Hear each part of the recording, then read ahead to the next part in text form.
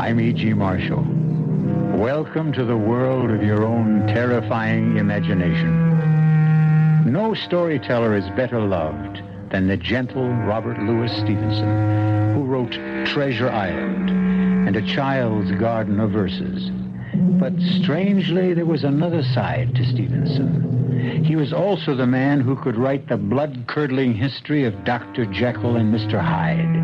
And this tale of violence and voodoo you're about to hear, called The Beach of Fisa. Here, take a look through my glass. Thank you.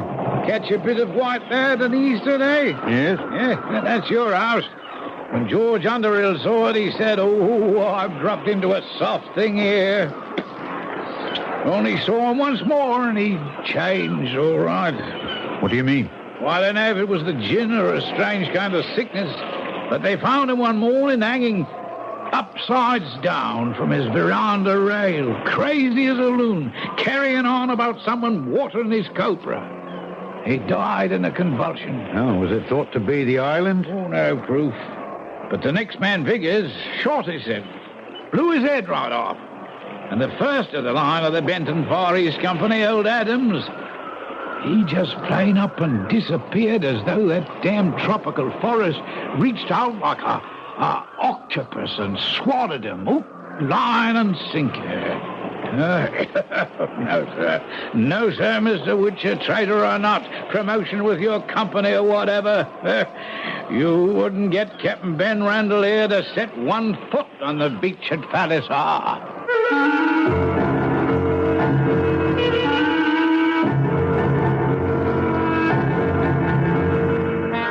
Our mystery drama, The Beach of Fisa, was especially adapted from the Robert Louis Stevenson classic For the Mystery Theater by Ian Martin and stars Alexander Scourby. It is sponsored in part by Buick Motor Division and Anheuser-Busch Incorporated, brewers of Budweiser. I'll be back shortly with Act One.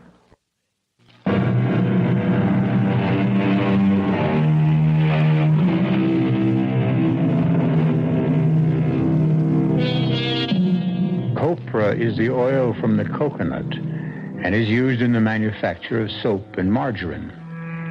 75 years ago, when Robert Louis Stevenson was alive, young Britishers would mortgage 10 years of their lives in the Pacific Islands to make their pile and come back to England to establish a business of their own. This, then, is Henry Wiltshire's story, which he can tell better than I. It might not seem like much to you, but when you've been down the line as long as I have, that beach at Fisa looked like a ruddy city. I mean, there were houses, what passed for a couple of streets, a church, and even a few of my own countrymen. For nearly 4 years, I'd been cut off in a mucky little island, maybe 15 miles long, but narrow enough so you could spit across it given the right wind. So whatever the ruddy captain said about Fisa, I didn't pay him no mind. It wouldn't be long before I'd be finding out I should have. But right then, I was as excited as a kid at his first circus. Here's a boat coming now. She's right in the pass. Looks to be a 16-foot whaler. 2 white men in the stern sheet. Let's see that glass. Oh. Aye, that's Case, all right. And the pastor with him. Case? Trader with another company. I'll be glad of somebody who speaks my own language. I wouldn't be too sure of that. Jeremy Case has a gallows bad reputation.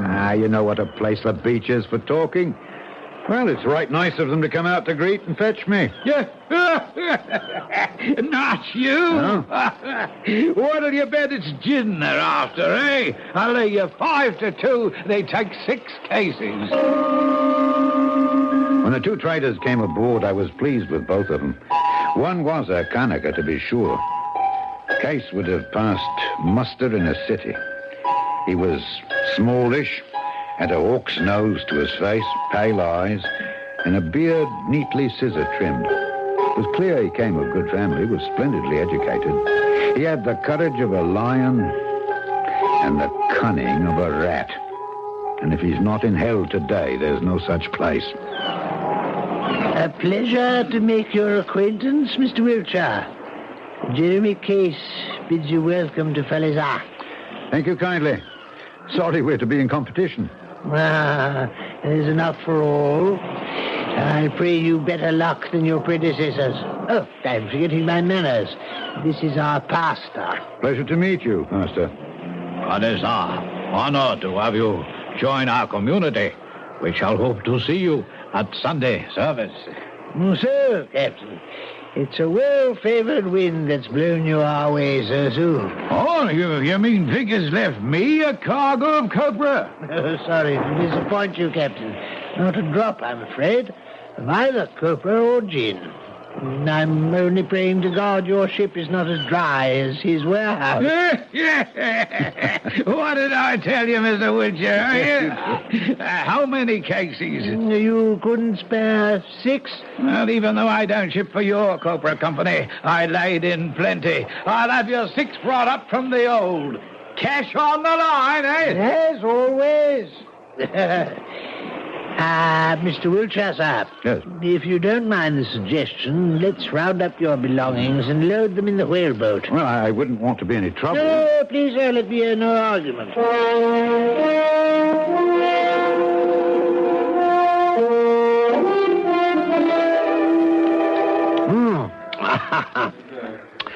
Oh, there's nothing like gin and lime to settle the stomach, cool the brain, and ease the mind. Yes. Right kind of you to stand me a couple at the bar like this. What's the name of this place? Whistling Jimmy's. Oh, must be a cheery sort. Was. Huh? We caught him watering the copra. He took a bullet in the throat. Well, let's have another round. No, thanks. I must be off from my house and start to get things shipshape. Besides, I must not leave Mano alone too long. Mano? Well, you could have knocked me over with a feather when you hauled that 10-year-old out from between decks and said he was part of your belongings. You are a strange man. How can you saddle yourself with a Kanaka brat? Club-footed at that. What happened to the mother? She was killed. By whom? Her husband. Why? For daring to bear an island chief a son who was not perfect. And you brought the child up? No, the child was hidden and brought up by its nurse. When I came as trader to the island, the old woman cooked and cared for me, and I learned to know the boy. Shortly before I left the island, the old woman died. When it came time for me to go, I knew that Mano would be left to die. He was taboo, you see.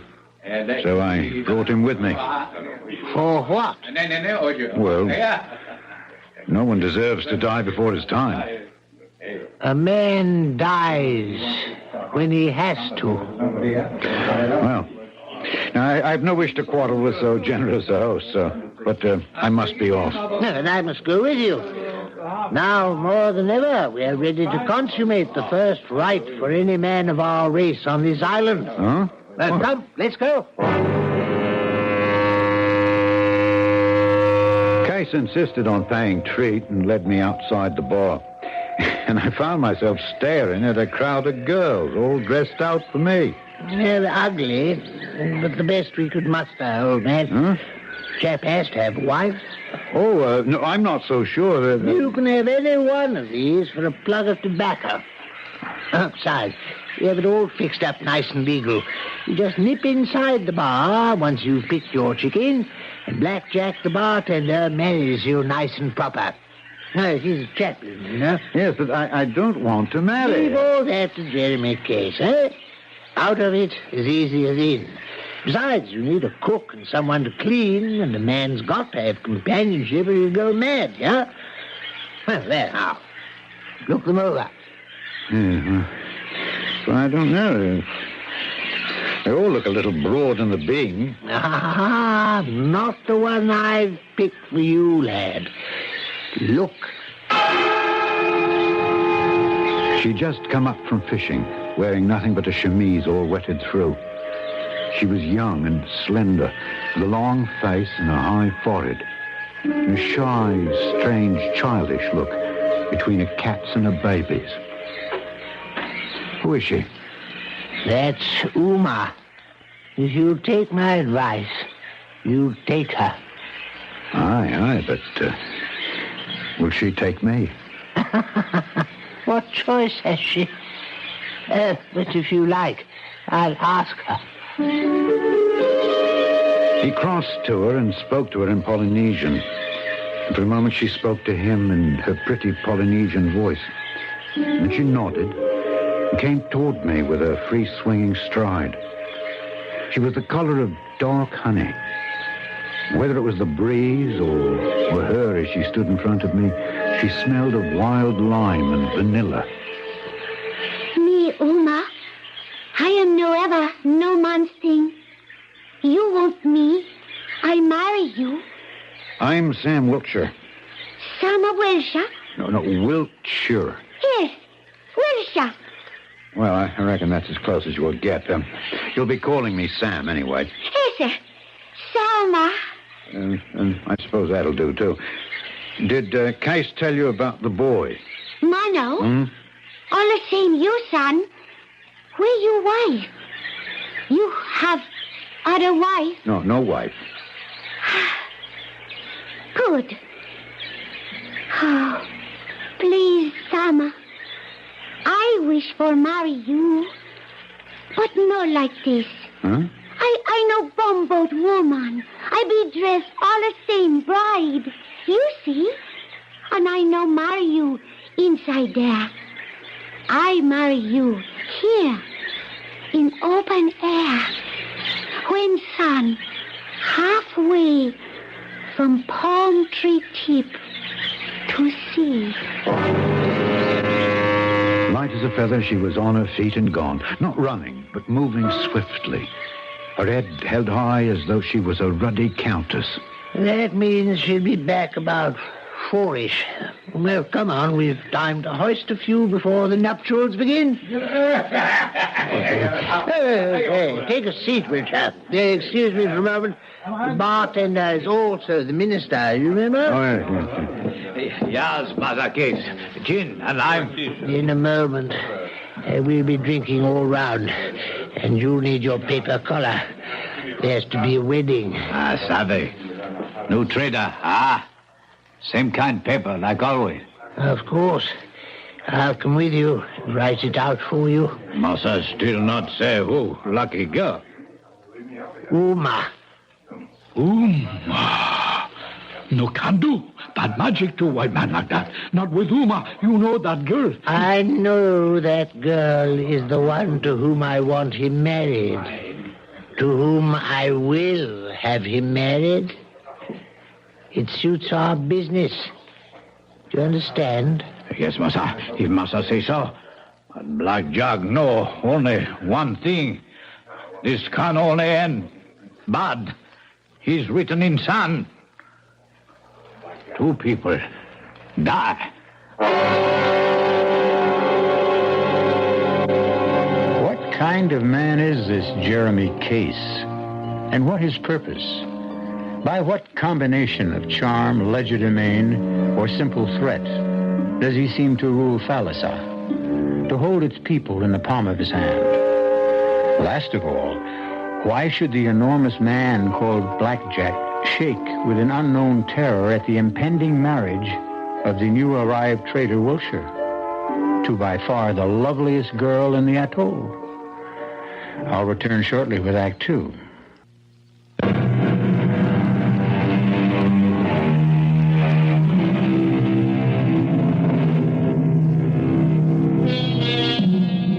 The Beach of Fisa, a tropical paradise. Surely one of the loveliest settings for the most sacred rite between a man and a woman. And in Robert Louis Stevenson's tale, certainly the scene was magical. In his own words, the sun was down and the sky all afire. Uma was dressed and scented. Her kilt was a fine tappa, looking richer in the folds than any silk. She showed the best bearing for a bride, serious and still. And I thought shame to stand up beside her before that great grinning mountebank with his paper collar, making believe to read from an old volume of some novel. of words of his service not fit to be set down. And the document we signed. Since Case wrote it, let it be his voice to read it. This is to certify that Uma, daughter of Final Vow of Fisa, is illegally married to Mr. Sam Wiltshire, and Mr. Sam Wiltshire is entitled to send her packing when he pleases. Signed this day, etc., etc., etc. It was the practice in these parts, and all I could feel was so ashamed I had to be gone as soon as possible. Uma said she could show me to our house. Well, we strolled through the lush vegetation together until, forgetting myself, almost as though she was some girl in the old country, I unconsciously took her hand. To my surprise, after a sudden gasp, she caught my hand to her face and pressed it there. You good. It was all she said. Then she ran quickly up the path ahead of me. Uta, mahu, taku. It is good. Maki, aboi. No, Mano. For the father, you must say in English. He know my father. He is your Takashi. Without him, you be nothing. Leave off, Uma. Don't upset him. No, he must savvy. You are his tiki. You give him life. Oh, we understand each other. Hey, Manbo, right? Right, you governor. Put it there. Good night, Sama. Good night. This place be good. You bet. Good night, Uma.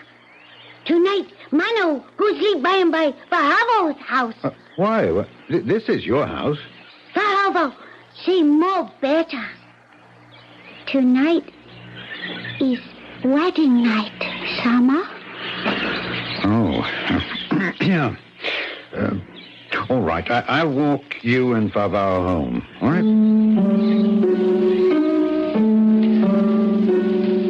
During the walk back, my mind fairly reeled with all that had happened that first Fisa. And I seemed to have suddenly dropped years from my life. Uma had kindled a lamp, and among all my tumbled possessions, she stood straight like a queen, the lamplight shining on her skin. I was ashamed of a wave of feeling I had for this native, ashamed of the mock marriage and that worthless paper. I had to pluck up a lot of courage to enter. Hello, Sama. Welcome. This, your home. Aloha, Wahini. No, Wahini. Me, your wife. But know what you want? Damn if I know what's come over me. Oh, what you do? Huh? This case with supply by Cobra. This supply buys nothing but trouble. Get me an hammer, will you? Yes, master. S who? Yes, Sama. That's better. I could regret this. I could regret it 1,000 times. It isn't too late. But something good is happening. First, Mano, someone to take care of. And now... Here is Hama. What you do? Miss. That happy juice. Yes. Why you do that? You know why we come here, Uma? From the other side of the world? We who call ourselves white and think we rule the world? Trade for cobra oil. Right. So we can make enough money to go back to the old country and become kings. But in the meantime, the rot sets in and the dream gets twisted. It's another world. And a bloke don't belong. So he drowns himself in this. No good. A man who drinks is no good. I think you one good man. Moon fade, sun die. All the same. Uma belong you till I die. For the next 3 days, Uma, Mano, and I worked our hearts out setting up the store and getting ready for business. I didn't see hide or hair of Case, But he told me he did a good deal of hunting and that it was very good in the bush, so I paid little attention. But Friday morning, we were ready for business. By Friday noon, not one customer had climbed the veranda steps. By Saturday morning, even the watching crowd of natives were gone. That night, I went to the bar in search of Case. Evening, Massa Wilcher. What you like? Nothing to drink, thanks. I'm looking for Mr. Case. Oh, Massa Case. He take trip one other island. Oh, I see. Jack, do the people know my store is opening and I'm ready to trade? Sure, Massa, sure. Then why don't they come? Maybe no copra this time. Not rain. And not no. Just make drink for happiness. Yeah. Jack, tell me, what happened to Viggers, the man who had my station before me? Vigor, he was cleaning shotgun and... Yes. And it suddenly went off and blew his head off? Gun is bad thing. In the wrong hands. Was Mr. Case on the trip then? Oh, no. Mr. Casey. I don't remember. I think maybe, yes. And Adams, the one before? He drink too much. I see. And what about Underhill? Talk too much, Massa Welcher. People, they wait for drink this Saturday. I left the bar feeling everyone's eyes on me. I'd been too long in the islands not to sense what might be going on. I just couldn't guess why. And I had a cold, shaky feeling at the base of my spine. There's something wrong, Omar. What is it? Nobody come trade. Yes? Yes. Why? There be taboo. Why? Nobody will speak. How can Uma know? One man knows everything around here. When he gets back, I'll know, or find out the reason why.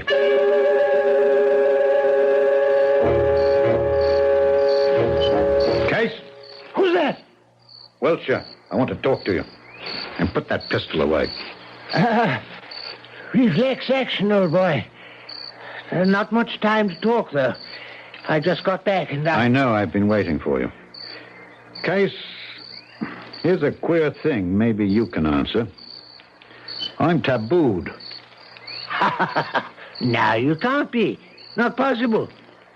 However, just to put your mind at rest, I'll scout round and make sure.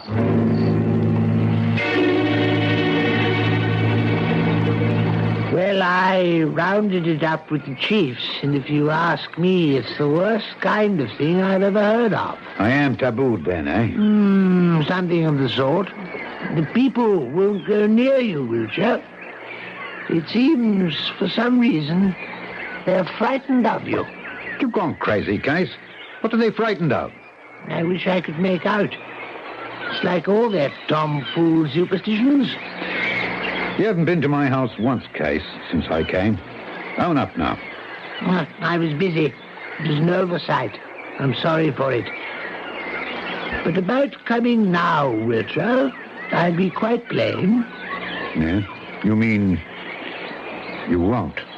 I'm awfully sorry, old man. But that's about the size of it. In short, you're afraid. In short, I'm afraid. You belong here, Uma, if anyone can understand.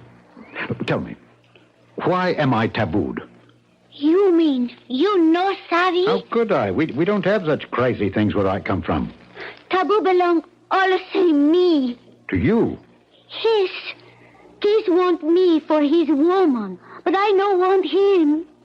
Case tell me, you love me so much, you no care. He no tell me, you no get copra. So, I go away. What? Taboo go too. Then, you get much copra.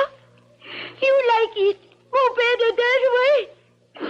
So funny. No. Hold on now, Uma. Case seems to have played it pretty mean on the two of us. But I know now, and I don't want you to go away. I love you too much. No. Tell me true. Uma, I tell you true. I would rather have you than all the copra in the South Seas. Oh. Now I die little because I am so much loved. Me too. But, Uma, tell me, why are you taboo? Baba! Baba! Listen! He talks! Who? Missionary, he tell you everything more better from me. As I came out on the veranda, the mission boat was shooting for the mouth of the river, so I started strolling down towards the river. From the opposite side, there was a man heading for the same place, and as he saw me, he started to run and got there first, as though to keep me from seeing the missionary. At the sight of him, rage flew into my nostrils, and I raced him to the pier. Get out of here, you low swindling thief! Don't be a fool. Well, I have been since I came here. I have business here with the missionary. So have I. And I don't want you eavesdropping, so I give you notice to clear out. I don't take it, though. He was quick with his hands, but had neither my height nor weight. Besides, I was blazing with a wrath that would have bit into a chisel. I hit him twice, once with each hand, and he went down with blood spreading on his face like a napkin. Have you had enough? Answer me or I'll kick it out of you. I could have put a bullet through you. Yes, enough for this time with the missionary and his crew as witnesses. But next time, I'll kill you. Father Talton, sir. I'm Sam Wiltshire. Benton Company's new trader. The same. You make a poor impression rolling on the dock with a man half your size. A giant on this island, Father Talton. He seems to control it. Father Talton, I need your help. It was Case that you knocked down. It was. You're either a brave or a foolish man. I can promise you nothing except extreme unction when you need it. As I fear you may, since I know no way to protect you from the evil Falisar casts on your kind.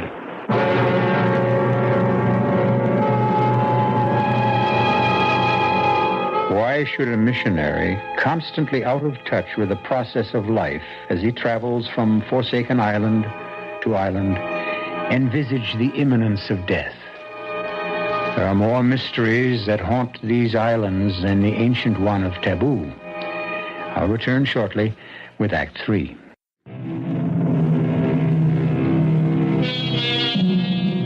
The pace that Wiltshire set up the hill to his house left poor Father Tarleton sweating under his bulky robe and more than a little out of breath. But if he harbored any unchristian thoughts about his host, they were quickly cleared when he learned the first purpose of his visit. Now, here's the way of it, Father Talton. This is Uma, the woman I was married to by Black Jack. The bartender. Mr. Jeremy Case, Esquire, informed me he was a pastor. The certificate was written by that same Mr. Case, a dandy piece of literature, I promise you. But I'm not ducking any responsibility. I'm what you call a sinner, and I want you to help me to make it up to the person I deceived. I shall be happy if I can. Right. Uma, give me your marriage certificate. Oh, for what you want? Come on, you can trust me. You no hurt Uma? Give me that and I'll show you.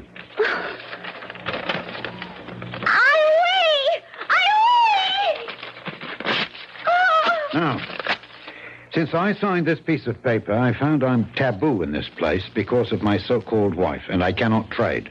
I want to be married right, by a real missionary.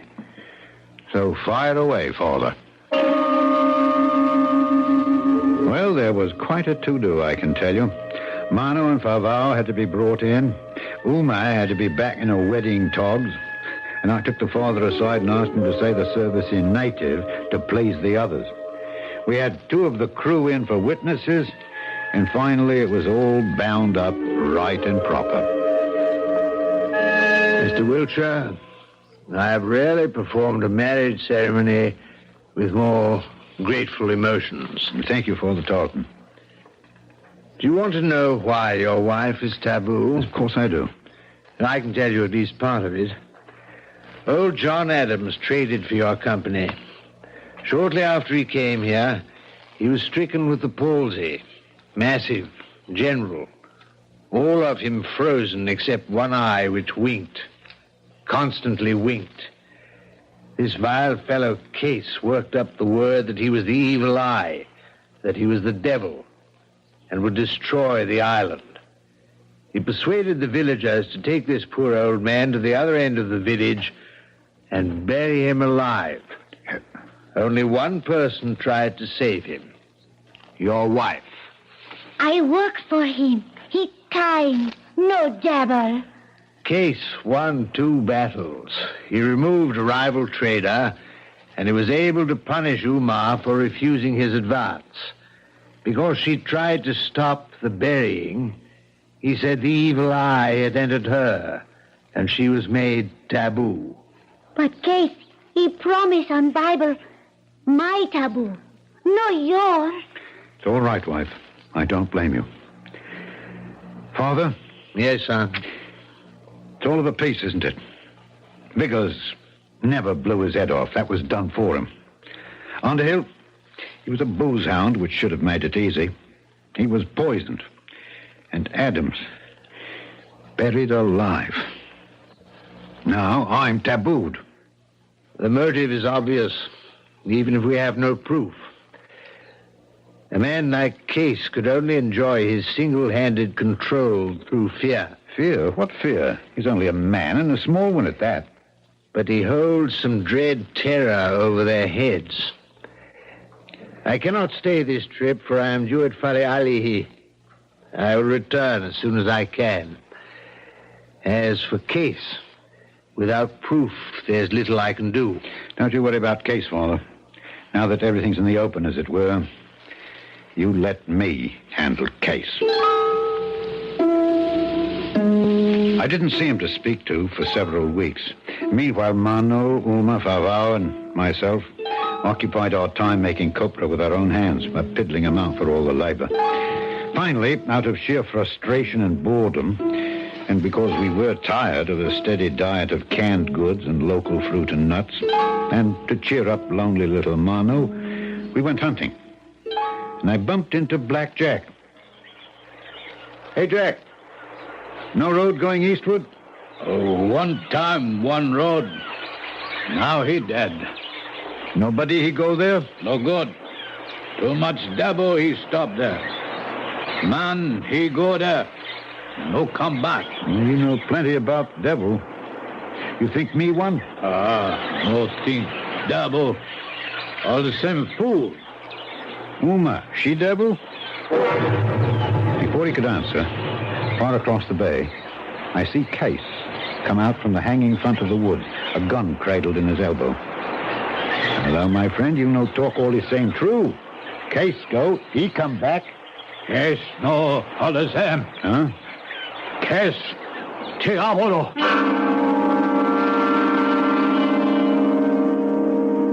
Uma, I met Black Jack when I was hunting today.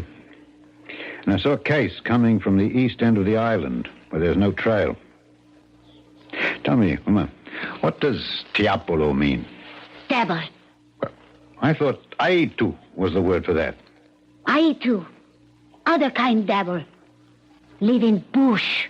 Eat kanaka. Theopalo, big chief devil.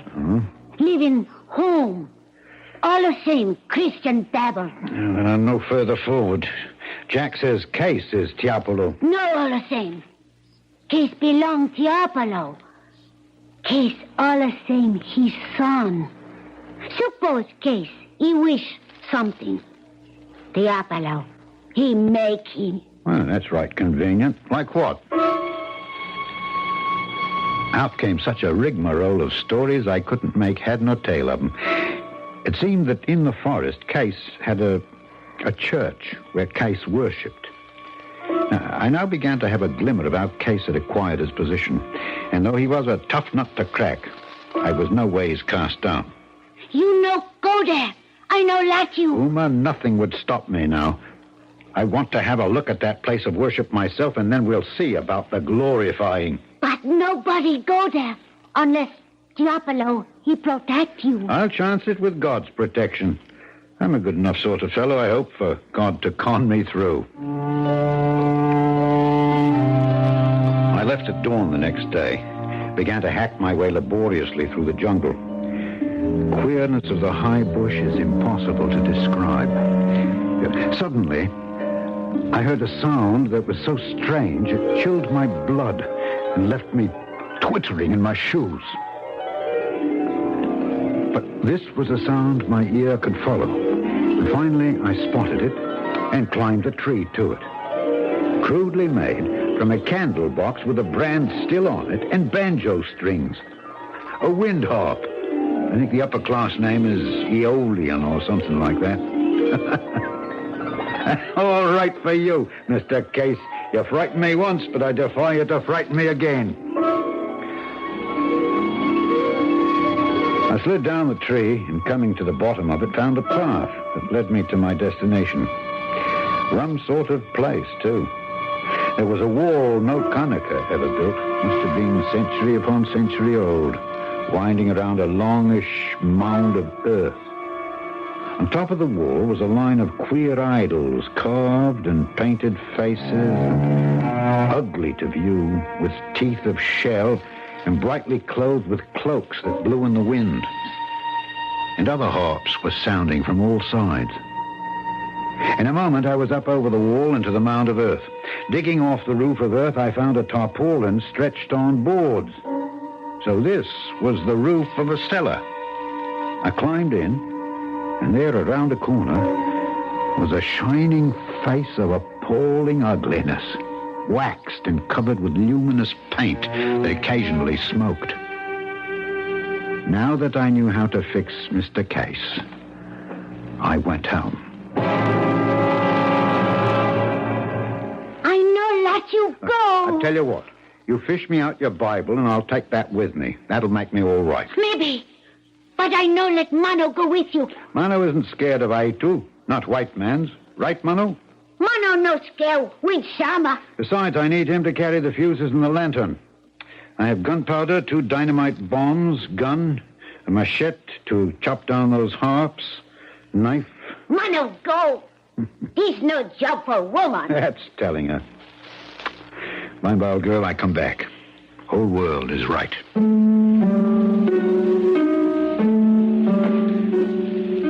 We almost didn't make it that night. Poor little Mano with his lame leg. But once there, it was easy. My charges set in the cellar, the harps hacked down as we passed them, the statues piled on the top, the fuse laid, my patent match lit. Only one small difficulty. On the way, half our fuse line had been lost, and I must have overestimated the amount of explosives needed for when they caught. Keep your head down, Mano. You all right?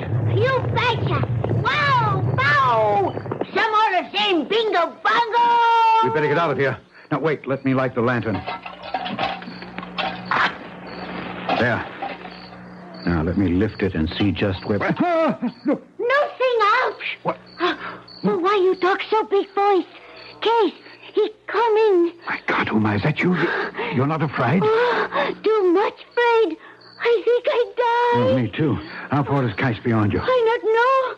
I lost. He be here. 1, 2. Good Lord. And me with a lantern lit. Fool that I am. Blow it out. Blow it out. Mano! And this is for you, Witcher!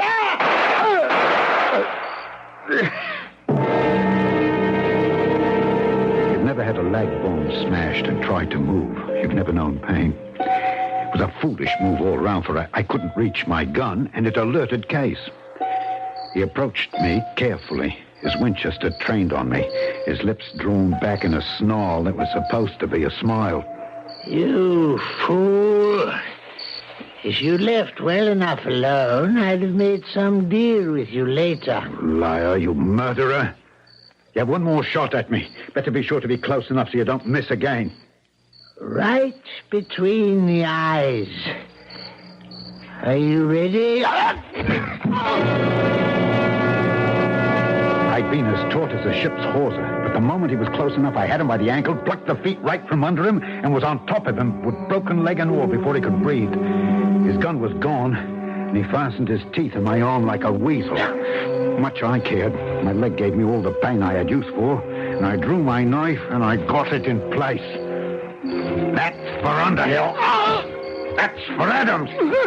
That's for Vickers. That's for poor little Mono. And this is for Uma. For myself. What is there left to care for? I have nothing left.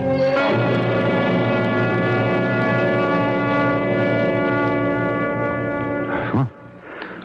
Where am I? Home. My leg? It is set. It will heal. Uma. You're all right. Yes. I still your little wife. Bullet hit only shoulder. Soon heal. And Mano? He gone. Huh? Join ancestors. Oh, poor little boy. You listen me, my husband. Uma, your wife. I make promise. I bear you strong Bowie. Take Mano's place.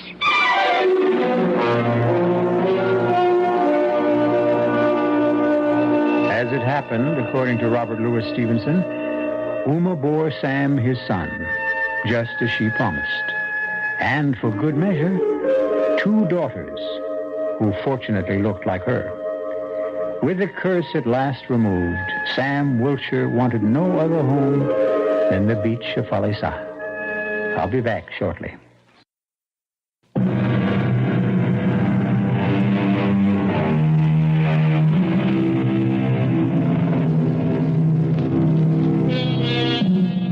This was not Sam's headstone. It was Robert Louis Stevenson. But it might as well have been. Under the wide and starry sky, dig the grave and let me lie. Here did I live and gladly die, and I laid me down with a will. Our cast included Alexander Scourby, Evie Juster, Ian Martin, and Robert Dryden. The entire production was under the direction of Hyman Brown. Now, a preview of our next tale. I tried writing about an actual incident out of my own life. But it came out garbage. Even I could recognize it was trash. That's when I heard the voice for the first time. Right out of the guts of the typewriter. Get up, Dorn. Look at you. You're a miserable sight. Can't be. I'm just hearing things. A typewriter that talks. I must be going off my rocket. No, you're not. I exist, and what I say is real. Who are you? What are you? To start with, I am not a typewriter. I control it like I control you. You're both equally primitive mechanisms. Radio Mystery Theater was sponsored in part by Anheuser-Busch Incorporated, Brewers of Budweiser, and Buick Motor Division. This is E.G. Marshall inviting you to return to our Mystery Theater for another adventure in the macabre. Until next time, pleasant dreams.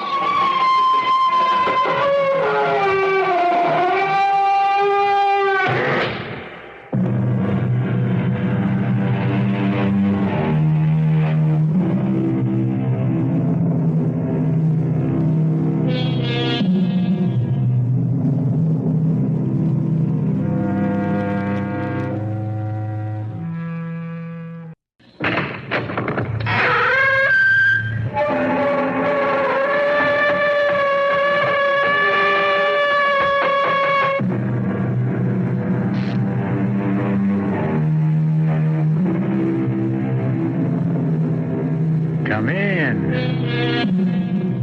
Welcome. I'm E.G. Marshall. Welcome to the universe of the uncanny, to the land from which no traveler returns, alive or sane. It can be reached so many ways, down trails of terror, along paths of peril, or, strangely enough, through bustling city streets.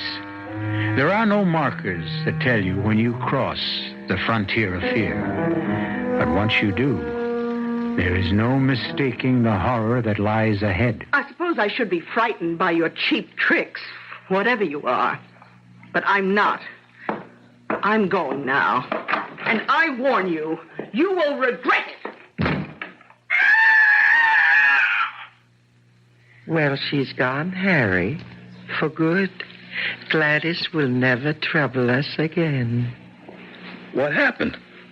What did you do to her? Can't you guess, Harry? We eliminated her. We typed her into an early grave. You didn't have to go that far.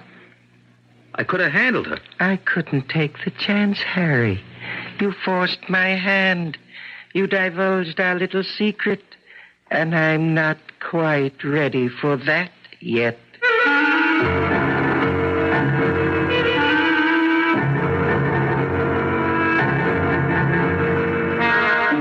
Our mystery drama, The Frontier of Fear, was written especially for the Radio Mystery Theater by Milt Wissoff and stars Jerry Stiller.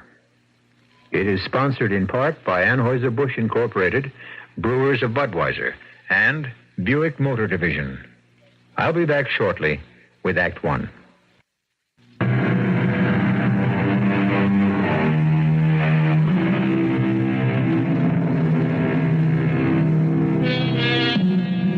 One expects to find terror in a haunted house or on the barren, wind-swept plains of the Aztec pyramids. But it is even more intense when it is encountered on the streets of a modern metropolis.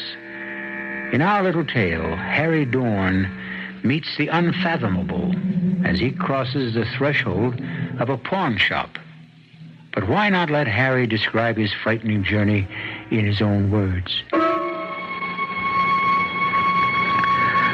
Listen to me, please. Whoever finds this tape, hear me through, or it's curtains. Not for me. I'm a dead duck, no matter what happens.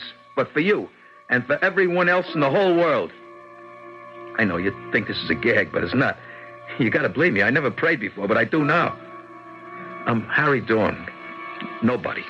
Small-time con man, losing horse player, dead-end Dorn. That's how I think of myself. My life was a series of ups and downs. Mostly downs. But never as down as the day I walked into Flint's pawn shop. That's a good name for him. His heart is made of it. Morning. What can I do for you? Oh, it's you, Harry. Don't get all choked up, Flint. This is no touch. And what have you got in your mind? I don't know. Just dropped in. What do you give me for this? Tell me what it is first. You really don't know? How about that? These are the silks Arcaro rode when he won the Derby on citation. So what? So it's history. Only the creeps like you, sorry, no sale. Take it for only $25. It's worth a lot more. I'll tell you what I'll do. Pick out anything in that corner, anything, and I'll trade you even. That way nobody loses. But I need eating money, Flint. Take it or leave it. I was going to leave when I heard this voice inside my head, like someone jamming the circuits in my brain. Take the typewriter, Harry. Take the typewriter. It went on and on in my head, over and over. I was powerless. Take that typewriter, laying there with all that junk. I made the swap and I walked off with the typewriter. When I got home, I couldn't stand looking at it. It was an absolute piece of junk that couldn't possibly work. Dirty, old, and useless. I kept staring at it, trying to turn it into a steak with all the trimmings. And that's when it happened. I found myself putting in a piece of paper, and I began pecking at the keys. Somehow, the typewriter took over. I didn't know how or why, but there I was, typing away. Someone was making my fingers move, making me type out words, sentences. It was weird. I couldn't stop myself. Pretty soon, I was banging away like I knew what I was doing. I looked at what I had typed, and I couldn't believe it. A bunch of dopey poems. I was going to throw them away when the voice I heard at the pawn shop took over again. It planted an idea in my mind. Maybe what I had written was worth something. So I trotted the poems down to a song plugger I know, and he said I was in the wrong place. Take it to Gladys Morgan, a literary agent, he says. Maybe she might dig it. And she did. Mr. Dorn, I'm so delighted you could come. Oh, please have a seat. Now, I've got good news for you. Your book of poems is most enchanting. I'm glad you liked it.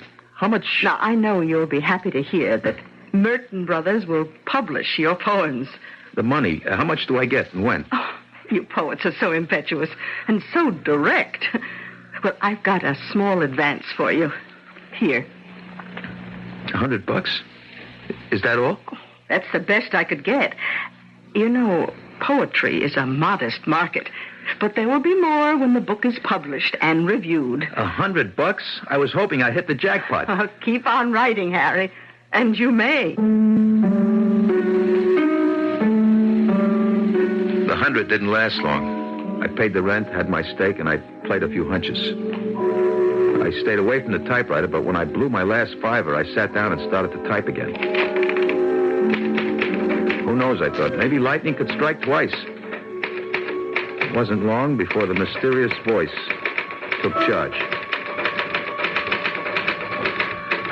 I typed for days without any rest. I blacked out, and when I came to, there was a pile of pages stacked neatly next to the typewriter. It was a short story, a murder mystery. I read a little bit of it, but it turned my stomach. Too bloody. But I sent it off to Gladys anyhow.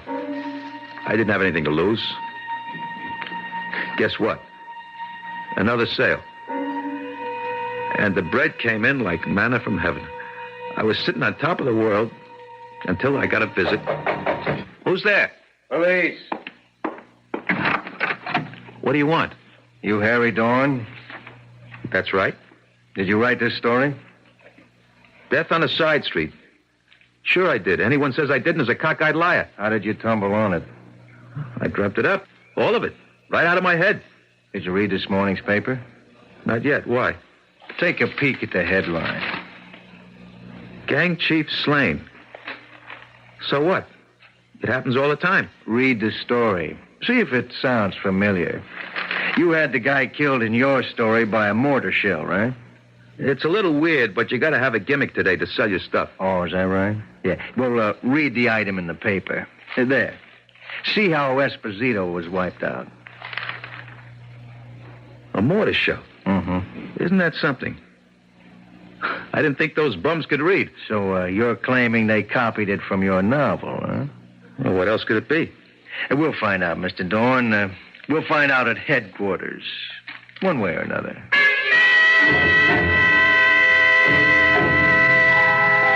They dragged me down and worked me over for a couple hours, but they couldn't hold me. The lawyer Gladys hired had me sprung. I was pretty well shaken by the time I got home. I sacked out for about 24 hours, and then I went back to my usual routine. It didn't take long before I was in my usual condition, tapped out. My investments betrayed me, 6 straight losers on the NFL cards, and 2 days of dogs at Belmont. I had to get back to that infernal machine. The typewriter. This time I tried to do my own thing. I tried writing about an actual incident out of my own life. But it came out garbage. Even I could recognize it was trash. I crumpled sheet after sheet of paper. That's when I heard the voice for the first time. Right out of the guts of the typewriter. Really heard it right outside my own head. Get up, Dorn. Look at you. You're a miserable sight. Can't be. I'm just hearing things. A typewriter that talks. I must be going off my rocker. No, you're not. I exist, and what I say is real. Who are you? What are you? To start with, I am not a typewriter. I control it like I control you. You're both equally primitive mechanisms. Look, pal, I don't have to take that from you. No. Who were you kidding? I'm the best thing that ever happened to you. You were a petty chiseler when I found you. You found me? Of course, you fool. You didn't have any choice in the matter. Please, what do I call you? It doesn't matter. In my world, I'm known as... What is your equivalent? Gan. All right, Mr. Gan. Clue me in, will you? Just a little. Well, I can do things. I can read what you call the future. Or I can make things happen.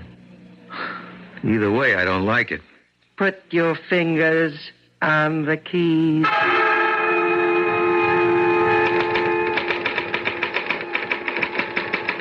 This time the story was kind of science fiction. Crazy, weird. Then the ending really got to me. A tidal wave that sweeps across the ocean and wipes out an island in the Pacific, killing every living thing. I wanted to throw the damn thing into the garbage can, but I was flat. So I pedaled it, and sure enough, it came to pass. This is your 6 o'clock news. A spectacular tidal wave inundated the tiny island of Kunjera in the Pacific Ocean, killing more than 100,000 people. All those lives washed away because I had a gambling habit. I felt guilty as hell, and I made up my mind to get rid of the typewriter. And... Mr. Gann. What do you think you're doing, Harry? I'm getting rid of you, once and for all.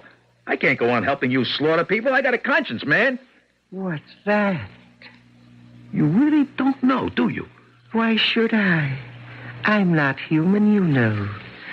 What is this conscience? It's hard to explain. Let me see.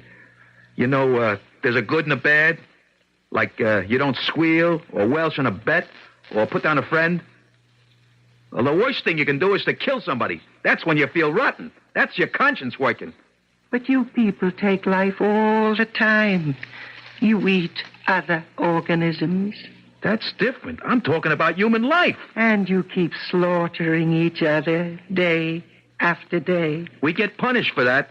Not all the time. I could see I was getting nowhere with Mr. Gunn. I was in the grip of a force way beyond me. I started to type again. Don't ask me why. I couldn't help myself. Suddenly, I heard this rapping at the door.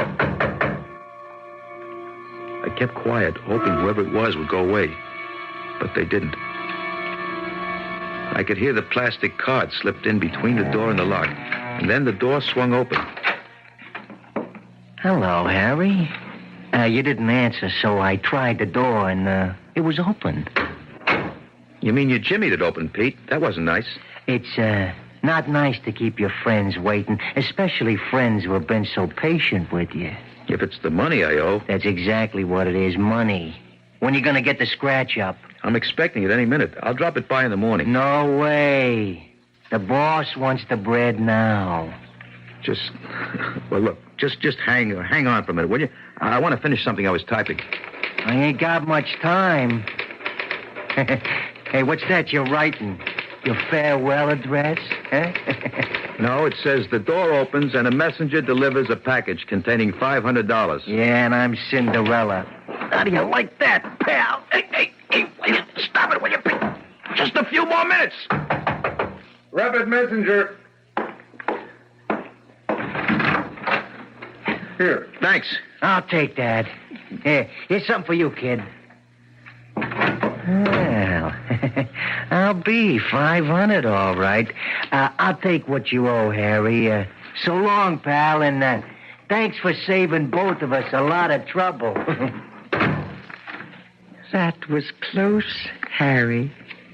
Too darn close. Why did you wait so long? To teach you a lesson. One you must never forget. Okay. You made your point. Good. We've got our most important work ahead. Until now, I've just been feeling my way to make sure I had everything down pat. Now I've got complete control over you.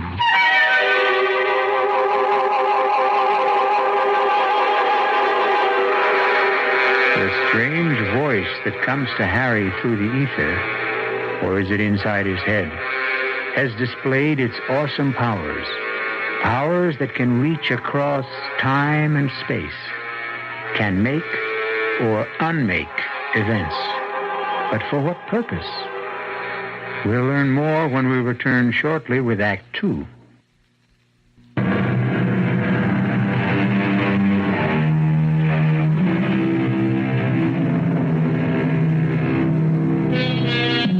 In this age of computers, we're accustomed to machines that can work wonders. Have you ever thought of the day when we'll come up with a machine that can go far beyond the capabilities of the computer? One that can instead reverse the process and program man for, well, let's find out what Mr. Gahn intends for Harry Dorn. The next few weeks were kind of peaceful. Like Mr. Gahn was going through a phase. He seemed to be preparing for some big event. He had me lug in all kinds of books from the library, and I kept typing this stuff, word for word. He had me copying the Department of Defense budget, line for line. I darn near wore out my fingers. After I'd been at it about 10 straight hours, I felt I'd had it, right up to here. I stopped typing, and I started rubbing my fingers to restore the circulation. I haven't told you to stop. Look, pal, my fingers are numb, my nerves are frazzled, and I'm just plain pooped. I need rest. Whatever for? I guess you don't understand that, do you? Oh, well, if you must. But don't shut your eyes too long. Hold it. Why? Somebody knocks at your door at 1 a.m. You wait for them to go away. I'll bet it's them goons. Why should they pay you a visit? You've cleared your obligation to them, thanks to me. It's Gladys, Harry. Please open the door. I know it's late, but I must talk to you. Okay, just a minute. Oh, thank you. Now, why haven't I heard from you, Harry? I didn't have anything to say. I just wanted to know why you... Why I what? Why you've decided to leave me for another agent. But that's crazy. I never... Oh, don't play with me, Harry. I got your note. What are you talking about? What note? Oh, here, read for yourself. But I never wrote it. Oh, I get it. It's your doing, Mr. Gahn. You had me write it, and I sent it without reading it. Who are you talking to? Oh, poor Harry. You've been working too hard. It's not me. It's that typewriter. Gladys, I'm going to show you something that'll knock your hat off. You think I wrote them poems and all that other junk? Oh, I believe anything you say. Sure. Well, the truth is that the typewriter, or rather, Mr. Gahn, does all the brain work. Watch. Come closer, Gladys. Just watch what comes out. In the early hours of the morning, the city was asleep. Darkness blotted out the pressures and the torment of the day. Pretty classy. I never had any education, Gladys. I just sit there and punch the keys under his direction. It is true, Miss Morgan. Oh, what? This lame brain would be hard put to write simple declarative sentences by himself, let alone this magnificent output. Well, who are you? What kind of trick is this? No trick, my dear. What Harry told you is absolutely correct. Oh, it's too bad, however. Too bad he insisted on telling you. What are you talking about? Type, Harry. Type until I tell you to stop.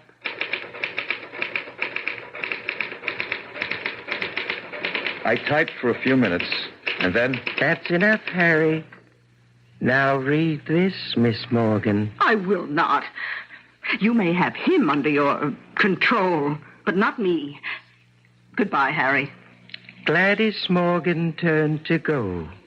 She was distraught, but she would have been terrified if she only knew. Don't go, Gladys! Don't leave now! If she only knew what fate awaited her on the other side of the door. Well, she's gone, Harry. Gone for good. Gladys will never trouble us again. What did you do to her? Can't you guess, Harry? We typed her into an early grave. Why did you have to do that? You forced my hand, Harry. You divulged our little secret. And I'm not quite ready for that yet. I fell asleep that morning just as the lights started to come up. I was exhausted. And when I awoke, I poked my head out of the door carefully, not knowing what I'd see. But the scene was the same as usual. The morning paper was waiting. No one had swiped it, even though it was late. It's not in there. What's not in there? How do you know what I'm looking for? If you want to know what happened to Gladys, just ask. Maybe I don't want to know. Maybe last night never happened. Is that you, Gladys? It's the police, Dawn. Open up. Were you expecting Gladys Morgan? Why not? She's my agent. When did you see her last? I don't know. Why? Is it important? Very important. We found her. Dead. Dead? How did it happen? I thought you might know. Me? How would I know? I haven't seen her for days. Okay, Dawn, get your clothes on. All right. I did see her last night, but only for a few minutes. She was okay when she walked out of that door. I think you better come along with me anyhow. Okay. I heard her scream after she left, but when I went out to see her, she was gone. Type, Harry, type. What was that? Who you got here? Nobody. I was just thinking out loud. Can I use the typewriter for a moment? I just got to put one thought down before I forget it. Okay, but hurry it up. The moment was tense, fraught with danger. Then suddenly the phone rang, cutting through the tension like a stiletto. It was news about the corpse. News that established beyond a doubt his innocence. Hello? Who? Yeah, he's here. It's for you, Lieutenant. Yeah, okay. Hello. Mm-hmm. You sure? A full confession? I gave the statement voluntarily, huh? Okay, I'll be down in about 15 minutes. I want to talk to him myself. Bad news, Lieutenant? Not for you. We got a lead on a suspect. Mrs. Morgan's ex-husband. He had motive and opportunity. A cab driver drove him near where we found her body. Then I'm in the clear. So far. But don't try to leave the city until I give you the word. Understand? I wouldn't think of it, Lieutenant. Now say thank you, Harry. Thanks for nothing. You got me into that mess. You owed it to me. I owe you nothing, Harry. Remember that at all times. Well, at least the law's off my back. You seem relieved. Sure, I'm relieved. I'm not in a pokey. You feel relieved. even though you know someone else will suffer for a crime he didn't commit. But I didn't do it either. Of course you didn't. But your information could clear him. What about your precious conscience? I don't want to get mixed up in murder. You mean if he takes the rap, as you would put it, then you're free and clear? Isn't that true? How did I ever get into this fix? Why did I ever walk into that stupid pawn shop? It wasn't a free choice, Harry. I picked you.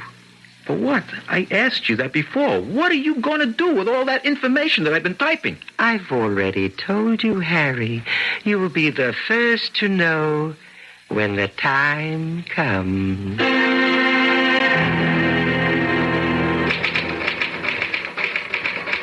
It hit me while I was typing this encyclopedia for Mr. Gann. Sure, he had me. But in a way, I had him too. Somehow, he still needed my muscle power to move the keys. I couldn't figure out why he couldn't do it for himself, since he could do so many other things. But the fact remained, Mr. Gann had no way of moving the keys without me.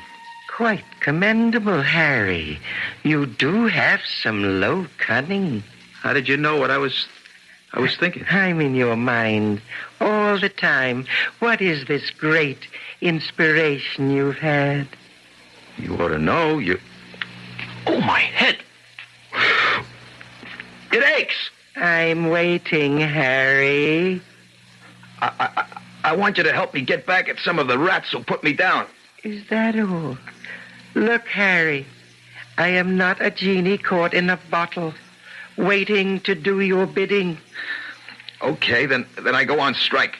No help, no typing. Nonsense. Well, tell me what you want. Only let's not waste too much time. We have much to do. Okay, I want the bookie hit big. I want him wiped out. That's it? To start with. The other two little favors depend on how this works out. All right. Start typing. I put a fresh sheet of paper in the machine and hit the keys. I didn't even bother reading it. All I could see was Pete and his boss going down the chute. You can stop now, Harry.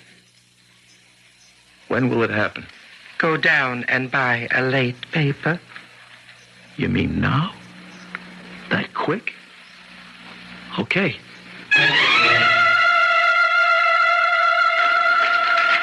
Turn to page 37, Harry. Column 2. Bookie found slain. Dead. Who asked you to? You did. I just wanted them cleaned out, not killed. I just set it in motion. Natural law took over after that. Let's not waste any more time. What are your other two favors? I don't know if I still want them. Not if they end this way. They don't have to. Tell me what you want, or back to the typewriter. Don't rush me. Let me think. Okay, here they are. I want my old man to retire. He's worked hard all his life, and I'd like to see him stop. His pension doesn't start for 3 years more. Make it do now. And the other favor? My sister, she's had it pretty tough. She and her husband are just making it. It's hard on the kids. I want her to come in to some bread, enough to make life easier for them. Done and done. Just hit the typewriter, Harry. All the time I was typing, I felt myself pulling back, trying to make my fingers stop. Somehow, some way, I knew what I was doing was wrong.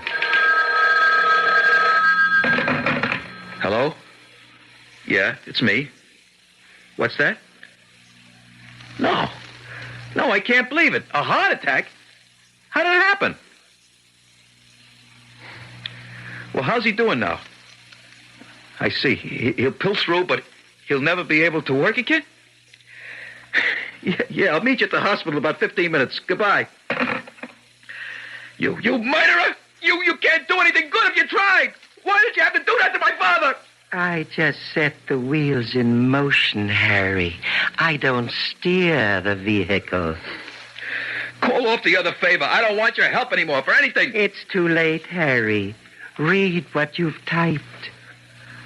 On the way home from work, George Masters was mugged in a subway passageway.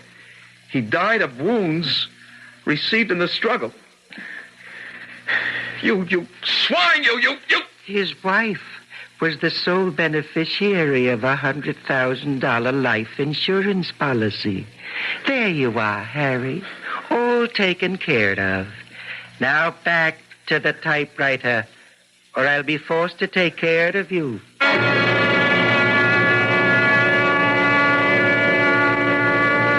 Men have been slaves of many base emotions.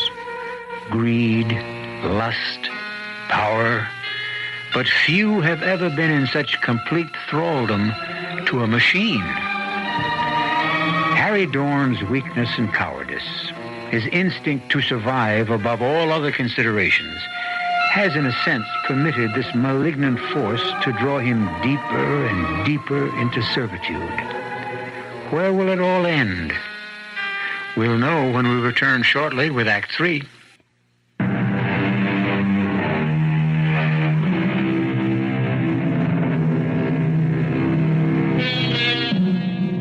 Man is such an imperfect vessel. He can sell or destroy anything he holds dear. His dreams, his love, his country, even his soul.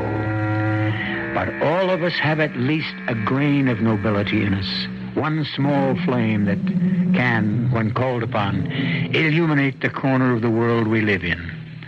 Even so base and useless a man as Harry Dorn cannot extinguish this frail light. I was getting in deeper and deeper.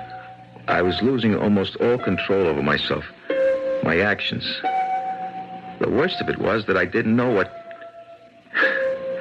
Mr. Gahn was up to, but I knew somehow it would end in disaster. I think I've indulged you long enough. Sit down and start typing. Why should I? Because I ordered you to do so. Who cares about your... Oh, my head. Sit down, Harry. I can't. My head aches. How about that? It's gone. I feel great. Say, did you do that? Of course. Now will you sit down? I can reward or punish you. That's the free choice you have. Type or suffer. What would you do? Take the carrot instead of the stick? Well, that's what I did too. So, I started to type. And this time, it was for keeps. No poems or novels, but some kind of crazy technical thing. Pages and pages and pages. I worked day and night, hardly stopping for food or rest. I kept at it until I blacked out. And when I awoke, I was sitting at the table, my head on the typewriter. It's about time you woke up. You certainly are a strange mechanism. You suffer things like fatigue, hunger. Every machine needs rest, lubrication. I need something to eat and a beer. All right. But get back as soon as you can. Sure. But what do I use for dough? Money. I need it to buy things. Type me a few winners. Type you what?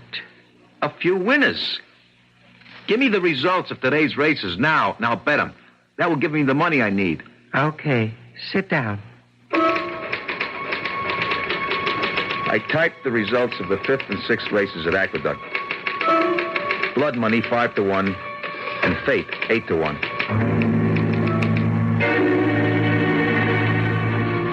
You win again, Harry. Fate 17-2. Not bad. Who tipped you? I can't divulge my source, but just remember, this is only the beginning. Sure, Harry, sure. I dig, kid. I'll be back tomorrow for more action. Anytime, kid. You're hot. And you know what they say? When you're hot, you're hot. Go for broke. Not this time. I got it all psyched out. A new system they can't miss. Yeah, and I'm going to be Miss America this year. Wait and see, wise guy. Wait and see. It's about time you got back. What am I supposed to do? Punch a time clock? Count your blessings. I came back at all. Oh, I wasn't worried about that for a moment. Now, shall we do a little work? Why not? You give a little, I give a little. Start typing, Harry. I typed through the night. By the time the sun started to come through, I had piled up a ton of paper. It's a lucky thing the pages were numbered. Otherwise, I'd never know how to put it all together. We're not through yet, Harry. We are for now. I need a little shut-eye, and then I'll be set again. Oh, very well. But don't take too long. Don't worry. I'll set the alarm to make sure. I'm happy you decided to cooperate. What is this stuff I'm typing? Sounds screwy. Disintegrator and assembly unit. Interspatial disturber unit. Sounds like some kind of invention. You could describe it that way. Who cares? Oh, before I forget, type me out the winners for tomorrow. I mean today. I'm going to show them what Harry Dawn is made out of. I shouldn't think you'd want to do that.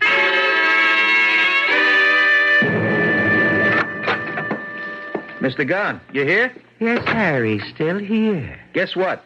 The card, we swept it. Daily double, 4 exactas and a triple. I had to move around to several bookies before the day was over. They couldn't handle it all. Did you get it? Not all of it. They're going to deliver the rest in a few days. I'm riding high.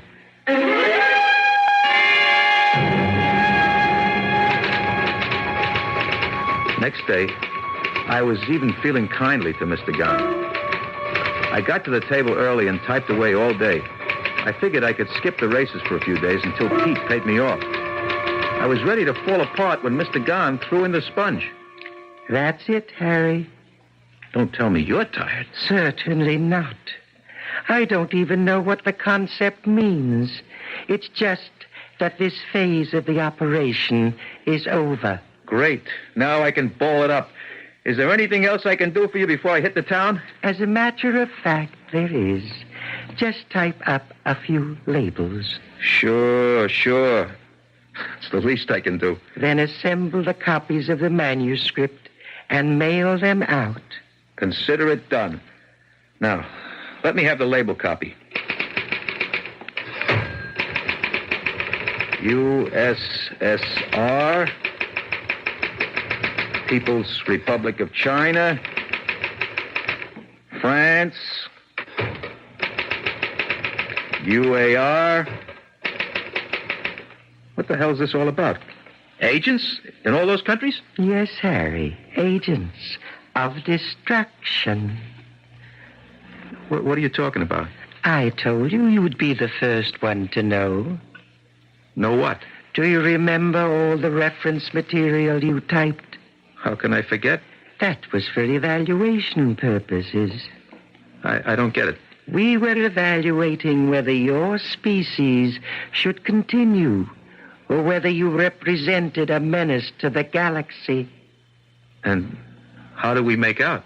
Badly. The decision was to eliminate you. You can't do that. We're not going to do that. You are going to do that yourselves. You see, the manuscript you typed is a scientific textbook for weapons beyond your small scientific store of knowledge. Each one has the capacity to destroy every living thing on this planet. By distributing it to nations on every continent, we will hasten your demise. But suppose they decide that the weapons are too heavy to use. You might be leading us to permanent peace. That's possible, but hardly likely. Either way, we win. If you can make peace among yourselves, then we will win anyhow. It's all a pipe dream. I just won't mail them. I am prepared for that. I am prepared for that reaction, too.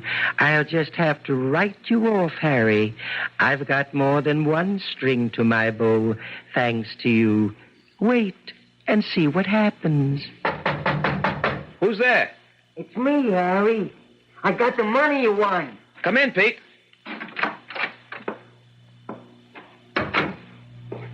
It's about time. I've been waiting for the dough. Give it to me. Here it is, kid. 3 big ones.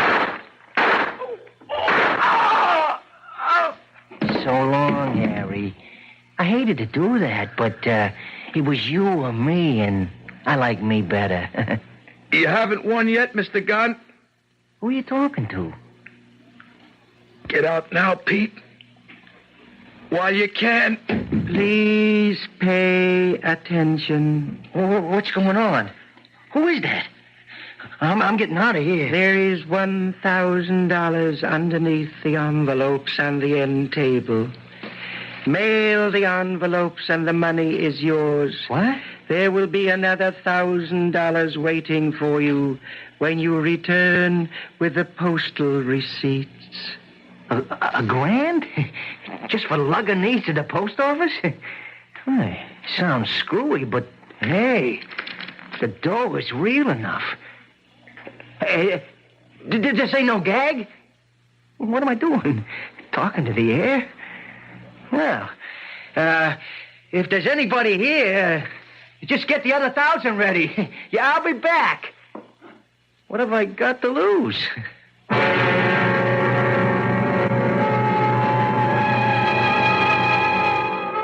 Harry Dorn gave his life in what was perhaps the first unselfish action of his miserable existence. And it seems for naught. But then again, perhaps not. Just as Mr. Gann underestimated Harry's greed, he may also have miscalculated the corruption of the world's leaders. They may set Mr. Gann's sinister plans back indefinitely. At least we hope so. I'll be back shortly.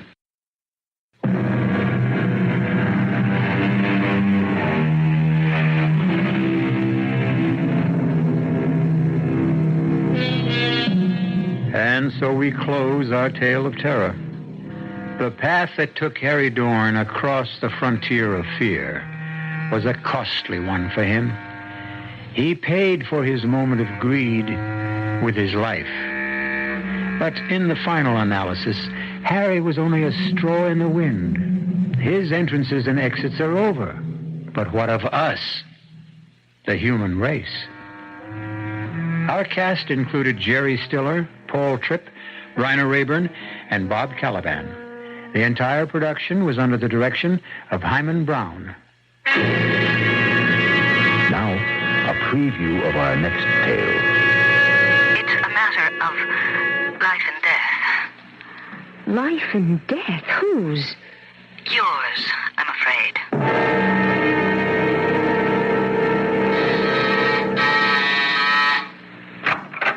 Come in, Miss Patterson. Yes, my credentials. New York City Police.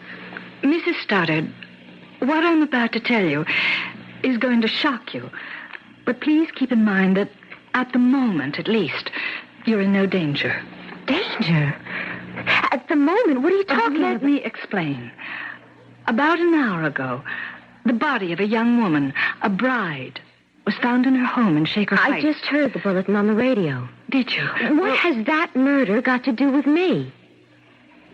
She was murdered by your husband. Radio Mystery Theater was sponsored in part by Buick Motor Division and Anheuser-Busch Incorporated, Brewers of Budweiser. This is E.G. Marshall inviting you to return to our Mystery Theater for another adventure in the macabre. Until next time, pleasant dreams.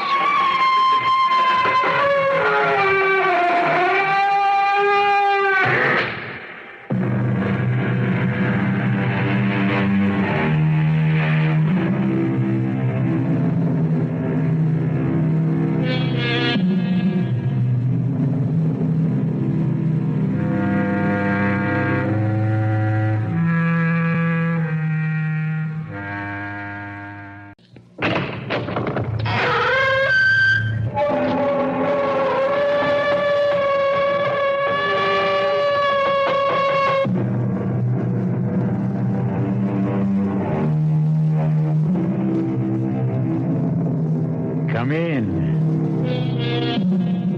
Welcome. I'm E.G. Marshall. Welcome to a world of terror.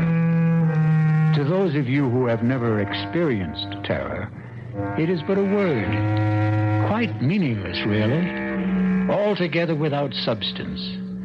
But to those who have felt its icy touch, it has the same mind-shattering meaning it had for Jane Prentice when Iris Patterson told her, "You'll just have to pretend you know nothing about all this.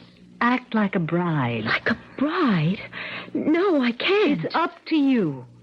You're really in no danger at this point. You won't be till you sign the insurance application. I won't sign it. You'll have to, so you don't arouse his suspicions. Oh, and one thing more. Yes? Whatever you do, don't cross him. Do as he says, precisely as he says. Always. Or we may not be able to save you.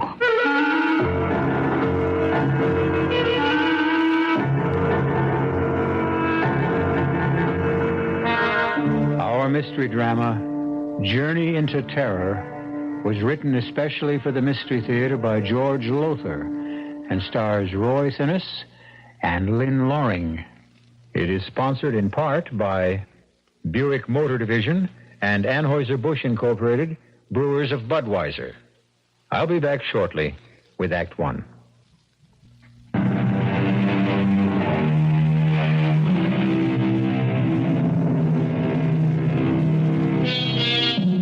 We never know what the morrow may bring, do we?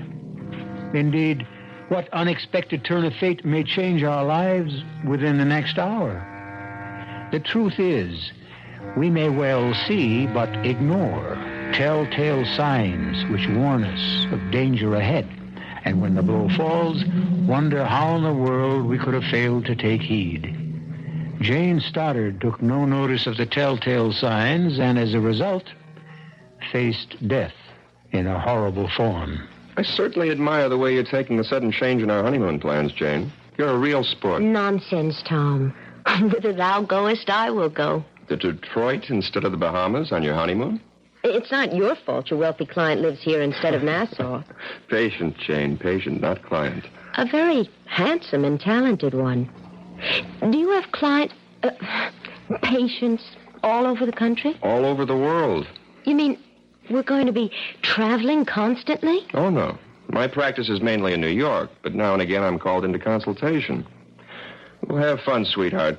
You'll see. And now I'd better get a move on, or my patient will find himself another doctor. Will you be long? No, a few hours. Why don't you get out of this hotel and do some shopping? Maybe. But right now, I think I'll just stretch out and rest a bit. Good. Then you'll be in great shape for the theater tonight and some dancing later. See you in a few hours, sweetheart. Darling. Bye now. Bye, dearest. Oh, dear. To think I could be sunning myself on Paradise Beach right this minute.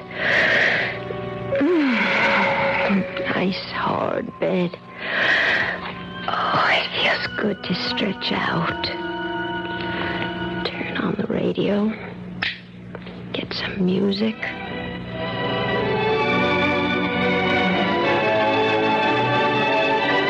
Oh, that's nice. We interrupt for a special bulletin.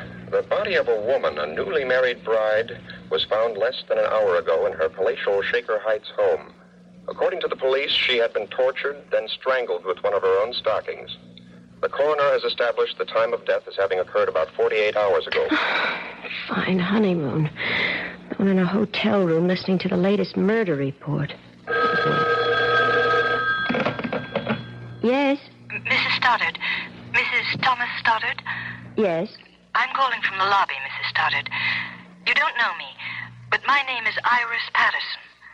I know you're alone at the moment. I saw your husband leave the hotel just a few minutes ago. What is it you want? I want to come up and talk with you. About what? It's an urgent matter, Mrs. Stoddard. In fact, and please don't be upset now.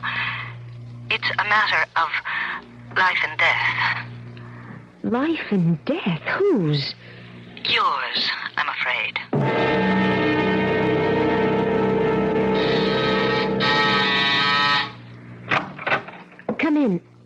Patterson? Yes, but Iris will do. My credentials. New York City Police. Special Branch Detective Division. You're a detective? Yes. Well, what in the world do you want with me? Mrs. Stoddard, what I'm about to tell you is going to shock you. But please keep in mind that at the moment, at least, you're in no danger. Danger? At the moment? What are you talking about? Let me explain. About an hour ago, the body of a young woman, a bride, was found in her home in Shaker Heights. I just heard the bulletin on the radio. Did you? What has that murder got to do with me? She was murdered by your husband. Here, please, let me. No, I'm all right. I thought for a moment you were going to faint. So did I, frankly, but I'm all right. Surely you've made some sort of mistake. No, I'm afraid not. But you must have. Tom, my husband can't possibly be a murderer. No matter what you say, I can't and I won't believe it. I don't blame you for feeling as you do, of course, but perhaps you'll believe me if I tell you a few things about yourself that will surprise you. Such as what? Your first meeting with Tom Stoddard was accidental, or rather appeared accidental. What? Why, yes. I mean, it was. It was in New York City. It was raining. We both hailed the same cab at the same time. And at his suggestion, you shared it. Yes. It happened roughly 10 days, 2 weeks ago. Yes, but how do you know? It's his M.O., his modus operandi, the way he operates. Now, I'm quite sure, for example, that you have no family to speak of, no mother, father, they're dead, no brothers and sisters. That's true. And few close friends. You lived alone, no roommate. You're absolutely right, but His victims are always young women who are alone in the world. You see, this helps to make them easy prey. I mean, they're lonely, they yearn for companionship, and are perfect setups for a whirlwind courtship. He swept you off your feet, of course. Oh, he did. Flowers, candy, dinner dates, theater. It was... I was ecstatic, but... No, you can't be right. You have made a mistake. A terrible mistake. Mrs. Stoddard... Jane, if I may. Yes. We have made no mistake. For example, what about the insurance policy? What insurance policy? Hasn't he mentioned insurance to you? No. He will. Hasn't gotten around to it yet, that's all, but sooner or later, probably sooner, he's going to want you to take out an insurance policy for a large sum, naming him beneficiary. It's unbelievable, incredible. It is true, nevertheless. If it is, if Tom is a murderer, if he did kill that bride in Shaker Heights... And a few others. Then why don't you simply arrest him? Because we don't have enough evidence. He's extremely clever. And so far, we've been totally unable to nail him with the goods. That, Jane, is where you come in. What do you mean? We want you to help us nail him with the goods. Me? You could be. The chances you are his next victim. Now, if you consent to work with us, follow our instructions, we can set a trap for him. With me as the bait? Yes. No. I couldn't do that. I haven't the nerve for anything like that. I think you have. And just remember, you're in no danger at the moment. You won't be until you sign your name to an insurance policy. But, look, wait a minute. There's one thing I don't understand. What? Tom wasn't married to that young bride in Shaker Heights, was he? No. Well? He marries his brides for money. He kills others for kicks. Oh, good Lord. Now, if you'll help us, just work along with us, follow our instructions, you will have a better chance of saving yourself than if you don't. What do you want me to do? For the time being, Nothing. Except to, well, just act like a bride. In other words, do nothing to arouse his suspicions. I can't do it. I just can't. It's up to you, Jane. Of course. If you feel you can't, well, you can't. But as I said, you're in no real danger now, and you won't be until he brings up that little matter of insurance. Jane, you can do it. You must. All right. Good girl. Now, one thing more. Yes? He doesn't remain long in one place. He kills and runs, you might say. Now, he'll probably suggest leaving Detroit and going somewhere else. If he does, and we're positive he will, go along with him. Don't cross him. Don't ever cross him. One false move could mean sudden death, Jane. Sudden and agonizing death.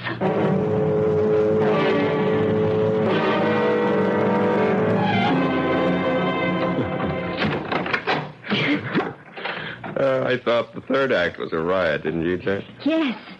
Yes, it was, Tom. I noticed you didn't laugh much, though. Of course I did.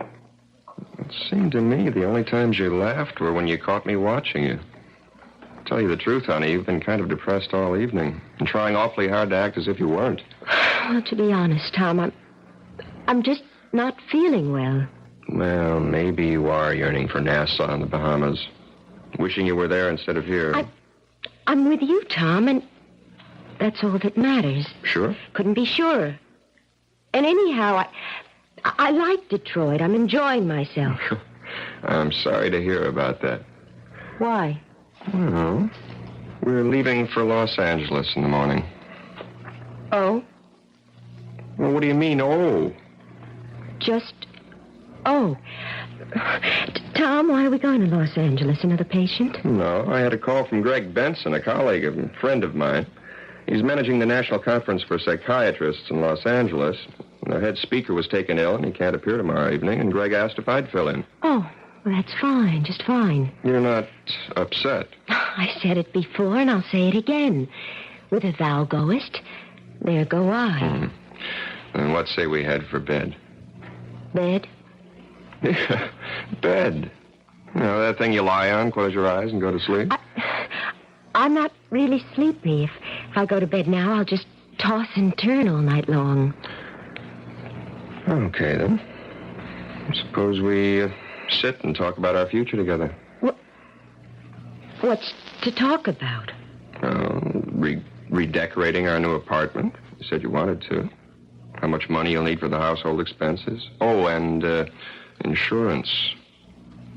Insurance? Naturally, I'm going to make you beneficiary of all my life policies. In fact, that's already in the works. Ed Kearns, my agent, is handling it.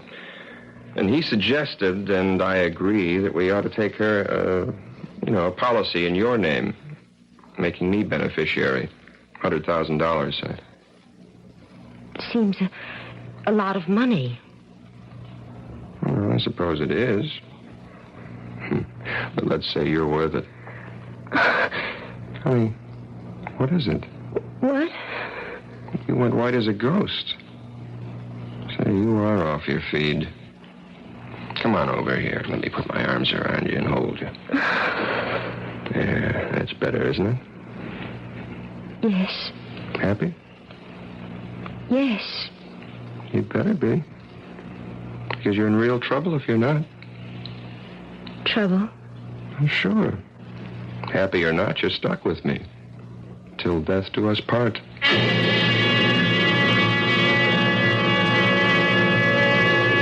It would appear that Tom Stoddard is not only a murderer, but a murderer with a sardonic sense of humor.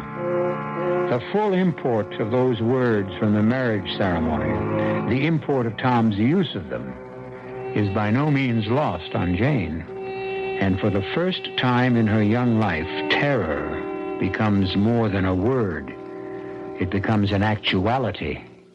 I'll be back shortly with Act 2.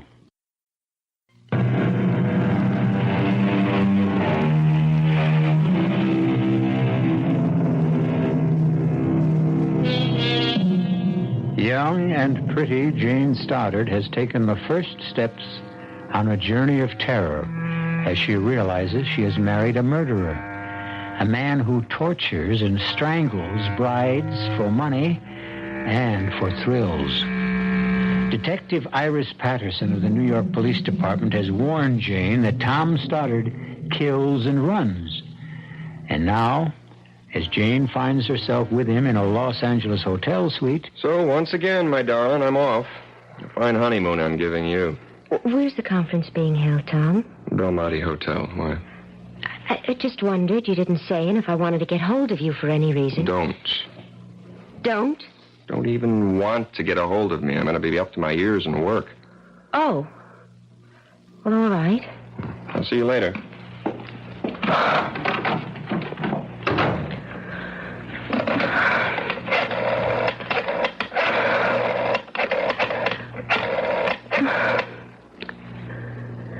Belmonte Hotel.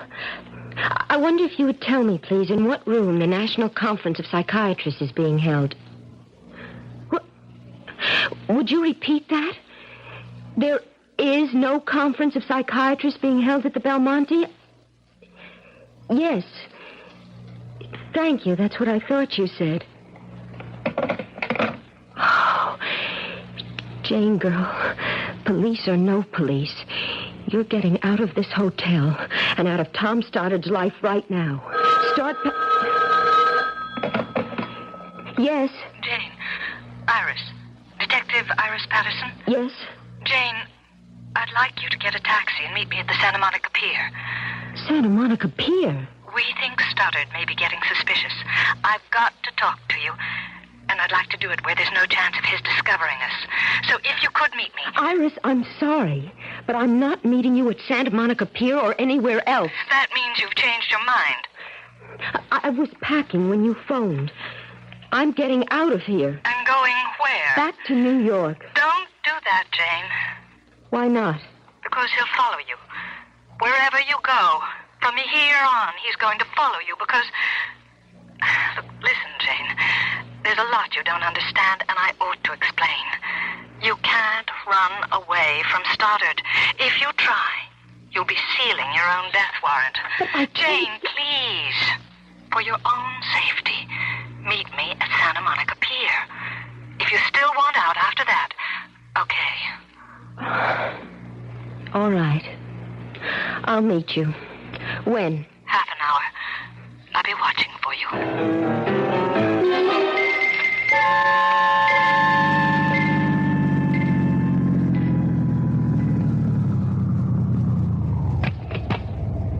Keep the change, driver. Jane! Jane, over here! Here, Jane! Hello, Iris. Oh, we're safe enough here, I think. Oh, would you like something to drink, to eat? Iris, I've been followed. Someone has been shadowing me since I left the hotel. Of course. That man in the car over there... What do you mean, of course? You're under strict guard. The man in that car is a Los Angeles detective.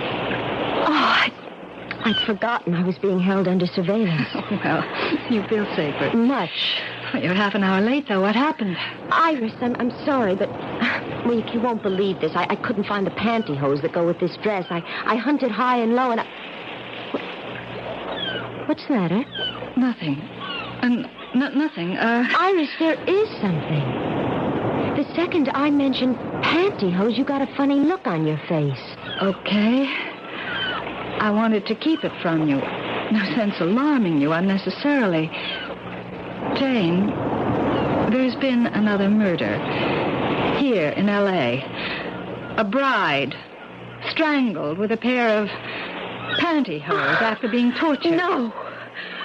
Iris, that does it. I'm getting as far from Tom Stoddard as I can. Jane, another girl who married Tom Stoddard became afraid of him, left him, and tried to hide from him, and...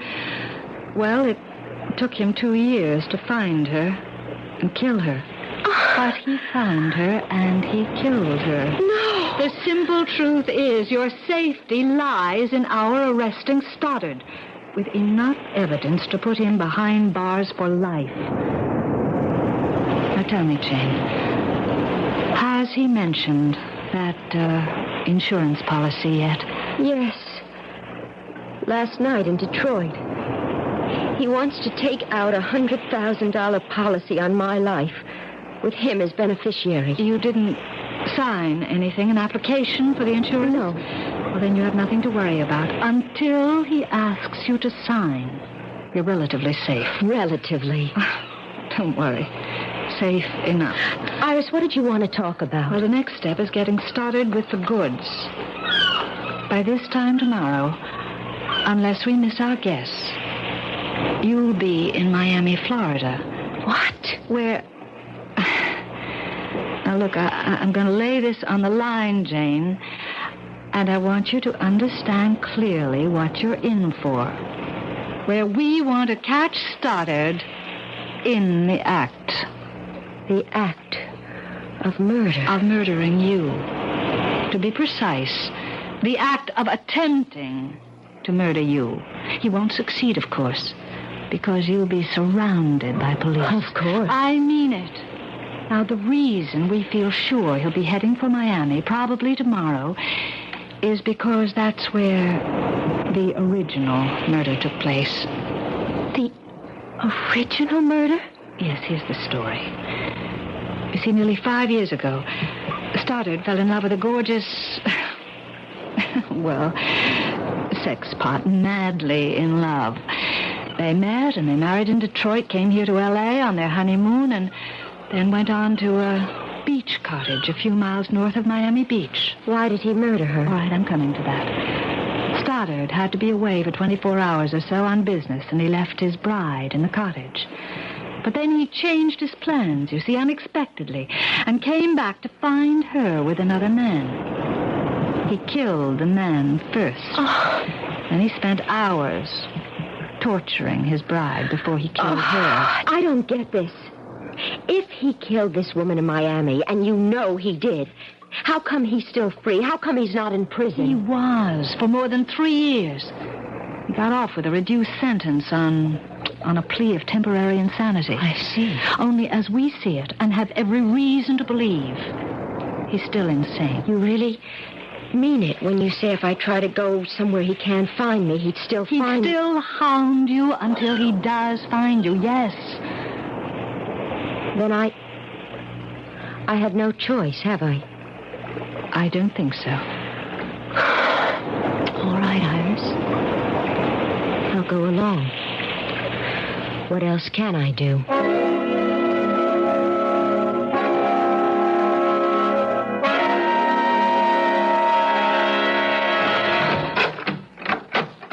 Honey, I'm back. Coming. I was just fixing my hair. Oh, now you can fix me up with a welcome home kiss. Well, what'd you do with yourself while I was at the conference today? Oh, this and that. I went for a walk, some shopping, sat by the pool. Didn't swim? Too chilly. Tom, how did things go at the conference? Oh, fine. Just fine. Don't you believe me? Of course. Why the funny look? Funny look? No funny look. Oh, yes. You looked, I don't know, funny. I don't know what you're talking about.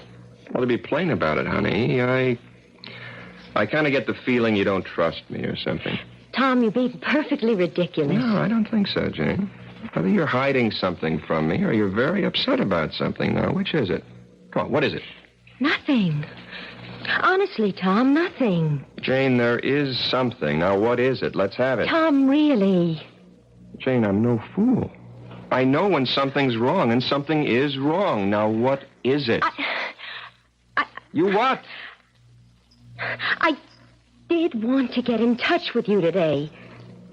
I felt just so awfully lonely, Tom, and I phoned you at the Belmonte Hotel. Well, what'd you phone me there for? To get in touch with you. What else? Well, I wasn't there. What would I have been doing there? You said you were going to the National Conference of Psychiatrists, didn't you? I did. And you said it was being held at the Belmonte, didn't you? No, I didn't.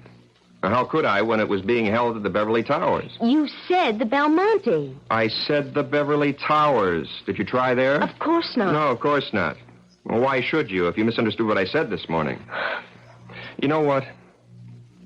I I think you're fed up with this whole so-called honeymoon, which so far hasn't been any kind of a honeymoon at all. No, Yes, I think so. Well, now I've got another surprise for you, and this time a pleasant one. You want to hear it? Of course. Well, for the next week, well, the next 3 or 4 days anyhow, I'm declaring a holiday. A patient of mine owns one of the prettiest beach houses you've ever seen, and he's offered it to me anytime I want it. Well, he isn't there, of course. And he isn't. And that's where I'm taking you tomorrow for the duration of our honeymoon. Where is it? It's just north of Miami Beach. And this time tomorrow, you're going to be there. Oh, we haven't been here even a full day. And I've never seen Los Angeles before. We'll come back another time. But we're here now. Oh, Tom, there's so many things I want to do. Visit the movie studios, Disneyland. We could run down to Capistrano. Jane, please. I don't want to argue about this. I mean, frankly, I don't understand your attitude. Here, finally, I can take you to a really beautiful honeymoon spot, and you don't want to go. I don't get it. It's just that... It doesn't matter. We'll go. Of course we will. Unless... You haven't some other reason for not wanting to go, have you? Other reason? Other than wanting to stay in Los Angeles. Why, no. What other reason could I have? That's what I asked you. There's nothing wrong, is there? No, Tom, of course not. You sure? Tom, you're hurting my arm. Well, I'm sorry, honey. I'm sorry. I wouldn't hurt you for the world. Kill you, maybe, but not hurt you. Kill me? Oscar Wilde, I think, said, each man kills the thing he loves. And if that's so, considering how much I love you, sweetheart, you haven't long to live.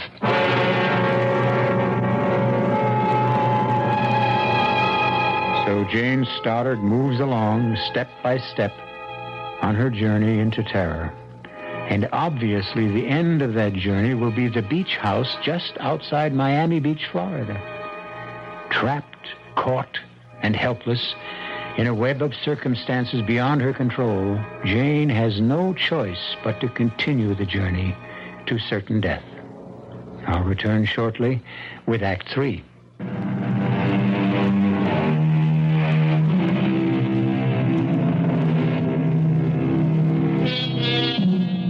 How strange, how inexplicable are the workings of fate. How curious, too, that the fearful things that happen to others we never consider may happen to us. Could we, any of us, ever find ourselves married to a murderer as Jane finds herself married to Tom Stoddard? Seems hardly likely. Might we one day realize we are headed for sudden death and powerless to prevent the inevitable? Scarcely possible. Well, Jane once thought so too, if she thought about it at all. But now, with a murderous husband at her side, she flies toward Miami Beach, Florida, and death. Jane? Sweetheart, what is it? What, Tom? I don't... You seem so tense. No, nervous maybe. Flying always scares me a little. Well, soon landing in Miami, so relax. I'll try. Oh, Kearns, my insurance man, sent me that application in L.A. I got it right here. Application? You know, the insurance policy I'm taking out on your life. Now, here's a pen. You can sign it now. And I'll shoot it back to Kearns from Miami Beach. Well, sign it, honey. Yes, of course. Good. That takes care of that. Oh, mind if I settle back and catch 40 winks? Of course not. I'm going up to the ladies' room. Okay.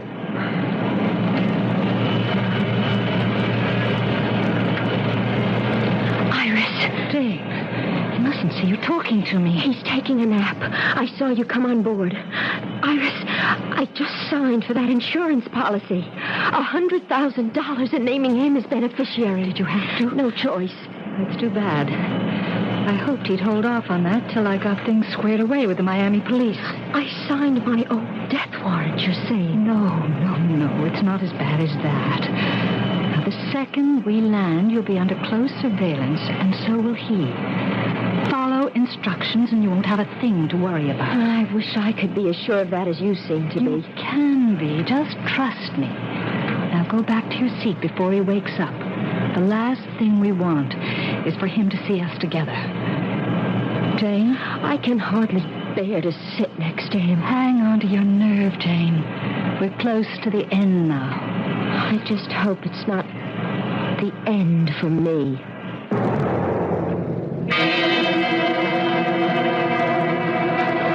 Well, what did I tell you? Beautiful, isn't it?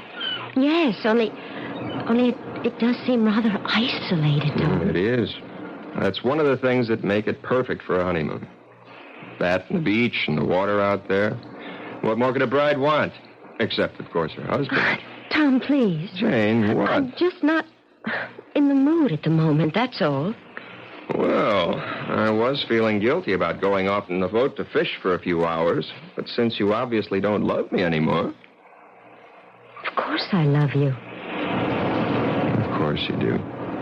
And I can't blame you for being a bit out of sorts. All this traveling. I've hardly given you a chance to settle down. Well, okay. I'm off to do some fishing. You can be alone for a few hours. Give you a chance to relax. Let's have a kiss for good luck. Okay, be back for dinner. Fish dinner, I hope.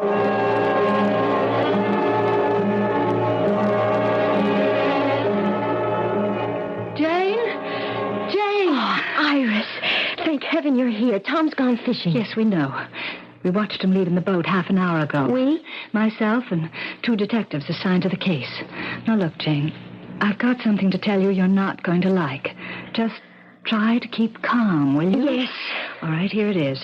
We're quite sure, Detectives Allen and Barney and I, that Stoddard will attempt to kill you tonight. Why tonight?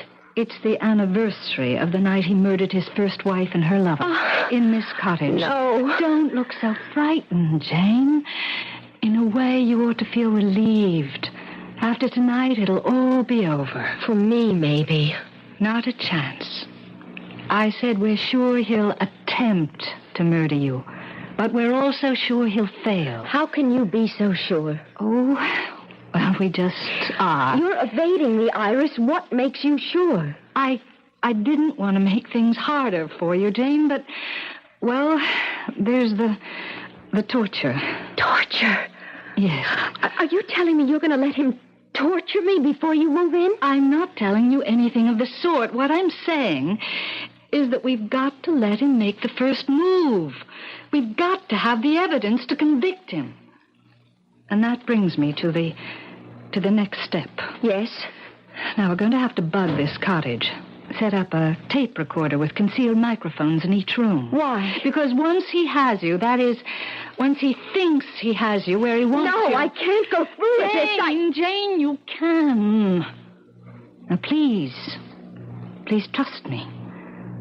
As I say, once he thinks he's got you where he wants you, he'll do a lot of talking. He'll get pleasure out of telling you who he really is and how he tricked you into marrying him and what he intends to do before he murders you. Now, Detectives Allen and Barney and myself will be here in the house recording every word. And, Jane, dear, I give you my solemn word. Once we have the evidence, we'll move in on him so fast he won't have a chance to lay a finger on you. I hope you're right. Now, one more thing before I go. Here's a sleeping powder. You always have cocktails before dinner. Now slip this powder into his cocktail tonight. Put him to sleep? What on earth for? So we can bug the place. He'll only sleep for an hour or so. It's a light dose. But he's out fishing. Can't you do what you have to do now? No, it's too risky. Everything has to be concealed carefully. And we can't chance him coming back unexpectedly.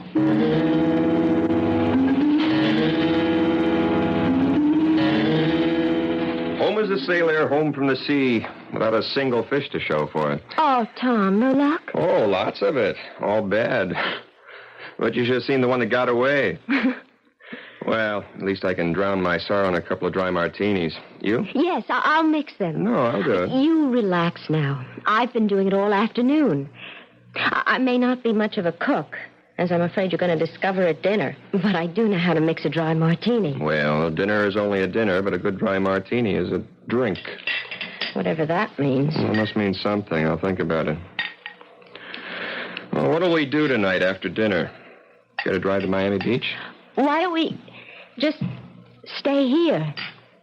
Well, that's okay with you. Perfectly. It's going to be a full moon. We can sit on the beach and watch it come up over the horizon. A perfect moon for a perfect honeymoon. Here. Thank you. Looks good. Tastes good, too. You make a fine dry martini. Thank you, sir. Let's have these out on the porch so we can watch the sunset, huh? Good idea. Oh, this deck chair feels good. I'm more worn out from fishing than I thought. You've had a lot of air and sun. That sun was hot and bright. Even with sunglasses, the glare was hard in my eyes. You didn't put anything in this martini, did you? No. I feel sleepy. So suddenly. As you said, the glare of the sun on the water. Worse than I thought. Oh, boy. I just can't keep my eyes open. Can't stay awake. Oh, I'm sorry. Don't mind me. Close your eyes. Rest them. Yes.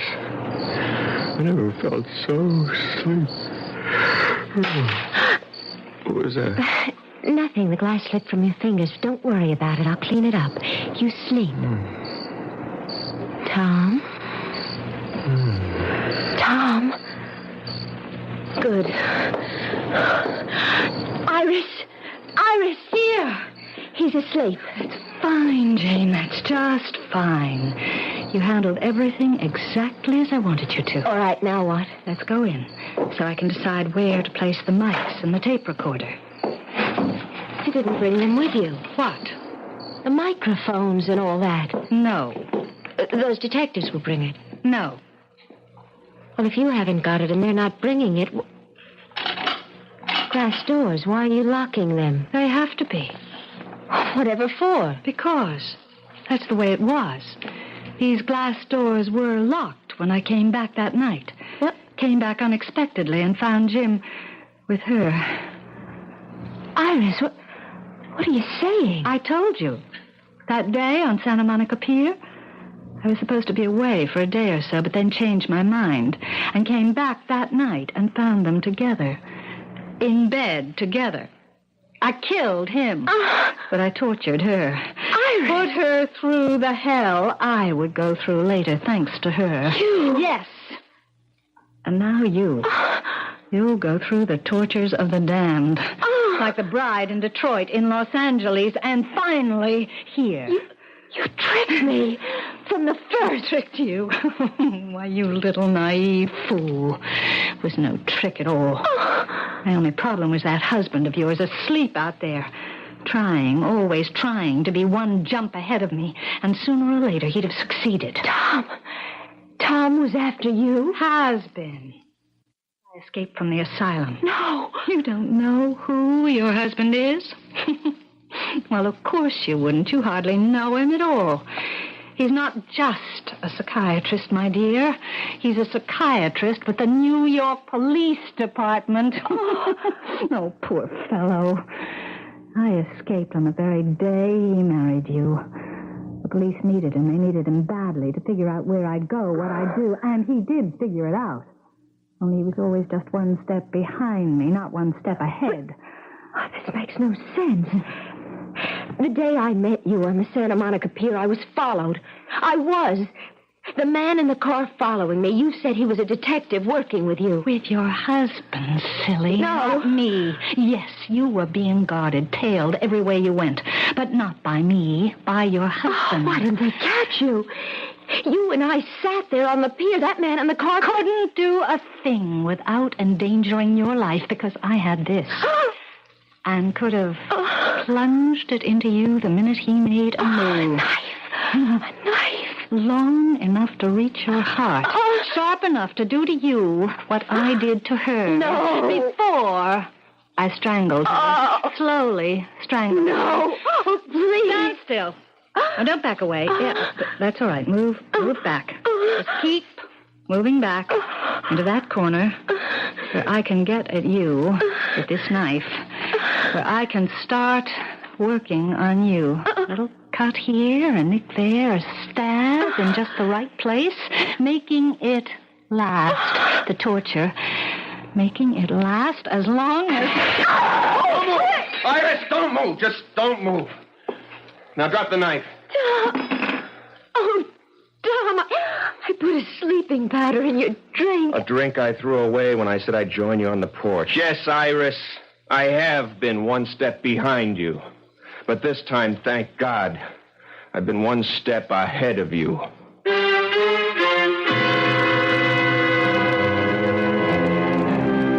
I seem to remember saying that our lives are fraught with the unexpected. Also seems to me that, wrong as I can be at times, this time I was right. Glad I was. Jane Stoddard was only a pawn in the game the fates play. But thank heaven, she remains a living pawn. I'll return in a moment.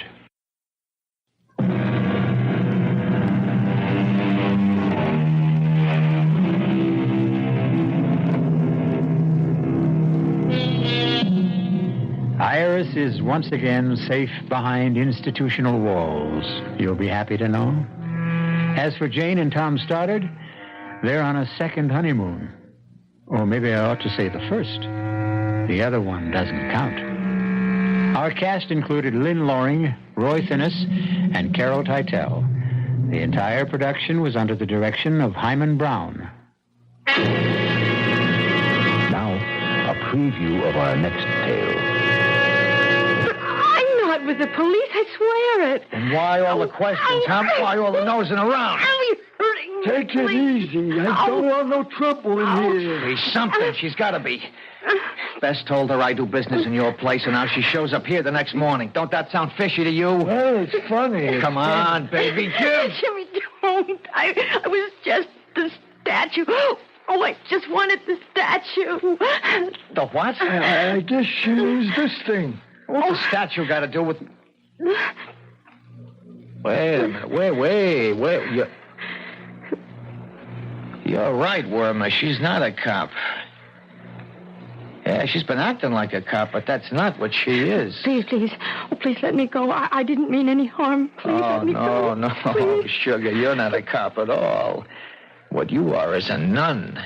Radio Mystery Theater was sponsored in part by Anheuser-Busch Incorporated, Brewers of Budweiser, and Buick Motor Division. This is E.G. Marshall inviting you to return to our Mystery Theater for another adventure in the macabre. Until next time, pleasant dreams.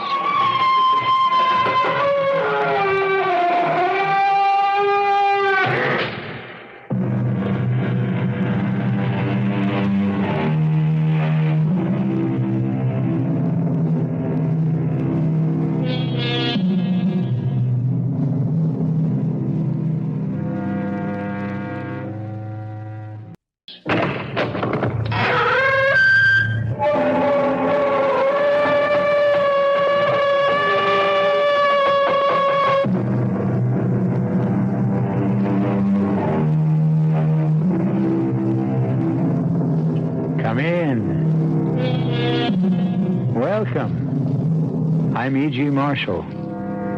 Welcome to our house. It's a haunted house, we admit. Haunted by strange creatures, hidden terrors, the cries of spirits, and the moans of unravaged victims. But it's a pleasant place to visit, even if you wouldn't want to live here. We're going to introduce you to a most unusual heroine. Not the sort of woman you might expect to encounter in a story of crime and violence. No, Mr. Wormer. This one is not a cop. She's been acting like a cop, but that's not what she is. Please. Oh, please let me go. I didn't mean any harm. Oh, no, sugar. You're no cop at all. What you are is a nun.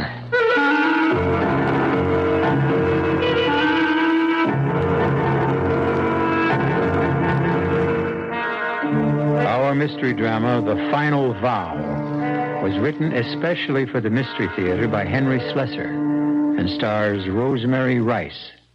It is sponsored in part by Buick Motor Division and Anheuser-Busch Incorporated, Brewers of Budweiser. I'll be back shortly with Act One.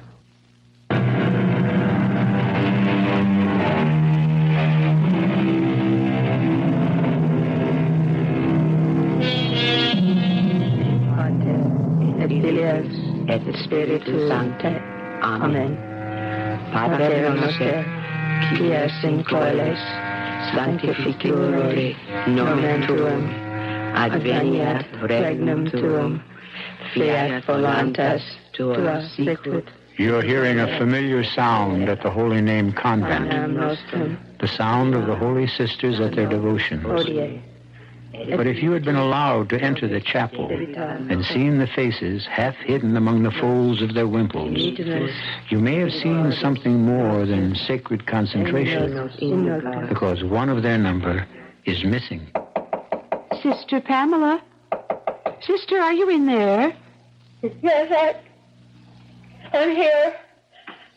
Come in. Oh, Sister Pamela, you've been crying. No, I'm all right. I'm just not feeling very well. I asked Reverend Mother if I could be excused this morning. Oh, you can't fool me. I can see rivers on your cheeks, Sister. Now, you've done nothing but cry for weeks. Sorry, Sister Jim, I tried so hard to hide. Why can't you be happy, dear?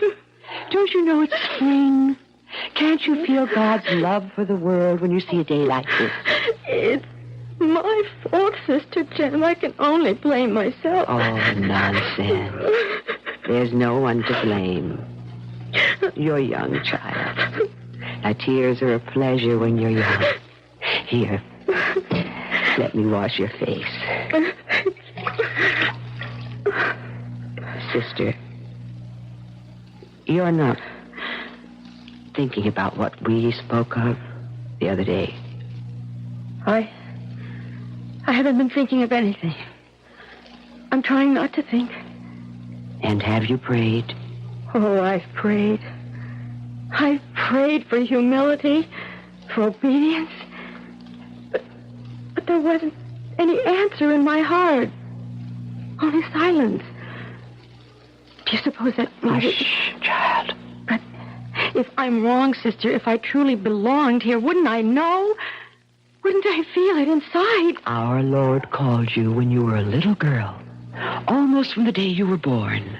Oh, maybe it only seems that because I was raised at the Holy Name, because of an accident of time and place. How can I really know, Sister? Well, you mustn't talk about it now. I have much more interesting things to talk to you about. What do you mean? I didn't come here to wash your pretty little face. I came here to tell you some good news. We're going on a trip. A trip? Now, won't that be nice? Why, it's just what you need, I think. A nice little journey somewhere. And Reverend Mother wants to talk to you about it. That's what I came to tell you. She wants to see me now? Yes, child. Right now.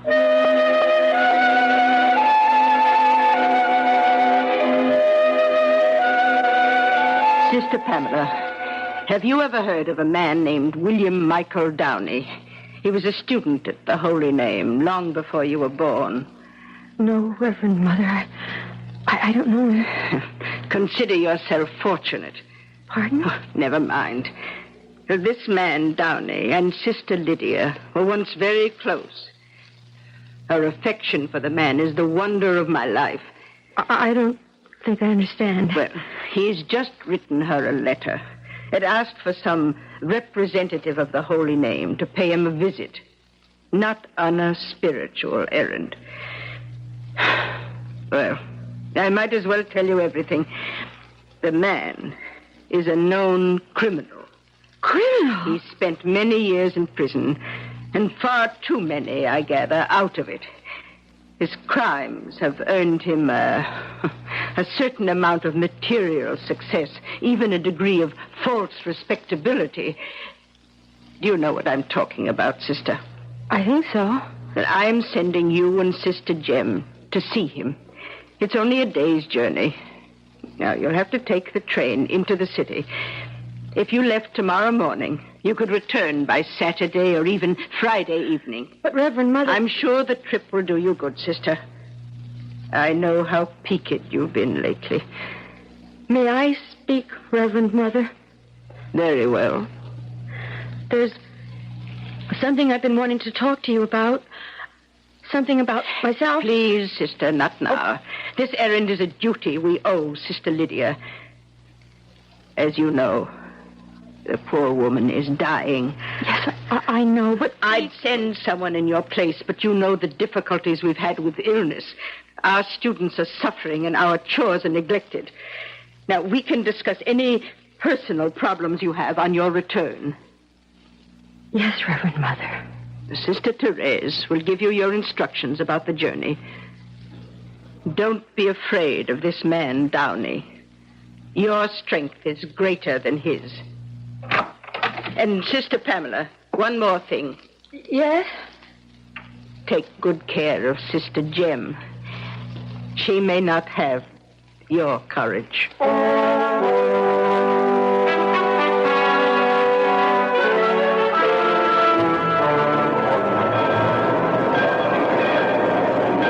It must be 10 years since I've been at a railway station. It makes me dizzy. I think the exit is this way. Well, now, don't walk so fast, Chuck. Did Sister Therese say it was very far to Mr. Downey's house? Oh, not very far. She said we could reach it by bus or taxi. Oh, well, let's take a taxi, dear. I really am exhausted. Oh, poor Sister Jem. This is a long trip for you. Well, I don't mind. For Sister Lydia's sake. I'm glad Mr. Downey wrote her, aren't you? I don't know. I've yet to hear anything good about Mr. Downey. Why, there's something good in everyone, child.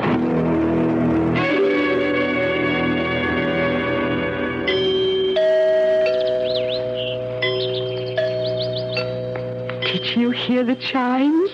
It sounds like the bell in our tower. Oh, it's quite a grand house. Well, so you're here. Mr. Downey? Yeah, I'm here.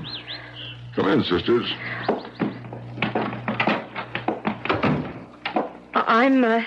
I'm Sister Pamela, and this is Sister Jem from the Holy Name. Yeah, I know. I know where you're from, sisters.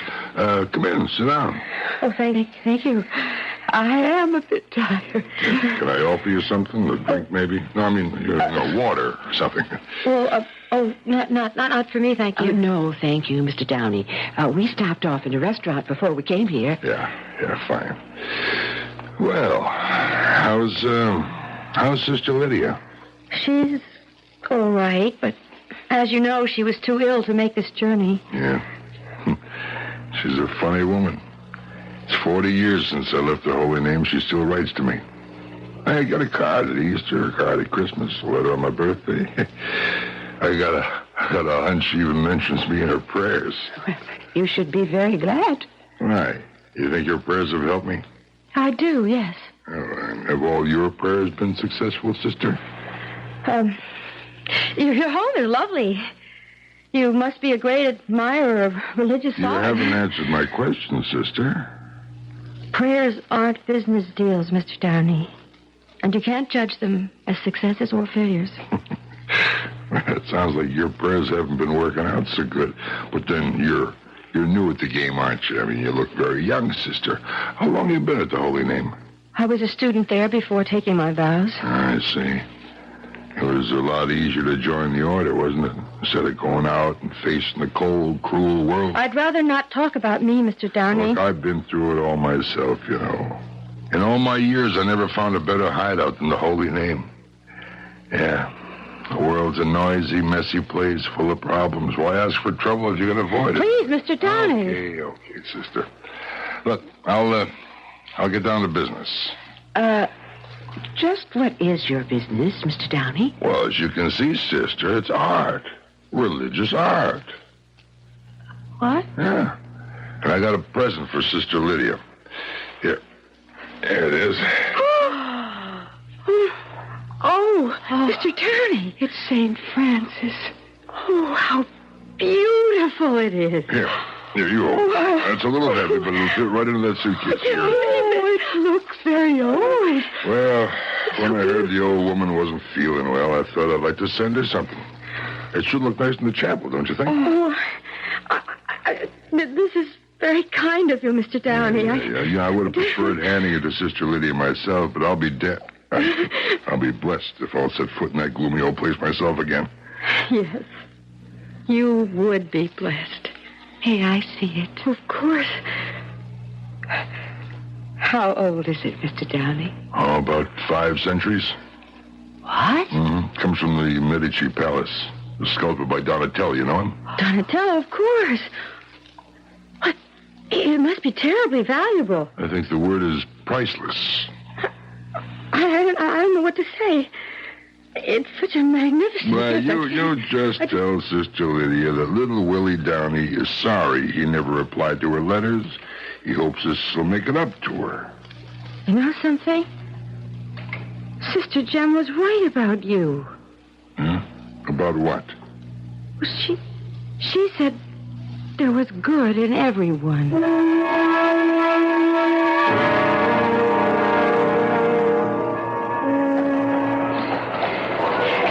Let me carry the suitcase for a while, dear. It's so awfully heavy.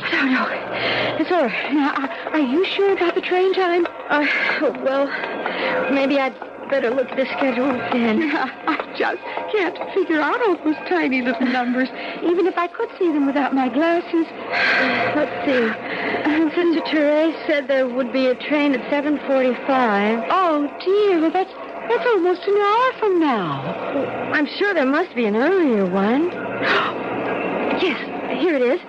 The next train's at 6:39, lower level. Oh, that's only 3 minutes from now. We'll have to hurry.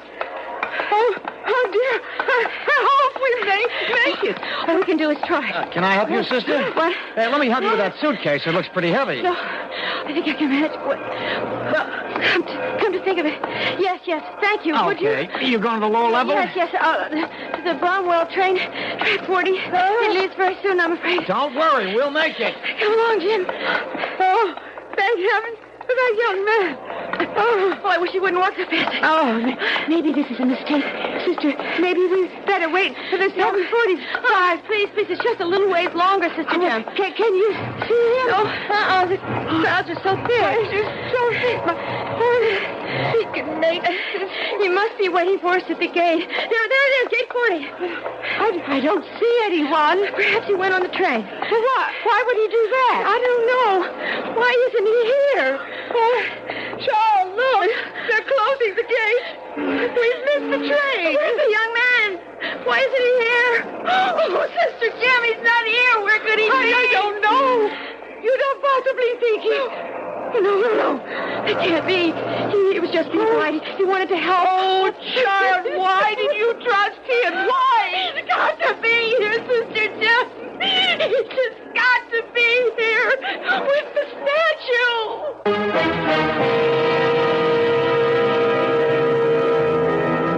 But the young man isn't there. And very soon, Sister Pamela and Sister Jem will draw the only possible conclusion. That this young man was not a Boy Scout looking for his good deed for the day. That he was the kind of young man who hangs around places like railroad terminals looking for the good deal of the day. And it looks like he's managed to get one of the best deals of his life. We'll learn more when I return shortly with Act 2.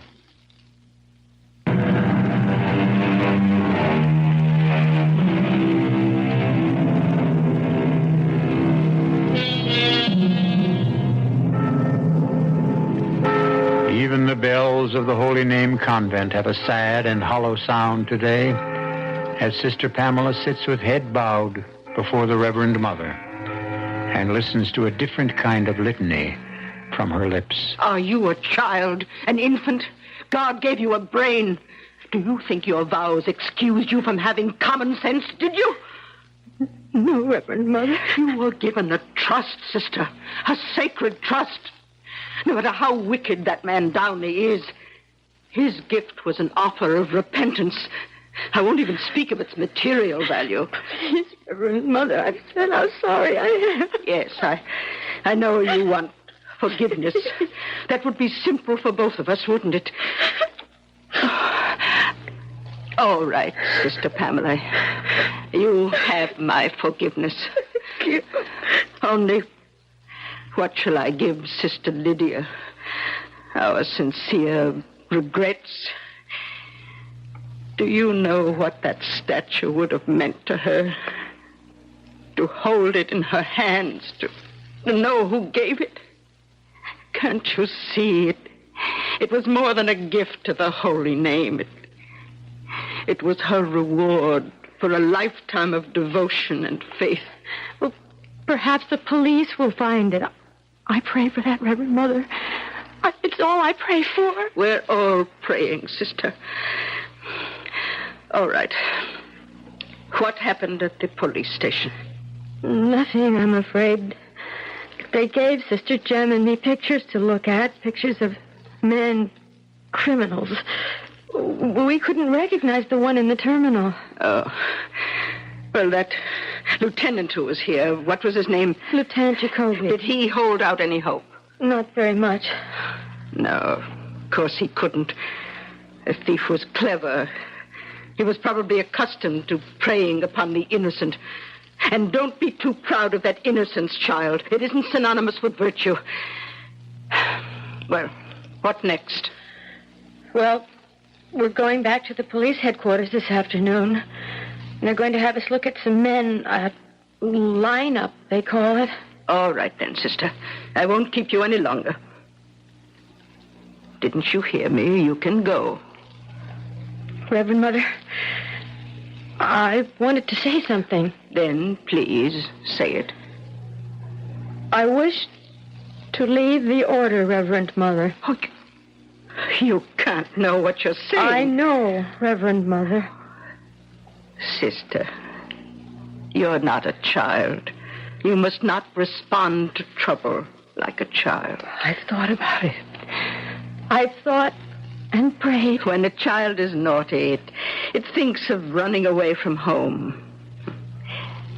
Your home is with God, sister. You cannot run away from him. I'm not running away from God. I wish to leave the order. I'm not suited, Reverend Mother. I've known that for some time. Mr. Downey was right about me. Mr. Downey? Why would anything that man said affect you? He said, some people retreat to God, advance towards him. Well, that's what I've done. I've hidden myself from the world for the wrong reasons. Is that so bad, Sister Pamela? Sometimes we do the right things for the wrong reasons. But I haven't been honest. Not with myself, not with you, and not with God. What happened in that terminal was like a punishment. No, sister. If you had sent someone else, the statue would be here by now in the chapel, I know. Well, it may yet be. We can't know the future. I have to leave. There's no other way. I must.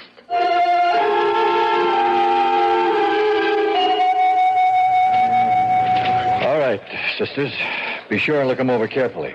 All the men you'll see on that stage have worked the same kind of crime in the past. Helping women with their luggage and then helping themselves to the contents. Lieutenant Jacoby, do you think the man knows what he stole? Its true value? Oh, doubtful. His ignorance may work in our favor, so we're keeping the facts quiet. If he knew he had a statue worth a fortune, he'd make himself harder to find. But it has no price. It's an art treasure. He couldn't really sell it, could he? There are crooks and crooks these days, sister. There are collectors who don't mind stolen merchandise, even if they can't display it openly. Just the same, we're assuming the thief won't know it's anything but a hunk of bronze. Who knows? Maybe he'll think it's a lamp. Well, we ready? Here come the boys. Lieutenant, they can't see us, can they? No, sister, but you'll see them, all right. All right, number one, step forward. He isn't the one, I'm sure. Step back into place, number one. Number two. No, he's much older than the man. Do any of them look right, sister? Well, let me see. 1, 2, 3, 4. Wait. That one at the end. Have we hit the jackpot? I'm not sure. I didn't see him for more than a second or two, but he's the same age and size. Number 6, front and center. Look at him again, sister. I'm just not sure. What's your name, mister? James K. Bresson. What can I do for you? I'll ask the questions. What are you doing with yourself these days, Bresson? Still working the terminals? Oh, you got me all wrong, mister. I'm duly employed. Who would employ you, Bresson? I work for the Gramercy Printing Company over on 29th Street in the shipping department. Not snatching any more suitcases? I never snatched any suitcase. That last time was a bum rap. Well, what do you think? The voice. The voice sounds like him. Sister Jen, I never heard the voice. You ever go to church, Bresson? Yeah, how's that? You ever do much business with nuns? What is this? You trying to convert me? He could be the one. Sister Jen. No, I don't think so, child. Now, I remember a much taller man, a much thinner. Bresson, you were hanging around the Union Terminal on Friday night, weren't you? Friday? Be around 6:30? No, Friday night I was with my girl. You don't believe me? Ask her. I was at her apartment, 5 o'clock to midnight. What's the name of your girl? Her name's Bess Mackin. She lives at 200 Rice Avenue. I never left her for a minute. You see, child, he couldn't be the one. Don't let an alibi fool you. I'm sure he's not the one, Sister Pamela. Now, let's not make things worse by accusing an innocent man. No. I don't want to make things worse. Well, sister? No. I guess I'm not sure after all, Lieutenant. I'm not sure about anything.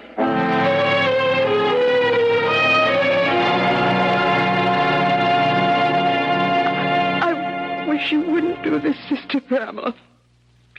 I just know it's a mistake. I can't help it, Sister Jem. I have to go.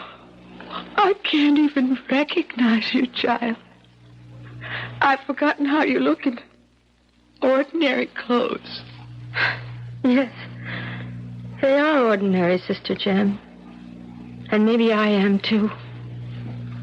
Have you said goodbye to everyone? Yes.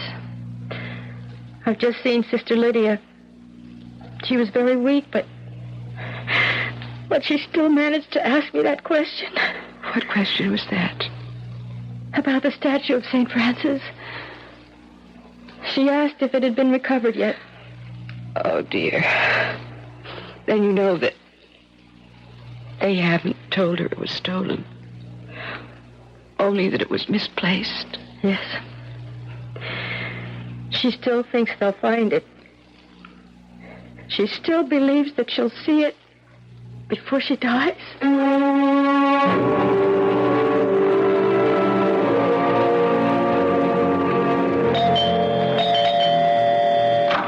Yes? Mrs. Gunderson? Yes? I was told you had a room to rent. Well, maybe I do, maybe I don't. You all alone? Yes, ma'am. My name is Pamela Wiley. Well, I don't know. People have to be real careful these days.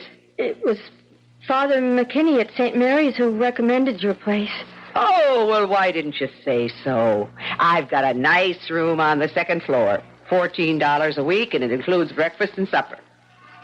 You go out to work? Oh, I will be. Whereabouts? I work at a company nearby. Uh-huh. You work there long? Well, I haven't started yet. I just went for a job interview this morning, and I start work on Monday. Oh. What kind of a place is it? It's a printing company. It's called the Gramercy Printing Company on 29th Street.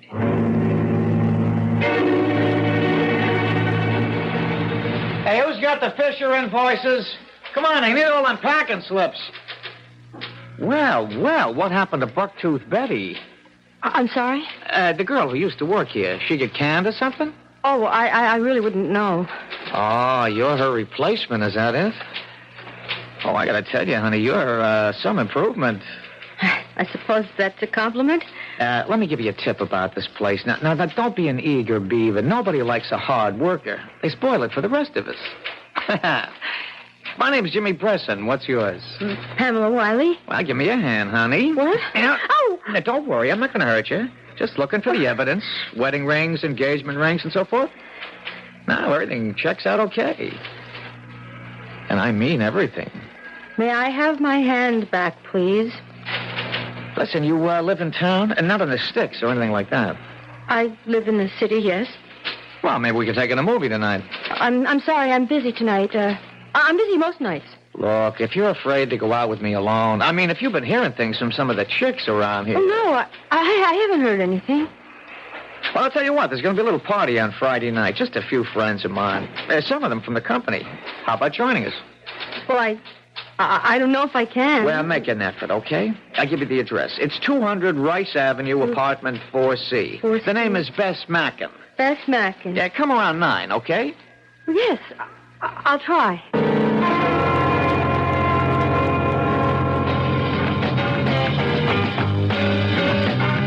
Hey, honey, I'm sure glad you could make it. You're just what this party needs, baby. A new face, and a real pretty one, too. I don't know if I can stay very long. Oh, sure you can, honey. You can stay close to old Jimmy. I want to find out if it's true what they call you at the office.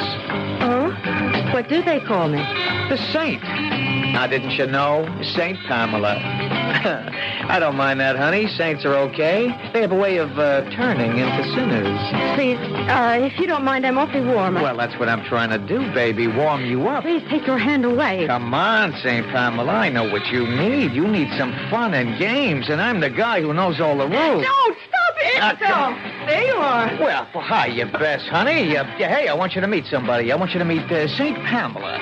Saint, this is my good friend, Bess Mackin. You bum. I saw what you were doing. Oh, just getting acquainted, that's all. Getting to know what a saint is like. Well, get out of here. This is my place, and I want you out of it. Oh, please, I didn't mean to cause any trouble. I'll leave. No, it's him I want out of here.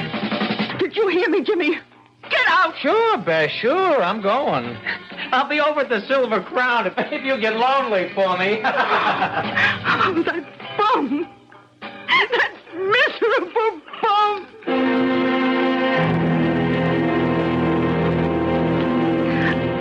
I don't know why all the men I meet are bums.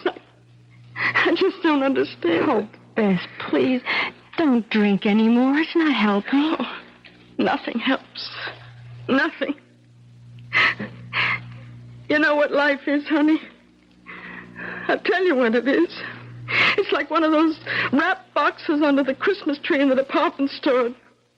Just a fancy package. Nothing in it. Bess, may I talk to you? Me? Well, the reason I stayed is I wanted to ask you about yourself. Why would you care about me? Are you alone? Do you have any family? My mother's dead. And your father? That bum. He ought to be. Yes. Do you ever go to church? Me? Of course not. Even when you were a little girl? Oh, sure, when I was a kid. Oh, that Jimmy, that dirty stinker. Why do I do it? Why do I put up with it? Well, does he treat you badly? Oh, He doesn't treat me, period. You think he ever takes me anyplace? If we go to a bar, who do you think buys the drinks? He says that's his idea of women's lib. Well, why do you do it then? Put up with him. He gave me one present in my whole life. One lousy present. This piece of junk. It's a pretty bracelet. No, it's junk. I know where he got it. At that pawn shop around the corner from that cheap crook Wormer. A pawn shop? I bet he didn't even pay for it. I bet him and Wormer had a poker game. Does he go there often? Oh, he gets everything there except groceries. And does he ever sell things there? Oh, sure he does. Buy and sell every week. Hey, what do you want to know that for? Well, I was just interested, Bess. Just very interested.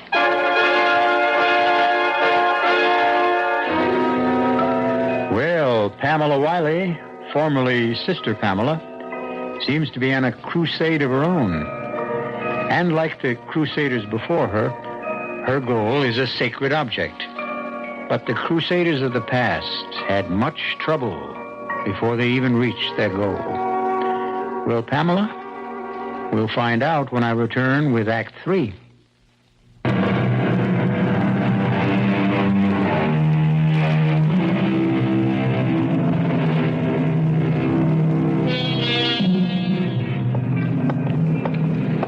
Pamela Wiley is taking one of the longest walks of her life.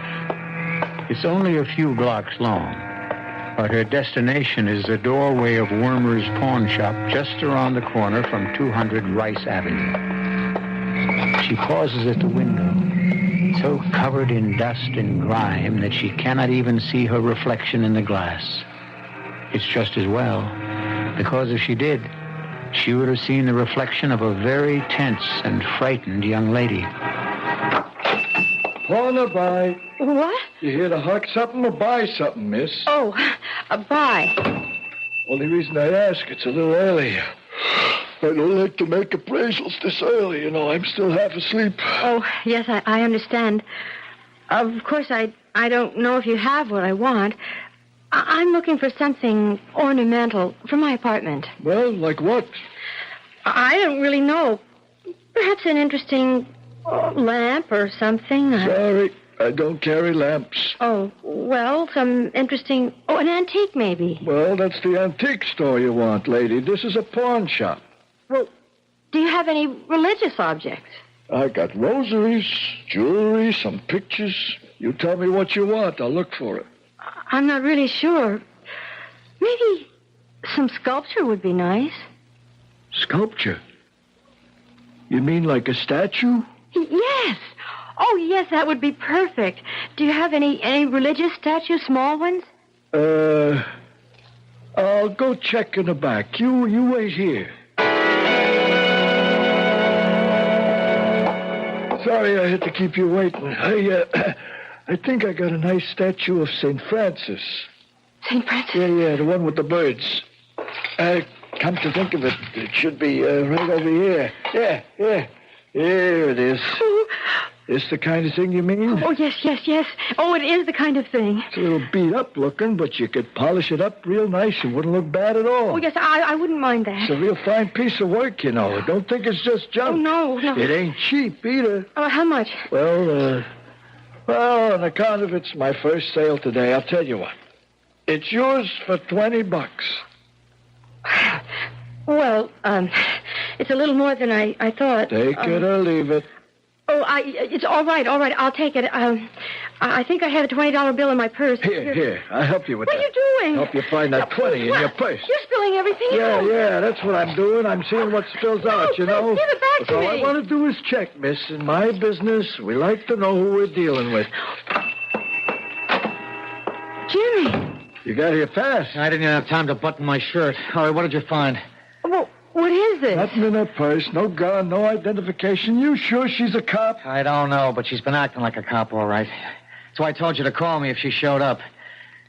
All right, what about it, honey? You want to tell Jimmy all about it? Please, I just came in to buy something. You were pumping Bess after the party. She told me about it last night when she came to the Silver Crown. But I'm not not with the police. I swear it. And why all the questions, huh? Why all the nosing around? Ow, you're hurting me. Take it easy. I don't want no trouble in here. She's something. She's got to be. Bess told her I do business in your place, and now she shows up here the next morning. Don't that sound fishy to you? Well, it's funny. Come on, baby. Jim. Jimmy, don't. I was just the statue. Oh, I just wanted the statue.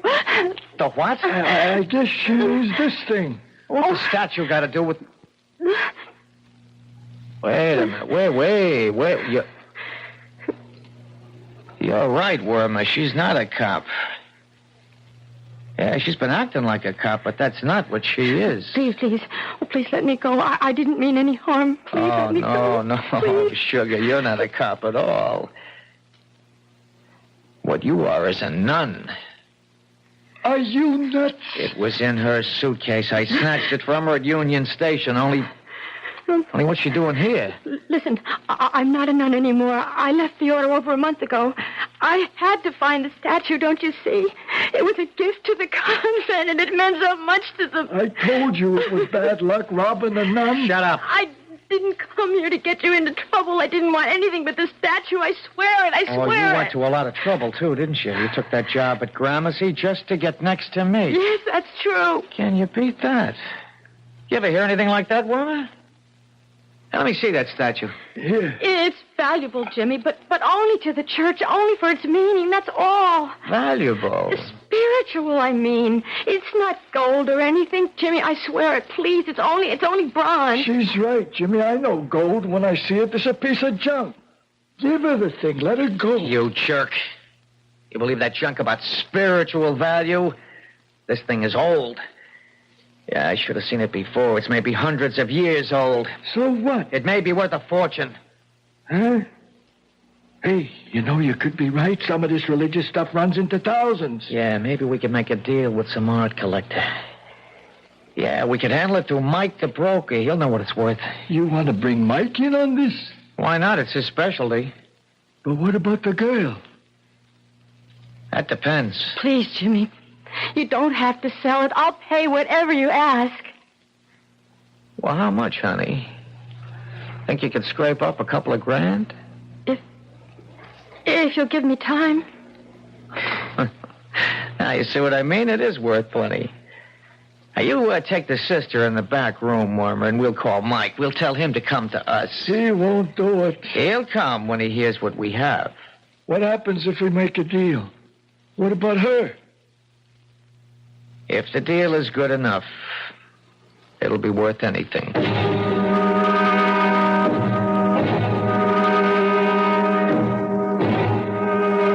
don't know. It's been 2 hours. He ain't here yet. He'll be here. Stop worrying. How can I help it? Listen, Jimmy, that gag you got on the nun, you think it's okay? She can breathe. Can you breathe, sugar? Just meditate, honey. You know how to do that, don't you? There he is. I told you he'd be here. Hey, Mike, we're in the back room. Well. It's a pretty picture. Who's the girl? She's a nun, Mike. No kidding. A nun? In those clothes? With a gag over her mouth? She started making too much noise. We had to keep her quiet. Listen, Mike, I got something that's going to knock your eyes out. Listen, my name isn't Mike Bresson. It's Mr. Downey to you. Yeah, sure. But look at this, Mr. Downey, the statue. We figured it was valuable on account of the nun. Went to so much trouble to find it. She even left the convent. Now, we want good terms, Mr. Downey. 50. Now, wait a minute. Not so fast. What happens to the girl after? Now, we'll take care of her. You can trust us. Yeah. Oh, yeah, I'll bet I can. All right. Let's see the statue. All right, here. Look at it. You had this on sale here? I was going to sell it for $20. Can you imagine? No, I can't imagine it. Since it's only worth $2. What? You heard me. Melt it down for scrap. Maybe it's worth $3, $3.50. The next time you guys handle junk, call a junk dealer, but don't call Mike. It's got to be worth something. Look, don't teach me my business, Junior. But the nun, she went to so much trouble. Yeah, the nun. Don't you know about nuns? They don't understand about money. They're not smart like you and me. They'll kill themselves over a piece of junk just because it was blessed. Oh, you'd be amazed at the dumb things they do, all that working and praying and don't get a nickel out of it. Hey, what are you doing? I'm taking this gag out of her mouth here. There. You better not get her sore at you. She's liable to say a prayer and send you all to hell. Come on, miss. I'm taking you out of this place. Thank you. Thank you. Yeah, but wait a minute. We got to get something out of this. You said $20, didn't you? There. Consider yourself lucky. Let's go, sister.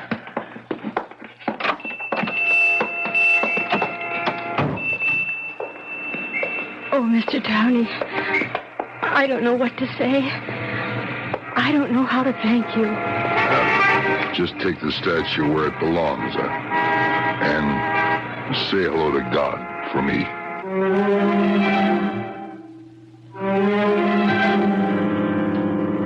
And so Pamela Wiley returned to the Holy Name Convent. And this time, she wasn't alone. St. Francis was with her. And you'll be pleased to know that she was in time to place the statue before the dimming eyes of Sister Lydia. Nice to have a happy ending for a change, isn't it?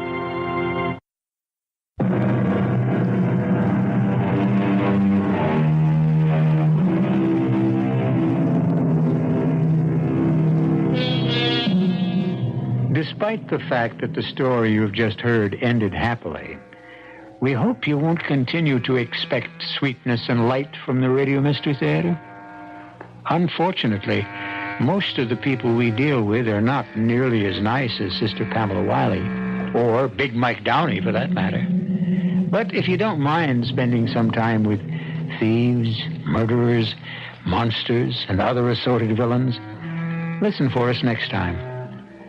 Our cast included Rosemary Rice, Bryna Rayburn, Ann Petoniak, Jack Grimes, Joe Silver, and Ken Harvey. The entire production was under the direction of Hyman Brown.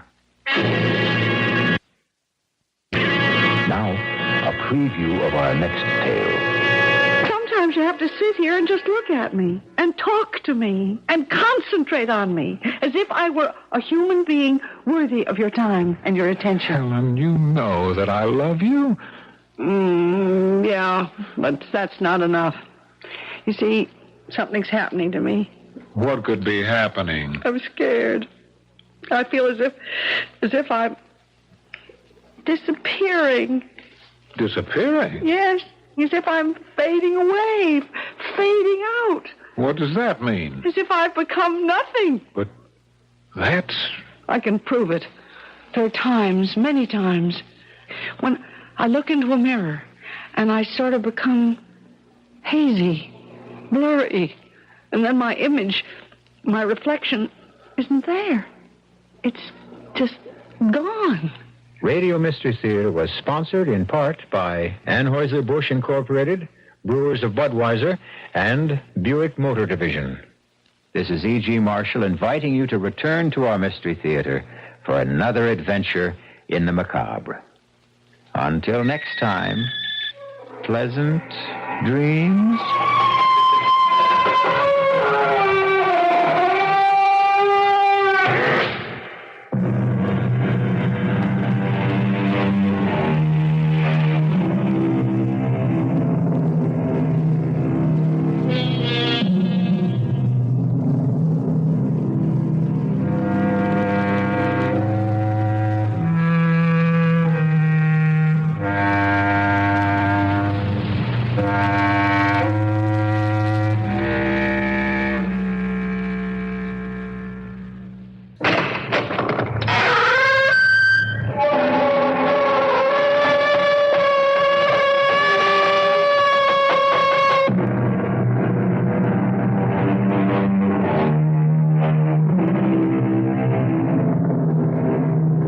Come in. Welcome. I'm E.G. Marshall. You've come to the right place. Here we present a unique kind of drama. Drama that uses your ears to stimulate your fears. The story you are about to hear concerns another part of the human anatomy. It's a tale about a very frightening pair of hands. Not because they're ugly or mutilated, or because they do evil things. On the contrary, the hands of our heroine do nothing at all. And therein lies her terror. But there's one other subject our story deals with, and it's the most mysterious of all. The human mind. I want to believe you, Doctor. Don't you know how much I want to believe you? Ah, but you'd much rather believe that I was a quack, a faker, even a criminal, perhaps? No, I want to be cured. Oh, I do. I want my hands back. Oh, dear God, I want my hands.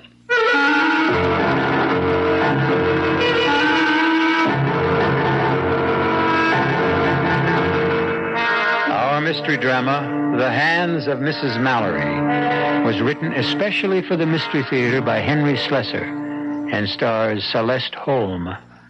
It is sponsored in part by Anheuser-Busch Incorporated, Brewers of Budweiser, and Buick Motor Division. I'll be back shortly with Act One.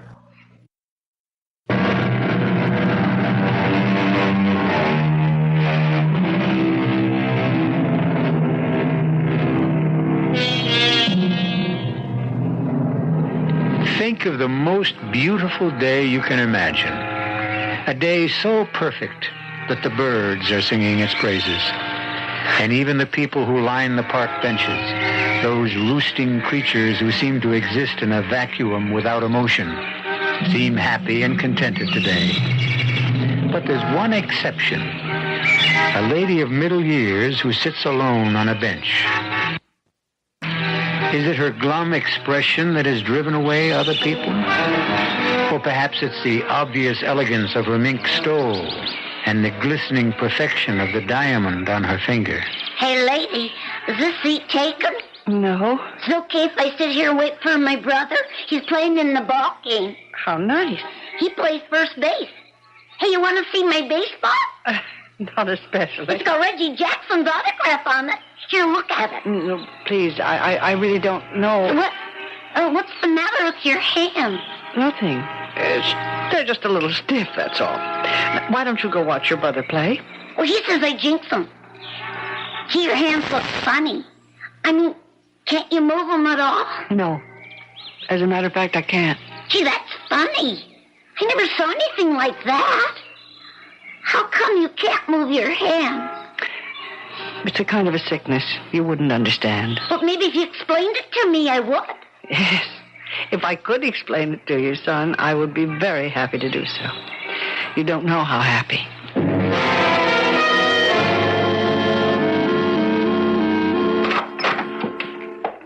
Come in, Ida. Have a seat. I always feel so guilty when I take your time. Each examination seems to produce exactly the same result. Well, that's no reason not to keep examining you. Then there isn't any change. No, Ida. No change. What have you been doing lately? Well, I've been sitting in the park a lot. I see. It's a bit ridiculous, isn't it? I have this glamorous terrace. I could sit there like a queen and view the whole park and all the people in it. But I prefer to sit on a bench and watch the squirrels and listen to the children. Oh, I think that's a good thing, frankly. To be on the ground, in touch with things. Herbert never believed in that. Herbert liked to get away from the smell of the crowd. Yes, that was the phrase he always used, the smell of the crowd. My husband knew a great number of unkind phrases. Well, I never knew him, of course. No. Neither did I suppose. Even when he was lying in his coffin, I felt as though I were saying goodbye to a stranger. And after Mr. Mallerie died, how soon after that did the paralysis set in? Oh, it was about a month. Yes, a month after, I suppose. That soon? Yes. And now it's been how long since you haven't been able to move your hands? 5 years. Can you believe it, Doctor? I can't. After the first 6 months of this terrible paralysis, I thought I couldn't go on living with these stone fingers of mine. I thought it would be preferable to be dead. But you never lost hope of a cure. No. I mean, that's what's kept me going. The hope of a cure. Oh, and something else.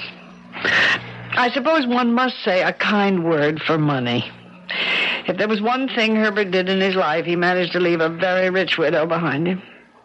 Ida, I hope you won't misunderstand what I'm going to say. Doctor, you don't have to say it. I know what comes next. You're going to advise me to get out of myself, to stop thinking about my poor hands and think about other people.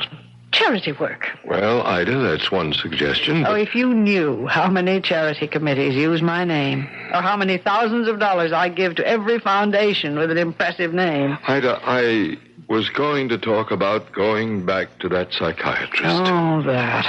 I honestly think you gave up too soon. If you'd given the man a chance... Dr. Merritt, my hands are paralyzed. I'm not imagining it. They're paralyzed, frozen, insensitive. You've made all the tests yourself. Do you think I've been faking? No, of course not.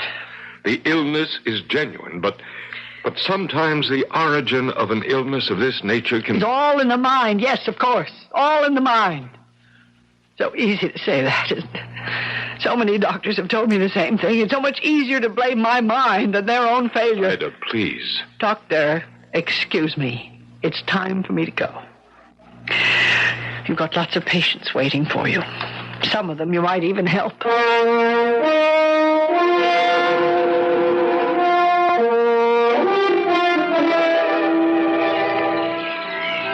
Hey, hi. Oh, it's you again. Waiting for your brother? Nah, he's not playing today. Oh, that's too bad. It's a lovely day. He broke his leg.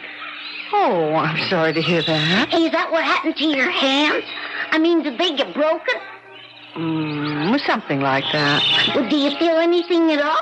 I mean, like your fingers? You're a very curious boy. Did anyone ever tell you that? Can I just touch him, lady?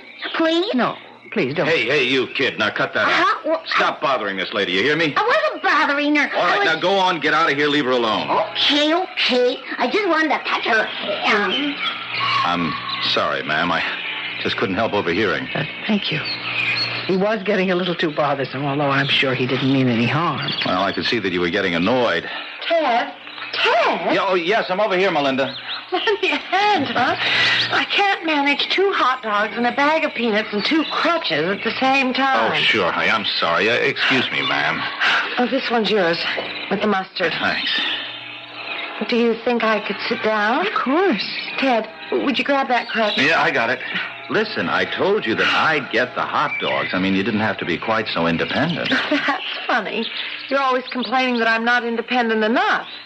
Oh, am I crowding you, ma'am? Oh, no. Plenty of room. Ted, who's that boy I saw running off? Oh, I drove him off. He was bothering this woman. Oh, dear. Oh, are you all right? Oh, yes, I'm fine. As a matter of fact, he was telling me about his brother's accident. He hurt his foot. I guess this must be the season for accidents. You mean these crutches? I'm afraid that was another season. Hey, gee, it's warm, isn't it? Huh? For this time of year? Of course, you're warm. Saving fair damsels and all that stuff. I didn't know you were a regular St. George, Ted. Yeah, sure I am, with kid dragons. Would you like some peanuts, ma'am? We've been trying to give them away to the squirrels all day, but we haven't seen any. No, thank you. I don't like peanuts very much. I can't imagine what squirrels see in them. Don't worry. My brother will happily eat them all by himself. Your brother? I'm Melinda West. This is my brother, Ted. And my name is Mrs. Mallerie. How do you do? Haven't I seen you two here before? Oh, you probably have. We live close to the park. Are you from around here, Mrs. Mallerie? Oh, yes. I live in that building right there. Oh. What a view you must have. Can you see the park from your window? Oh, yeah. Oh, if I had a window like that, I'd never come down to the park. Well, of course, these crutches sort of discourage you walking around very much. Do you both live in the city? No, we're from Ohio. We've only been here about 2 months, but I guess we'll be going back soon. Don't say that. Don't even think that, Ted, please. I'm sorry, Melinda. I didn't mean to... I gather that you don't want to leave. Well, not if it means that... Well, the truth is we came here to see a doctor, a surgeon who specializes in cases like mine. You See, I was in an automobile accident 2 years ago. I haven't walked since. Oh, I'm so sorry. I know exactly how you must feel. Well, people always think they do, but they really can't. Melinda. What? I think your brother is trying to signal you, Melinda, about me. What do you mean? He means these. My hands. Oh, I'm so sorry. I didn't even realize. No, some people don't realize that I can't move them. See, as long as I sit here very quietly, my whole body is as immobilized as my hand. Yes. Now I know what you mean. I know how tempting it is to just want to sit, be a statue, so that for a little while you can forget that part of you is dead. Oh, come on, Melinda, please. Let's cut this out, huh? Please, tell me more about this surgeon. I can tell you what he said in one word. One 2-letter word. Oh, dear. He won't operate, then? He said it wouldn't do any good. He turned us down flat. That's why I want Melinda to let me take her back home. Oh, well, do you have parents there? No, we have no one. But I don't want to go back. I don't. I want to see... What were you going to say? Never mind, Mrs. Mallerie. Now, come on, Melinda. You finished your hot dog. Let's go home. Ted, let me tell her. Let me ask her. For Pete's sake, what kind of nonsense is this? What do you want to bother the woman for? Because there's no one else I can talk to about Dr. Griff. I can't talk to you about him. You just get red in the face and stomp away from me. There's nothing to talk about, and I'm sure Mrs. Mallerie isn't interested in fairy stories. I really don't know what either one of you is talking about. Who is Dr. Griff? Oh, he's a quack, a phony. Ted. Well, that's all he is. A 2-bit faith healer who robs every cripple he can get his hands on. You don't know anything about him. You only met him once. Yeah, well, that was enough. I could tell in 1 second that the man is a fake. He can't cure a broken spine. But why not let him try? Somebody has to try. I don't want to be the way I am. Oh, Mrs. Mallerie, I don't want to be this way. Help me. Help me, please.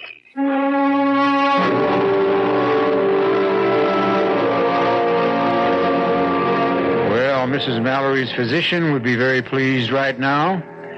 At last, his patient seems to be taking his advice to interest herself in the outside world, in problems other than her own. But how involved will those problems become? We'll wait to find out until I return shortly with Act 2.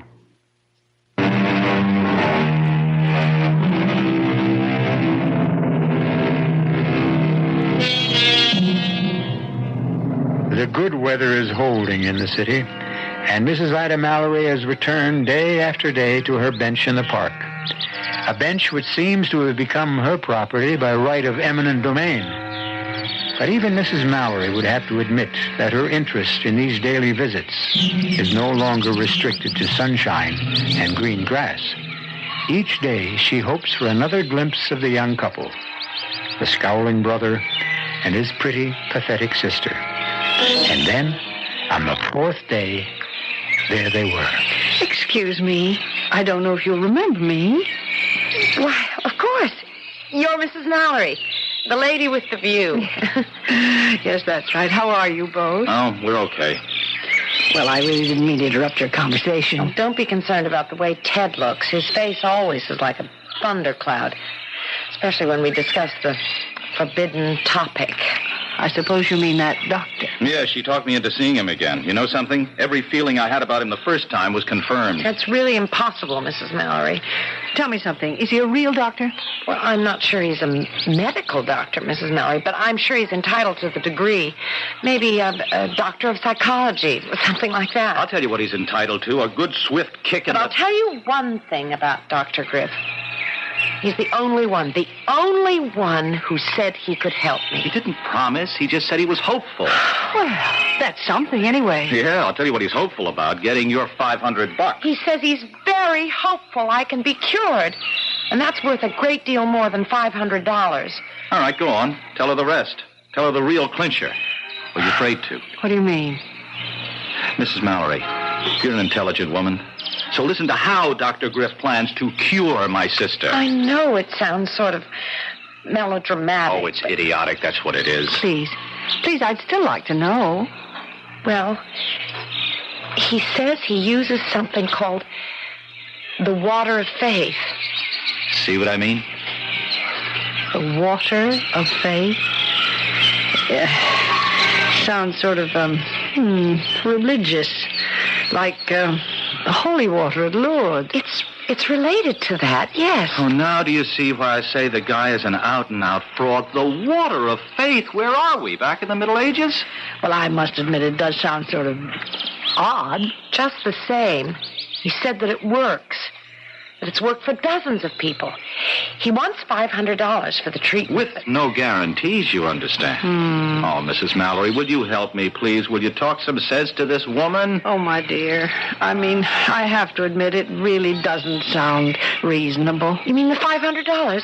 Oh, but it's a very special treatment, Dr. Griff said. Well, I meant it's not reasonable to assume that such things can do any good. I see. So I'll never know. Is that it? I'll just turn around and take a plane back to Ohio and live out the rest of my life as a cripple, when for $500, at least I might have had a chance to live. Yes, I see what you mean. Ted. Oh, I hope you don't mind my calling you Ted. Oh, no, of course not. Your sister, well, she may have a point there. I mean, even if it is a waste of money, perhaps she'll never be happy unless you let this man try. If not, she'll always wonder about it. Always. Yes, I know that. That's what his whole bag is, making you wonder if it just might work. And, well, about the money, I don't know how to say this, but you see, $500 may seem like a lot to you, but it isn't to me. So if I can help you. Oh, no. Oh, no, please. Absolutely not. It's not really a problem, Mrs. Mallory. We've got the money. Besides, it's not the money so much as, well, seeing Melinda disappointed again. I've had so many disappointments, you see. Yes, I know all about such things. Oh, dear. Yes, of course you do. Oh, you see what a selfish person I've become.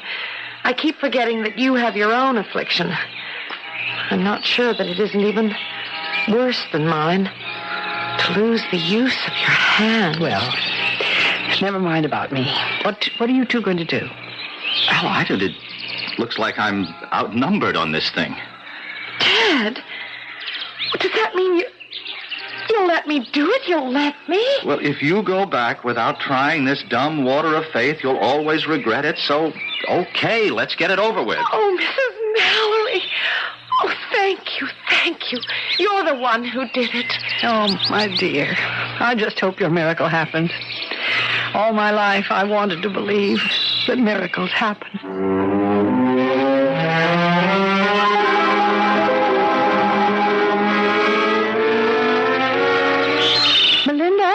Melinda? Wait a minute. Oh, Mrs. Mallory. Well, you move faster on those crutches than I do on my 2 feet. You're not here alone, are you? No, Ted's with me. I just wanted to take a little stroll by myself. No, that isn't true. We just had another fight, and I had to get away from him. Oh, dear. Now, that doesn't sound too good. Well, you know how Ted is.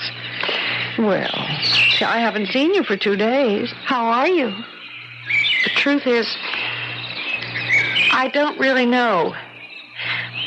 But I started treatments, Mrs. Mallory. With Dr. Griff? Yes.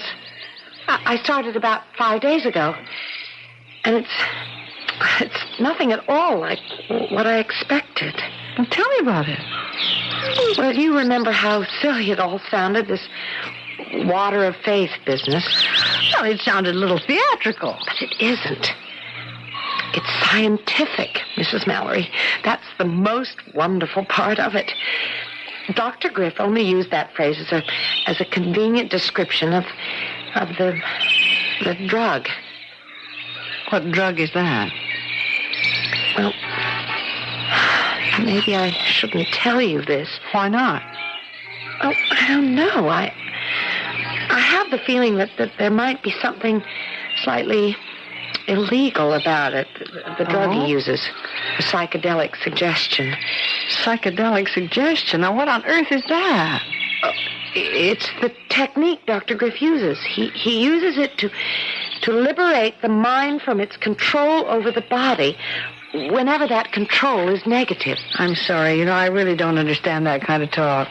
Well, I'm not saying I understand it myself completely. But it does sound to me as if he believes that your illness is psychosomatic. I don't know, Mrs. Mallerie. All I know is that I have to go through with it. Kill or cure. It isn't a dangerous treatment, is it? No, I'm sure it isn't. It's more like a sort of a hypnosis. I go to his office, he administers the drug, and he talks to me. And that's all there is to it. And? Has it helped? I think I'd better go back to Teddy. He's probably getting worried about me. Melinda, please tell me if... Melinda, look out! That bicycle!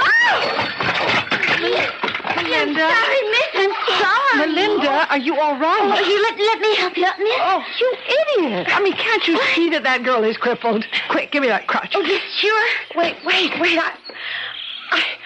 I think I can manage to pick myself up this way. Now, just take it easy. Mrs. Mallerie. What is it? Are you hurt? No. It's my leg. Did you see that? My leg bends slightly at the knee. No, I didn't see it. Miss, if you're sure you're okay. Oh, get out of here. Go away and be more careful next time. Yes, Mrs. Mallerie. I'm sure it happened. I saw it happen. My leg moved. For the first time in 2 years, it moved.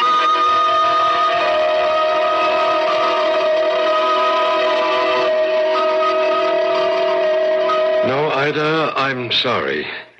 I can't find any reference to this Dr. Griff in any medical directory. But that doesn't prove he's a fraud, though, does it? Oh, no, of course not. And as you say, the man may not be a medical doctor. I certainly hope he isn't. Why do you say that? Pride of profession, my dear. We don't like to have faith healers bearing the same credentials. And that's what you think he is, a faith healer? Well, of course. Oh, I'm not knocking the power of faith, far from it. Very often it's simply another way of getting at psychosomatic difficulties. Oh, I hate that word. I know you do. Oh, I've been through all that psychosomatic nonsense. All those doctors who tried to tell me that my paralyzed hands weren't, well, what they are. That there's something in me, some emotional problem. You didn't give them much chance to prove or disprove it, Ida. I did. I submitted to their therapy, even if I didn't believe in it, and it didn't do the slightest bit of good. Well, maybe if you had believed them, it would have. Flesh is flesh, Doctor. Bone is bone. That kind of therapy can't make my hands move any more than it can make that poor girl walk. And I have a good mind to tell him so.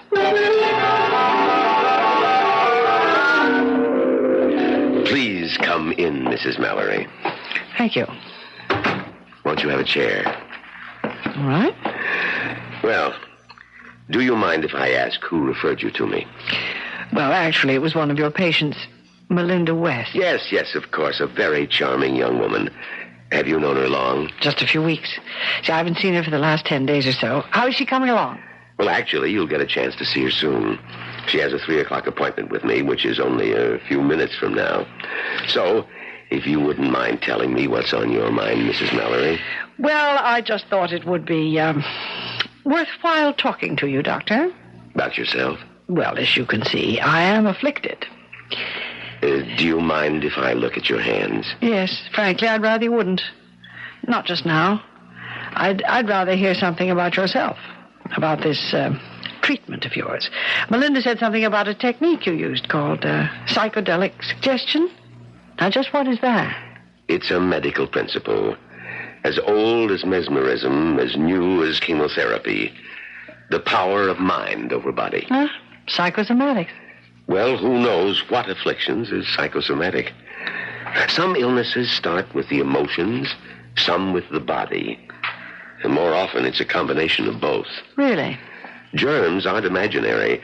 Viruses are very real little creatures. Yet the mind has strange powers over them to make them hurt us or to render them harmless. All right, then. What about a broken leg? Can the mind cause that? Of course. If you used your head, you wouldn't break your leg in the first place. Oh. You're thinking of Miss West, of the fact that she suffered a spine injury. That's right. I hardly see how you can correct something like that. You've seen her x-rays, then? No. You believe the damage is neurological? Well, I know nothing about it. That's strange, Mrs. Mallory. You certainly seem to have an opinion. Be careful, though. You don't have a medical degree. Someone might call you a quack. Listen, Doctor, I came here... Oh, excuse me, Mrs. Mallory. Ah, Melinda. I'll be with you in just a minute. No, come to think of it. Why don't you come in now? There's a friend of yours here. A friend? Oh, it's I, Melinda, Mrs. Mallory. Oh, Mrs. Mallory, how nice to see you. Come in, Melinda, please. Melinda, your crutches. Where are your crutches? Look at me, Mrs. Mallory. I can walk without crutches now. I'm not very steady, but I can walk.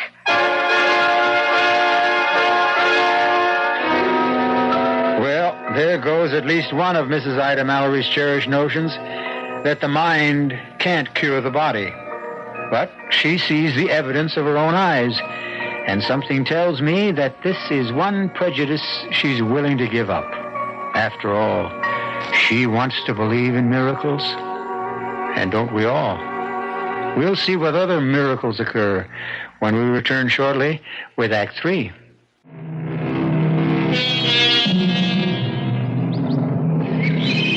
Mrs. Ida Mallory has spent a sleepless night, dreaming of things she never thought possible. But when the sun streamed in her windows, her first thought was to get out into the park, and with only one hope, of seeing Melinda West again, and seeing her miracle confirmed. It's true. It's really true, Mrs. Mallory. Even Ted has to admit it. Well, I guess there's something to it, all right. I haven't seen my sister off those crutches in 2 years. But how did it all happen? I don't really know. As I told you, he used this drug. He made me go to sleep, and then he simply talked to me. At first, there was nothing, and then I started feeling life in my legs again. Well, you saw me that day in the park when I fell down. Oh, Melinda. I just can't tell you how happy I am for you. Well, and what are your plans now? Oh, go home, I guess. I've got to get back to my job if it's still there. The treatment cost much more than we thought it would. Yes, the 500 went in no time at all. Then he asked for another 1,000. He said it couldn't be helped. The drug he uses is so horribly expensive. Now, listen. I told you once that if there were any way I could help you out financially... No, that's out, Mrs. Mallory. We'll manage okay. Of course we will. And I can go back to work now. I can do anything I want now. Oh, yes. Yes, that must be a wonderful feeling. To be able to do anything you want.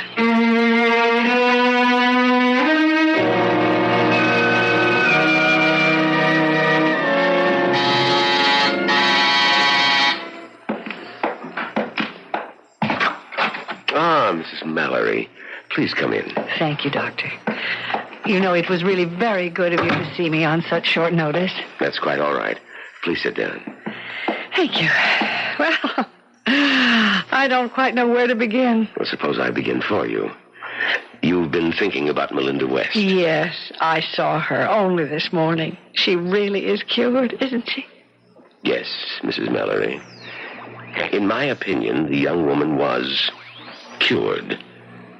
But you realize that all I really cured by psychedelic suggestion was the illness that existed in her mind, not her body. But I still don't fully comprehend it. I'm sure there was no real neurological damage to the girl. Oh. I think her bones and muscles and nerves were all in the proper place and functioning normally. Only her mind wasn't. But she seemed so sensible. Mrs. Mallory, Do you know the story of that accident? I beg your pardon? Did Melinda ever tell you exactly what occurred that caused her injuries? No. No, as a matter of fact, she didn't. She simply said it was an automobile accident. That's correct. And she was the driver. Oh. There were 2 other passengers, her mother and her father. Both of them were killed. Oh, dear Lord. She did sustain some injuries in the crash. But it was apparent to me that they were not sufficiently grave to cause her the total paralysis she suffered. You mean she felt that guilty about what had happened? Guilty enough to seek punishment for herself. And she did. She punished herself by losing the use of her legs. And so your treatment was able to cure her? Yes, I'm happy to say. But of course it couldn't cure someone like me. What was that? I said it couldn't cure me. See, I didn't lose the use of my hands for any kind of reason like that. I mean, it's just some sort of nerve damage. Doctors could never explain it. Well, if that's the diagnosis of your physician, that it's purely physical and incurable. But I didn't say that. See, I mean, my doctor has never used the word incurable. I have been hoping for years that it would just heal itself. I can't go on living like this, so helpless and so useless. Mrs. Mallerie, have you come here to talk about Melinda West or yourself? Myself. I want my hands back. Oh, dear God, I want my hands. Yes, I was afraid that's what you had in mind. Afraid? Why? Because if you had any idea of becoming my patient, I regret to say that it's not possible. But why not? I mean, you accepted her as a patient, and you cured her. I mean, you really did. Unfortunately, Miss West is the last patient I can accept, at least in this part of the world. Doctor, I don't understand. Do you have to go somewhere? That's correct. But where are you going? Abroad. And my plans will keep me abroad for at least a year. Oh, no. I mean, listen, if you're going to Europe, I was thinking of taking a trip there myself. No, Mrs. Mallerie, my destination isn't Europe. I'm going to North Africa. A case of some importance. Well, since when is one patient more important than another? Oh, no, I didn't mean it that way. Oh. It's simply that this is a prior commitment. But maybe I could go with you. I mean, I could take up residence there. I'm afraid that's impossible, too. Why? Well, the country I'm going to is a Muslim country.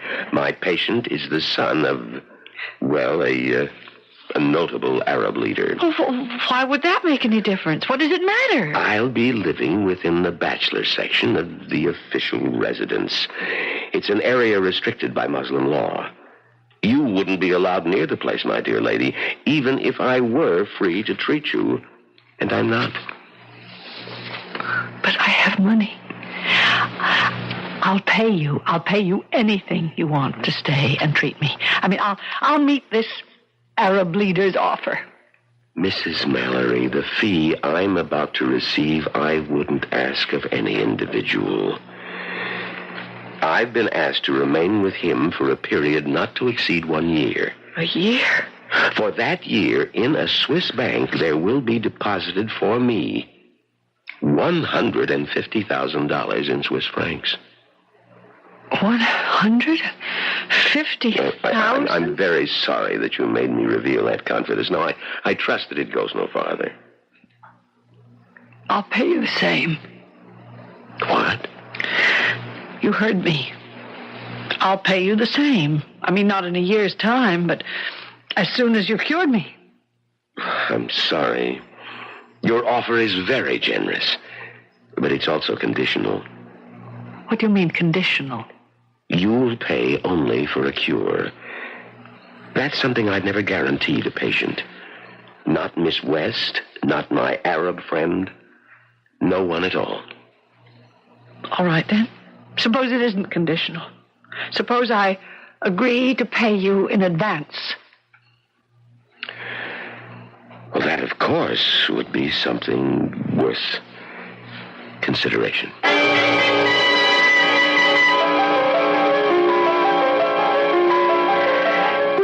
Hello, Dr. Merritt. This is certainly a surprise. I think it must be the first time that a doctor ever made a voluntary house call. Well, I didn't come here to see you as a patient, Ida. Only as a friend. Well, that's very kind of you. Ever since I saw you last, I've been thinking over what you told me about this Dr. Griff. Oh, yes. Well, what about him? I thought it would be worthwhile just to ask around about the gentleman. And last week I was attending a joint conference of my medical association and psychological group. Mm-hmm. Well, anyway, I did learn something that I thought you might be interested in. There is no Dr. Griff. Well, what was that? Oh, maybe he has a Ph.D. and tack that in front of his name, but I'm quite sure that the man is not a medical doctor. All right. Be that as it may, he's still not necessarily a fraud. Well, I didn't say he was anything. But I suspect that your original judgment was correct. But... that he's not someone to be trusted. But you don't know the whole story. Well, what I do know is you're more impressed with a man than you were willing to admit. Isn't that right? Dr. Merritt, he cured that girl. What? You know that girl I told you about, the crippled girl?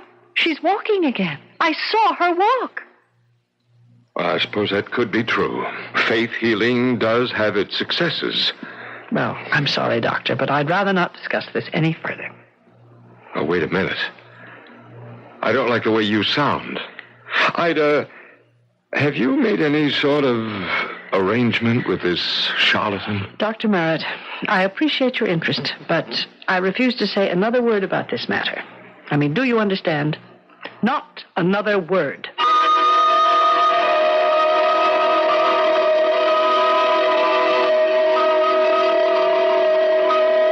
That's right, Mrs. Mallerie. Just relax. Close your eyes and let the water of faith flow through your bloodstream. You can feel it tingling through your body, bringing you peace and tranquility. Total peace and happiness. Do you feel it? Yes. Yes, I feel it. And now, I'm reaching out for your hand. Do you see me reaching out for you? Yes. Yes, I see you. And now... oh, of all times. Who's that now? Yes, what do you want? You Dr. Helmut Griff? Yes, who are you? The name's Barry, Doctor. Lieutenant Barry, Racket and Bunko Squad, Police Department. May I come in? No, you can't. I happen to have a patient with me right now. Would her name be Ida Mallerie? And who are you? I'm her physician. You might say her accredited physician. I demand to know what this intrusion is all It's about. not an intrusion, Dr. Griff. It's an arrest. What? Doctor? Dr. Griff? So, may we come in now? Ida, are you all right? Yes? Oh, what is it? I mean, all what's right, happening? Ida. Everything's going to be fine. They've got them all now, all of them. Well, what are you talking about? Is this a lady, Doc? Yes, this is Mrs. Mallerie.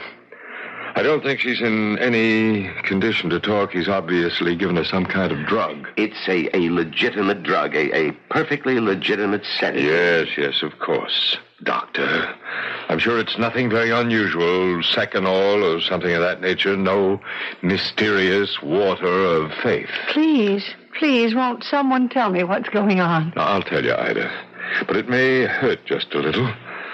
You see, I told the police your story, and they investigated.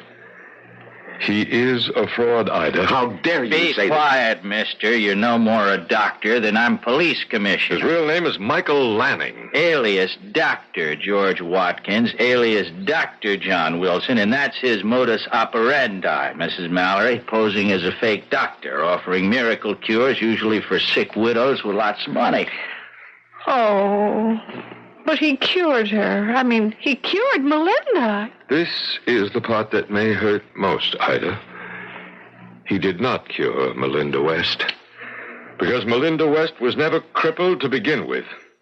I know. It was just psychosomatic. Oh, no, Ida. Just crooked. What? She was in on the racket with him, Mrs. Mallory. Her real name is Anna Fraser. Oh. Her so-called brother is Tony Fraser, and I'm sorry, they're not brother and sister at all. They're man and wife. No, and I believed them. Well, we haven't caught up with those two yet, Mrs. Mallory, but we will. Oh, I brought some pictures for you to identify. No, I don't want to look at them. I can't bear to look at them. Please, Ida, you must. But I don't want to prosecute them. I don't. Why really. not? They're crooks, plain and simple crooks, all three of them. I don't care. You have to help us now, Ida. You have to identify these parasites. Now, please, look at the photographs. You know something, Doctor? Sometimes people set out to do good and end up doing harm. And sometimes it works the other way around. What do you mean? Pena, stop that. Now, don't rip up those photos. Ida, what are you... For the love of heaven, you're tearing up the pictures. You're tearing them up. With my hands, Doctor. With my own hands.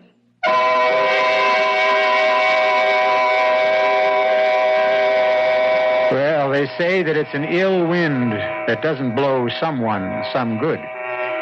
And in this case, it looks like three evil people have managed to be very good to Mrs. Ida Mallory, in spite of themselves. If there's a moral to this tale, I'd frankly hate to be the one to say it. I'll be back shortly.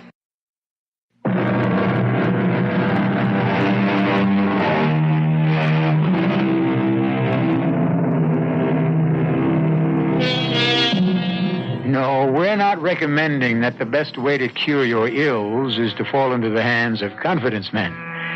Mrs. Mallory was one of the lucky exceptions.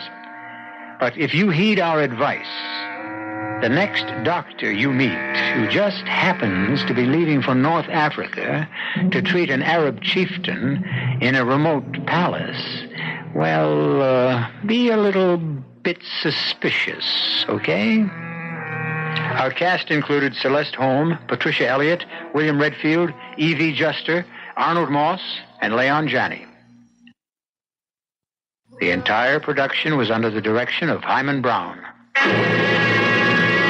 Now, a preview of our next tale. Elwood, I just can't condemn the cable car without giving the folks at Helvetia notice. But look, this is an emergency. 2 weeks ago, you certified the car as safe. Now, what's come up so sudden? It hasn't been sudden. I've known about it for months. We've lived with geological faults, Elwood. Sure, but a heavy rain, unusual amount of snow, any one of 100 subterranean disturbances in that whole side of the mountain. Okay, let's do a study. No, that will take weeks, months. It could go any time. And it could never go at all. Elwood, now here's what you have to do. Next time you inspect it, in 2 weeks, condemn it. Give me a full report. Request an investigation, and we'll bring in the experts. Put it in writing. By that time, it'll be too late. Radio Mystery Theater was sponsored in part by Buick Motor Division and Anheuser-Busch Incorporated, brewers of Budweiser. This is E.G. Marshall inviting you to return to our Mystery Theater for another adventure in the macabre. Until next time, pleasant dreams.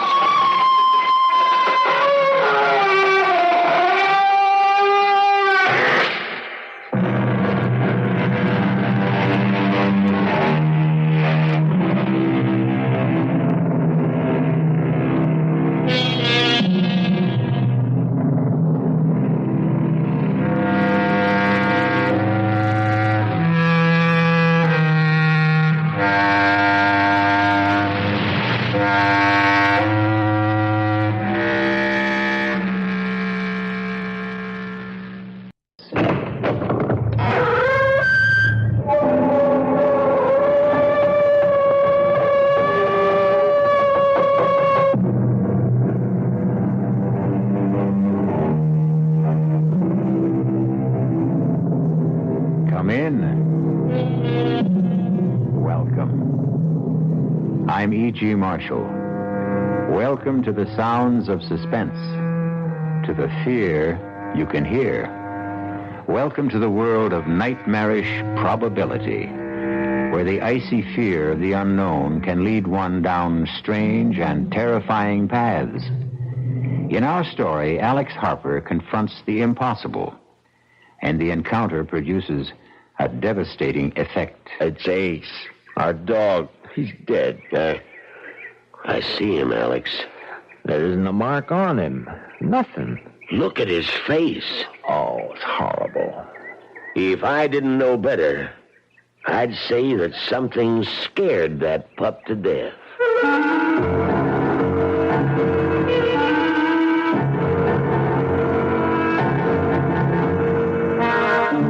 Our mystery drama, The Edge of Death, was written especially for the Mystery Theater by Saul Panitz and stars Patrick O'Neill.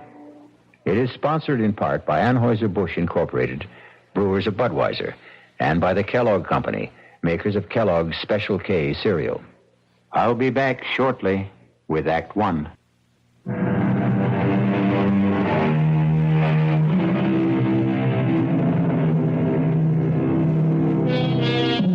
Meet Alex Harper, farmer. Right now, his left arm is in a sling, heavily bandaged to protect the more than 20 stitches. Just a small accident on his tractor. First time in his 28 years as a farmer that he'd ever suffered more than a slight sprain or a minor bruise. It is a late August morning, an unreal sky, so blue it almost hurts the eyes to look at it. Even now, there is a promise that the cool dampness of the morning will soon yield to the stifling heat of the prairie sun. No matter what you say, I still don't think I ought to leave you alone. Who said I'm alone? You hear what Judy said, huh, Ace? Can't you be serious for a second? Oh, because I think you should go. Now, we've been over this a dozen times. If something was to happen, I'd never forgive myself. Oh, what if the sky fell down, Chicken Little? Well, your arm, it hurts, doesn't it? Did I say so? Oh, whenever you get this way, sarcastic, you're covering up. You can't fool me. Take another pill. Another one, and I'll be going around like a zombie. All right, I'll ask Doc Stevenson if he can give you something else. But I don't want something else. Now, you go on, get your annual checkup, do a little shopping if you like. But I still think I ought to be here. After last night... Oh, boy, last night again. I am not a hysterical woman. I didn't say you were. Well, you thought so. Well, you get me up out of a sound sleep and insist that there are lights and noises. I know, I heard something last night. It wasn't a rabbit or a deer. There was a flashing light. I'm not an idiot, and I haven't got that good imagination to make it all up. And now I'll go.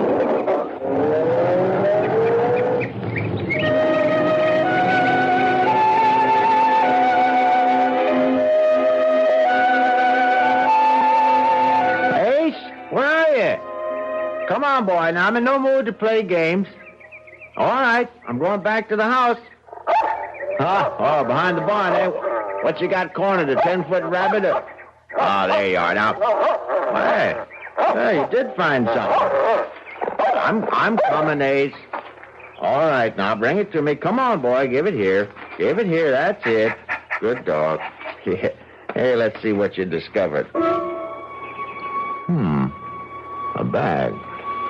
Looks just like Doc Stevenson's bag, only that couldn't be his. This one's shiny new. Feels funny. It's not leather. It doesn't feel like vinyl either. How the deuce can anyone possibly use this? No lock, no zipper, no buckle. No way to open this case. It's a gag.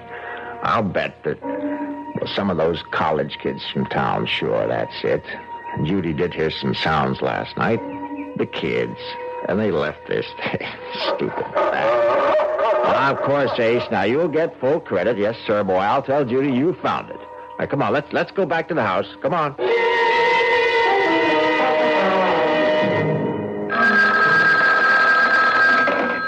That's you, Alex? Doc, hello. How's the arm? Not bad. Now, when are you going to take the stitches out? One of these days. Now, don't rush it. That's a mighty bad tear. Will you level with me? Shoot. Will the arm be as good as new? Well, not really. Some of the muscles were torn. Oh, you'll have movement, but there will be limitations. You were lucky that it's the left and not the right. Yeah, lucky. And you'll end up with a beautiful scar. Say, Doc, is Judy still there? She left about 30 minutes ago. She check out okay? Well, there are some tests that will take a few days. But from what you could see. Well, that's the real reason I called, Alex. There is something? There is. Well, not serious. Yes and no. Oh, what the devil does that mean? Well, it's your heart. And before you jump to conclusions, listen. If she watches herself, obeys a special diet, there's no reason why she shouldn't live a normal span of life. Did you tell her? Oh, only that it's a rather common condition that can be controlled.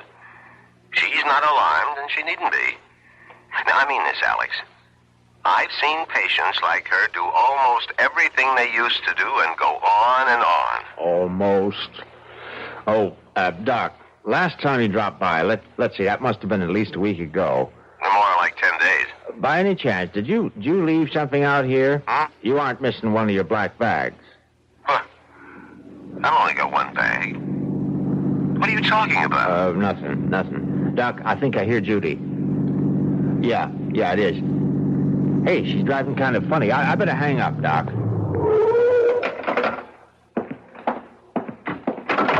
Oh, Alex! Oh, easy now. Whatever it is, you're home. I'm so frightened. Oh, sure. Just a few miles past the Clearwood Sanitarium. You know the big curve through the woods? Yeah. I slowed down. Would you rather talk about it a little later? You're shaking all over. Now, come on inside, Judy. I'll make some tea. Come on. Yes, like that. Inside, with the walls around me. Oh, Alex. Yes? We're in danger, Alex. Oh, now, Judy. I saw him. I tell you, I saw him. Who? Death. Alex. I saw death.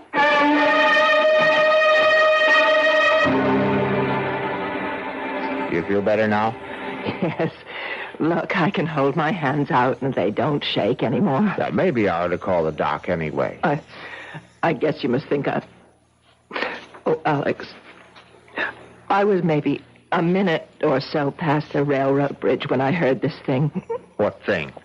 It was on the news about a patient at Clearwood escaping. And please notify if you see him and telephone number and all. Any description?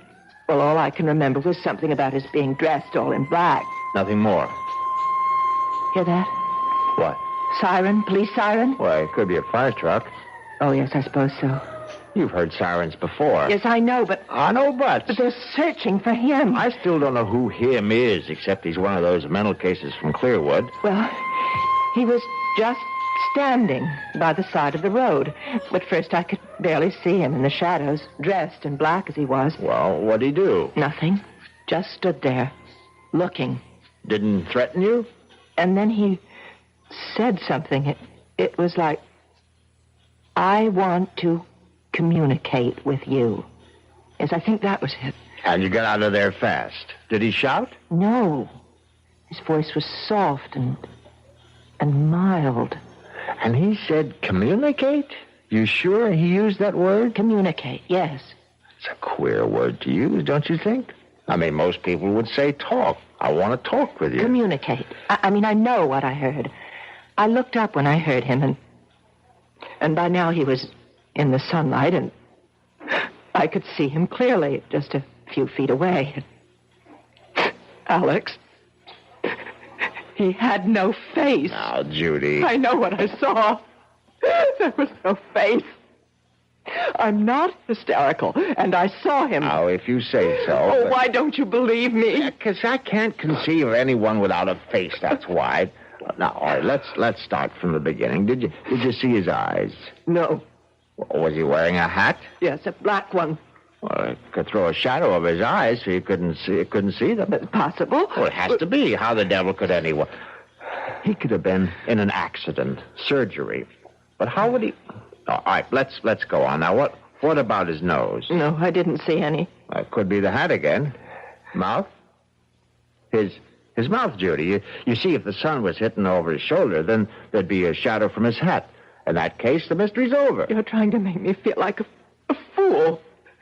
I don't care what you or anyone else thinks, but I saw a man with no face. You can know what you can do with your theory about the sun and the shadows. I don't know about flying saucers, and I don't take pills, and I don't smoke pot or whatever they call it. And I'm not crazy in imagining things. For your information, Alex, my eyes are still 20/20, and they saw, oh, God help me, a man without a face.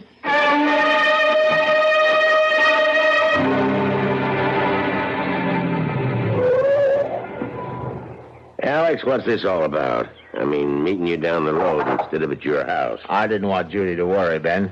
Well, I'm a police officer, not one of those secret agents you see in the movies. Ben, she says she saw the patient from Clearwood. Is that why you got me out here like this? He escaped. You make it sound like he's Jack the Ripper.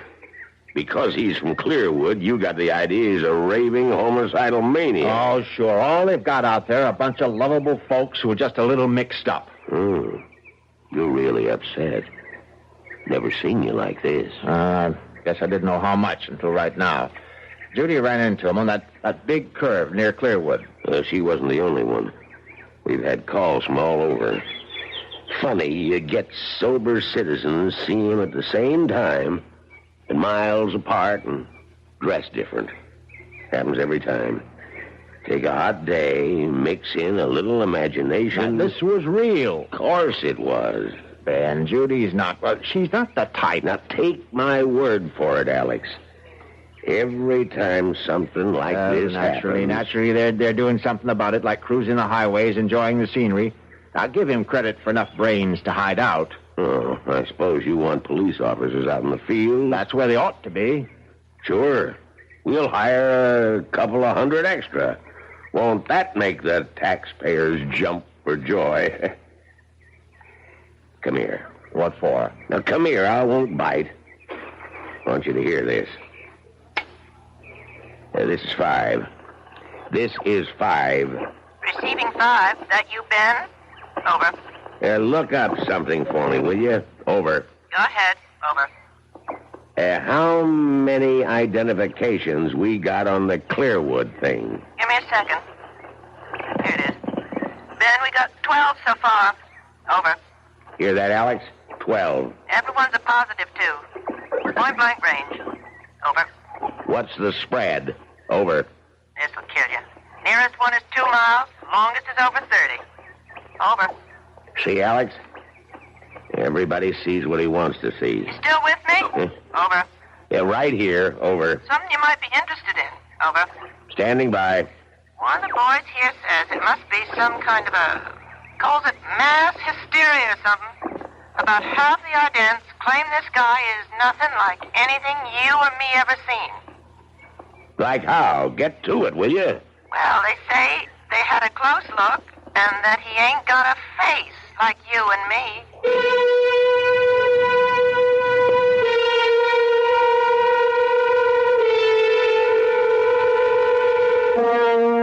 A man without a face. Judy is not the only one. But think for a moment. In this last part of the 20th century, and its attendant wonders and discoveries, what is true and what is unreal? Is there anything no longer possible? Is there? I'll be back shortly with Act 2.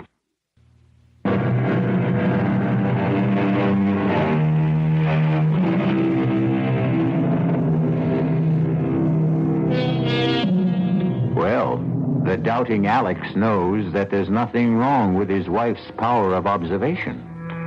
She did see a man, and though he does have a face, there is something missing. A mouth result of an accident? Or is he a mutation, a gruesome congenital result? Or perhaps from out of this world? Let's join Alex and see if we can find out. This is Alex Harper calling. Could you connect me with the director of the sanitarium, please? Rachel's here. I'm sorry to bother you, Doctor. I'm Alex Harper. I have a place on Route 36, about 8 miles from you. Well, of course. I've passed by there quite often. What can I do for you, Mr. Harper? Doctor, I hope you won't laugh or anything, but I have a couple of questions about this fellow who broke out of your place. Michael. That's his name? Michael? Michael what? Well, now, we have no full identification. He gave us only his first name. But he was a patient at Clearwood, wasn't he? In a sense. Was he or wasn't he? Well, only for one day. You see, Michael is a rather unique case. Most unique. In all my years, I've never seen anything like him. Look, I have to speak low because I don't want my wife to hear. She's in the kitchen, and she's plenty upset already about your Michael. Well, she's seen him? Where? Have you notified the police? Well, I thought I'd speak to you first. She saw him, and from what she says, she's either crazy or hysterical. And I can tell you, she's not either one of them. Well, Michael is, well, he's different. Different? That what you call a guy without a face? Without a... Oh, no. He has features. The eyes, nose, and the rest of it? Well, of course. Well, then my wife, she didn't see what she says she saw? No, I haven't said anything like that, Mr. Harper. What I was referring to was his appearance, not his powers of reasoning or social behavior, because, quite frankly, he didn't talk to us. Outside of his name, we couldn't establish contact with him at all. Well, what about his, as you call it, appearance? Michael has no mouth. From what we can tell, he was born without a mouth. We don't know how he communicates, or if he does at all, or how he manages to ingest food. Truth is, he wrote his name on a scrap of paper. You see, Michael may be something quite new to our world, Mr. Harper. Perhaps one of a kind. Maybe he's, what's the word I'm hunting for? Mutation? Yeah, that's it. I hope to God that he is what he appears to be. A freak. A one-time thing. But suppose he's only the first, the beginning of perhaps a new kind of man.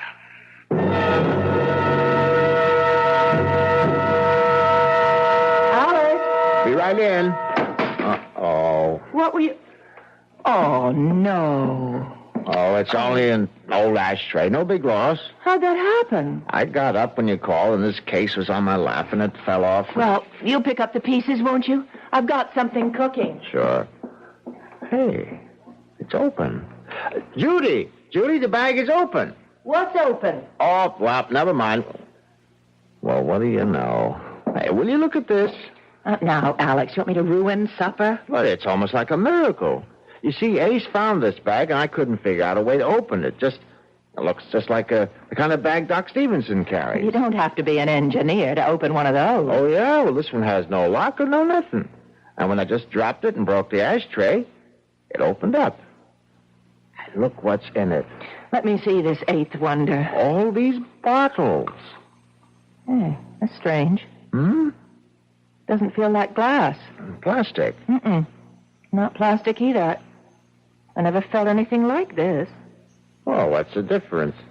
Say, here's one that says cardiac arrest. And this one's cerebral occlusion and lymphoid carcinoma? Angina pectoris and respiratory carcinoma, spinal sarcoma. And this one at the end, tuberculosis.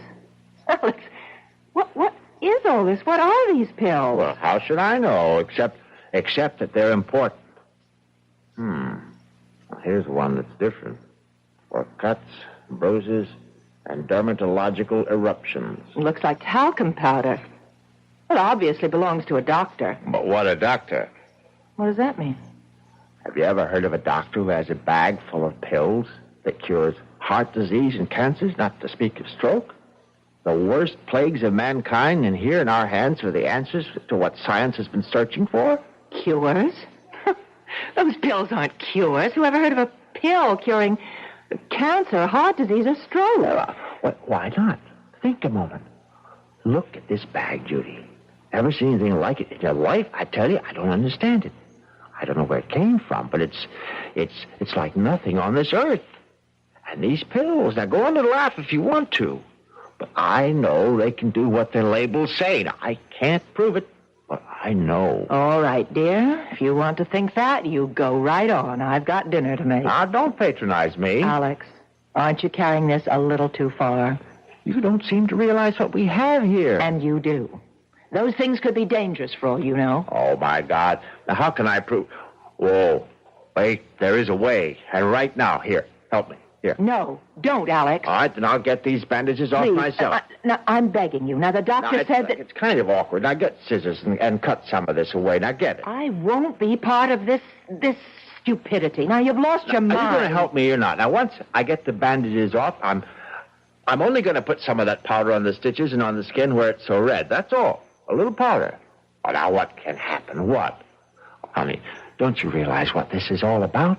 If this should work, and it will, you'll see, then those pills for cancer and heart... See now? Alex, these things happen in stories, but not...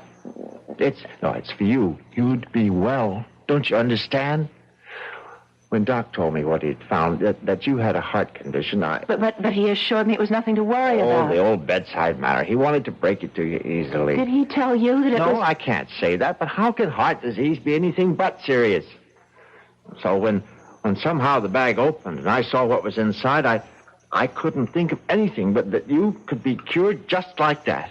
Oh, honey, I love you. Oh, Alex, I guess it's all right. Where are they? Here they are.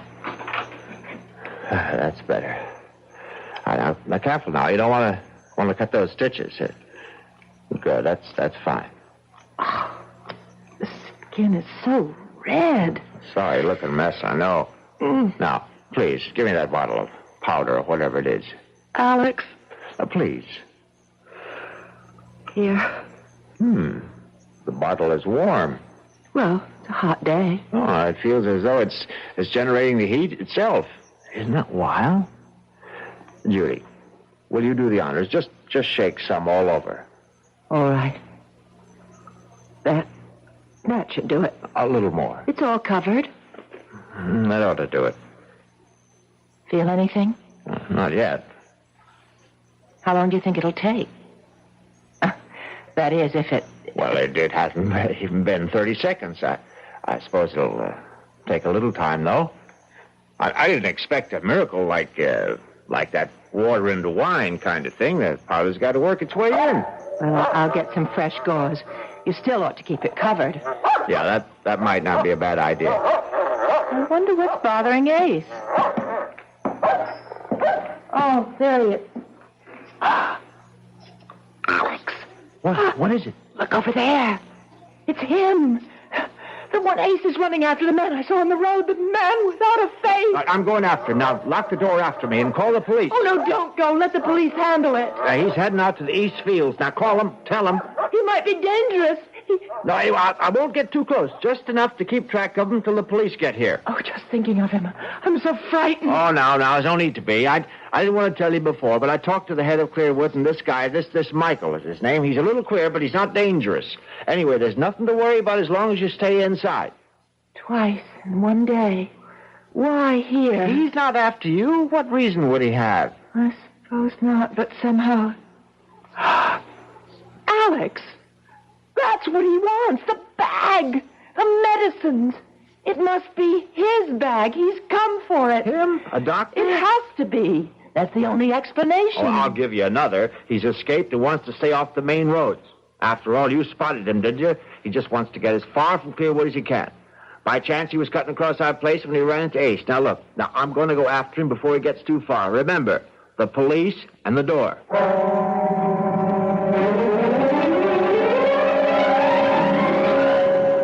Now, don't get your dander up, Alex. We've known each other too long for that. Now, you just show me again where you saw this fella last. Ben, I know that a good cop ought to be skeptical, but by God, I saw him run under that tree, then up and over that fence. Now, why would I lie? I don't mean to make out that you did any such thing. It's just so darn queer. Huh? Well, look for yourself. Look at what? That's it. Nothing to see. Oh, come on now. Let's stop this rustic routine. No footprints. Prints? Feel the ground. Soft, isn't it? So it's soft. Then where are the prints? You say he was running? Yeah, with Ace right behind him. A man running puts down a mighty heavy print. Heavier than if he was walking. He could have gone across these rocks? Could have. But nobody could jump from rock to rock. Why, it must be 20 feet between them. Yeah. Unless he can fly. Must be clear out of the county by now. Now, how do you come to that conclusion? Ace. That's why. If we were anywhere near that there Michael, we'd be hearing Ace. You know he's always been a noisy dog. Well, he could have lost interest and run off after a rabbit or a woodchuck. Yeah, maybe. Something right over there, Alex. To your right. Grass is too tall. I can't see a thing. Something black. This side of that thorn bush. I see it. He's wearing black. Everything black. Yeah. Come on out. Stand up. Now, I'm telling you for the last time. Put up your hands and come out. Now, I'm going to fire a shot in the air, and if that doesn't fetch you, I'll put the next one into you. Ben, I don't think he's coming out. You won't shoot, will you? Just you watch. But he isn't armed. How do you know that? Well, if he was, he could have cut you down. Standing up, you make a beautiful target. You got something there. I'm going in. I got an idea. He's so scared he can't move. Now, don't be stupid. Come back. Oh, my God. Of all the stupid things... Oh, it's Ace, our dog. He's dead. Yeah. Gee, I'm sorry. Oh, there isn't a mark on him. Look at his face. Oh, it's horrible. If I didn't know better, I'd say that something scared that dog to death.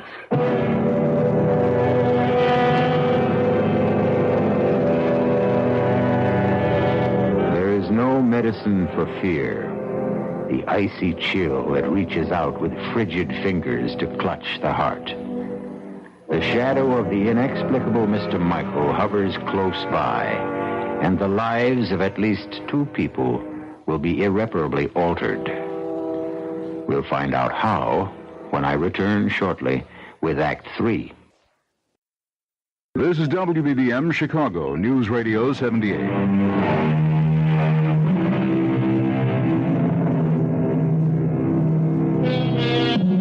The family dog has died mysteriously, and the presence of Mr. Michael is as real as if he had knocked at the front door. Now the ride back to the farmhouse is a silent one, broken only by a few perfunctory remarks as it comes to an end. I'll keep in touch, Alex. If you see anything, give us a call. Yeah. Mighty sorry about Ace. See you, Alex.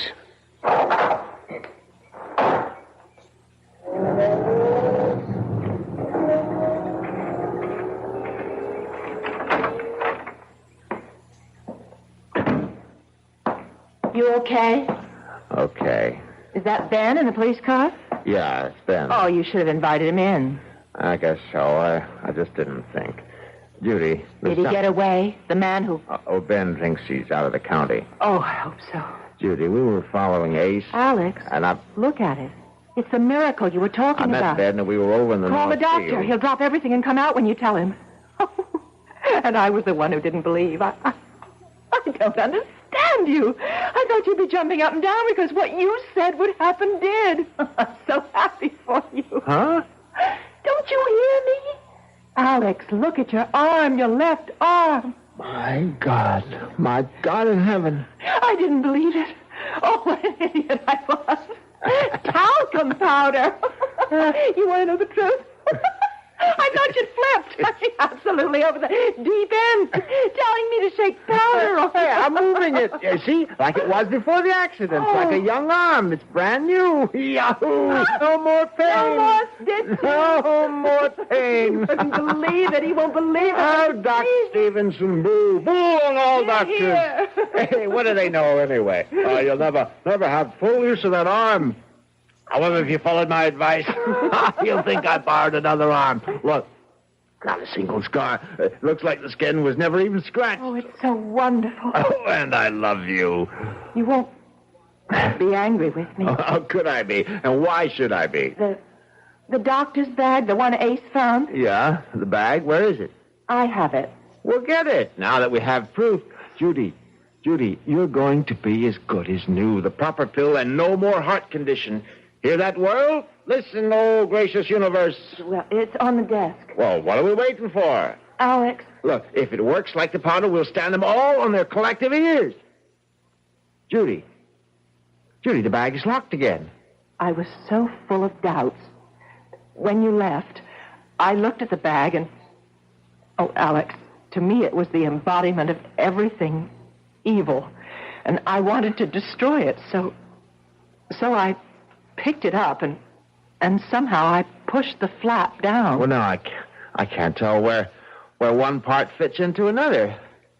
See, I can't find a seam anywhere. I think it was just about here. Try there. No, that's no use. I'll drop it on the floor, maybe like last time. Still in one piece. I'll try again. No use. Oh, forgive me. Right now, we got to figure out a way to get the bag open so we can get you a heart pill. Alex, you have an electric drill. I can try. I'll take it out to my workbench in the barn. Well, why not wait until morning? It's getting dark now. No, time like the present. Now, give me a shout when dinner's ready. If I'm lucky, I may be back before then. I'll get this thing open if I have to use dynamite. Oh, here goes.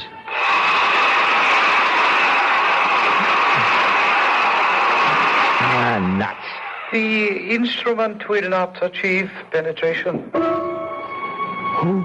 Do not be alarmed. I mean you no harm. You know who I am? Michael? I am he. Don't come any closer. There is nothing to fear. There is no belligerency in me. I have a gun. This rifle is loaded. That is a weapon? Yes. It can bring an end to consciousness? Easily. It is not my intention to cause any fear. But you have. You killed my dog today. The creature threatened me, and I did not intend to. I did not realize how weak it was. A simple mental probe, and I regret the occurrence. Haven't you ever seen a dog before? They are images in books and pictures. There are no dogs or animals where you come from? There is barely enough room for the higher forms of life. We have never learned to curb our reproductive powers, it seems. Well, where is this place you come from? This is Earth, the third planet from the sun, I think. I know. It is my home, too. Oh, that can't be. I exist, but not of your time. Not of my time? Time runs on. There is a past, a present, and a future. The threads are simultaneous. Oh, now you don't expect me to believe. I am fatigued from my experience, and I must return. If you will kindly give back my case to me, the one you have on the bench. It's yours? That is why I have come. It was misplaced, lost, but now that I have found it... Well, there's no argument about it, Doctor. It's yours. I am not a doctor, not in the context of usage in your time. Well, who cares? Listen, the case was opened. I don't know how. The mechanism is faulty. I must exchange it. You You did not utilize any of the contents. Well, only some of the powder and the bottle labeled. Yes, I am aware. But I did a fantastic job with my arm. Look at it. Look at it, Michael. Would you believe that only a few hours ago it was a match? I am well aware of the powers inherent in the powder. But now, please, give me the case. You cannot open it, for the key is in my hands alone. Stay back. I must open it once more, or you will. I've got to have something from it. Comprehend this. My time is far in your future. The compounds are of another time, different metabolisms. Evolution has caused basic changes. But the powder worked on me. It is probably the single exception. I don't believe you. Look, I'll give you anything. Money. How much do you want to open it? I shall prove my point to you. You must be aware of the differences in our physiognomies. You mean your face? Exactly. The lack of an aperture above the jawbone. You call it a mouth. Have you wondered then how we are communicating? I have no mouth, for we ingest our nourishment through an osmotic process unknown to you. And if I have no mouth, then how do we communicate? Well, You are moving your mouth, and I hear. I, on the other hand, send my thoughts to you through my mind. You see this is so? Yes. Think of it in this manner. I am you in a distant time. You should be able to comprehend then that medicinal compounds of my time may not be of benefit in yours. The differences in us are too great. But my arm. You were lucky to have chosen that particular container. My wife will die unless she has a pill. Just one pill. I have explained why you cannot have a pill. Open that bag or I'll kill you. I mean it. My demise will not help you. Comprehend. An unusual accident took place. A time warp misfunctioned, and I found myself in your time. The accident must have disturbed my balance, and I wandered from this place, leaving my case behind. We have communicated sufficiently. I feel joyous that your infirmity responded to the powder, but I cannot allow you to maintain possession of the case any longer. Stop. I took a vow to protect it with my life. I must fulfill that vow. Give it to me. That'll hold you for a while. You don't realize it, but you told me how to open this. You said the key is in your hands. It'll open to your handprints. Now your right hand on the bag. Oh, nothing. Well, maybe both at once. There. I'll try one on each side. Yes, I've got it. Judy, it's open.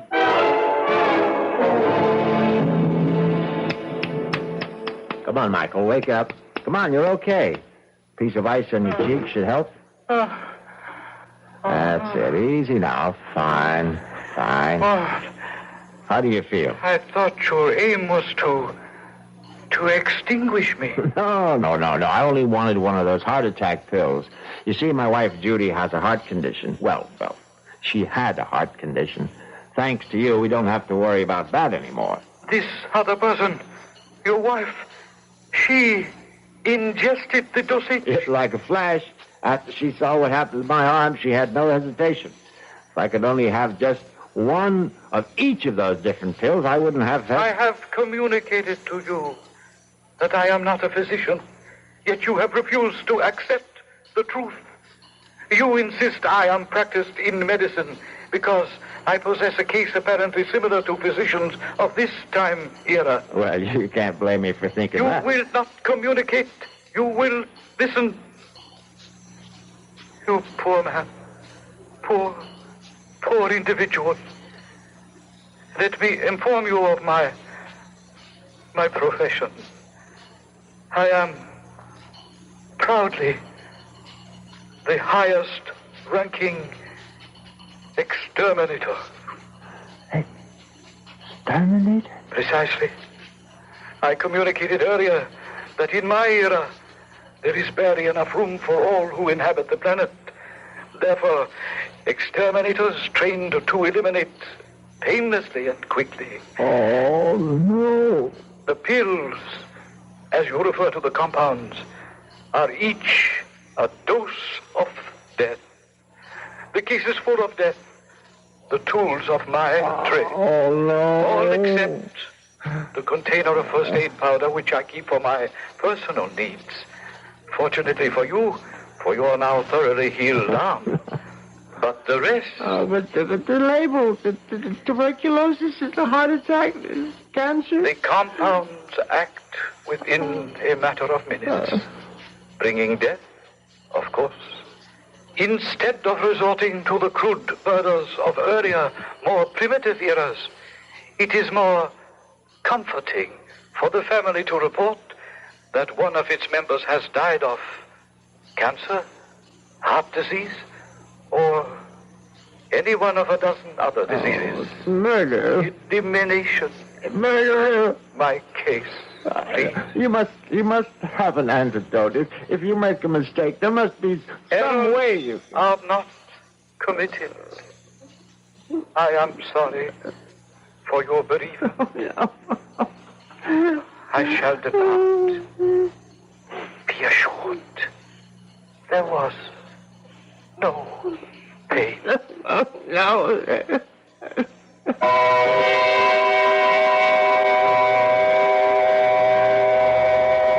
Naturally, there were those who were skeptical. A man from another time who conversed through telepathic means? Much too fantastic. Alex Harper would look with infinitely sad eyes and agree that it was too much to expect anyone to believe his story. Except for one thing. And he would bare his left arm. Explain this, he would say. And if you can, I will agree that I dreamed the entire nightmare. I'll be back shortly.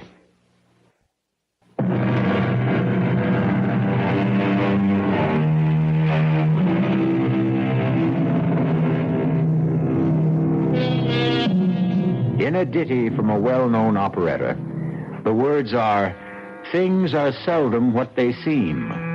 Skim milk masquerades as cream."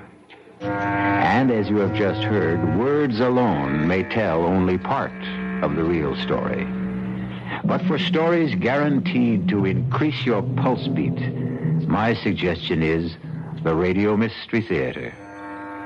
Our cast included Patrick O'Neill, Marion Seldes, Ian Martin, and Leon Janney. The entire production was under the direction of Hyman Brown. And now, a preview of our next tale. I know. I hadn't emptied the tub. The water's still there. It must be. I'll show you. I don't understand it. Tub's bone dry, ma'am. Hasn't been used. Now, not tonight, anyway. His clothes. Howard's clothes. He'd empty his suitcases and put his clothes in the closet. His suitcases, too. Just ladies' clothes. Yours, ma'am? Yes. Now, hey, look, don't cry. Hey, look, this dream you had. It was no dream. Okay, so maybe you imagined... I didn't imagine anything. Do you imagine a husband? Do you imagine a month-long honeymoon? Do you imagine a man in a chair with a knife in his chest? This is E.G. Marshall inviting you to return to our Mystery Theater for another adventure in the macabre. Until next time, pleasant dreams.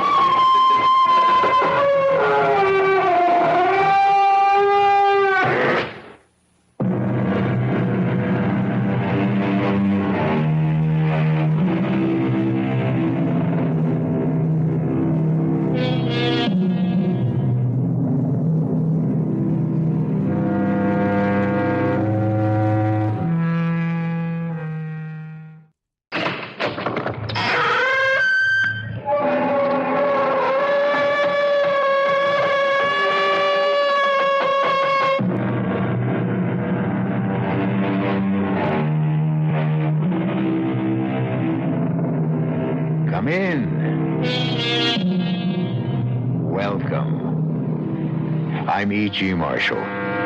Welcome to the sound of suspense. Welcome to the fear you can hear.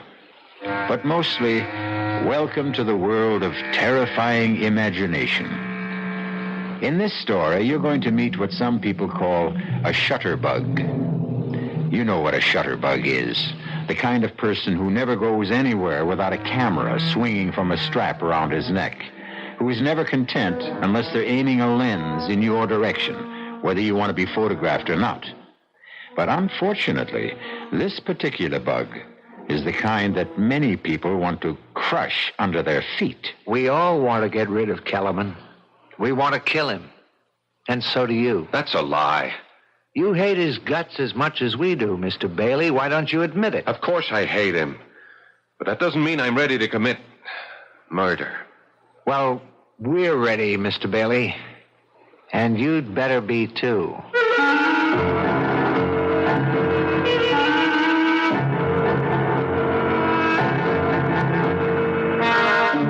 Our mystery drama, A Choice of Witnesses, was written especially for the Mystery Theater by Henry Slessor and stars Paul Hecht. It is sponsored in part by Anheuser-Busch Incorporated, brewers of Budweiser, and by the Kellogg Company, makers of Kellogg's Special K cereal. I'll be back shortly with Act One.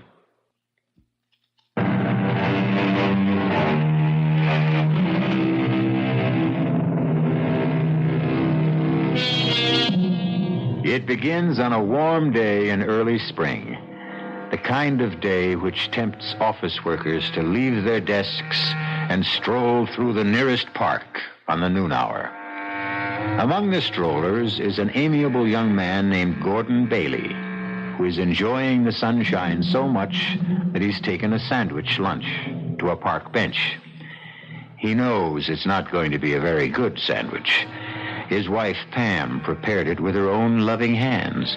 And even after 2 years of marriage, Pam seems unable to cope with even a hard-boiled egg. Excuse me, mister. Okay if I sit down here? Oh, yeah, sure. Plenty of room. Thanks. Nice day, ain't it? Yeah. It's about time we had some good weather. That's a good idea. I mean, bringing your lunch to the park. Oh, that's my wife's idea. We're on an economy drive. Yeah, money's tight these days. Very tight. What line of work did you say you were in? Oh, I think I said I was in the insurance business. No kidding. Well, now, that's what I call a good business. Oh, excuse me. Hey, that ought to be a cute picture, huh? That little squirrel up there, cute as a bug, huh? Oh, you like to take pictures of squirrels? Well, me, I like to take pictures of everything. In fact, I do this for a living. Oh, you're a professional photographer? Kind of. I make a buck out of it sometimes. I suppose you sell pictures to the newspapers? Oh, no. I never sold no pictures to the papers. I sell them to people. Well, I guess I'll be heading back for work. Wait just a minute, Mr. Bailey. I don't remember telling you my name. Oh, I guess I know your name on account of the badge. Badge? What are you talking about? The badge you wore at the convention at the hotel in Atlantic City. Oh, wait a minute. You were at the insurance convention last month? Yeah, I was there. I get a lot of good pictures at conventions. Some of my best. I see. Or maybe I don't. Well, you know how it is. Bunch of guys get away from home, away from the wife. They do a lot of crazy things. Oh, would you like to see the picture? Of the insurance convention? I'll tell you the truth, Mr. My name is Kellerman. Frankly, I just don't understand why you'd be carrying around pictures of a bunch of drunken insurance men. Yeah, you were gassed, all right. I never seen anybody more gassed than you were, Mr. Bailey. You don't mean you have pictures of me? Yeah, that's what I was trying to tell you. You like to see them? They're real beauts. I don't think I ever took better, Mr. Bailey. All right, let me see them. Oh, yeah, sure. Here they are. I'm in my pocket here. Yeah. Look at this one. Oh, no. She was really stacked, huh? How did you get this? Well, I told you with my trusty little camera. But how? Hey, come on. What do you think? I'm not giving away no professional secrets. You were in that hotel room? She let you into that room, didn't she? You must have been hiding someplace. Hey, don't do that. Don't tear them What do you up. think I'm going to do with them? Oh, come on, Mr. Bailey. You know I got negatives. I can print up 2,000 of them if I want. What is this? Blackmail or something? Nah. It's like a business deal, that's all. I figured I got some pictures that you want to buy. And I got them to sell. How much did you pay her for the privilege of being in that room? The question is, how much are you willing to pay? I mean, so your wife don't get a complete set. Look, are you willing to sell me the negatives? I didn't say that. I got a different kind of deal in mind. You know what would happen if I told the police about this? Well, a guy did that to me once. It was a meat packers convention. He called the cops. They hauled me in. I said I was just a photographer working a convention, that's all. I was selling pictures of the guys there. He couldn't prove nothing against me on account of, you know why? It was true. I am a photographer. I do work conventions. I sell regular type pictures, too. But they're not as profitable as these, are they? You know, that guy became one of my steadiest customers. Only then his wife divorced him anyway. He wouldn't make no more payments. Payments? Are you saying this is a regular thing? How much you earn at that insurance company? I figure a young guy like you, they pay about $15,000, $18,000 a year. Am I right? Listen to me, Kellerman. The woman at that convention, I didn't want to get mixed up with her. I was just so tight, I didn't know what I was doing. Oh, hey, you don't have to tell me about stuff like that, Mr. Bailey. I've been around plenty. I know how guys are. No. You don't understand. Look, I'm only married 2 years. I love my wife very much. And the only reason I got into that stupid mess was because of my boss. I didn't want to insult him. He was drunker than I was. Oh, come on, Mr. Bailey. You don't have to explain nothing to me. I know you don't want that nice little wife of yours to see these dirty pictures. And I don't want to show them to her, believe me. She'd never understand. Pam would never... Listen, I'll tell you what. I'll give you a flat price for the negatives, and that'll be it. Understand? I got a nice bonus recently. I'll give you $300 cash tomorrow afternoon. How does that sound? Now, listen to me, Mr. Bailey. People are real funny about this kind of business. They never believe a guy like me can, be honest, you know? Honest? That's some word. Well, what I mean is, they always think that if they pay me a flat fee, I'll be coming back at them again. You see what I mean? Even if I did give you the negatives, you'd figure I had copies someplace that I could hit you again any time, right? Look, I'm willing to take your word for it. Nah, Mr. Bailey, nah. You just spend the rest of your life worrying about me coming back, am I right? But this way, you just make one small payment to me every month, like you pay the electric bill at a rent, you know? How much? How much do I have to pay? I figure if about $40 a month. Now, that's not so terrible, is it? Just $40 a month? How do you collect the money?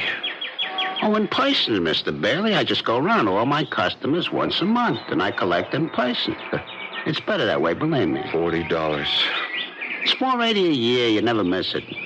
And everything will just be fine between you and the missus.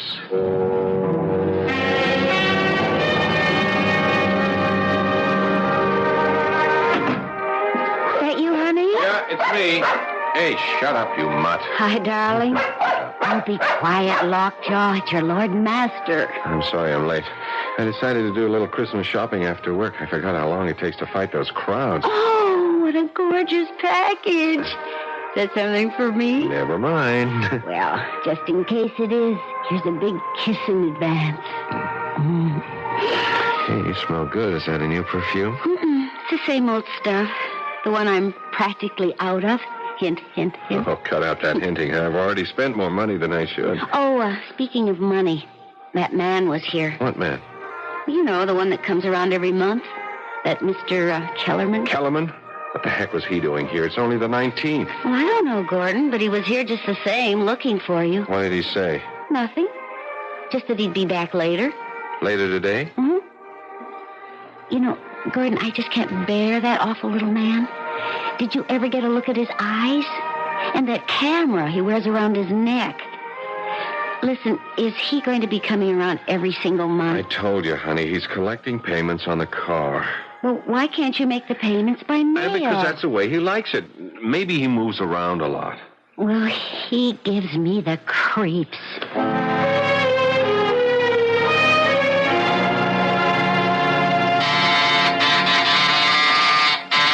want to get that, honey? I'm feeding the dog. Yeah, okay, I got it. Oh, it's you. Evening, Mr. Bailey. I heard you came earlier today. Yeah, but you weren't home yet. Hope I didn't disturb your wife too much. Look, we'll talk in the hallway. Oh, yeah, of course. All right. What's this early visit all about? You going away for the holidays? Oh, no, I never go anywhere this time of year. This is one of my busiest times of year, you know? Yeah, I can imagine. I get some of my best pictures around now. You'd be surprised. You know how it is. People get all filled up with the Christmas spirit. All right. Get to the point. You want your payment now? Well, I wouldn't mind, of course, but that's not the reason I came around, Mr. Bailey. You see, I want to tell you that the payments are going to go up. What? I really hate to do it, but it's the inflation, you know? Everything costs more. Food, clothing, film, gasoline. I'm just going to have an increase, Mr. Bailey. I'm sorry. How much of an increase? Well, just another $15 a month. 15? Terrific. Now it's 55. What's it going to be a couple of months from now?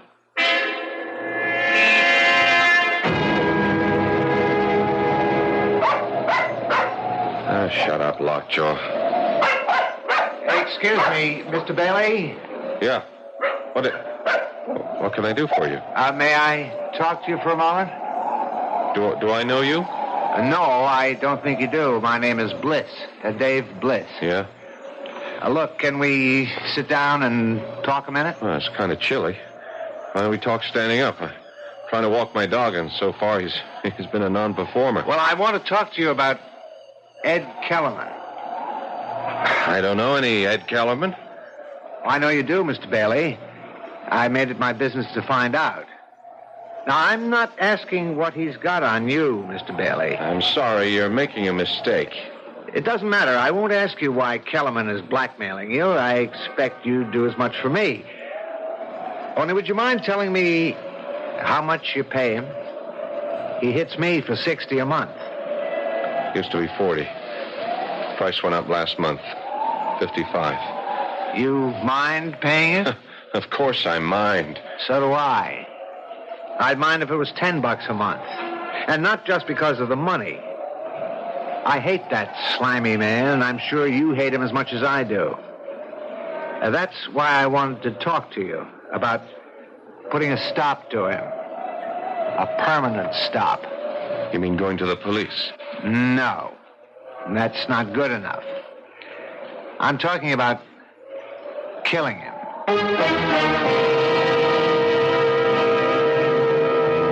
Every problem has a solution, they say. And Mr. Dave Bliss seems to have arrived at his. The obvious question here is, do two wrongs make a right? We'll find out what Mr. Gordon Bailey thinks about that dilemma when we return shortly with Act Two.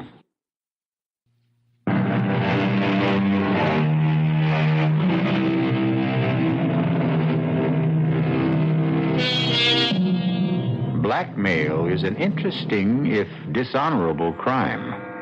It has the unusual facility of making the criminal feel virtuous himself. After all, he's only punishing wrongdoers by making them pay for their sins. But the profession has some serious drawbacks. For one thing, it inspires one's victims to think in drastic terms. And when there are more than one victim, and they meet, well... Mr. Bliss, I know how you must feel about Kellerman, and you're right. He is one of the slimiest characters who ever crawled out from under a rock. Those eyes. You ever get a look at his eyes, Mr. Bailey? My wife can't stand the sight of him. Well, I'm not married. It's my job he's threatening. Is it your marriage he's after? Never mind. I don't want to know any details. None of us know each other's problems. None of us? You mean you know others beside me? I know others. How come? Well, I made it my business to find others. Oh. One day when I got fed to the teeth with Mr. Kellerman and his payments and his wet eyes, I decided to find out more about our friend. So when he left one day, I followed him. Followed him on his rounds. And that's how you found me. Yeah, that's right. You're in the route book, Mr. Bailey, just like all the rest of us. How many are there? Now, there's no way of telling for sure. All I managed to find was a dozen, an even dozen. Man really gets around. He keeps raising his price. Do you know that? He's only had me in his bag for about 6 months. This is my 5th. But others I've spoken to, they say he raises the ante every few months.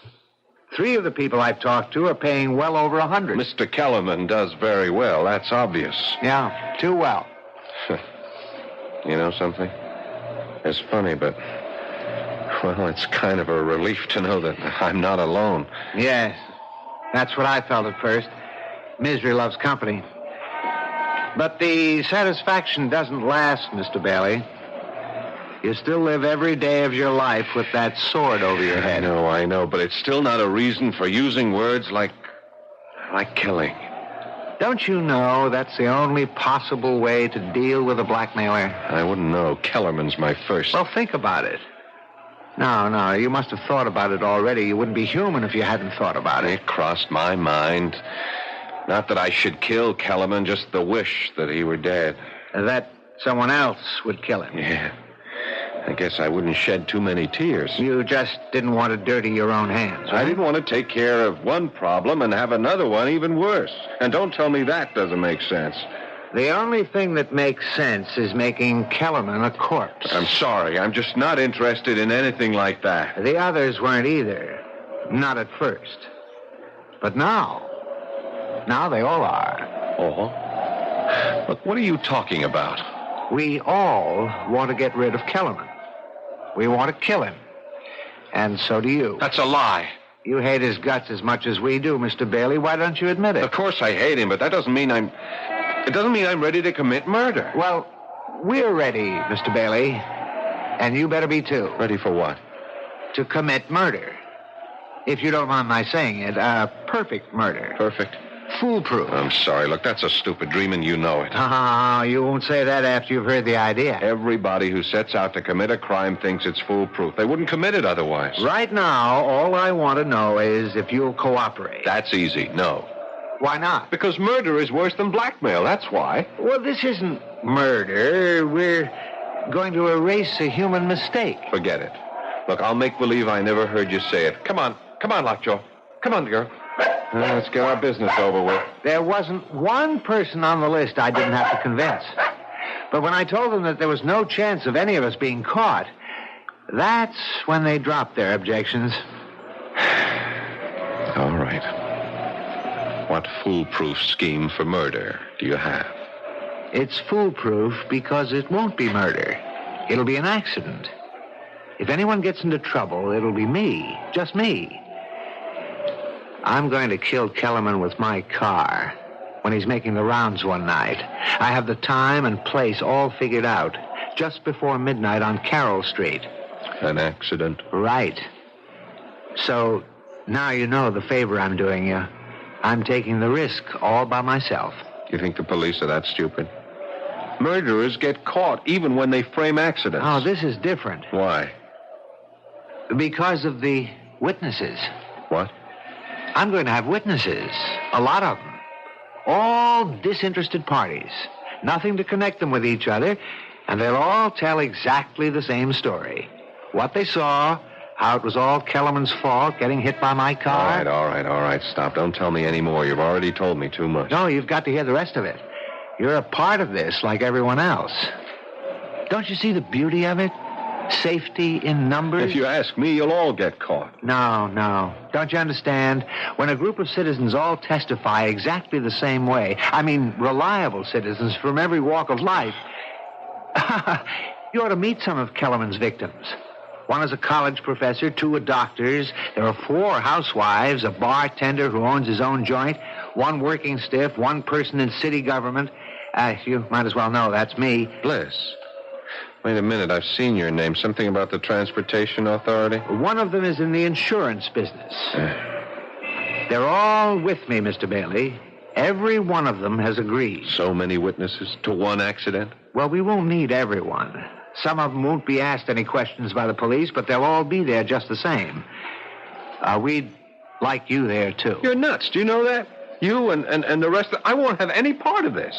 Don't you see? It can't miss. It doesn't matter. I don't want to have any part in killing a man. How come, Mr. Bailey? Have you got religious scruples or something? Maybe. You've got scruples, but you did something rotten enough to make you a blackmailer's victim. I didn't commit murder. Look, you got a good idea about getting everyone together. Maybe if we all went to the police. Oh, no way. Whatever it is you don't want known about yourself, my friend, it'll come out the minute Kellerman gets arrested. Now, my way is better. I can't buy it. Look, I'm sorry. My dog is getting tired, and so am I. Come on, Lockjaw. Now, wait a minute now. You want my advice, Bliss? Don't go through with this. Find some other way. There has to be one. Goodbye. Bailey. Yeah? What if we do it? You'll be sorry, that's what. Sorry? Why? Because you'll tell the police the truth? I didn't say that. Goodbye, Mr. Bliss.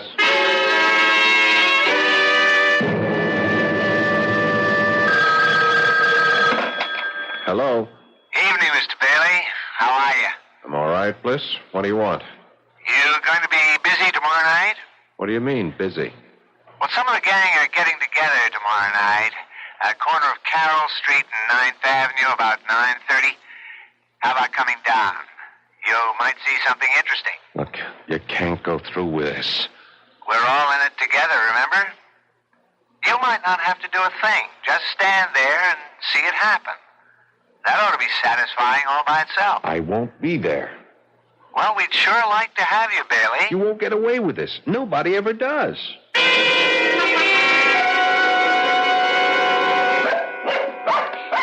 Oh, shut up, Lockjaw. What's the matter with you tonight? Gordon? Yeah? Do you think Lockjaw's all right? She keeps staring at the door and growling. I don't know. Must hear the neighbors or something. Maybe she's waiting to bark at that man, the collector, you know? Kellerman? Uh-huh. Isn't he coming tonight? He usually comes on the last Sunday of the month, doesn't he? Yeah, usually. Well, I doubt if he'll be here tonight. It's almost 11 now. Oh. I didn't realize it was that late. You haven't done much this evening. Don't you feel all right? Yeah, sure. I'm all right. Well, you just seem to be, waiting. Was it for that man? Because if it was, well, I'm sure he's not coming, honey. I think we ought to go to bed, listen to the news or something. Oh, the news. Yeah, I guess it's on right now, isn't it? Just about. You want me to turn it on here? Yeah, sure, would you? Okay. The conference, now postponed until February, will include top officials from both nations. On the local front, a man who has been identified as Edward Kellerman of 1811 Sudworth Avenue. Gordon, do you suppose he's the same in an automobile tonight on the corner of Carroll Street and 9th Avenue. The driver of the car, city administration official David Bliss, was released after questioning. 5 witnesses on the scene of the accident testified that Kellerman had stepped into the automobile's path as it rounded the corner. In sports, the Golden Warriors trounced our home. Gordon, do you suppose it's that man, the collector? You think that's the reason he didn't come around tonight? It would be a good enough reason, wouldn't it? If he was dead, lying in the middle of the street, dead. You look so strange. Gordon, did you like that man? If you want to know the truth, Pam, I hated him. You did? Why? Just on general principles. Oh, I really don't understand you sometimes, Gordon. Hand me the phone book, huh? Okay. Thanks. Here. All right. You gonna call somebody? Honey, why don't you go to bed? I'll be in a few minutes. Yeah, but who are you calling? Just someone I know. Someone who knew Kellerman. Oh, I see. To find out if they know about what happened to him, huh? Yeah, that's right. Okay, honey. I'll go in then. I'm feeling a little tired. Yeah, so am I. I'll be ready. Good night, sweetheart. Good night.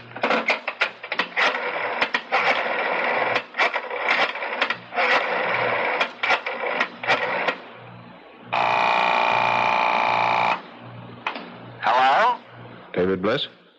Yes, who's this? Gordon Bailey. What do you want? I heard the news tonight.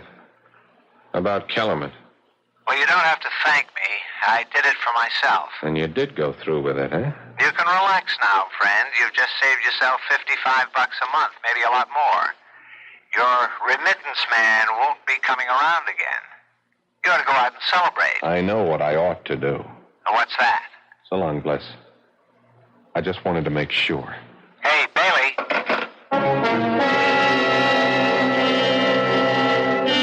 Obviously, there's one thing you can say for David Bliss.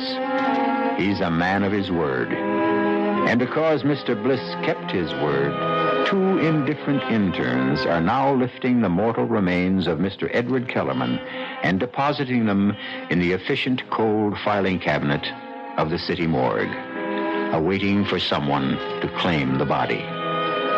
But who cares about a dead blackmailer?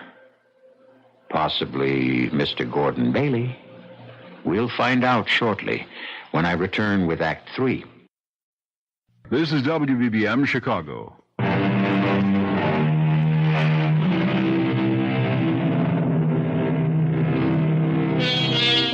As David Bliss and company managed to commit the perfect crime, so it seems, since the death certificate for Edward Kellerman simply states the cause of death as accidental. At least a dozen people know otherwise, but they remain silent, feeling not grief, but relief. The only one who finds it difficult to maintain that silence is the one victim of Ed Kellerman who was not on the corner of Carroll Street and 9th Avenue that fateful night. Honey, do you know it's almost 2 o'clock in the morning? Oh, is it? Really? You know, I honestly think you are coming down with something. A virus, maybe. Pam, will you please stop fussing? You're beginning to sound like my mother. Well, I certainly wouldn't want to do that. I'm just trying to get you to go to sleep. You've got a job to go to tomorrow. You know, it's funny about my mother. When I was growing up, she made me feel that there was something, I don't know, something so profound about religion. Well, if you ask me, she just likes the bingo games. My father was that way, too. But neither one of them really seemed to live their religion. You know what I mean? I mean, they talked about loving their neighbors and so forth, but they didn't love them at all. They were always saying the nastiest things about them. Well, that's how people are. When I was in my teens, I used to call them hypocrites.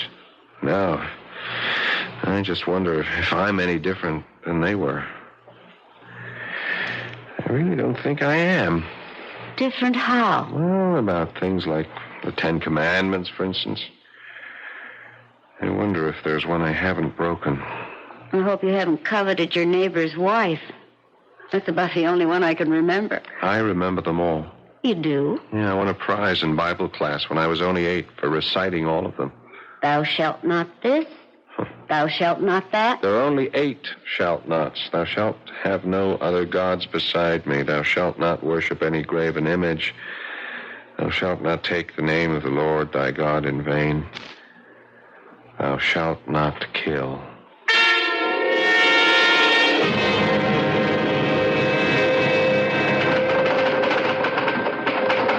Yeah, sure. I'll have that file completed in time for the meeting. Righto, Phil. Bye. Oh, Sylvia, did you reach that number yet? No. Okay, well, buzz me if you do. All right, now, let's see about that actuarial table. Hello. All right, Bailey. What is it now? Hello, Mr. Bliss. I've been having a lot of trouble reaching you this morning. Well, I haven't been at my desk. I was wondering if you might be free for lunch. Sorry. I'd really like a chance to talk to you. About what? About some mutual friends of ours. If we're talking about the same thing, Bailey, they're not mutual friends. They're all strangers, complete strangers, just like you and me. Well, that's something I'd like to rectify. Would you have lunch with me? All right? All right. Where? I suppose we meet somewhere halfway. I know you're in the City Hall area. I'm on Wall Street. How about Mercury's? Do you know it? I'll see you there at 12:30. That's fine.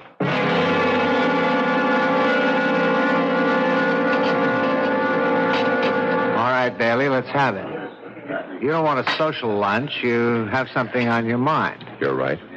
Something I can't get off my mind. How about our old friend Kellerman, I suppose? You remember what you said about him? How he was a sword hanging over your head? So? He's still that for me, Mr. Bliss. He is exactly that. Kellerman is dead. He won't be ringing your doorbell anymore. How come you're not grateful for that? If Kellerman had really been hit by a car, if he had a heart attack or something, yes, I admit I would be glad about it. I would have gone out and celebrated. I would have slept very well at nights. But the way things are, I'm not sleeping at all. Try pills. I'm just sorry you ever came up to me in that park. If I didn't know it was going to happen the way it happened, it never would have bothered me. But I do know. And it bothers me too much. So? The thing is, I don't know if I can live with it. You want to be more specific? I don't know if I can spend the rest of my life with this thing on my conscience. Your conscience? Look, you had nothing to do with Kellerman's death. I don't know what you think Kellerman had on me, Bliss, but it wasn't anything illegal. Just immoral, right? It was something stupid I did. Well, there was nothing stupid about what we did. Wasn't it? Are you really so sure you've committed the perfect murder? Shut up. Don't you ever use that word in front of me. You're still afraid, aren't you? Afraid of being found out. It can't happen. Not as long as we all stick together. Oh, safety in numbers, right? When the police came, they only questioned 4 of them. Every single one told the same story. There was no reason to doubt their word. Why should there be? Because there was no connection between them. Right. They were all strangers. Nothing to tie them to each other. Except Kellerman. What about the records he might have kept? His little black notebook, for instance. We thought of that, too. First thing we did when we went to his body was lift that book right out of his pocket. Oh, what about the apartment? What about all the stuff he had there? The second thing we lifted was the key to his apartment. One of our guys, Joe, the bartender, went straight there. He cleaned out every scrap of paper in the place, every single one of his rotten photographs. You were very thorough, weren't you? Yeah. We were thorough, Bailey. And you ought to be grateful, not worried. But I am worrying. I'm worrying about whether or not I should... Go on. Whether or not you should what? Bailey, are you thinking about going to the police? It occurred to me. You mean you'd turn me in? I don't know. I just don't know. Did it ever occur to you to turn Kellerman in? Yes, often. But did you? No. Why not? Wasn't he committing a crime? Wasn't he disturbing your precious sleep, too? Yes, he was. But you didn't turn him in because you were afraid for yourself. Isn't that the truth? I suppose so. So all this morality of yours, this conscience you talk about, you didn't discover you had any until Kellerman was gone, until he was no longer a threat to you. Isn't that true? I still say blackmail isn't murder. Bailey, I've got news for you. I wasn't going to tell you this unless it was absolutely necessary. Tell me what? Kellerman may be gone, but his photographs are still around. What? You heard me. We have all of Kellerman's negatives, all the dirty pictures he ever took. Most of them have been returned to his victims. Everyone who cooperated with us. I see. That means we have your pictures, too, my friend. You understand? And if I don't cooperate, I get a new blackmailer. Is that it? No, that isn't the way it is at all. Kellerman bled you, Bailey. Every month he came whistling up to your front door asking for money. More and more money all the time. But that's over now. Done and finished. So what you're saying is, if I go to the police, the photographs go where I don't want them to go. I'm sorry to use Kellerman's own tactics, but you're forcing my hand. Bailey, please use your head. You've got nothing to gain and everything to lose. Somebody's done you a favor. The only way to show your gratitude is to forget it. What do you say? Well, I'll think about it. That's all I can tell you.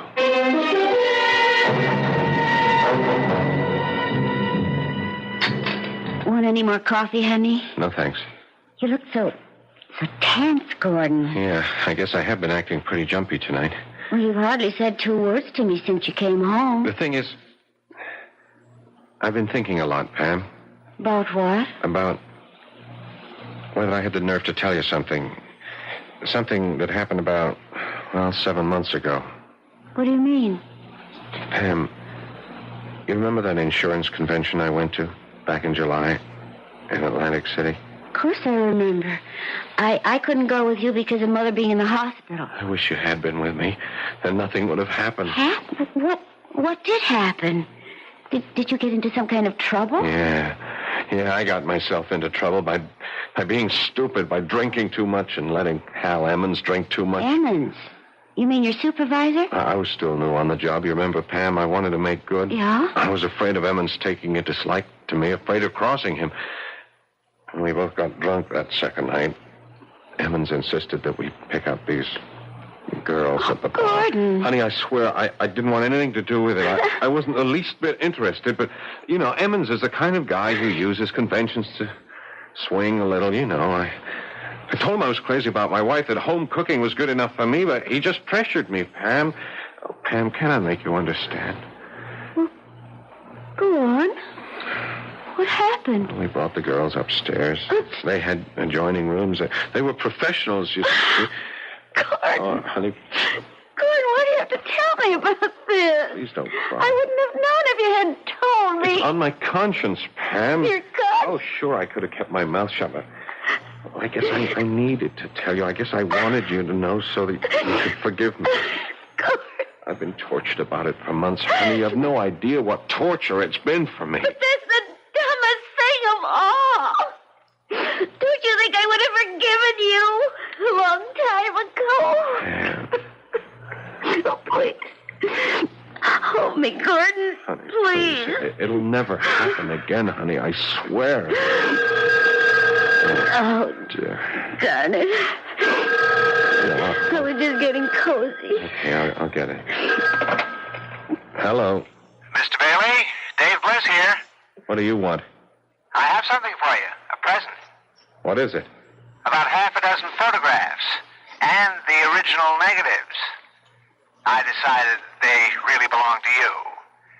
That if you knew you were really out of danger, you'd sleep a great deal better. Do you want them? All right. Put them in my mail, to my office. And have some secretary open them by mistake? No, I don't think you'd care for that. You could mark it personal. Supposing I hand them over in person tonight. Whereabouts? Well, right now I'm in a bar called Adam and Eve's on 12th and Walnut. I'll be here for another hour if you can make it. Otherwise, well, it'll have to be some other time, that's all. Oh, well. All right, I'll be there in half an hour. Gordon, you're not going out? Just for a little while, honey. I got some client business. Besides, I can use a little fresh air. You're not still feeling bad, are you? No, I feel just fine. I never felt better.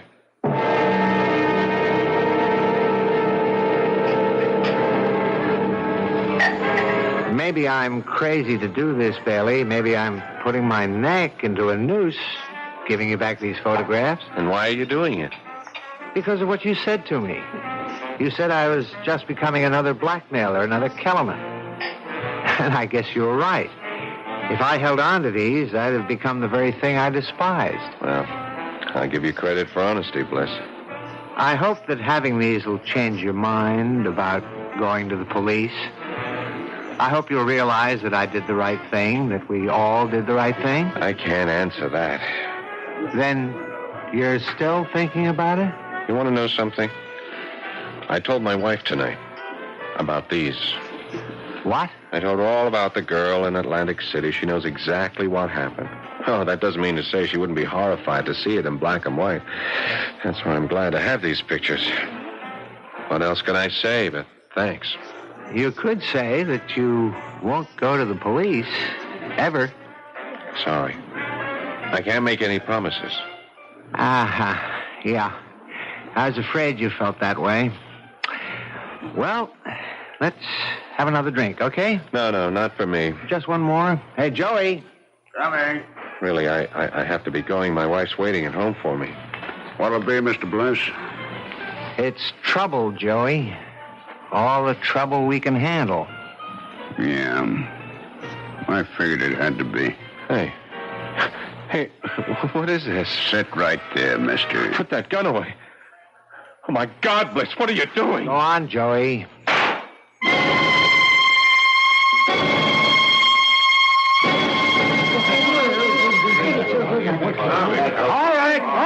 All right, let's get the story straight now. What happened here, Joey? Well, look, Sergeant, you know me. You know I don't like trouble in my joint. Well, what did the guy do? Try to hold you up? That's right. He come in, he sat down at the bar, he pulled out a .45 and stuck it in my gut. Boy, that's a strange one, all right. I mean, the guy was some kind of insurance executive. It says so right here on his business Well, he card. must have gone off his nut, Sarge. Look, you can ask anybody, all of my customers. This gentleman right here was at the bar. Yes, officer. My name is David Bliss.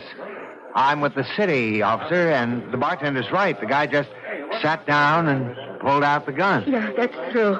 And when the bartender tried to grab it away from him, it went off. What's your name, lady? Mrs. Edith Chester. It was a pure case of self-defense, Sergeant. I'm just glad nobody else got hurt, you know. Yeah, you were lucky, Joey. You were all lucky. Okay, I'll need some statements now from some of you other witnesses.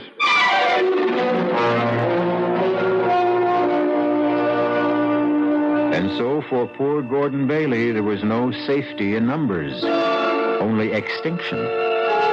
We admit that this is a grim demonstration of the old saying that in union there is strength. But we sincerely trust that justice finally prevailed. I'll be back shortly.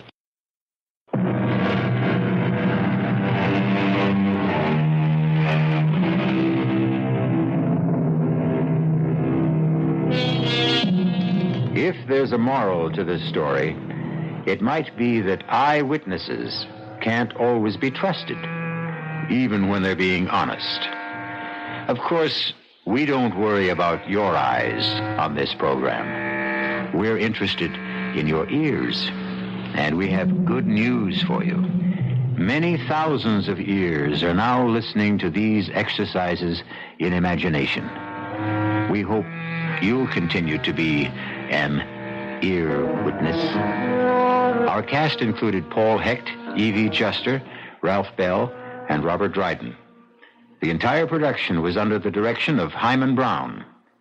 Radio Mystery Theater was sponsored in part by new sugar-free diet 7-Up, Contact, the 12-hour allergy capsule, and Buick Motor Division.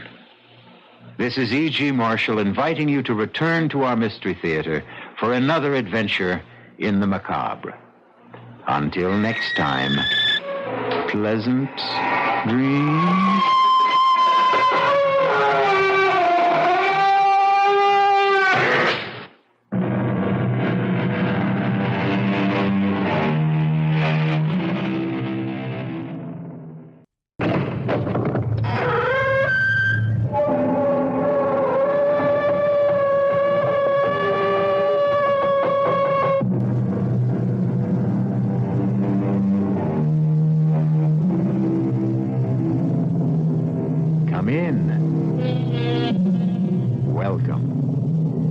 I'm E.G. Marshall. Welcome to the world of terrifying imagination, the fear you can hear. This time, a contemporary tale concerning the ill-fated flight of the first American woman astronaut, the flight of the Diana I. A tale of 3 astronauts who reached Skylab only to be literally snatched into the void. But before Diana I ever left the ground, the aura of doom hovered around her as she stood poised on the launching pad. This is Diana Control. We've been holding at T-minus 45 minutes while the faulty computer monitoring the loading of propellant has failed. This is a scrub. We will set back countdown to T-minus 13 hours. McDonald at Capcom. Gordon, do you read me? I read you. I'm sorry for the bad news. It's a scrub. Roger. Tell Luke I'm sorry, too. And, what do I say to the doctor? Same thing. Same for all of us on the team. Yeah, but it's tough on her. I mean, the disappointment. First American woman into space and all. Terry will manage it. Don't you worry about her. Over and out. Roger. Only I do worry. Ships, whether they ride on air or water, just don't mix with women.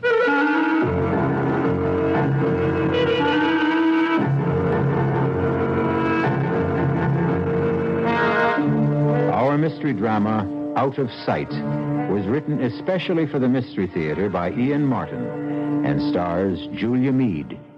It is sponsored in part by Anheuser-Busch Incorporated, brewers of Budweiser. I'll be back shortly with Act One.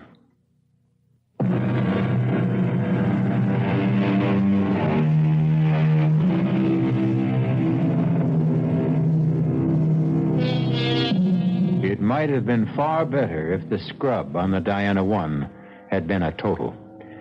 This was only another in the long series of delays that had plagued the spaceship and haunted not only the astronauts themselves, but the ground crew as well. Returning to the compound from the launching, the most concerned of all was the first of Our Lady astronauts.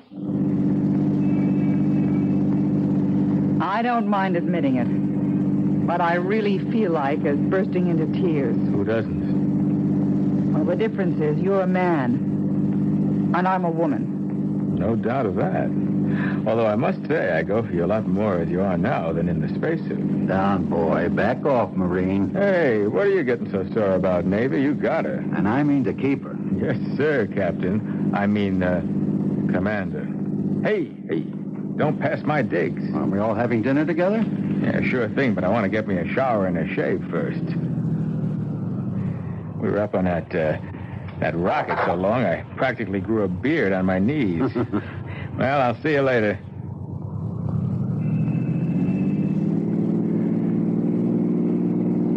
Good old Luke. I'm glad he's the third member of the team. Oh, no. The second. I'm the third wheel, Gordon. And you know why I wanted to burst into tears? Like all of us. Disappointment? No, a lot more than that. Oh, Gordon, maybe today was an omen. Maybe I should cut out right now. I've got the strongest hunch this flight is jinxed. And I'm the jinx.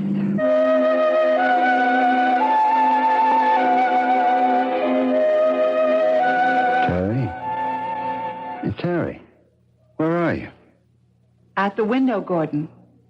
I didn't mean to wake you. It's okay. What's wrong, Terry? Look, darling. The sky is filled with stars, glistening like fish in a net. Oh, hold me a minute. Of course. How many nights we've talked about this trip. Hope to make it together. All the long training and planning.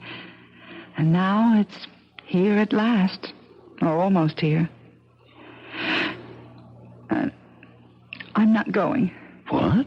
I'm not going, Gordon. Oh, but you've got to. You can't back out now. Lieutenant Nettles is back up for me. Oh, but she's not a doctor. She's a woman. That's the important thing. I wasn't picked for this trip primarily because I'm a doctor. But why would you cut out now? Because I'm scared. Oh, honey. Everybody gets buck fever. You know, I had it my first time. This is more than buck fever. Oh, what is it then? It's not me I'm scared for. It's you and Luke. Why? Because I'm a jinx. No, you're not going to start him with the superstitions like Luke. No, it's more than just superstition. Oh, darling, I can't tell you, but I've been lying awake and getting the strongest ESP waves. You were dreaming. But I wasn't. I was wide awake. Oh, for the love of Mike, don't do this to me. But it's you I'm thinking of, darling. I want you safe. And I honestly, for some reason, I can't explain why, I think if I go up there with damn you... it, then- Terry, I never thought you'd do this to me. And I never thought the first woman astronaut would be such a flop. Oh, I'm so ashamed. You better answer that. Hello? Oh, yes, sir. Did you reach Luke Strong? Good. Yes, sir, we will. Within the hour. Oh, no, I can drive. Yes, sir, we'll go straight to the hospital unit. Thank you, sir. Good news for us, too. What is it? Weather forecasts are for quick changing conditions that would ground us for 2 to 3 weeks unless we get off tomorrow. They've restarted the countdown, and it's go. We lift off in 7 hours. I've committed you, Terry. If you don't go, it's a total scrub. Are you with me? You know I'm always with you, for better or for worse. Not just as a wife. Ready, willing, and able, Skipper. Astronaut Teresa Weber reporting aboard.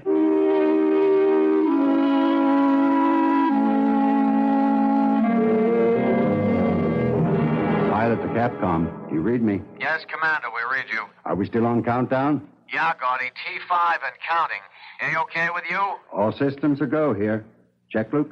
Everything reads good to me. Cabin pressure is holding at 6.1 pounds. Roger. We are T40 and counting. Looks good all the way. Good. Keep me posted. Roger. Over and out. How do you feel, Terry? Now that I'm here, great. Hang in, lovely. You've only begun to live. What do you say, Luke? Well, let's get it all put together. Skylab, here we come. That's the spirit. Let's check out the inertial guidance and the boosters again. What do I do, Captain? Just sit tight and get ready for the thrill of your life.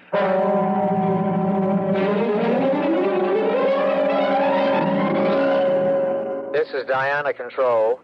The D1 countdown is at T-minus 35 seconds and counting. All systems are reported in a go condition. Pilot, co-pilot, and Dr. Weber are ready. The Diana spacecraft umbilical is cut. We have transferred to internal power. We are counting down starting now.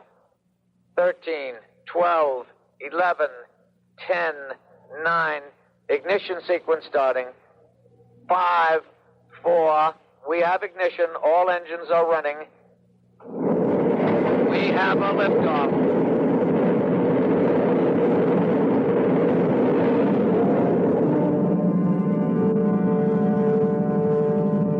The clock is operating.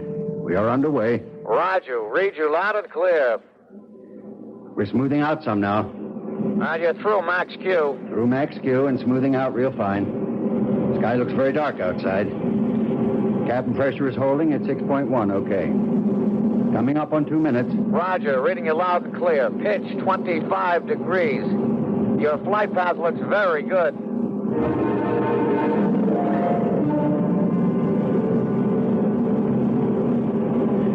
We're up on S4B stage burn, and I read it. Mark, 2 minutes. Roger, you have 22 seconds to shut off. Roger. Read that, Luke. What do you reach your velocity? 25,668 feet per second. Roger, we confirm. Coming up to burn off. 6, 5, 4, 3, 2. There she blows.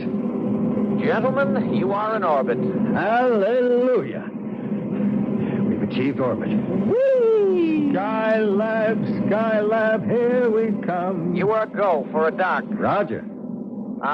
You'll be losing me now. I'll pass you on to Bermuda. Roger. I'll see you in a couple of hours. Have a happy. We'll give you a final okay on docking then. Roger. My buddy thanks you, my wife thanks you, and I thank you. Over and out. Okay, Terry. What do you think of space flight now? Oh, it's marvelous. Wonderful. A rocking chair.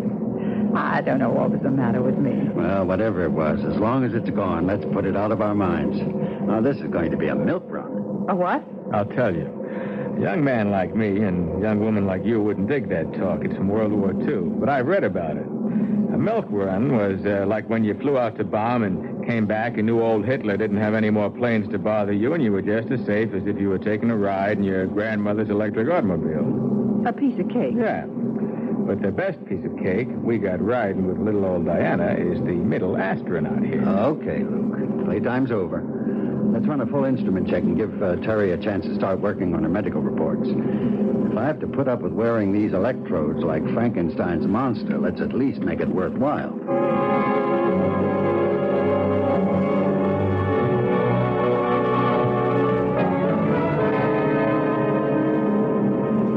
Can you boost your signal, Hawaii? Do you read me?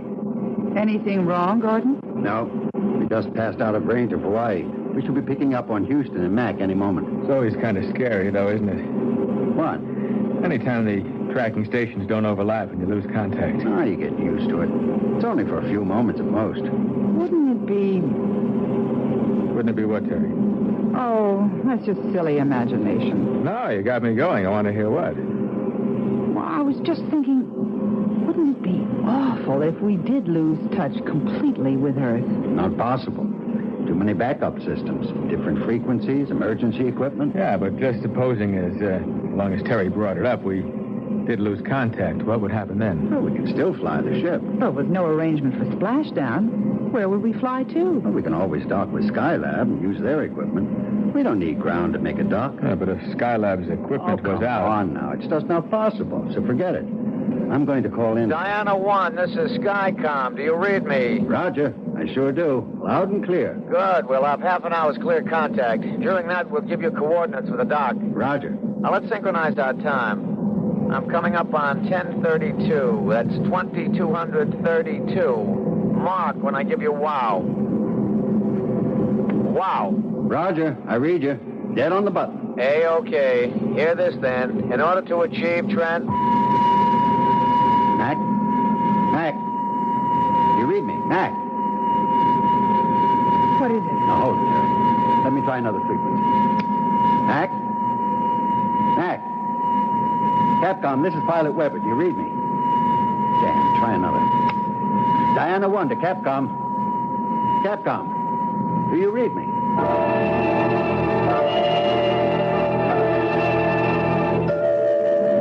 I can't raise a thing, Skipper.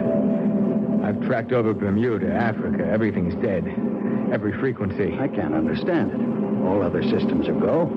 Yet we've lost contact with ground.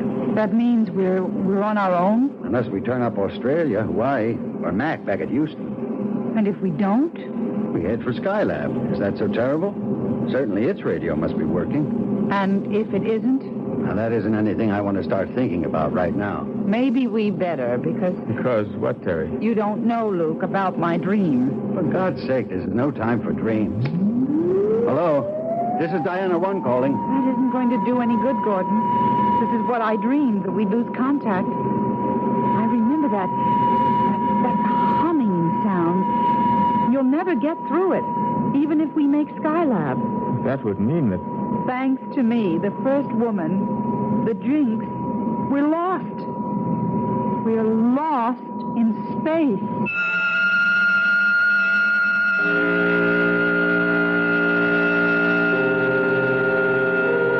Can you imagine being condemned to wander in space till food and oxygen gave out? Or the orbiting vehicle you made your home plunged through the friction of the atmosphere to roast you to ashes in fire and flame? The very thought of it makes my blood run cold.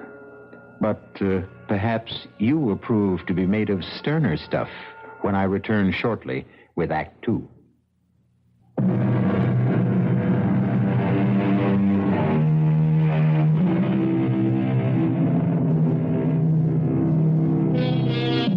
For another full orbit, the Diana 1 circled the Earth. But it seemed that all communication was irretrievably gone. On all frequencies, on all tracking stations our astronauts tried to raise, they heard only that high, oscillating hum. Now, we've got to face it. We're clear out of touch. There's only one thing left to do. Make the dock ourselves. Well, we've used up a critical amount of fuel attitudinizing ourselves to try to pick up Capcom signals. I know. Do we go for a dock this time around or wait till next orbit? Well, we've repositioned all the way around this time. We'll never be aligned more favorably. With the tweak burn, we ought to have precise apogee and gain on her enough to lock onto target with radar. How soon will we see the lab? 25 to 20 miles we ought to have clear. There she is.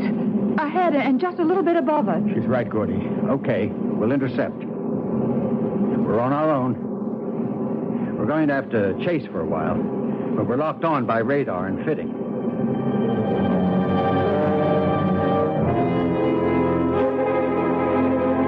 Right on the money. Tight as an oyster. No thanks to me. What do you mean, Gordon? What is it, Skip? I don't know. You remember how we began to roll and swing over the Pacific? I thought you were maneuvering for the lock. I was trying to, but the ship just seemed to take over. We were rolling at 36 degrees a second. You pulled her out. It wasn't me. Now, don't you understand? I couldn't fly her at all. We were rolling so bad and yawing, I thought we were going to lose any control and go toppling end over end. But we didn't, thanks to you. And not me. It felt like, well, it was just like ground, or someone took over and was flying the ship. Someone else brought it into lock, not me. So what's the difference? We came home. Shall I open up the hatch so we can get into Skylab? Oh, we ought to secure everything here. Oh, they're tight. We can get that later. We've got to reach ground. If we can't get in touch with Capcom... Oh, I'm afraid you can't. Huh? You see, we have jammed it. Oh. How do you do?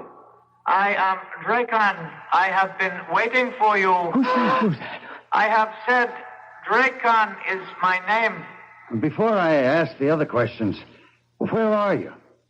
I am here. Where's he hiding, Gordy? You know the setup here. But, my dear Earthling, I am not hiding. I ain't seen you yet. Nor will you. I am not made like you, nor are you civilized enough to be able to imagine me. Now, wait a minute. Hold it, Luke.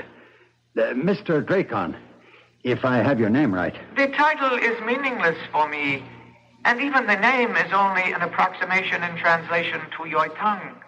Call me then Dracon. Very well. Dracon. Who are you? I will try to simplify. I am not of your galaxy. I am of Centauri 7, a quintillion of light years from your solar system. What's going on, Gordy?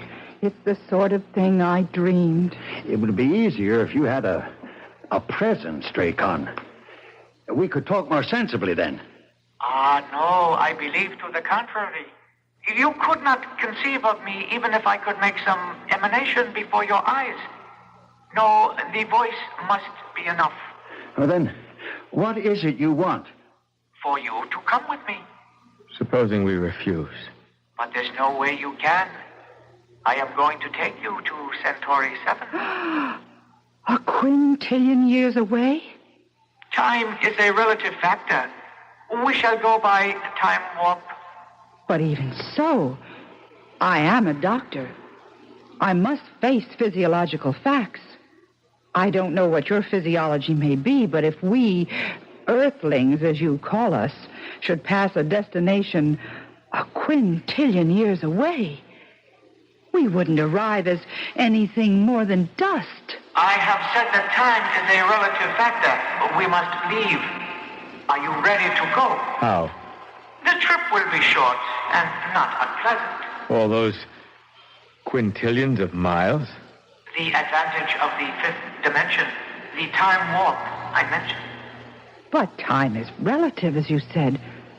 Who's to say that your time won't destroy us? How long will it take us? In your time, you would indeed be infinitesimal dust, as the doctor maintains. In our time, a millimeter of a second, of which we have wasted quite enough. Shall we go? Here are your quarters. We have tried to construct them in appearance and solidity as those places you live on Earth. There are 2 bedrooms, one for the spouses and one for the drone. There will be food. You are welcome. We wish you to live as you live on your planet. For how long? We must control that. You are free to do as you will in these areas. 2 bedrooms, 2 baths, living room, dining area, fully equipped kitchen. That's upper class New York, maybe $600-700 a month. Furnished up to $1,000. Oh, except for one thing. And that is? Not a window. And outside of closets and the room is only one door out of here. Which, unfortunately, we must keep locked. Why? We have our own security. I think occasionally you Earthlings must have caught a glimpse of our machines. We have been observing you for some time. Why? For reasons of our own. Our saucers have even landed on occasions, too, as you do in your flights to the moon, for example, to pick up informative material. We have even considered gathering some of you before this, but in the areas we landed, we did not consider the specimens quite satisfactory. We do very much consider you excellent representatives of your primitive culture. We have selected you as, what is a word you use? Guinea pigs. You mean we're going to be locked up here like in a laboratory cage? Yes, so we can study you. Now, I leave you to get adapted to your new surroundings.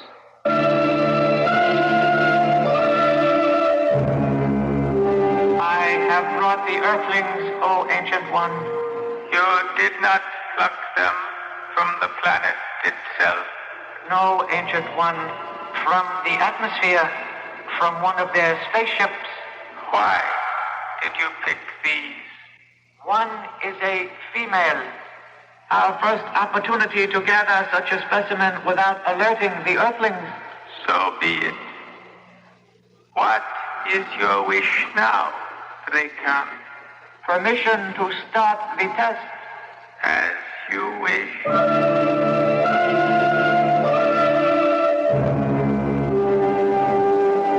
Gordon, there's nothing in the big bedroom. It's just a box with some furniture. No openings anywhere. Any luck here? The front door doesn't have a handle, let alone a lock. The only openings are that vent up there and one on the floor on the opposite side. Air vents, obviously. Otherwise, we wouldn't be able to breathe.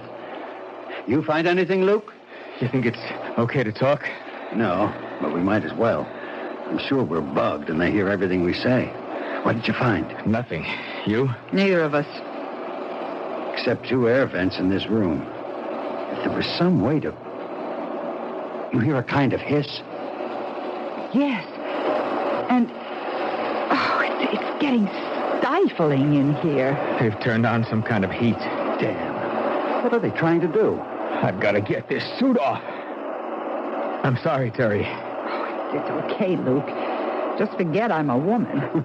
That'll be a day for the old prowler. Now, but let's strip down. Come on. Nobody needs to have any hang-ups.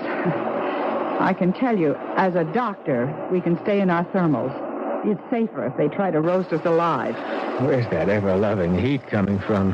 Probably the vent at floor level. Yes. Hey, come on.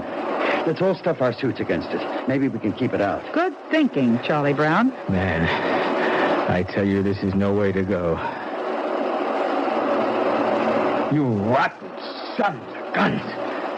Come on. Fight fair and give us a chance. Stop it, Luke. I don't mind dying. But I want a chance to fight back. Luke, it isn't doing any good. Don't give them the satisfaction of... Gordon? Yes, Terry, you're right. I don't know if we're just blocking it or... Hey, wait a minute. What is it?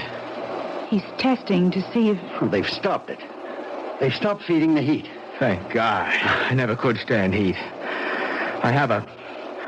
I am scared witless of smothering to death or burning up in a fire. Who isn't? You all right, Terry? I'm okay, darling, but we've got to get out of here. How? I don't know. I'll leave that up to you fellows, but we've got to get away. To where? Anywhere but here. This is only the beginning. The beginning of what? The tests. Don't you see it? We're guinea pigs. And as a laboratory animal, you know what all guinea pigs have in common. You're the doctor. You tell us what. They're expendable. Oh, it's getting cooler. We passed the first one, but... Oh, no. What is it, Gordon? The other vent. Can you hear it? They're starting the Turkish bath treatment again. It's just the opposite this time, I think. This is Operation Cold Freeze. How can we get up to block that vent? Luke, get on the other end of the table there and drag it over. Roger, Skip. Terry, bring the flight suits. That air is like dry ice. Well, I can take this better than heat. Here, Terry, I'll help. Now what, Skip? Oh, this is my weak spot. I can't stand cold. Get on table. Terry? Yes, darling. You get up. Luke's shoulders. I help. Then I pass flight suits to you. Block out cold air. Here you go.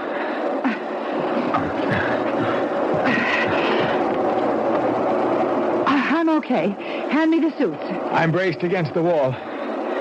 Okay, Gordy. It's all right. No need. They've shut off the freeze. Here are the suits. I got him. Come on down, baby. Boy, you're something to have around. You imagine old Gordy or me getting on each other's shoulders? I'm glad I'm of some use. Now it's the men's turn. What do you mean? This is only the beginning. How much more of this can we go through? One exposure or another is going to be too much for one or all of us. Let's try to get out of here. How? Only one way. The door. What we need is a prize of some kind. Oh, wait a minute. The table. It has metal legs. Help me turn it over, Luke. Sure. Yeah.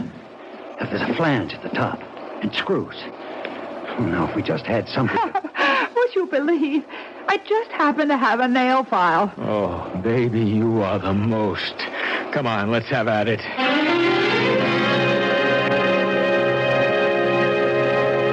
Have we got the flange far enough in between the jamb and the door this time? This looks like it. Ready?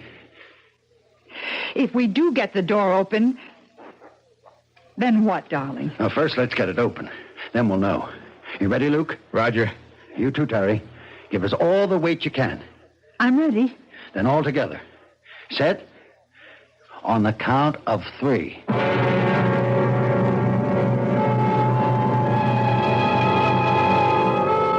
Three lost and desperate astronauts, far beyond the stars. Should they succeed in opening this door, what can they hope to find at best?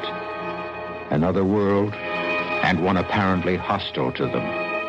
What infinitesimal chance do they have to return to landfall and splash down on old familiar Mother Earth? I'll return shortly with Act 3. This is WBBM Chicago.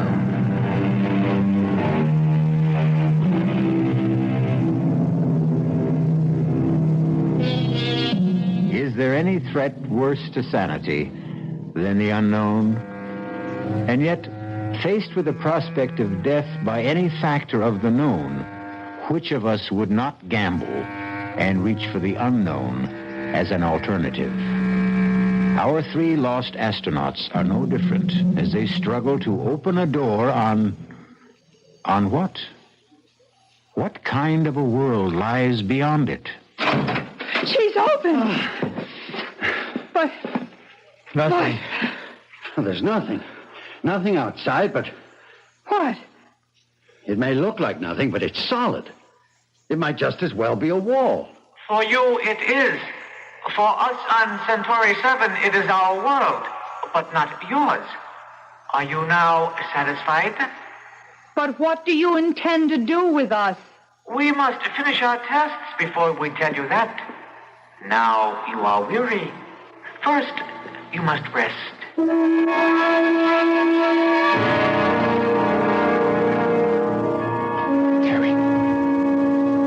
Terry, wake up. What? Why, Luke. Shh. Don't wake Gordy. I've got to talk to you. What on earth? Please. Come into my room. Okay. Just a second till I find my shoes. Come on. I'm coming. What is it? I've got to talk to you. Terry. We're all going to die here. We don't know that. Well, I do. And there's something I want before I do. What are you? You. I want you, Terry. Luke, listen to me. I'm not listening to anyone anymore, just myself. Now, Gordy stole you away from me, but just for once, I'm going to steal something away from him. Gordy is your best friend. That's for laughs. Everything I ever wanted in life, I had to fight him for. First space flight, the commandership of this 1U, he always won. Keep away from me. Not this time, not this once. You can't. I won't. I'll scream for Gordon. You do, and you get this in your throat. If I can't have you, he never will again. Oh, where did you get that knife? From the table, 3 of them there. Okay, Terry. Come here. Get away from her, Luke. Gordy. Look out, he has a knife. So have I. All right, Luke. You wanted to use the knife? Come on. Try it on me. That suits me just great. You bought yourself a real Donnybrook. Stop it. Stop it, both of you. Stay out of this, Terry. I won't stay out of it. And for the information of both of you, I have a knife, too. Okay, Luke. Drop yours. Let your lousy husband get me in the back, no thanks. Hey, stay out of this, Terry. He's had this coming a long time. Will you listen to me? Both of you? Don't you see this is just another test? A what? Don't you remember? We're guinea pigs. They're testing every kind of reaction in us. Luke, please. I know how you feel about me. You love me. That's right, Terry. But not that way. As a friend, as you love Gordon. Love? Yes, love. You weren't made for hate or frustration or violence any more than Gordon is. It's them, Dracon or whoever they are. They're putting it all into your heads. They want to see how far they can provoke us, how much we can stand. They're the ones we have to fight. They're the ones we can't let win. What am I doing with a knife? Oh, God, Terry. Gordy, forgive me. I didn't know what I was doing. Neither did I. I woke up choking with this black hatred, and where did I get this? They put them on the table. It's just as I said. Another of their tests. What's that smell? It's coming from this lower vent. It smells like... bitter almonds. That's cyanide. Get away from there. They sealed up the door again. We've got to get out of here. The bed... No. They're louvered doors. It'll seep through. We've got to get away entirely. How? Even if we could get the door open again, I thought of it when the heat was coming in before. I think the cover on that vent up there is loose. It's big enough to crawl through. Get the other table, Luke. Drag it over. I've got the table leg that we use on the door. Maybe I can pry it open with that. Come on, Luke. The smell is getting heavier. I'm with you. Okay. Now give Terry a hand up. There you go. Now up on my shoulders. I got the table leg. All right. Now give it to her. Then support her while she levers it. Okay, Terry? Yes, I think I can. It's quite loose. I'm sure I can. Look out! Can you scramble in there? If I can just... get your hands under her left foot, Luke. Roger. I'll get mine under the other. Now, lift. All right, Terry? Yes? There's a duct. I can't see where it goes. Is it big enough for all of us to get through? Yes, but how? You're smaller than I am, Luke. I'll give you a leg up, and Terry can lift from above. What about you? I'll get a chair, and you can haul me up from there. Come on. Let's not waste any time. That smell is getting stronger.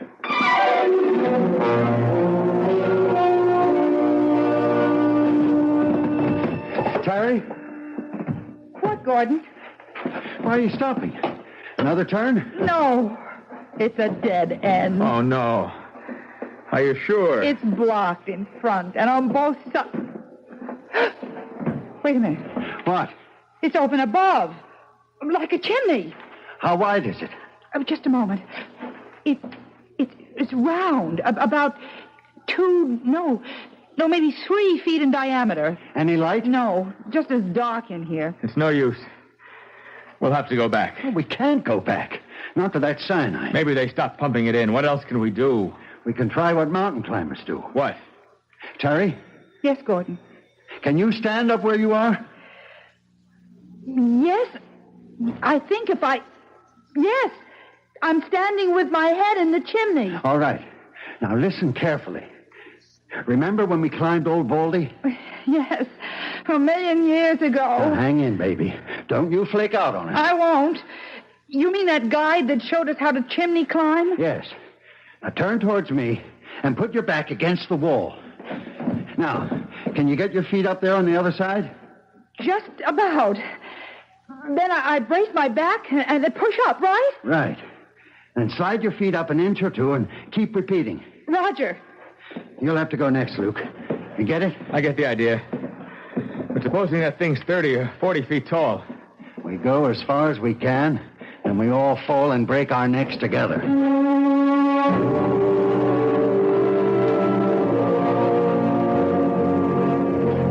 Hold it. What now? It's getting wider, but I think it's another dead end. Oh, not another chimney. I couldn't make it. This one goes down. There's a draft and... Oh, Lord. What? We only had a light. I have only one match left. I've been saving it. It's wider. You think you could come up here? I'll try. Watch it, darling. You're right at the edge. Where do you suppose this could go? There's fresh air. Maybe outside. Let's see. Oh, maybe we've gotten a break at last. That's only about a 30-degree pitch.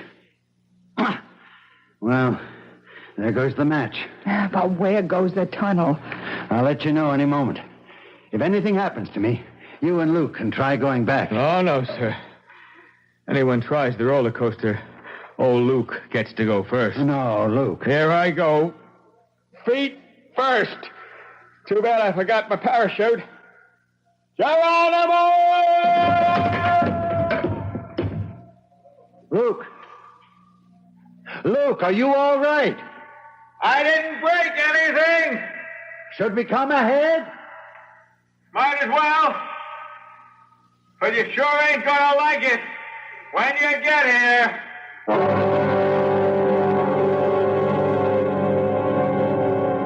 Oh, all that for nothing. Right back where we started. At least we don't have to bother about trying the lower vent. We know where it goes to. And at least there's none of that cyanide gas. Yeah, but now what? Now we have finished with our external examination. I am sorry to say that the continuation of our test program may be even more unpleasant. Now, look. If you let Captain Strong and my wife go, you can... Just a minute, old buddy. Same offer here, Dracon, or whatever your name is. Only I stay. I'm afraid not satisfactory. The female is essential for more reasons than one. Why? First of all, your physiology is quite different from the male. We will want to study that. Secondly, you are a doctor. We can use your expertise to dissect your male companions so that we may study how to work on you. No, absolutely not. I won't lift a finger to help you. Suppose we were to offer to let your husband go. I'll answer that. No, let me. Darling, I'd gladly die for you. But I couldn't kill for you. I wouldn't expect you to. I love you. I love you. And we both love you, Luke. One for all, and all for one. I guess we bought it for good this time. But wherever we go, we stick together. Very well, Earthlings. I will give you your wish. You'll have to execute a turnaround. Hey, Diana 1, do you read me? I read you loud and clear. Why? I don't know. Funny thing. I had a loco notion, we all did down here, that we lost you for a couple of seconds. Not as far as I know. You didn't notice a kind of a time lag? Now, hold it, Capcom. You hear him, Luke? Mac? Yeah. I don't know what he's talking about. You, Terry? Capcom to Diana 1, do you read me? I read you. We registered a sort of oscillator hum during that 2-second gap. How about you? I didn't hear it. A half a sec. You pick up anything on instruments, Luke? Or hear a sort of oscillator hum? I did. Just like in my dream. Or I think I did.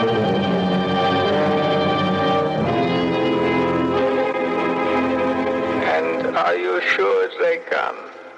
The Earth people will know nothing of our interference. Oh, Ancient One, In their time reference, they were missing but the blink of an eye. And the three who were here will not remember. Can the eye of an earthling see a bullet? Can it follow the speed of light? They will not remember. As to the planet itself, what is your recommendation? Observing them close at hand, particularly the female one, I have seen a capability for self-sacrifice and love. There is some hope for them, then. We might allow them another millennium to better themselves. So be it. We will allow the Earthlings one final chance.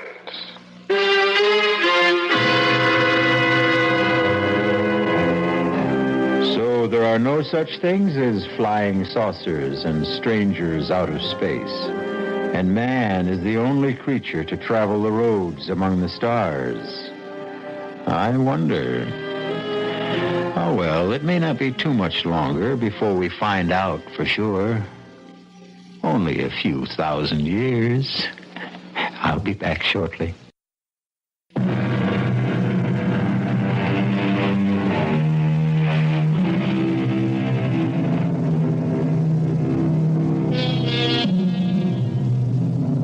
A 1,000 years. The millennium. Perhaps the one mentioned in the book of the Revelation, when the angel came down from heaven with the key to the bottomless pit and a great chain in his hand. And he bound the devil and cast him into the pit and sealed it, so that he should deceive the nations no more. Not a bad idea. Not a bad idea at all.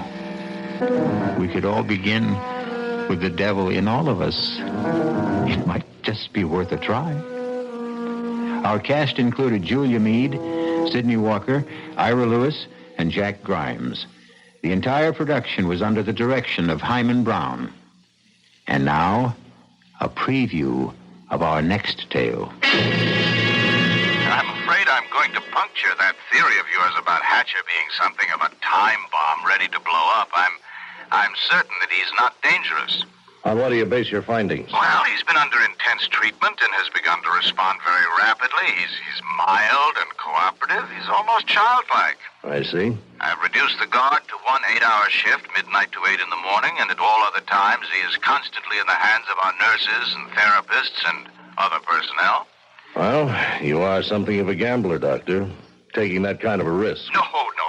I don't think so. Doctor, has it occurred to you that this entire mild convalescence may have been programmed into the mind of this man to throw you off guard? Oh, nonsense. I know a harmless man when I see one. To leave him unguarded is taking chances with the lives of many people. Heaven only knows what has been fed into his receptive and willing mind. Radio Mystery Theater was sponsored in part by the Kellogg Company, makers of Kellogg's Special K cereal. This is E.G. Marshall inviting you to return to our Mystery Theater for another adventure in the macabre. Until next time, pleasant dreams.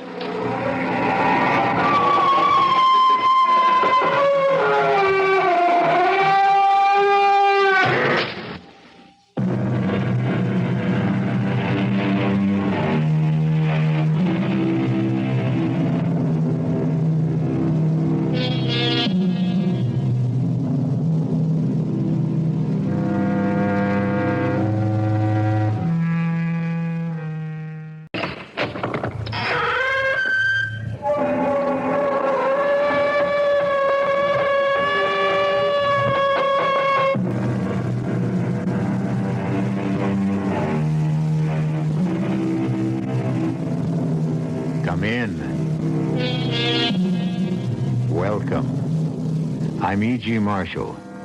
Welcome to the terrifying world of your imagination. My story explores the dark, uncharted area of the human brain. Despite medical research, scientists admit that there is much that is still unknown about the flesh and blood computer, which guides our conscious and unconscious lives. Let us listen as Colonel Edmund Plant of the CMI warns Dr. Gentry what dangers exist when we attempt to control this complicated human mechanism. Let me explain, Doctor. Your patient, Kent Hatcher here, may be a time bomb. We have no idea what was done to him. But we do know, from other cases, what to expect. You mean, brainwash? Perhaps. It's very likely Kent may have been subjected to deep and continual hypnosis. His mind washed as clean as a sheet of white paper, then programmed to commit some terrible act against his own people.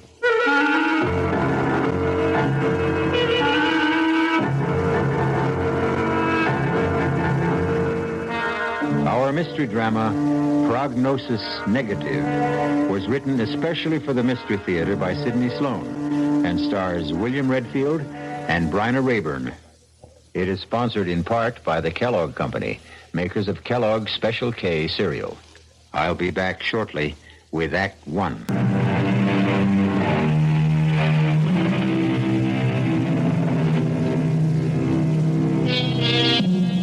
Colonel Edmund Plant was on an unpleasant errand. As he walked into the big, dirty gray building, the military hospital for the insane, known to the brass as the Pit, he could think of many places he'd rather be. But this was a duty he had to perform, part of his job, and he wanted to get it over with as fast as possible. I hope this won't take too long, Dr. Gentry. No, not too long, Colonel Plant. All we need is your official identification. We've been able to identify him from his fingerprints, but the official rules call for your observation and signature. I know. Right this way. We've got him in a private room because of his condition. Yeah, here we are. Step inside, please. I'll speak to him. I don't know if he'll respond. Kent, can you hear me? Colonel Plant, your commanding officer, is here to see you. You want to talk to him? 6, 5, 3, listen to me. Listen to me. What does that mean? Well, we don't know. That's the only response we've been able to get from him. Kent, do you remember me? Kent. See? Look at his eyes. No focus. He doesn't hear you. He's in a world of his own. Kent Hatcher disappeared on a mission behind enemy lines 8 years ago. 2 months ago, he showed up in a prisoner exchange. We had believed him dead in action. After 7 years, he was declared officially dead. Well, does he have any relatives? A wife? Yeah, he had a wife. She's remarried. Moved away, left the state, I believe. Anyone else, Colonel? No. So, here he is. Mindless, mutilated, tortured. No relatives, no friends. And his superiors embarrassed or annoyed that he's still alive. Now, I did not make the rules, nor did I persuade Kent Hatcher to take the mission. It was purely voluntary. I know. Well, what do we do now? Of course, we will do our best to bring him back. Mentally and physically? Both, if possible, but it is doubtful. He has an overstrained heart condition. It's quite serious. So permanent physical recovery is doubtful. Perhaps it's all for the good. You would rather that he die? Let me explain. Kent Hatcher may be a time bomb. We have no idea what was done to him, but we do know from other cases what to expect. You mean, brainwash? Perhaps. It's very likely Kent may have been subjected to deep and continual hypnosis.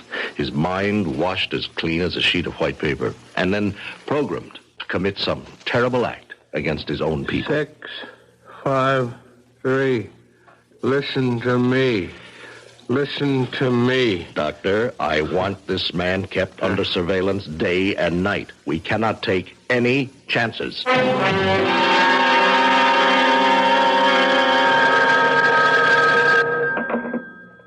CMI, Colonel Plant here. Oh, Colonel, this is Dr. Gentry. Paul Gentry.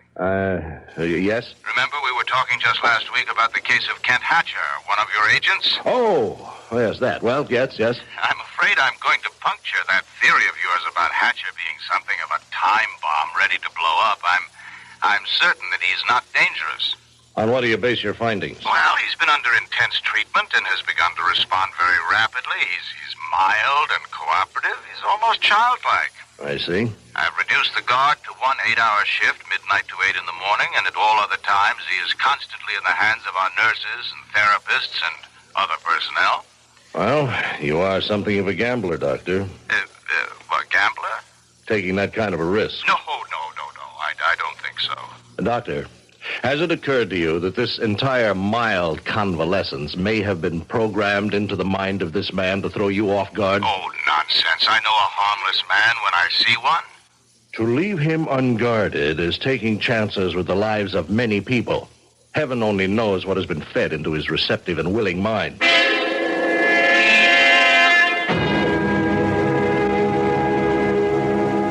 You know your name is Kent, don't you? Yes, Doctor. Do you know your full name? Can you remember? Yes. Kent Hatcher. Very good, very good. Now, how do you know that is your name? You told me. You had a life before you were brought here. You were married. Can you remember that? No, Doctor. You had a daughter, Mary. She was very ill. I don't remember. You loved her very much. When she died, you were heartbroken. Heartbroken? You don't recall anything? No. Oh, Doctor, I just wanted to remind you, you have a lecture today at the university. Oh, yes, that's right. Thank you, Evelyn. Look, I'm working with Hatcher. You know the case? I should know it.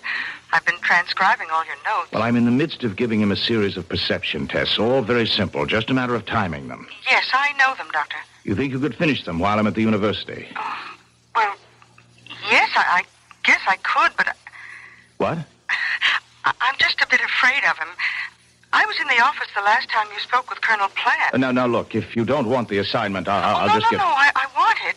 As long as you say he's, well, okay. Good. I'll expect you in 10 minutes.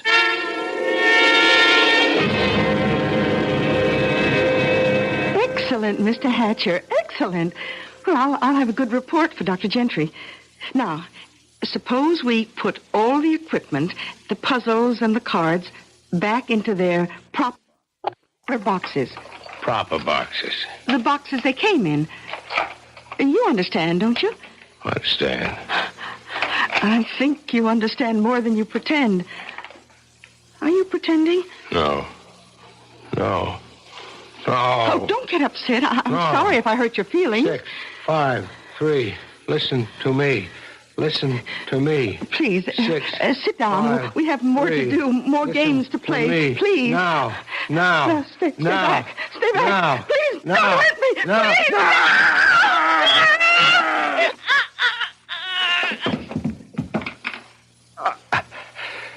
6, 5, 3. Listen to me. Listen to me.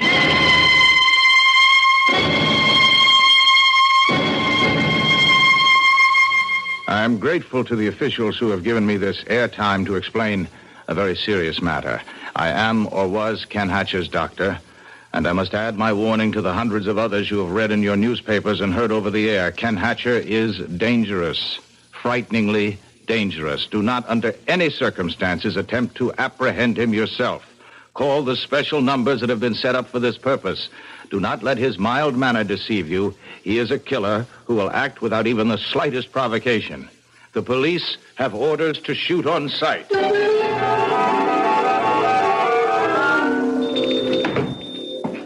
Morning, mister. What can I do for you? You want to buy a $200 coat for U-18? I want some clothes.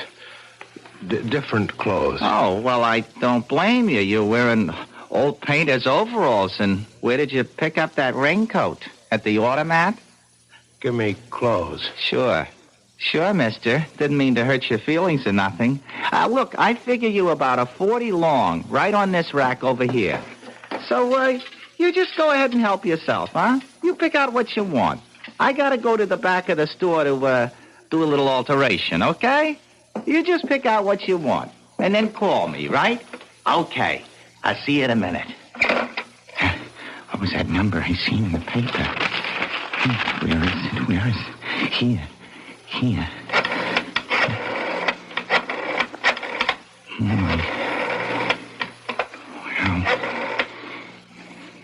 Hello, listen. He's right in my store. I recognize him in a picture in the paper. Also, I seen it 4 times on the news. I don't know how long I can get...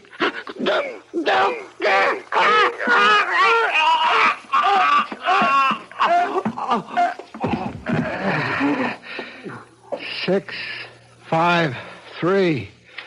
Listen to me. Listen to me.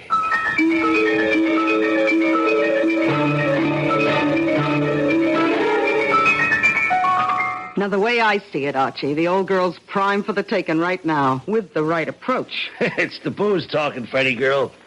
You ain't got a cent out of you, Mrs. Mowbray. And you ain't gonna because you ain't sharp enough to convince her. Look, Archie, you gotta work these big jobs slow.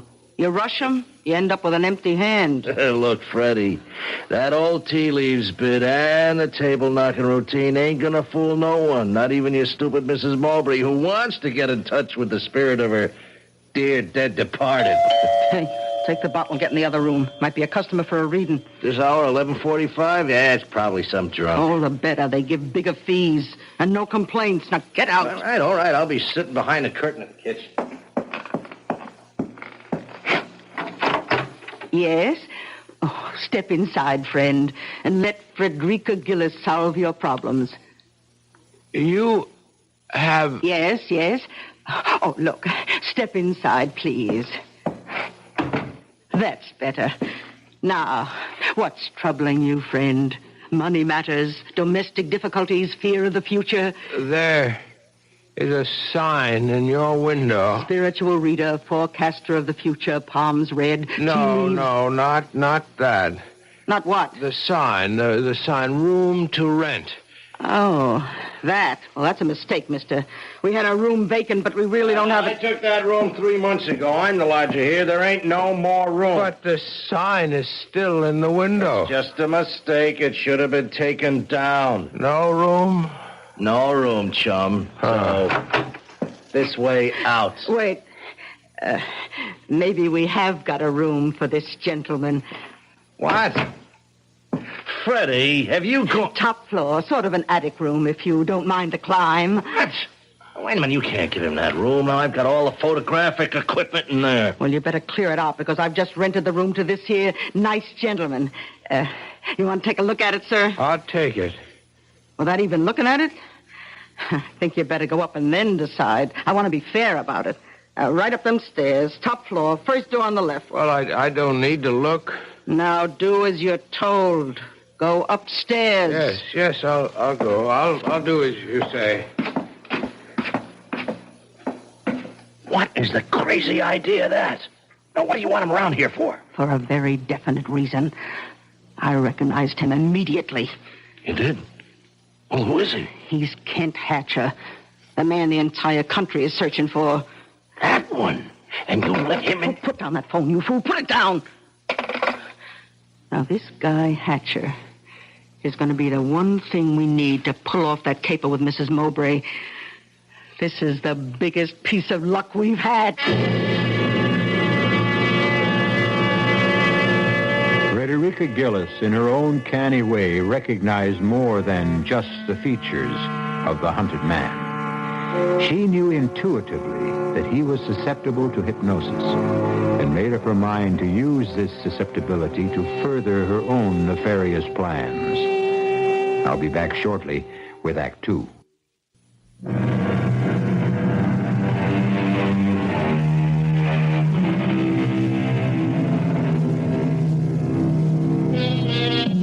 Several days have passed since Kent Hatcher, the hunted man, found refuge with Frederica Gillis and her accomplice, Archie. She has not permitted him to leave the house, and, in fact, has been working to disguise his much-publicized, scarred face. That you, Archie? Right, Freddie girl. Come out here in the kitchen. I want you to see something. Coming. Well, Archie, how do you like him? Good. What a change you made in his appearance. You've even given him a new hairdo. Looks a lot different with the dye job. Takes years off his age, blacking it up like that. Wait till his beard grows out. That'll cover most of the scars. It's terrific. Well, Kent, how do you like your new look? I like it. Thank you. Only his name is not Kent, Archie. That had to be changed. His name is Mazumodar. What? He's going to be Mazumodar, the Indian mystic. He'll darken his face, let his beard grow out, and then with a fancy, what do you call them things they wrap around their heads? Turban. Turban, that's it. Oh, can't you just see him in a rich-looking robe with a turban on his head? Now, wait, well, what's on your mind, Freddie girl? Oh, you're not very quick, Archie. Now, look, what I have in mind is Mazumodar. Mazumodar, do you hear me? I hear you. What is your name? Tell me your name. I am Mazumodar. Now, I want you to go to your room, and you are to stay there until I call you. Repeat what I have told you. Go to my room and stay until you call me. Now, go. I go to my room and stay. That's amazing. To me, he's behaving like a little lamb. Oh, I could sense right from the moment I laid eyes on him that he was an easy subject. Oh, we're going to give Mrs. Mowbray the greatest spirit show she's ever seen in her life. She'll hand us her money in a bushel basket.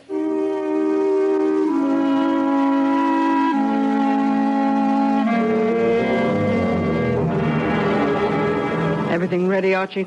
Yeah, I think so. Now let's run over the list. Wind effect, whistling sound, eerie music. Okay, but not too much. When she does get in touch with her dear departed Kenneth, what's she going to ask him? And what's our phony medium Kent going to reply? Mazumodar. Remember that? Okay, Mazumodar. What's he going to say? Now, you can't guess what the old gal might ask when the seance starts. Look, I've been working with him all week. If the going gets too rough for him and he can't give a good answer, I'll just break things up, stop the seance, say that the contact with the spirit world is broken. Okay. What time's she coming? Oh, I told her 8 o'clock.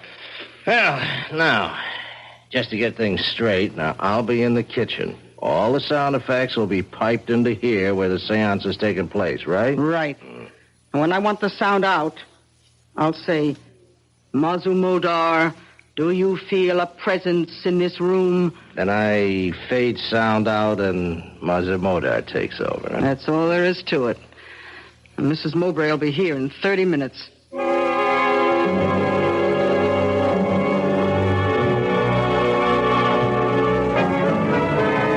Mrs. Mowbray, this is the great Mazumodar. Oh, does he speak English? Oh, yes. I've asked him to conduct the seance in English. He's agreed, though he'd rather do it in his own language. Oh, I understand. Thank him for me.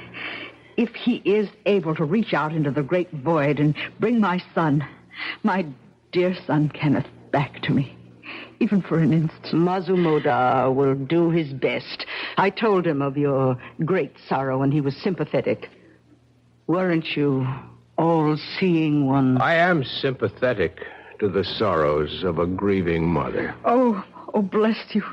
Bless you. Please help me. Let us begin. Sit here at this table, Mrs. Mowbray. Yes. You there. I will sit opposite you.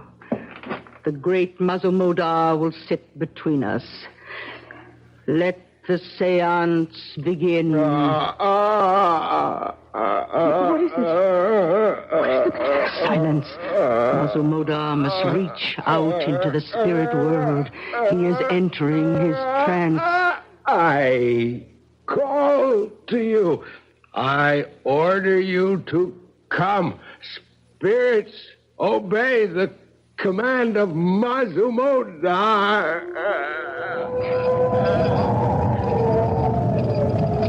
Do you feel a presence, all-seeing one? There is one here who demands to speak.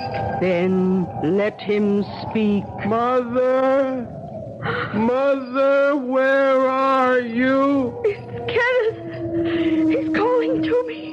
You may speak to him. Oh, Kenneth, darling, I miss you terribly. Are you happy? I am happy, Mother.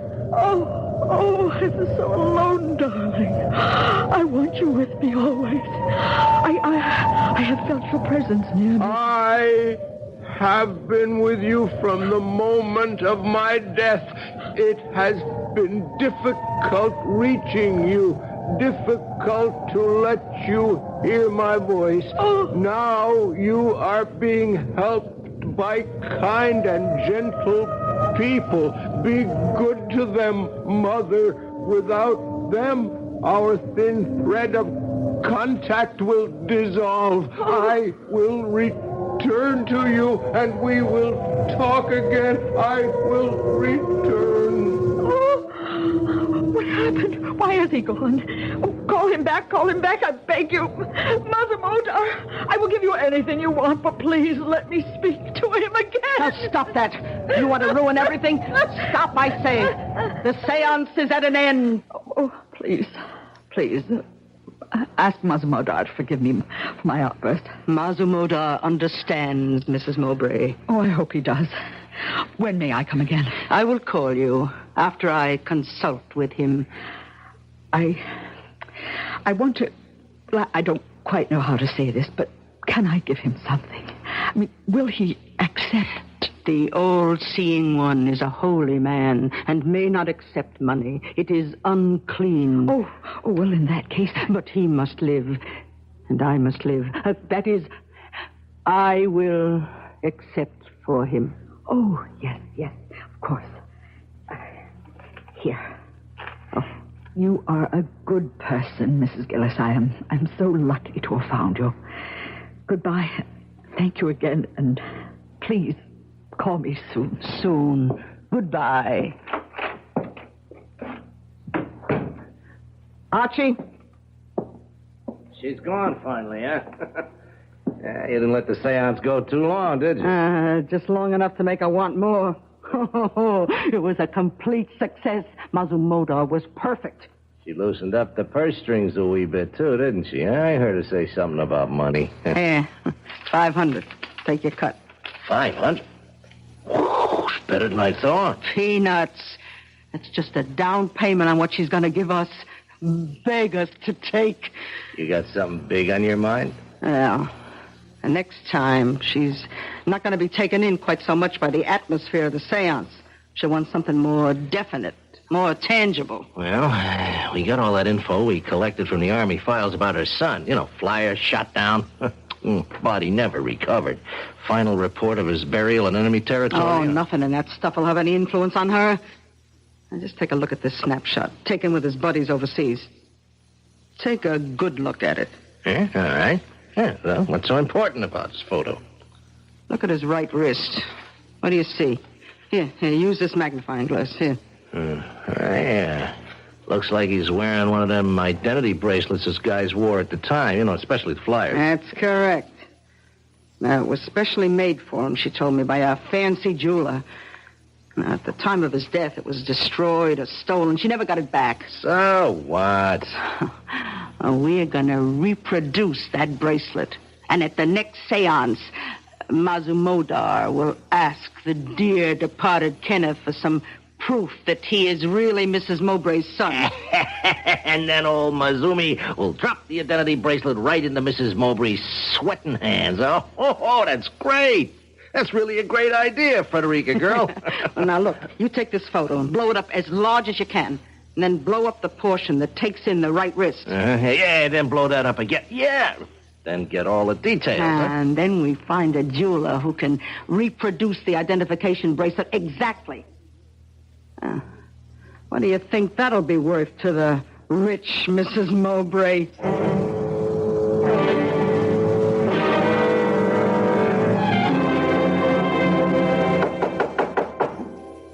Come on, open up, Kent. Now, will you be a good guy? Good guy now. Open up the door, huh? Look, I gotta get in there, Kent, and I got all my photographic equipment in there. Well, thanks, old man. Hey, I'm sorry if I disturbed you. It won't take me a minute. Huh? No. What? No. Wait a minute, Kent, or Massimo, whatever your name. Now, listen. No. Now, stop. Stop. Now, don't look at me like that. Frederica! No. Frederica, help! 6. No. 5. No. 3. Stop. Listen to me. Now, stop. Frederica! To help. me. Help. No.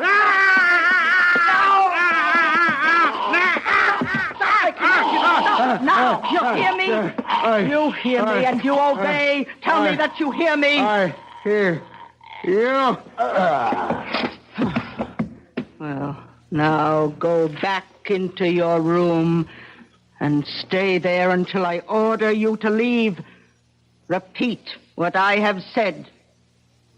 Go back to my room. Stay there. Until I order you to leave. Until you order me to leave.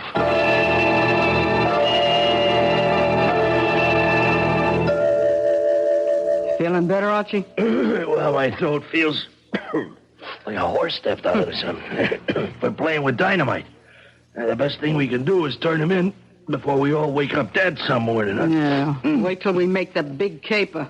To the next seance.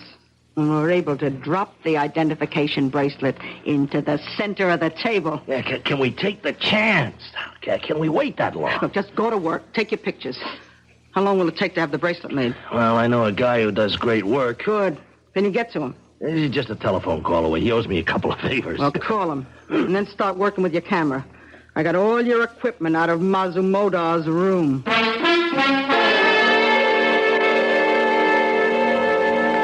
Here. Feast your eyes on that. Oh, the bracelet. You got it. Told you the jeweler was a friend, huh? Did it in 2 days. Now, ain't it beautiful? Let me see the photo. The blow-up you made. Here. Spitting image. Oh, perfect. Looks like the original. Yeah. Look how he made it look as though it had been in a fire, huh? Mulberry went down in flames, you know. Yeah. Oh, good touch. Makes it look authentic. Look, I'll call Mrs. Mowbray and set up the seance as soon as possible. Listen, there's one little fly in the ointment, Freddie girl. What? Maybe we ought to get a new medium to run the show, huh? What are you talking about? New medium? No. We've got to use Mazumoda. We've established him. Well, you got to unestablish him. He's gone. Gone? When? How? We'll just have to find him. Come on. He didn't have much money, so he couldn't have gone far. Well, wouldn't it be better to report the whole thing to the police? And throw away enough money to keep us in the good things for the rest of our life? Are you crazy? But now... No buts. Mazumoda is the key that will unlock Mrs. Mowbray's bank account. And we're not going to let that slip out of our hands.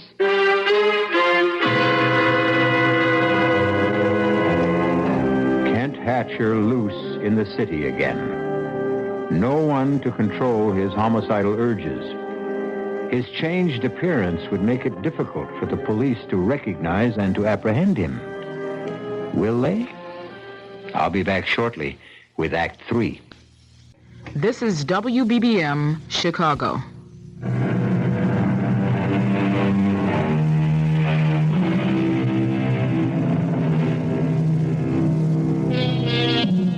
Two days have gone by since Kent Hatcher broke through the bonds of hypnotic suggestion and fled from the house of Frederica Gillis. Mrs. Gillis and Archie have been hunting for him for hours. But the tortured man wanders through the big city. Something urges him onward. Something that he cannot define even to himself. Hello. May I speak to Carl Shearson, please? This is his wife. Carl, Alma, I know you don't like me calling the office, but I think I saw him. No, Carl, I'm sure. He's changed, but I knew him. Yes, I know I said that before, but this time he followed me. Yes, I tried to get away. I ran into Fletcher's grocery store, quickly ordered some groceries, and asked them to let me slip out the back entrance. I didn't see him after that. Call the police. No, I couldn't. They'll kill him. They're searching for him, and they'll take no chances. Oh, someone at the door. Must be my grocery order. I told them to send it up. Call me back in a few minutes, Carl. Coming. Oh, no. No. Please, don't come in here. Get your foot out of the door. Let me close it, please. Alma, I want to talk to you. Alma, don't hold the door. I won't hurt you. Come in. Alma, I've been following you. At first, I didn't know why. And then the name Alma kept repeating in my head. Then I knew who Alma was. Do you know who I am? Yes. I know you, Kent. They told me you were dead. I was alone all those years. I'm remarried. Remarried? You were declared legally dead. Even then, I hesitated, but Carl insisted that we marry. He's a good man, kind. I need him. He loves me.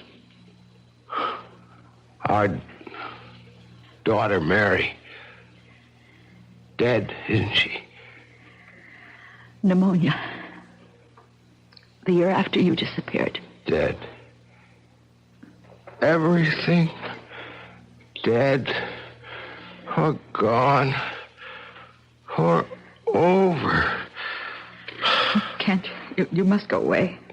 Hide. They're looking for you. They may find you here. All over. You know, Alma, I can hardly remember what you used to look like. I can hardly remember my life.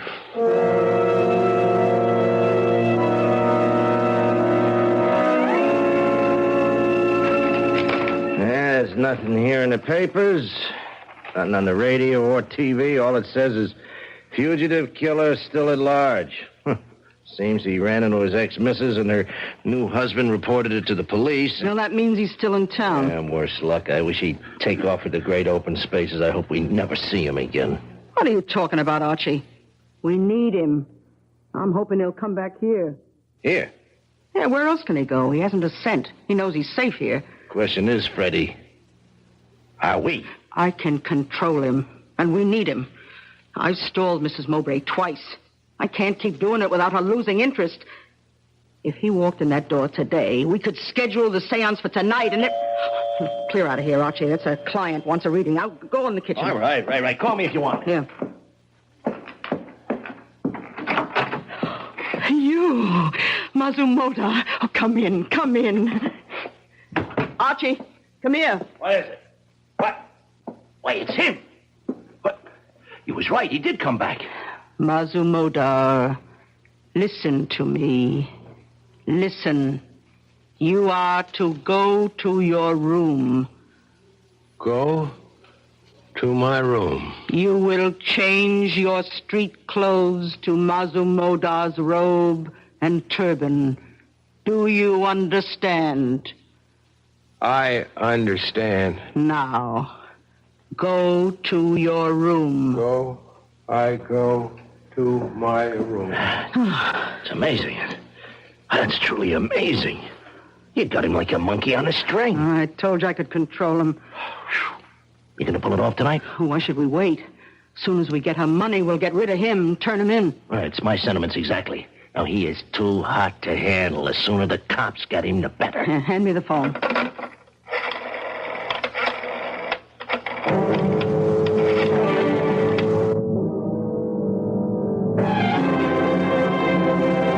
Mrs. Mowbray, right on time. Come in. Thank you for calling me. I began to think that all contact with my son Kenneth was broken. I thought perhaps I had disturbed Mazumoda by my outburst. Oh, no. Nothing like that. But I must tell you, His efforts on your behalf have taken their toll of his strength. I don't quite understand. Well, every night, Mazumodar has reached out into the darkness of death to touch the spirit of your son. Oh, has he really? The effort has drained his strength. He is not well. Oh, well, then perhaps... It may take him months, perhaps years to recuperate, and the expenses incurred are very high. I will pay them anything. Well, I am certain that he will be successful tonight.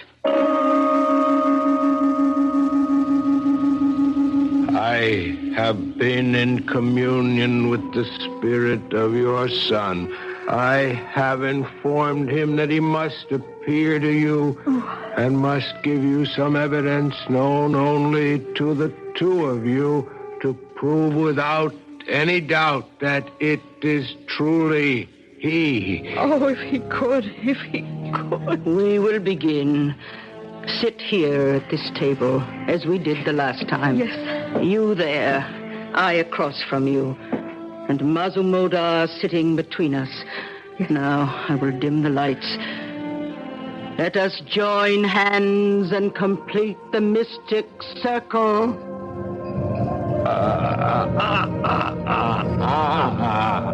Oh, Mazumodar, do you feel a presence? I feel there is one here who has traveled a long way. Do you know him by name? This is not simple. He is trying. He is trying to... Mazumodar, are you all right? Can you continue? I can continue. I must. The spirit is here in our midst. He wants to speak. Let him speak. Mother! Mother! I call out to you across the long reaches of infinity. Oh, Kenneth! I have spoken several times to this holy man who has made it possible to be near you.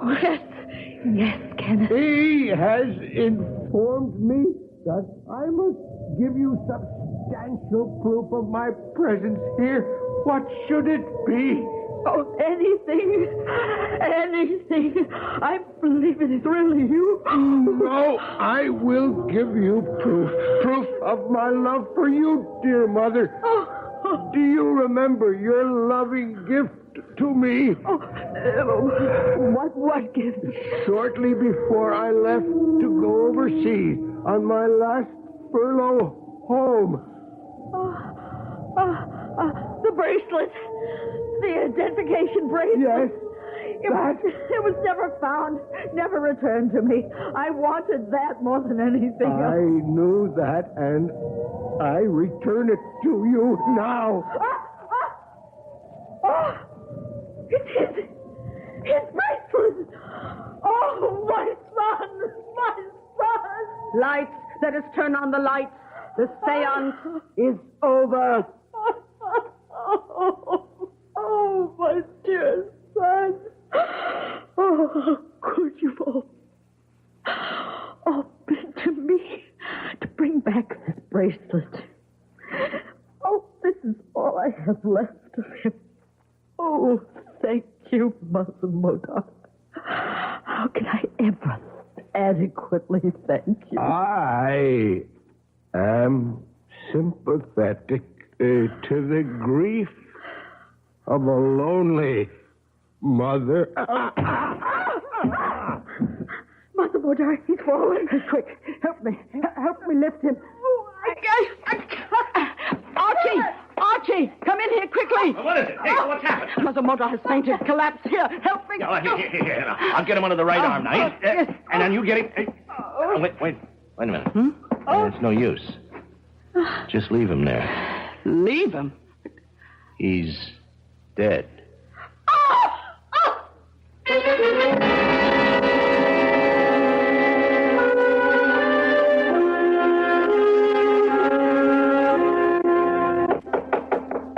Come in. Oh, yes, Colonel Plant. I've been expecting you. Yes. Official identification of the body, I know. Well, I don't make the rules. I realize that, Doctor. Let's get on with it. I have another appointment. Very well. If you'll come this way. After you, Colonel. We, keep the bodies here prior to identification. Of course. Right this way, please.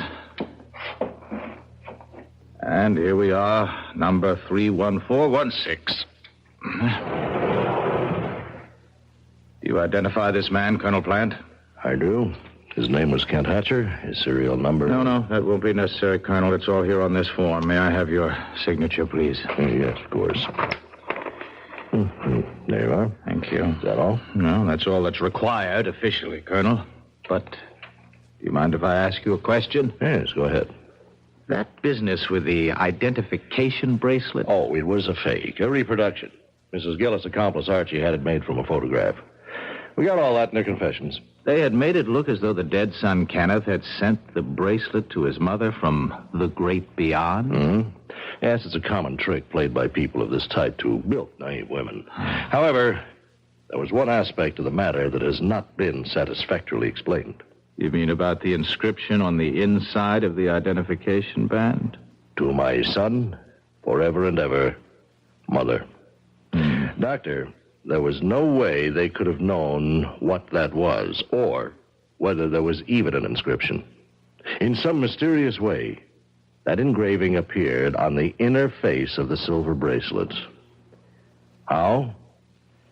We shall never know.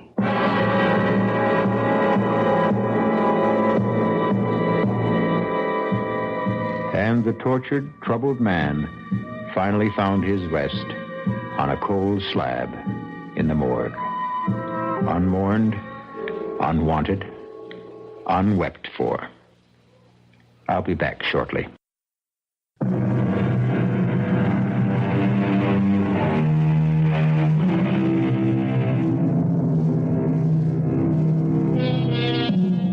So we've had a look at the terrifying results of tampering with the human brain. All the experts agreed pretty much on the methods that had been used, but not one had an answer for Kent Hatcher's mysterious extrasensory knowledge of the inscription on the inside of the bracelet. That he took to his grave. Our cast included William Redfield, Bryna Rayburn, Mason Adams, Earl Hammond, and Martha Greenhouse. The entire production was under the direction of Hyman Brown. And now, a preview of our next tale. You see this writing? Yes. It is the runic alphabet. It represents an ancient death curse. And those figures on it? The date of your death. Oh, that's ridiculous. It has earned the reputation of being one of the most powerful of all the ancient spells. The drawback, of course, was the absolute necessity of having the man or woman casting the runes to pass the curse on directly and have it accepted. Oh, no, I won't believe that. This is the 20th century. Careful. Lose this paper and you lose your only chance. You mean there's something I can do? One thing. What is it? Pass the curse to someone else. Radio Mystery Theater was sponsored in part by Anheuser-Busch Incorporated, brewers of Budweiser. This is E.G. Marshall inviting you to return to our Mystery Theater for another adventure in the macabre. Until next time, pleasant dreams.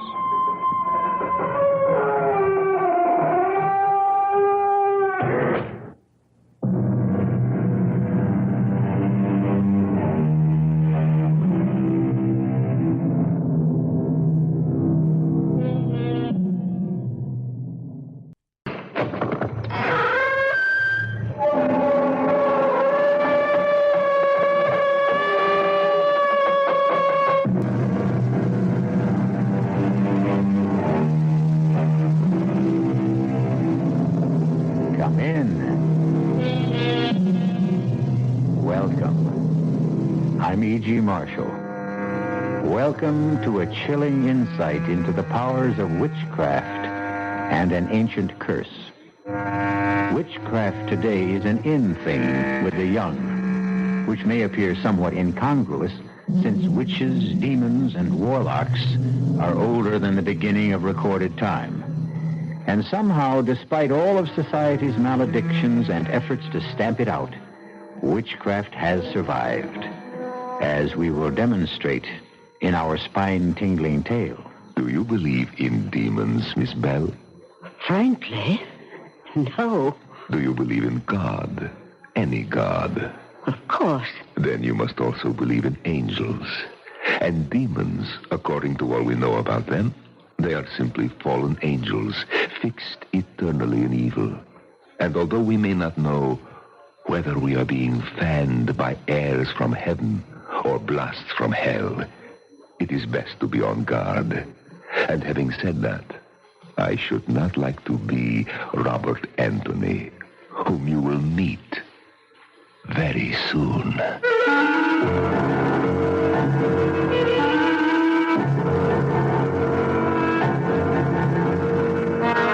Our mystery drama, This Will Kill You, was written especially for the Radio Mystery Theater by Murray Burnett and stars Norman Rose and Larry Haynes. It is sponsored in part by Anheuser-Busch Incorporated, brewers of Budweiser, and by the Kellogg Company, makers of Kellogg's Special K cereal. I'll be back shortly with Act One.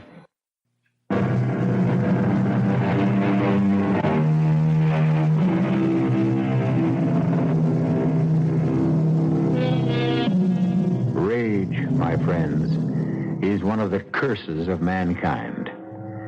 Rage thickens the blood, assails the eardrums, racks the body with a mad urge to destroy. It has been said that whom the gods would destroy, they first make mad. And that applies to all of us, even if some are on speaking terms with God or the devil. Witness a man who is consumed with rage. Theodore Rackazzi. Obviously, you couldn't have heard me come in here. What are you breaking things for? Are you thinking of redecorating? This is the wrong time to try to be amusing, Liz. Well, what should I do? Ask if you've gone crazy? Evidently, you have not read this filthy, ignorant, arrogant, vicious review of my book. Oh, of course I have. That presumptuous idiot, Robert Anthony, to write such a review. Oh, come off it, Ted. You know, you sound like you're back to the Middle Ages. What are you going to do? Challenge him to a duel? I have other powers, other resources. You're serious. Serious? After this review, let me read just one part to you. Mr. Ragozzi, possessor of an awesome reputation as an expert on witchcraft, in this unnecessarily long book titled Demons and Demonology, has gathered the wildest concoction of old wives' tales, superstitions, and demons ever brought before the public. And, what is worse, he has given credence to them. To take witchcraft as seriously as Mr. Ragozzi does is simply childish. Ted, he's just another writer reviewer trying to be clever. Yes, at my expense. At anybody's expense. You just happen to be the target of the day. Mm-hmm. And now he is my target. For what? A nasty letter to the editor? For death. Oh, sure. If you thought this review was bad, wait until you see the ones you get after you kill him. I will not kill him. Oh, that's a relief. Liz, pick a date. What? Pick a date. Any date that comes to your mind. And the time. Write them down on this slip of paper. What for? Oh, to please me. All right. What's today? The 14th. Here. Okay, will this do? The 28th. 10:53 p.m. Yes, it will do beautifully. Thank you, Liz. You're welcome. And now that we finished playing games, can we go? Of course. But the game is just about to begin.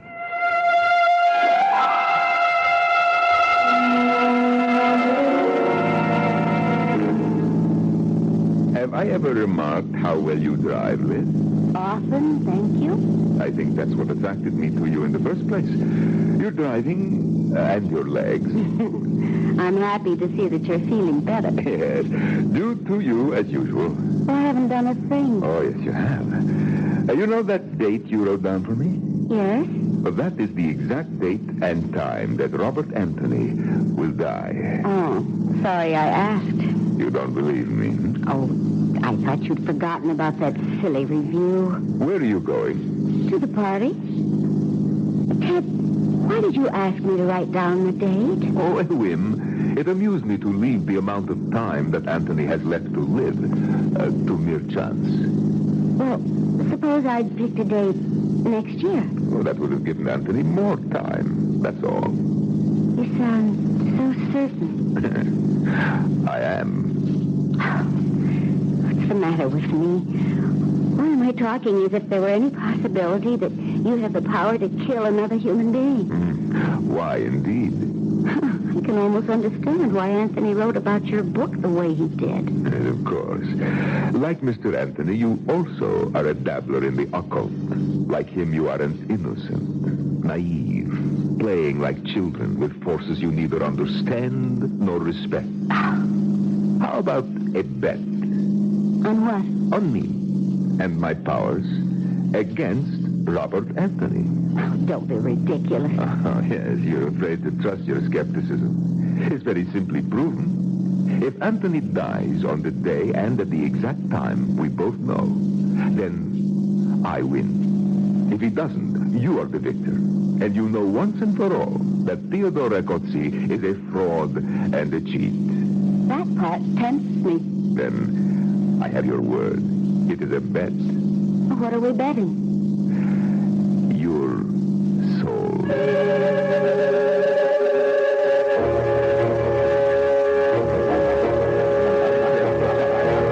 Robert Anthony, you're not leaving the party already. Oh, I'm sorry, Carl. I just dropped by to meet your guests, but my publishers are getting uptight about my new book. Well, everyone here is talking about the hatchet job you did on Rakotsi. Well, why do they think I've got a bone to pick with Rakotsi? Well, I've read a lot of reviews, but... Look, I've had a job to do, to review a book. I never even met the man. I took off because his book was so ponderous. Instead of writing a history of demons and demonology, which would be interesting, Rakotsi wrote as if he were putting down facts. Sorry if I touched a nerve. It's all right, forget it. I just think there's entirely too much fuss about the review. I know a little about witchcraft, and I think it can be amusing, but... Okay, but I hear Rakotsi's taking it very big. Well, I don't want to hear that Rakotsi's out to get me with the same crazy, demonic curse superstitious idiots believe in. Well, let's forget Rakotsi. What about that play we cooked up? Well, I just told you, Carl, my publishers are getting restless. I'm spending most of my time in the library. Look, can we put it off for a week or two? Okay. Fine. I've got to run. But I'll call, Carl. Just to let you know I'm still alive.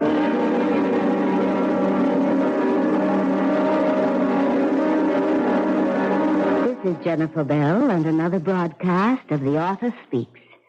My guest for today is the man who has written the most controversial book about devils and deviltry, Theodore Rakotsi. I am happy to be here. Mr. Rakotsi, I must confess your book scared the daylights out of me. Was that your intention? No, not at all. My intention was to inform, to let people know that there are forces in this world that they may not have been aware of. Oh, well, then you're serious in your thesis about demons and their power. Oh, absolutely. Which naturally leads me to that review by Robert Anthony. How did you feel about it? Well, I would be less than honest if I said I was pleased, but it caused me only a small annoyance. Really? You are asking the wrong question. Oh? Well, then, set me straight. You should not ask if I were annoyed about it, but rather how Uziel Rabdas Belet are angry about their powers being mocked. Well, I'm not acquainted with those gentlemen you mentioned. Which is just as well for you. You see, they are demons, powerful demons, and if they take offense, well, I should not like to be Mr. Robert Anthony. You're predicting that some harm might come to Robert Anthony? I predict nothing. Forgive me, but didn't you just issue a warning? A warning is not a prediction. Do you believe in demons, Miss Bell? Frankly, no. Do you believe in God? Any God? Of course. Good. Then, of course, you must believe in angels. And demons, according to all we know about them, are simply fallen angels, turned away from God, fixed eternally in evil. I would like to inform you, madam, that a belief in the existence of angels and demons is an article of faith with two of our major world religions. All I say is that I should not like to be in the company of Robert Anthony during the next month. Good morning. I see you had my books waiting for me, those 5 over there. Thank you. Well, today I ought to finish my research. I'm going to miss the peace and quiet of this library. My name is Theodore Ragozzi. I called about a book you said you would have waiting. Ah, yes. Thank you. Oh, excuse me. Yes? It sounds absurd, I know, but I am superstitious about where I sit when I work here.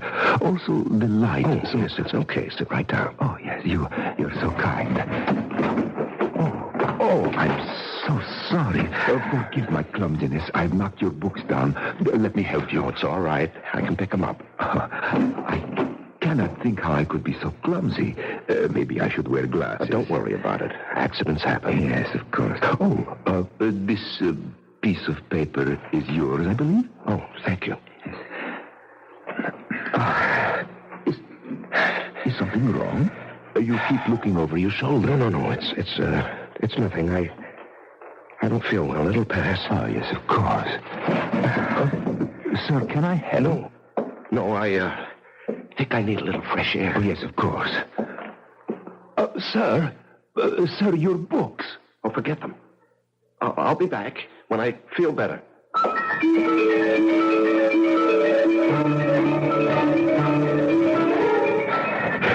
got to slow down. I must slow down. There's nothing following me. Nothing. That's better. Get some control. What's the matter with me? Why do I feel I'm being followed? Never took it away. Bob!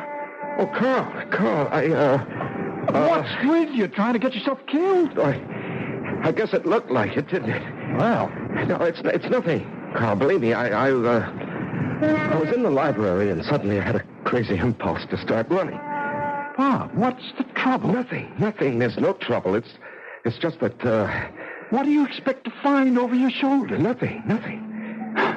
If I didn't know that your last novel sold over 1 million, I'd say you just held up a bank and were running away. Look, forget the jokes, huh? But, I'm sorry. I really am, Carl. But leave me alone.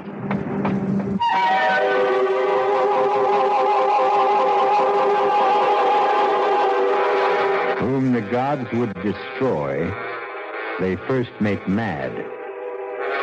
But are the gods desirous of destroying Robert Anthony, or the demons? And who are the demons that are driving him? I'll be back shortly with Act 2.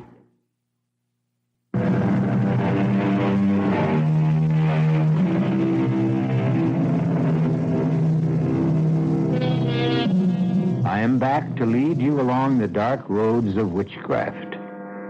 The demon-ridden Robert Anthony has turned to the 20th century remedy against magical spells, psychiatry, and is attempting to explain his terror to an eminent psychiatrist. How can I make you understand, Doctor, how intensely real this fear is? I'm not imagining it. It's there. I feel it. Every minute I feel it. It's at my shoulder, behind my back, pressing in on me. Of course. Have you ever heard of anything like this before? Nothing exactly similar, but fear is quite common. Most people are afraid of something. But don't they know what they're afraid of? They sometimes think they do. And what do you tell them? I think it would be best if you talk about yourself. You say you first felt this way about a week ago. Yes, I was working in the library, and I suddenly felt I just had to get out and run. Had anything happened that day to upset you? Anything out of the ordinary? No, nothing, Doctor. Have you felt this fear before? I mean, early in your life. Well, just the usual, Doctor. You know, when my friends would dare me to jump over a large hole in the ground or something like that, but... Wait. Yes? Yes, I just remembered. When I went to college, there was a suspension bridge, a shortcut from the campus to my dormitory. Everyone took it. Well, one night I was with some friends, and we came to the bridge, and it was out. There was only one single plank, and this was a deep, deep chasm, Doctor, maybe 100 feet. Yes. Well, I wanted to go back to walk around it, but the others voted against that. They all walked across. And I can remember how terrified I was. I got down on my hands and knees and crawled across the single plank with the water roaring below me. I was terrified. You're afraid of heights? Well, I'm not comfortable with them, but... Would you say that today you're somewhere near the height of your profession as a writer? Oh, come on, Doctor. This has nothing to do with any fear of heights. This is... Well, this is... Yes? This is witchcraft. Interesting. Why do you say that? Look, we've been through it. The review you wrote on the Riccozzi book, Demons and Demonology? Right. Are you sorry you wrote such a scathing review? No. No? Well, I don't know. I think you are. Well, if I was wrong, and possibly there are such demons and spells as Riccozzi describes in his book, that would or might account for this fear of mine, wouldn't it? You mean you think Riccozzi might have put a spell on you? Well, it's possible, isn't it? Can't you think of another explanation? Can you? Yes. Let's examine what you've told me. On the one hand, you believe that Riccozzi has put some sort of a spell on you. Am I correct? That's all I can think of, Doctor. Why would he do that? Well, because he... Exactly. Because you have hurt him severely. So your statement that he wasn't injured by your review is false, isn't it? Well... Or illogical. All right, it would seem so. Very well. If you admit that to yourself. And then think that as a sensitive man, you've satisfied your own ego with a review that you think might be unfair. Where does that take us? Doctor, do you believe that I feel so guilty that I run through the streets pursued by shadows? That I can't sleep because I feel a presence in my room? That I feel threatened every second of the day and it's getting worse by the minute? Do you really believe that? It's a possibility. Oh, no.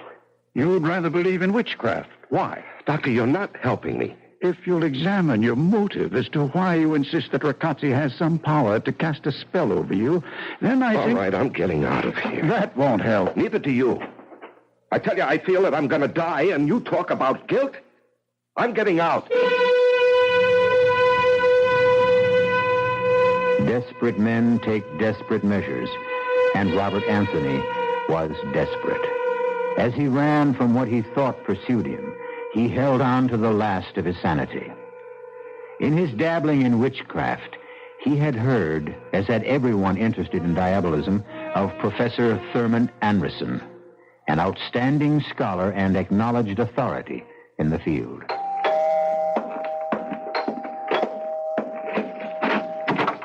Professor Anderson? Yes? I'm Robert Anthony. Oh, come in. I've been expecting you. You have? Why? Because I read your review and I know Riccozzi. Oh, then you think he might have done something to me? I think it probable that he has tried. I won't know until you tell me what's happened. Come in and sit down. Thank you. Professor, do you think you can help? First, tell me why you think Riccozzi has cast a spell.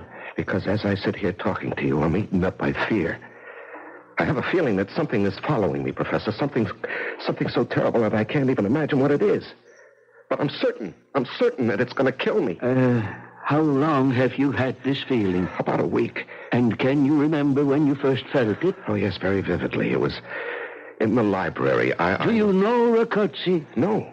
No spell can be put upon you unless the Creator has some contact with you. Did you meet him by chance, perhaps? Well, I don't know. No, I don't think so. I haven't been very social this past week. I can't even begin to think what it could be unless you give me something to go on. Did you have a chance encounter with anyone? Did a stranger bump into you, perhaps? No, I... Oh, wait. Yes? In the library, there was a man with a slight accent. Ragazzi has an accent? Well, I remember he came over and asked if he could sit next to me, and as he sat down, he knocked over my books. He apologized, and he insisted on picking them up. Anything else? No. Yes, he gave me a piece of paper. You took it? Well, of course. I didn't remember whether I had actually dropped it or not. Do you have it? Well, yes, because I remember looking at it when I got home and wondering what it was. It just didn't make any sense to me. Can I see it? Well, sure. There you are. Good Lord. What is it, Professor? What do you see? The casting of the runes. What? What does that mean? I can't believe that even a man as vindictive as Ragazzi would do this. Professor, what is it? You see this writing? Yes. It is the runic alphabet. It represents an ancient death curse. And those figures on it? The date of your death. Oh, that's ridiculous. It was used many centuries ago. There are stories of younger brothers using it to eliminate the rightful heir to the throne. It has earned the reputation of being one of the most powerful of all the ancient spells.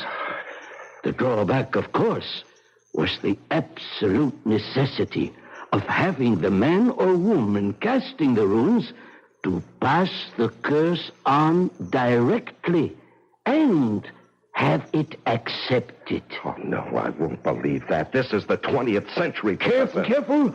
Lose this paper and you lose your only chance. Chance? You mean there's something I can do? One thing. What is it? Pass the curse to someone else. Oh, this is unbelievable. If someone else told me about this conversation, I'd say we were both fit subjects for an insane asylum. No, I can't go on this way. Professor, how do I go about passing this on? You have someone in mind? Do I have to know a person? No, you could pass it to a stranger. Well, how? Simply brush up against someone in the street or on a bus or subway. See that he drops something. Then pick it up, and along with the package, you pass this piece of paper saying, I believe this is yours. When they accept it, they have it, and you are rid of it. Oh, no, I couldn't do that to anybody. I just couldn't. Why not? If you don't believe in the curse. I don't know about the curse. I can't believe that it will actually kill anyone, but I know how I feel. That is very real and horrible. Well? How much time do I have? Today is the 23rd. The date here is the 28th, 10:53 p.m. There's not a lot of time, is there? Plenty, if you start to pass it now. No, I just can't, Professor. I wouldn't give this to my worst enemy, let alone... Hold it. How about Ragazzi? I wondered how long you would take before you got around to that. Yes, of course. I'll pass it back to him. How? Well, I'll just... Exactly. Ragazzi obviously knows you. He is going to be on his guard. Well, can someone else pass it? No. It must be passed directly. There must be a way.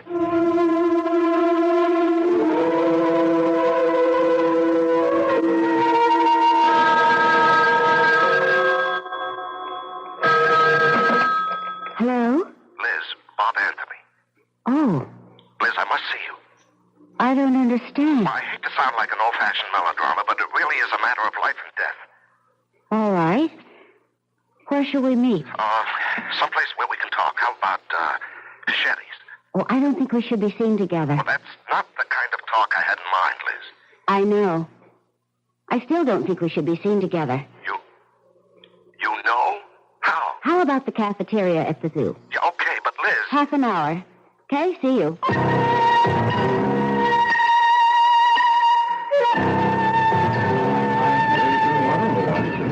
Sir, I'm late. No, you're not. I'm early. What would you like? Oh, just coffee. All right, I'll get it for you. No, I really don't want anything.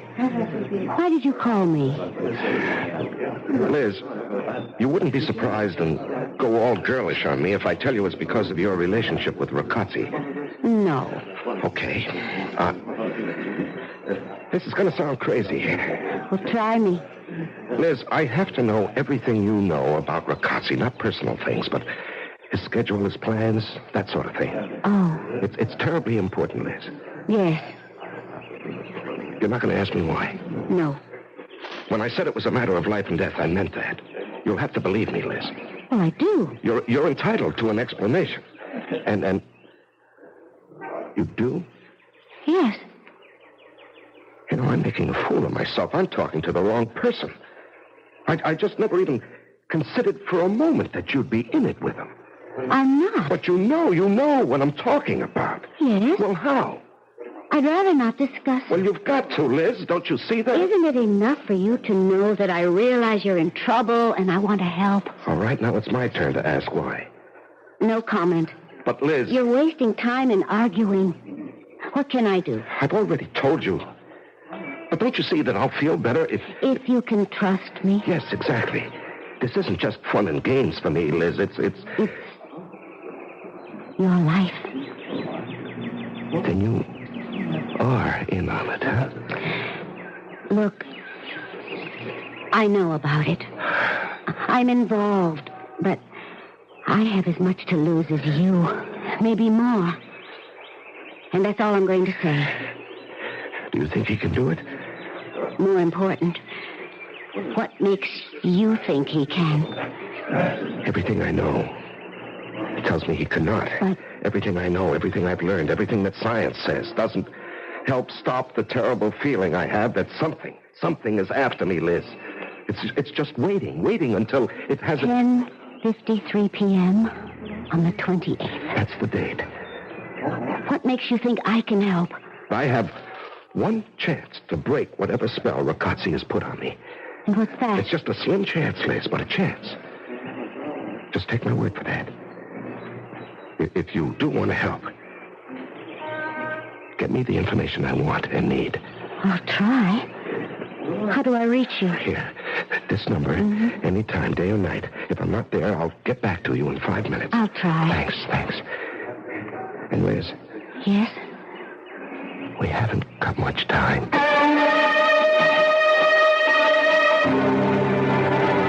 Time is running out on Robert Anthony.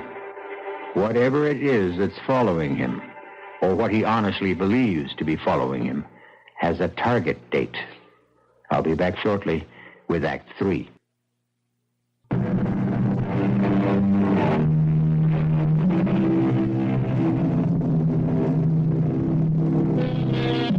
Let us get back with Robert Anthony, under a spell, and convinced that he has now only 24 hours to live. The date set for his death is 10:53 p.m. on the 28th, and it is now the afternoon of the 27th. And Theodore Riccozzi has a visitor. Liz, come in, my dear, come in. I took the chance that you'd be home. Yes, and I am, and I'm delighted. Of course, I shan't be home for long. As you can see, my bags are all packed. Where are you going? To my little hideaway up in Perdis. You remember it? Of course. As a matter of fact, your dropping in might be called providential. I was going to call you to ask you to drive me. When are you leaving? Tomorrow night, fairly early. I think it would be wise for me to be out of the city when Anthony meets the demons. Oh, call it off, Ted. I beg your pardon? I'm asking you to call it off. Call what off, dear Liz? You're much too modern and liberated a young woman actually to believe in demons. Or even more fantastic, that I can control them. Don't fence with me, Ted. Call it off. I wonder if I talked with Anthony today, would he write the same review of my book all over again? Or would he have a more open mind? Why don't you ask him? I would like to. I would very much like to, but, well, it's not practical. By the way, you haven't said you would drive me up to Purdy's. I cannot. I'm sorry.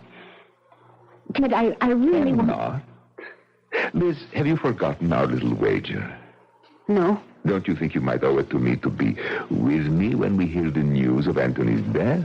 Ted, I'm asking you to call it off. Your bet or... The whole thing. My dear, I would like to. I would really like to please you. There are others involved. I don't understand.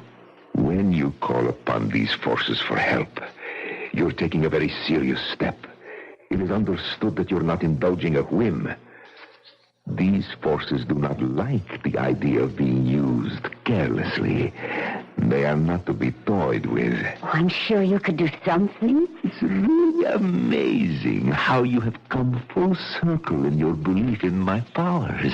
Would it help if I said I believe everything you claim? It would be an immeasurable aid to my ego. I mean, would it help change your mind about Anthony? I admire you're not asking to get out of our wager. I sincerely admire you for that. Oh, save your admiration. I'm not asking to be released. I'm telling you that I'm not going through with it. Oh, you disappoint me, Liz. You really do. But I don't think you can withdraw. I can do what I want, and I don't want to play this game any longer. You have no choice. But I do.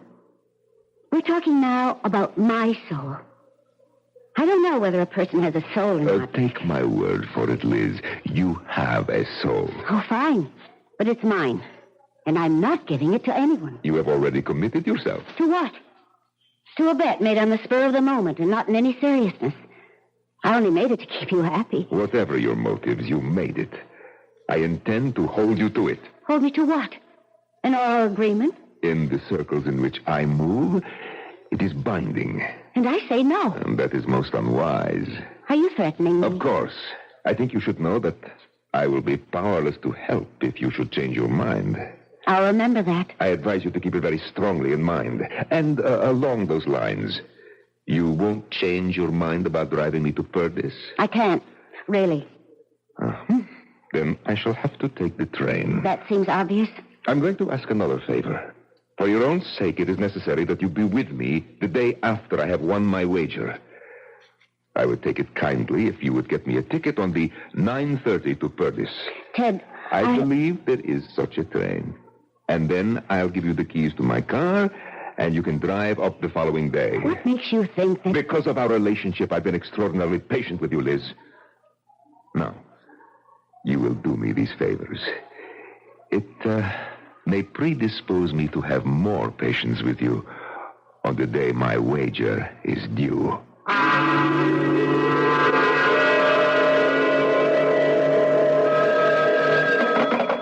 Hello? Bob? Oh, Liz, I've been waiting for your call. Do you have anything for me? Well, I don't know whether or not it helps, but he's taking the 9:30 train to Purdy's on the 28th. 9:30, that doesn't give me much time. For what? For what I have to do. Liz, that makes it so close. Are you sure about the train and the time? Positive. I bought the ticket myself. 9:30, huh? Yes. Oh, that's going to be awfully close. Did he give any reason for picking that particular train? Well, first he asked me to drive him up. I said I couldn't. And then he told me to get the train ticket. He said... What? What did he say? It's not important. Liz, everything is important. What did he say? He said that he wants to be out of town when it happens. Oh, yeah, sure. That makes sense. Bob? Yes?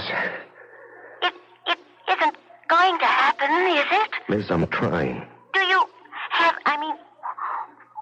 What do you honestly think of your chances? A lot better now than before you called. Is there anything else I can do? Yes, pray for me. And you for me. What? Why? How are you involved? Forget I said that. How can I forget it? Believe me if I tell you that my problem has... Well, it has something to do with you. But I'll be okay if you're okay. Oh, you sound like a book title. Well, at least you can joke. I hope it isn't gallows humor. Liz, I've got a lot to do. I have a plan. I don't know whether it'll work, but it's made me feel that I can do something. And I'm going to do it. Good luck.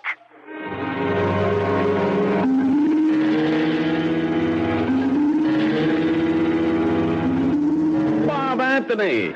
I didn't believe it when you called. How can I help you? I need a makeup job. For a TV appearance? No. I must be disguised so that even my own mother wouldn't know me. Can you do that? Well, maybe if you tell me what it's for, it might help. No, I can't tell you. You'll have to take my word that it's deadly serious. How long will you need to wear the disguise? 4 hours at the outside. How many people do you want to fool? One. A man. Uh-huh. How well does he know you? Well, that's hard to say. He's not an intimate friend. In fact, I only met him once, but he knew me then. One more question. Hmm?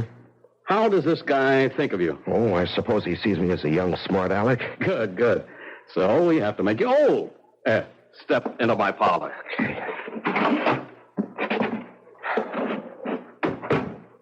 Aren't you going to lock it? Okay. Sit in that chair over there. Yeah. Now, relax. You're too tense. I'm sorry. See, now, the hairpiece is no problem. Your head and hairline are easy. But the eyes... The eyes? Exactly. With the hair you have, you can't have those alert brown eyes. Let me see. Watery blue with little veins running through them. Yeah. Okay, now. Ever wear contact lenses? No, of course not. You'll love them. Slight effort. There. How's your vision? Well, I can see. Good. The wrinkles come last, and I think a little goatee. Yeah. Bushy beard wouldn't be right. Now just put your head back.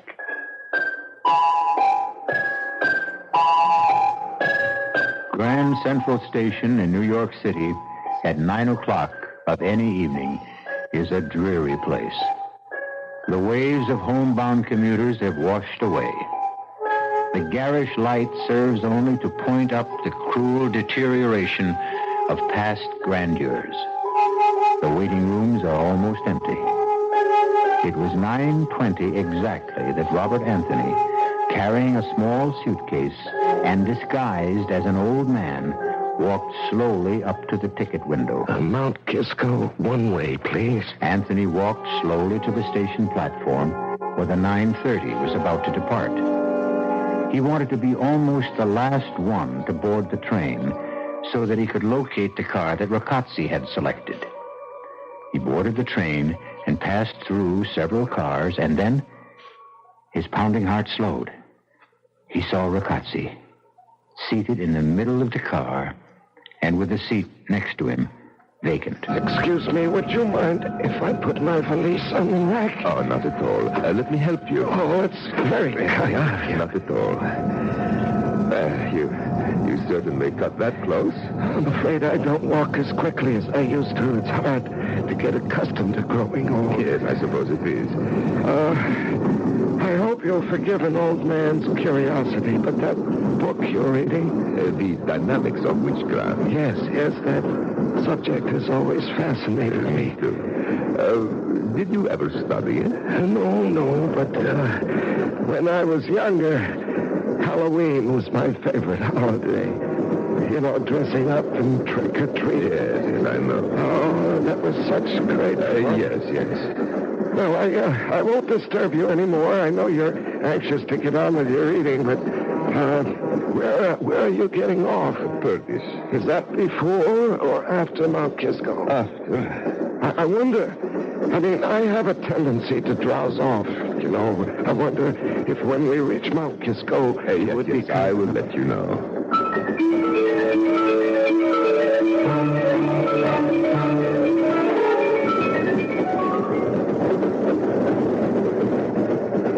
Excuse me, is it... It's the next station. Did you have a nice nap? Oh, yes, very refreshing, thank you. I do hope my nephew will be at the station. Yes, I'm sure he will. Oh, what time is it? 20 past 10. Are we on time? Well, I don't know. I suppose so, but even if we're running late, I'm sure your nephew will wait. Yes, I hope so. Now, when you get old, you seem to worry about everything. The young have their worries. But they're not the same, are they? Sometimes they are.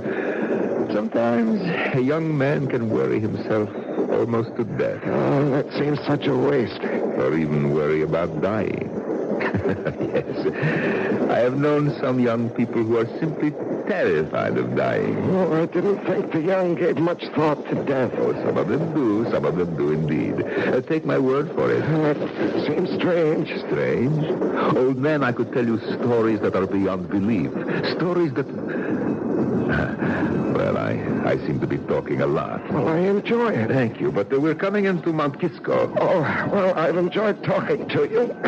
And now I'll just get my luggage from the rack. Oh, my. Look what I've done. I've dropped my bag. Here, let me help you. No. I've caused you too much trouble. I'll be able to... Oh, your book.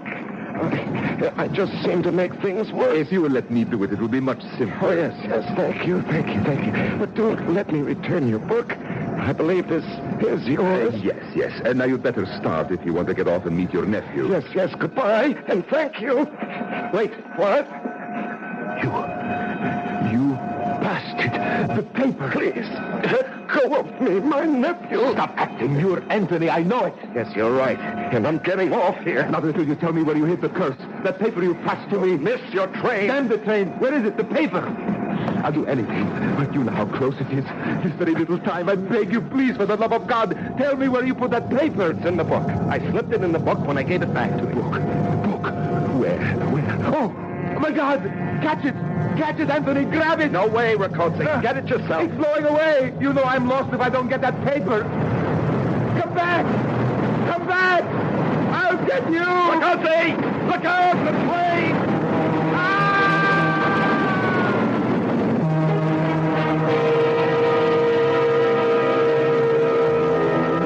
The end of our story of witchcraft and demons. The obituary notice said that Theodore Rakotsi met his death when he inexplicably ran in front of a southbound express at the Mount Kisco station. Inexplicably? I'll be back shortly.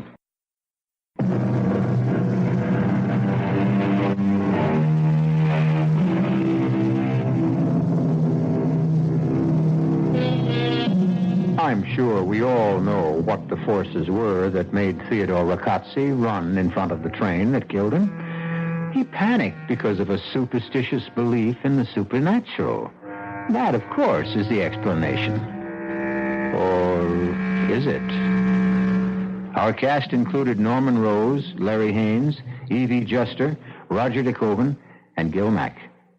The entire production was under the direction of Hyman Brown. And now, a preview of our next tale.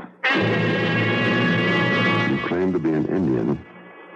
You talk about fighting and wars. Well, that would be before the white men came to this country. I've never seen men like you and these others. There's one small detail that troubles me. How does it happen you speak English? I don't know. You don't know? I don't know. I was returning to my people. They live near the banks of the Great River. The Great River? The Potomac. As I told you, something took place in the mist. I awoke. Now I am in a strange place. I find that I can speak the language, but I don't know what anything means. Where is this place? Who are you? I'm your doctor, your friend. My name is Carl Stitzer. And who am I? This is E.G. Marshall inviting you to return to our Mystery Theater for another adventure in the macabre. Until next time, pleasant dreams.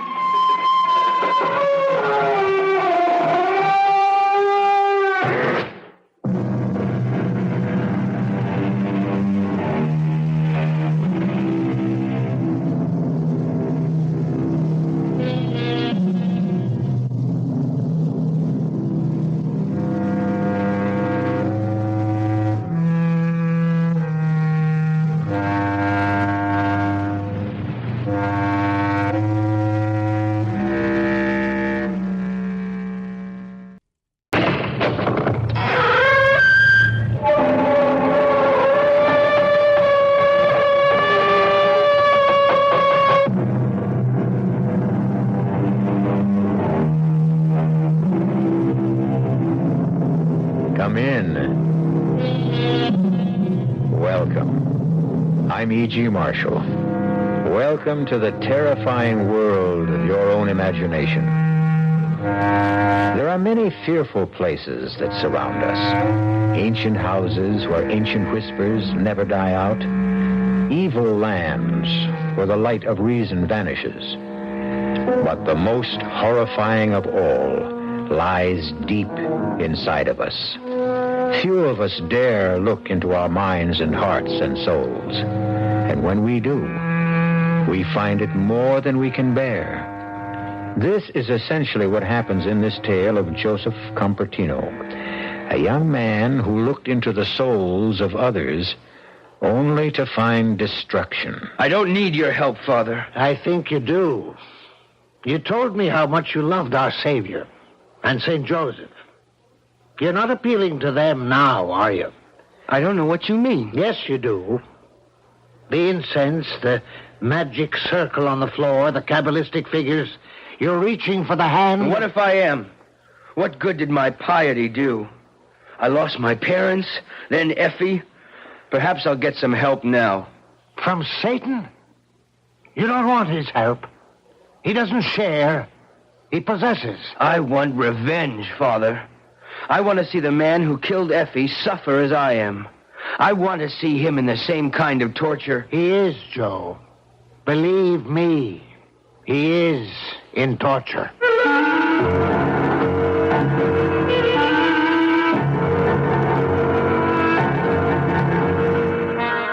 Our mystery drama, The Horror Within, was written especially for the Mystery Theater by Milt Wissoff and stars Don Scardino.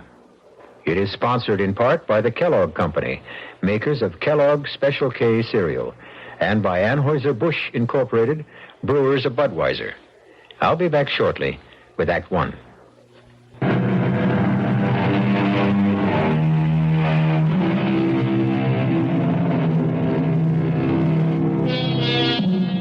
It has been said that a journey of 1,000 miles starts with a single step. In our weird tale, the journey of 1,000 horrors starts in the light of day in a most prosaic fashion. Joe Compertino, who has been orphaned, is on his way to visit his uncle in the city. He waits in a diner for a truck driver to finish his meal. Have something to eat, Joe. I'm not hungry. Well, how about a sandwich or some soup? Hey, it's chowder. It's nice and thick. No, Effie, I don't want any. I've got to save the little money I have. It's a long trip. Oh, I wish I were going, too. Any place is better than this. Oh, it's not a bad town, Joe. The people don't mean any harm. Oh, sure, they don't mean any harm. Calling me a nut all the time, making fun of me. Now, relax, Joe. You're getting excited again. Yeah, I guess you're right. They're not worth it. I wish you were coming along. Yeah, what would your uncle say? I don't know. I only saw Uncle Pietro once, when I was a kid. He came to visit... Oh, hey, look, Joe, that truck driver is getting ready to leave. Oh, okay, I guess I better... Yeah, sure, you better go. All right, Effie. Yeah. And thanks for getting me the ride. You ready, kid? Let's go.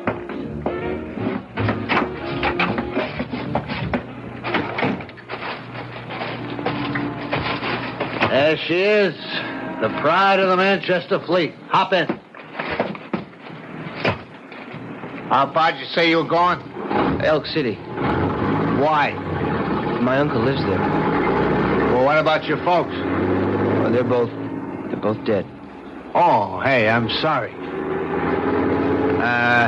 You gonna stay with your uncle? I don't know. Sure you will. Blood's thicker than water, right? And God makes brothers of us all. Well, I don't know if I go that far. Oh, but it's true. God is everything. He creates life. And takes it away. Don't say that. All right, come off it, kid. I was just kidding. I believe in God. Do you really believe in him? Do you have so much faith that you can feel him close to you? Oh, well, I do. When I concentrate, I can almost feel as if I'm one with him. He makes me see things. Look, kid, maybe you better get some shut-eye, huh? We got a ways to go yet. I see things happen halfway across the world. Wars, plane crashes, floods. They all come true. Hey, yeah, sure. You want some coffee? That thermos... No, thanks. This is a fast day for me. Like my namesake, St. Joseph. It helps me focus my concentration so I can do what I want to do. Like what? Move things without touching them. Hey, you'd be great in my business. You could offload this truck by yourself. And like St. Joseph, I can fly. Fly? Yes. The Lord gives me these powers. Look, dummy, I gave you a ride against company regulations because I felt sorry for you. Jenny told me you were a nut, but I said, what the heck? But I ain't going to stand for that kind of talk. I'm a church-going Christian, and I don't stand for no blasphemy. Get your butt out of here. You'll regret this. Sure. Just beat it. Take my advice. See you shrink.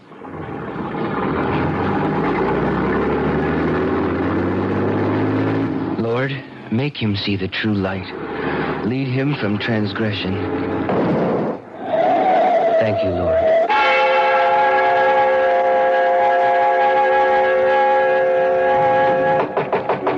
The door's open. Who are you? I'm Joseph. Joseph Compertino, Uncle Pietro. Peter, kid. Pete Compton. Don't you forget it. What are you doing here? You're the only one I have left. What? Papa, he's dead. A fire in the house. Oh, good Lord. Why didn't you let me know? It happened so suddenly, and there wasn't much left for a funeral. I just buried him in... Oh, you poor kid. Yeah. How about something to eat? No, it's a fast day. Oh, you take after your mother. What's wrong with that? Nothing, kid. Nothing. You don't have to jump down my throat. She was a saint. I learned a great deal from my mother. About sin and worldliness. Well, what are we going to do about you? Just give me a job and a place to stay.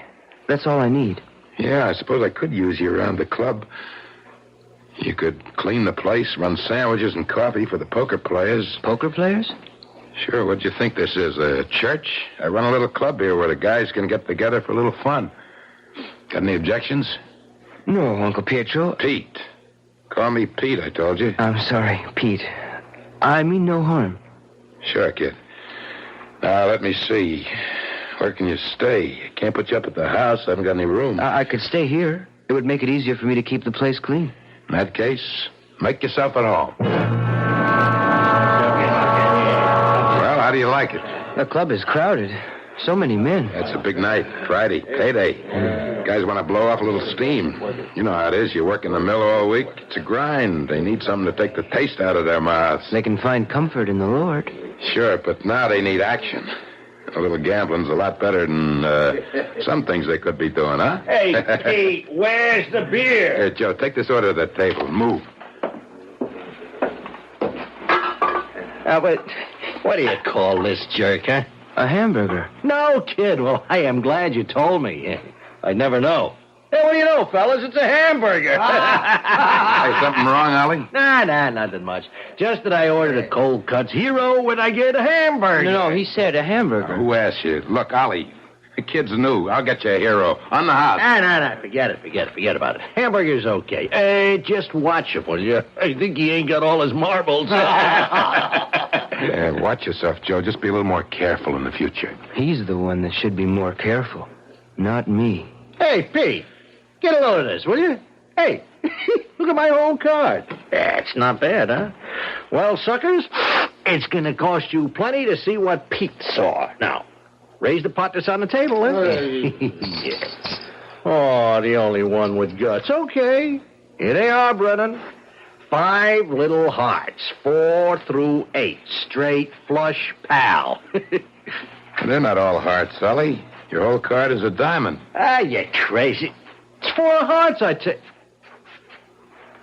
Hey, who switched cards? Oh, it's you little punk, you bird brain. You must have done it when you were setting the sandwiches Come on, Ollie. The kid never touched the card. I'm going to take you apart, Squirt Boy. You're going to be one sorry. Hey, come on. Come on, stop it. Ollie. What's wrong with you? It's him. Get rid of him, Pete. Just take it easy, Ollie. You're going to be all right. Hey, get a doctor. Somebody get an ambulance. It's too late, Pete. He's dead.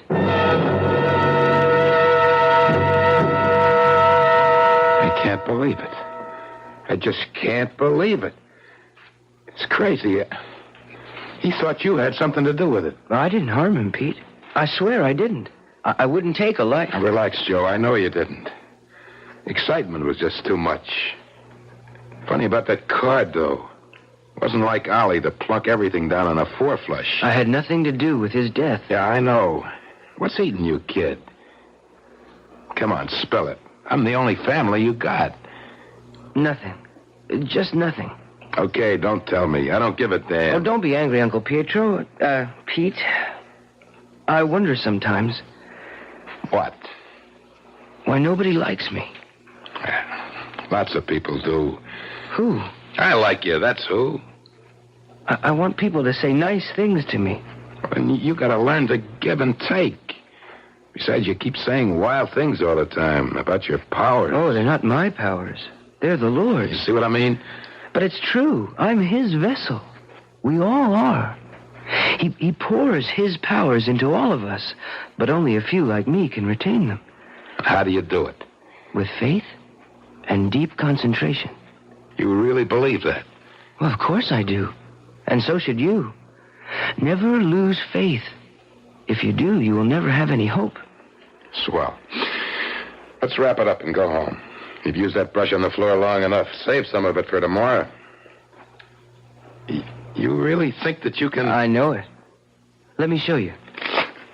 Oh, hold on. Before you deal the cards, let me cut the deck. It makes no difference. Okay, if it makes no difference, let me cut.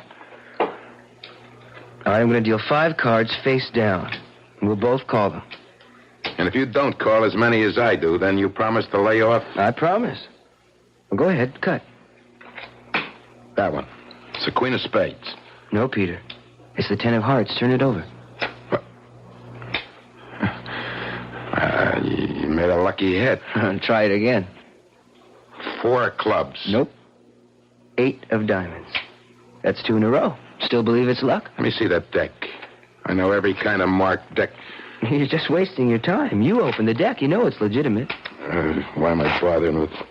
Let's knock it off for tonight. Tomorrow's... Here, watch this.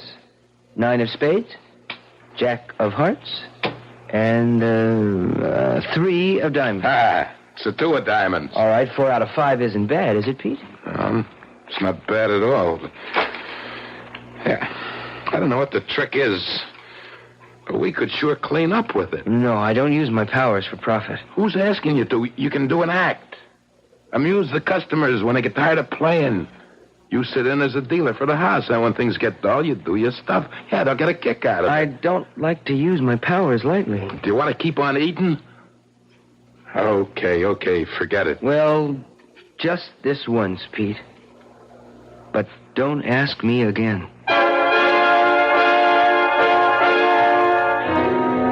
A deal has been made between Joe and his Uncle Peter. It seems so simple and so innocent on the surface. But like most seemingly simple matters, who knows what currents and eddies swirl beneath the surface? We will, I trust, know more when we return shortly with Act 2.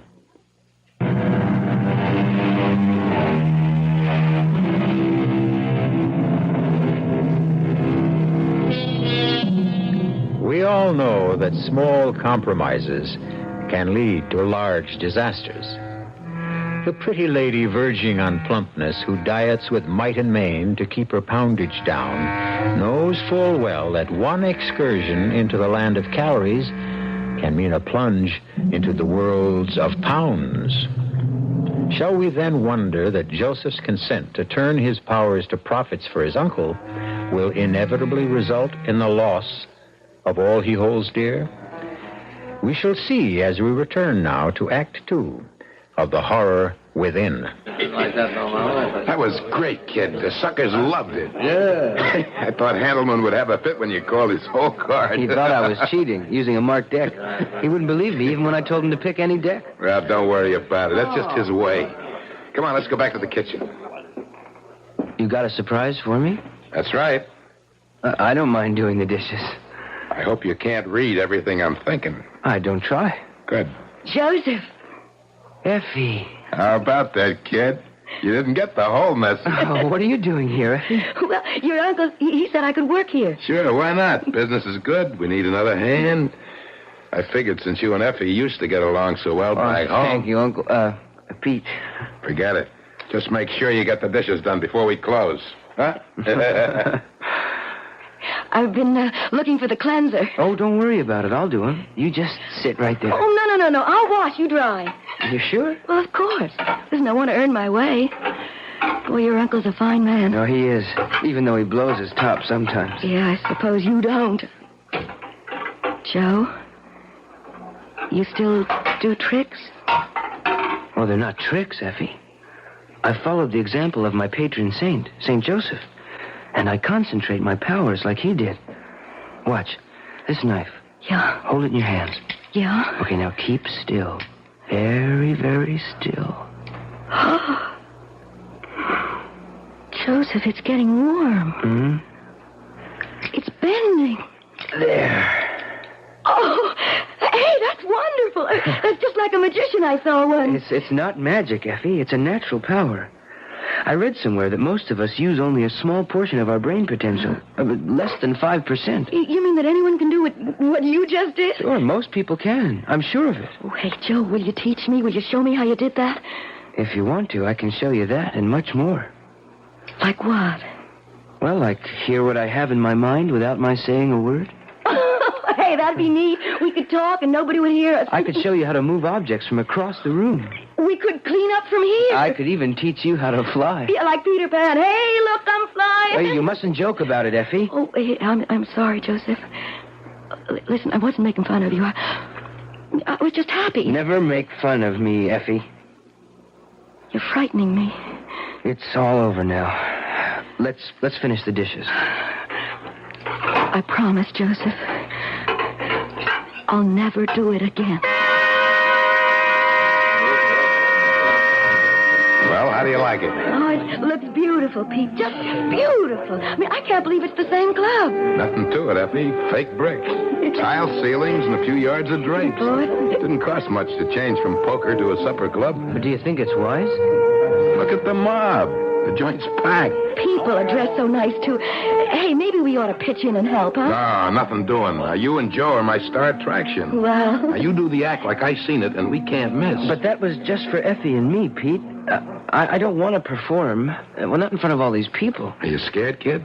Well, that's natural. Everybody gets stage fright. No, it's not that. I told you before, my powers are between me and St. Joseph. I can't do it for money. What's the difference if you do it in the back room or out here? Well, he's right, Joe. You can't hurt anybody with a little fun. A little pleasure can help brighten up people's lives.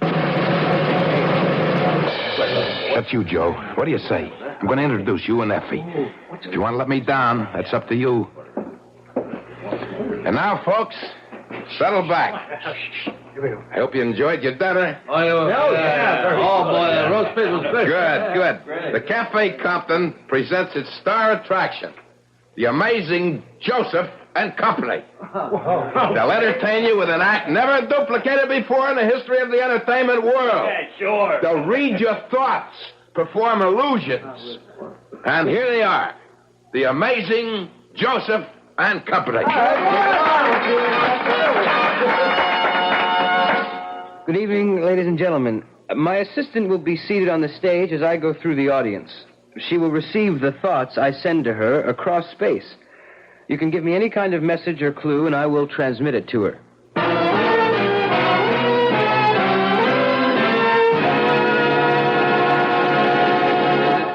I'm in touch with a lady who has a question. Is her name Cindy? What? That is correct. She wants to know if you can tell her what colored dress she is wearing. She is wearing a blue gown with sequins. It is a size 8, I believe. Just the color was enough. All right, you, sir. May I have your note? Thank you. This gentleman wants to know if his partner is cheating on him. Your wife is perfectly faithful, sir. Well, I don't think that's what he meant, but I'm sure he's happy with the answer. One more question, please. One more question, please. Yes. This man he wants to know... Mr. Handelman, I can read a great many thoughts in your mind. Your check is $28.90, and you want to know if a $2 tip is enough. It is not.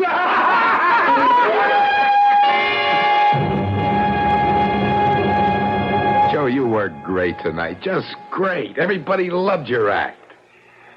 Hey, I better get out front now and help close the place down. We'll have a bite to eat later, okay? Sure, Pete. That Handelman. I hate him. I know, Joey. Listen, you frightened me. And that's why I made a joke out of it. Joe, you wouldn't... No, of course not. I'm a servant of the Lord. I do his bidding. That's why I wonder about all this. I feel it's wrong. It's a lot better than what you wanted to do to Handelman. Joe, you think you could really do what you... If God wills it. Oh, well, then you never will, because he preached love. It's hard for me to feel love for someone who... How about me? I love you, Effie. With all my heart, I love you. Well, then let's get married, Joe. Yeah, let's get married tonight. Tonight? But how can we? We'll go to Rapid Falls. There's a justice of the peace there. No, Effie, no. We'll wait and get married properly in a church by a priest. Well, if that's the way you want it, Joe, but let's do it soon. I'm happy that you want to marry me in such haste. Yes, Joe, please, let's get married as soon as possible. Well, that sounds more like desperation than romance. I can't explain it, Joe, but I don't know, I feel... Well, like something terrible is going to happen. I want to be your wife, Joe. I want us to be together for the rest of our life. No matter how much time we have left.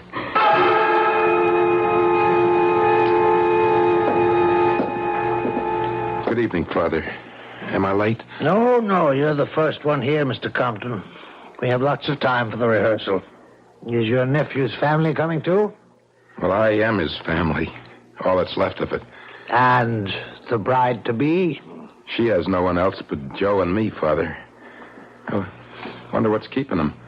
No, here comes the young man now. Joe, where you been? I called for Effie, and she wasn't there. Is she here? Well, no, don't worry. She'll be along in a minute. Probably had something to do. No, it's not that.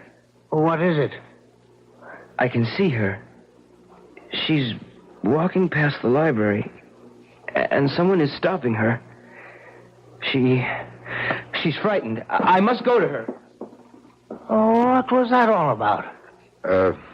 Joe, my nephew, he's not like other people. He feels things, sees things. I better call the police, Father. May I? Oh, certainly, if you feel it's necessary.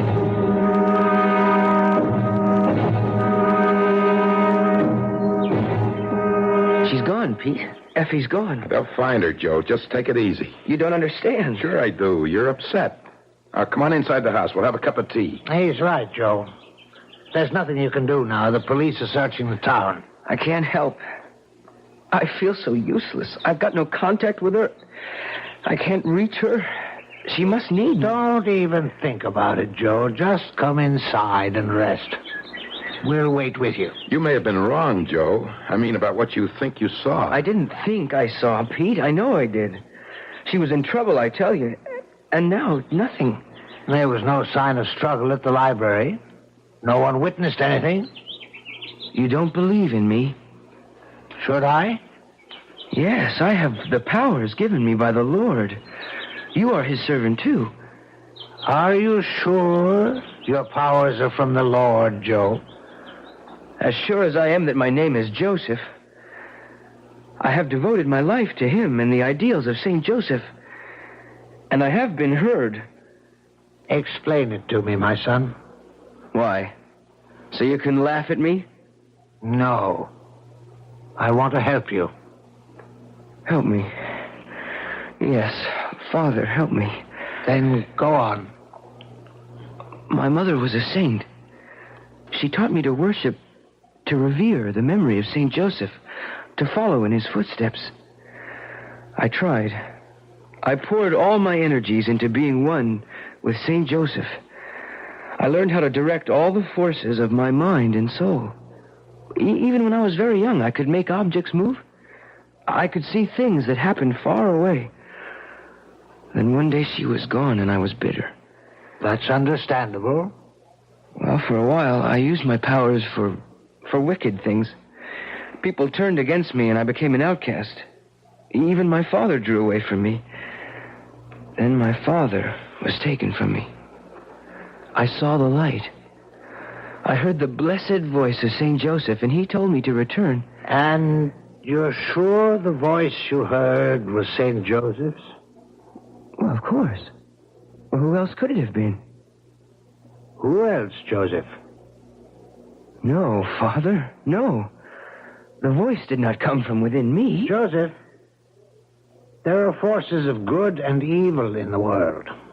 And sometimes it's difficult to tell one from the other. Perhaps it was not the voice of heaven you heard.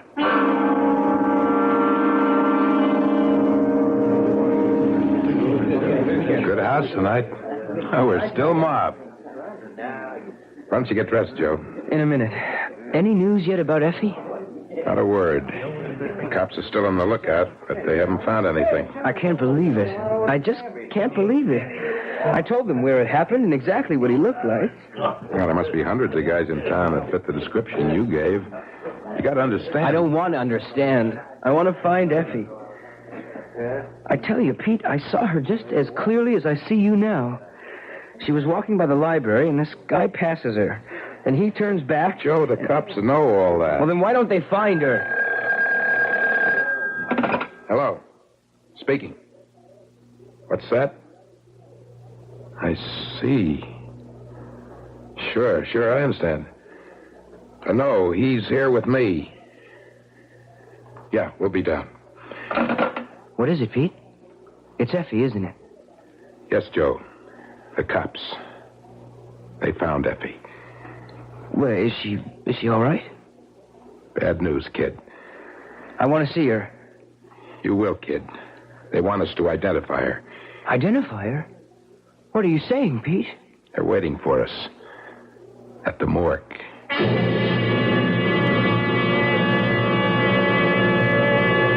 All that we feared when Joe agreed to do his act at Peter Compton's club has come to pass.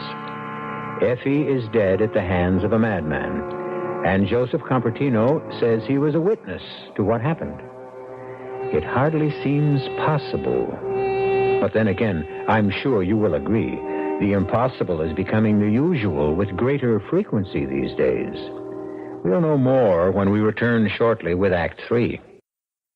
This is WBBM Chicago, News Radio 78.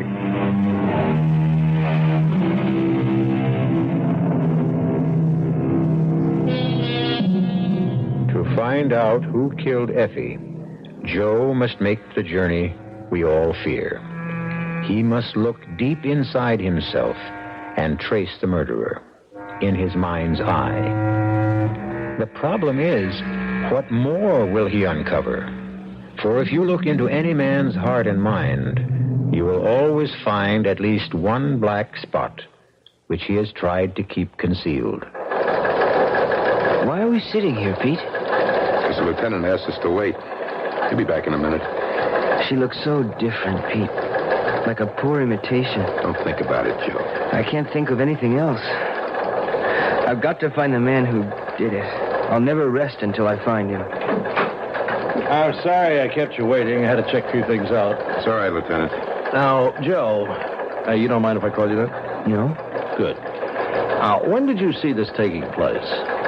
Oh, Pete and I were at the church waiting for Effie when it flooded my mind. And what time was that? It was about 6:30, 7. I see. And was that the time you felt it was actually happening? I guess so. I hadn't thought about it. Well, think about it. Were the streetlights on? Do you remember anything that might give us a handle? Well, it seems the library was closed, but the streetlights weren't turned on. And that would put it at about 5:30. But you saw it happen in your mind about an hour or so later, huh? Can you explain that? No, I can't. Well, did you actually see them go off together? Did they get into a car? No. Well, I don't remember. All I know is I can see them together, and I knew something bad was going to happen. What's this all about, Lieutenant? Well, I'm just trying to get things straight. You know, there are some loose ends here. Like what? Well, for one thing, we found the body off Highway 50. That means she was in a car when she died. No, it means she was in a car when she was thrown off on the side of the road. She died hours before then. You mean to say she was thrown out in the middle of the day and no one saw it? Oh, it wasn't in the middle of the day. Doc Hatfield estimates she died about 6 o'clock in the morning. Well, with this new daylight savings time, it must have been pitch black when he... That's right.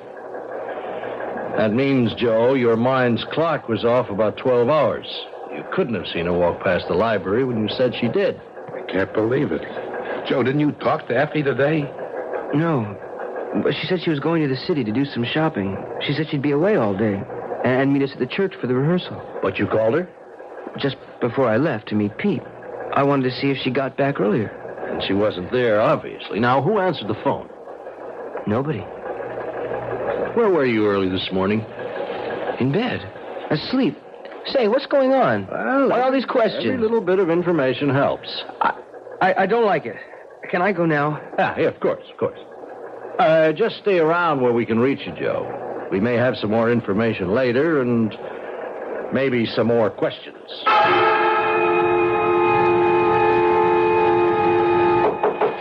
Joe? Joe, open up. Were you asleep? No, I was just thinking. Did you eat anything today? Yeah. I'll bet. You haven't moved out of your room for days. I'm sorry about the club, Peter. That doesn't matter, kid. But it's all my fault. Forget it. I've got no future without Effie. You cooking something, kid? No. It's funny, I smell something burning. Oh, it's incense. Oh, you're not going through that again, Joe. Forget that stuff, kid. That's not going to bring Effie back. No, but it will put me in contact with her murderer. Don't do it, Joe. It's not right. I spoke to Father Coyle about it.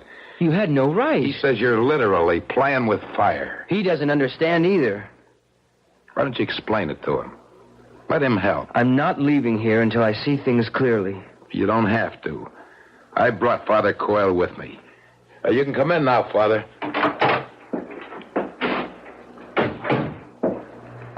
How are you, Joe? I don't want you here, Father. Your uncle asked me to help. I don't need your help. I think you do. You told me how much you loved our Savior and St. Joseph. You're not appealing to them now, are you? I don't know what you mean. Oh, yes, you do, Joe. The incense, the magic circle on the floor, the Kabbalistic figures. You're reaching for the hand... All right, what if I am? What good did piety do? I lost my parents, then Effie. Perhaps I'll get some help now. From Satan? You don't want his help? He doesn't share. He possesses. I don't give a damn if he swallows me whole. I want my revenge, Father. I want to see the man who killed Effie suffer as I am. I want to see him in the same kind of torture. He is, Joe. Believe me, he is.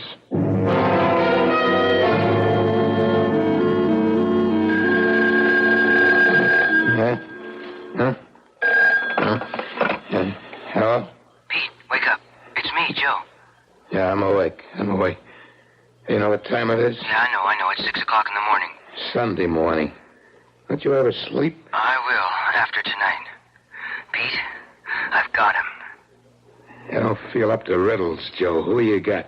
That slimy monster who killed Effie. I've got him dead to rights. And now, look, don't do anything stupid, kid. Let me call Lieutenant Tawney. He can have him. No, Pete. I don't mean I have him in my room.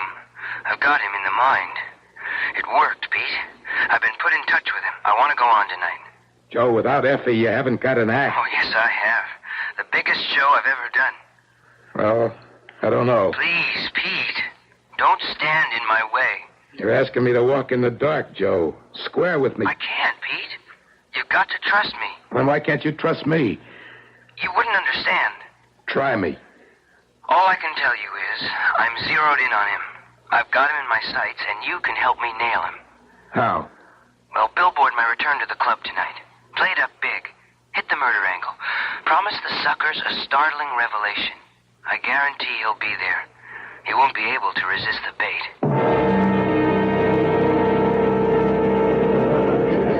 I appreciate your coming down, Lieutenant. That's okay. I haven't had a night out in a long time. You know Father Coyle? Yeah, sure do. How are you, Father? As well as my age and my infirmities permit. How do you like the view, Lieutenant? Isn't it grand? Nearer the angels, Father. Nearer the angels. We got quite a crowd here tonight. It's all that publicity about Effie. The buzzards are out in full force. They want to see Joe in action and maybe witness something else. Now, that's the cue for Joe's act. I got to introduce him. Just stand by. I'll be back. Good evening, ladies and gentlemen. Now it's time for the star of our show to make his appearance. And here he is, the man you've been waiting to see. The amazing Joseph. Thank you. Tonight I'm going to skip the usual stunts. I'm not going to waste your time on the usual card tricks and memory gimmicks. I'm going to attempt something never seen before on any stage. But I'll need your assistance since I do not have... Well, since I'm working alone tonight. With your help, I'm going to reach into your minds and read your thoughts. If you have a problem, concentrate on it. With divine guidance, I will resolve them for you, if there are any answers. All I ask of you is quiet, complete silence. Remember, if you have a question, concentrate on it. You're doing fine. I see thoughts swirling in space. Is there a young lady whose initials are J.L. in the room? Hey, that's me! Good. Would you please stand up? Now, concentrate on your questions. Yeah, I see a ticket in your purse. Would you hold it up, please? Thank you. Now, that's an airline ticket to Las Vegas. Am I correct, please? My advice is follow your mind, miss. Don't use that ticket. Wait until you can pay your way. Thank you. Hold it, folks. I have another message coming through. George, I can't tell whether your last initial is B or V. George, will you stand up, please? That's a matter. Well, I have good news for you, George. You can stop worrying about your mother. It's not what you think at all. Her pains will disappear soon, and she'll be as good as new. Thank you. Now, ladies and gentlemen, the signals are fading, folks. I want you to let your minds go blank. There. That's it. I feel it coming through now. There's a dark thought taking form. Evil.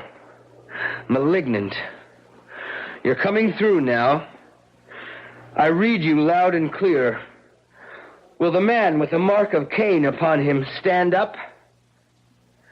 I don't blame you for hiding. You've committed a terrible sin. What is he talking about? There's only one way out for you. The Bible says an eye for an eye and a tooth for a tooth. And a life for a life. Stop it, Joseph! I called for silence. What you're doing is wrong! He must pay for his crime, Father. It's not for you to judge, Joseph. Don't try to play God. I am his instrument. Are you sure, my son? Look into your own soul. Judge not, lest ye shall be judged. I have nothing to fear. Nothing, Joe? Think about it. Where were you when Effie died? In my room. No, you weren't, Joe. 6 o'clock in the morning, Joe. Where were you? She was wicked. She was everything my mother warned me about. I worshipped St. Joseph, and she laughed at my piety. She was carnal, and she tried to keep me from my vows of sanctity. St. Joseph, in your name... That's blasphemy, Joe! I removed her from my life for your sake. I exorcised her as though she were a cancer on my soul. Pray for forgiveness, Joe! I was tormented all night. I went to her early, and I begged her to leave me. She refused. I told her we would go to Father Coyle and ask for his guidance. She struggled in the car and tried to run away. I stopped her. She was like a bird in my arms. A poor dead bird. Come with me, Joe. Everything will be all right. Come. No, I must go with St. Joseph. What? I must... Give me the power, St. Joseph. Let me fly to you. Don't, Joe! Stay away from the window! What's happening? Look at that! I can't believe it. Look, he's suspended in space.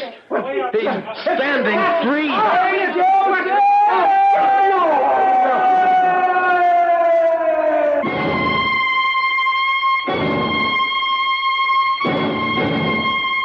Poor Joe. Poor Joe. He tried to reach for heaven and hell at the same time. And he stumbled somewhere in between. Don't take it too hard, Pete. That ends somewhere. Yeah, but not on the streets. You really think he killed Effie? Yes. Part of him did. None of us are saints, Peter. We're good and evil intertwined. Most of us can keep the worst of our nature in control. Joe couldn't. He was split right down the middle. Well, one thing is sure. He paid his dues. Let's get him out of here and mark his account paid in full.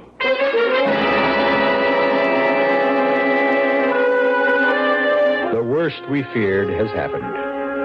Joe took the fearful chance of looking deep inside himself for truth and found that the truth was more than he could bear. I'll be back shortly.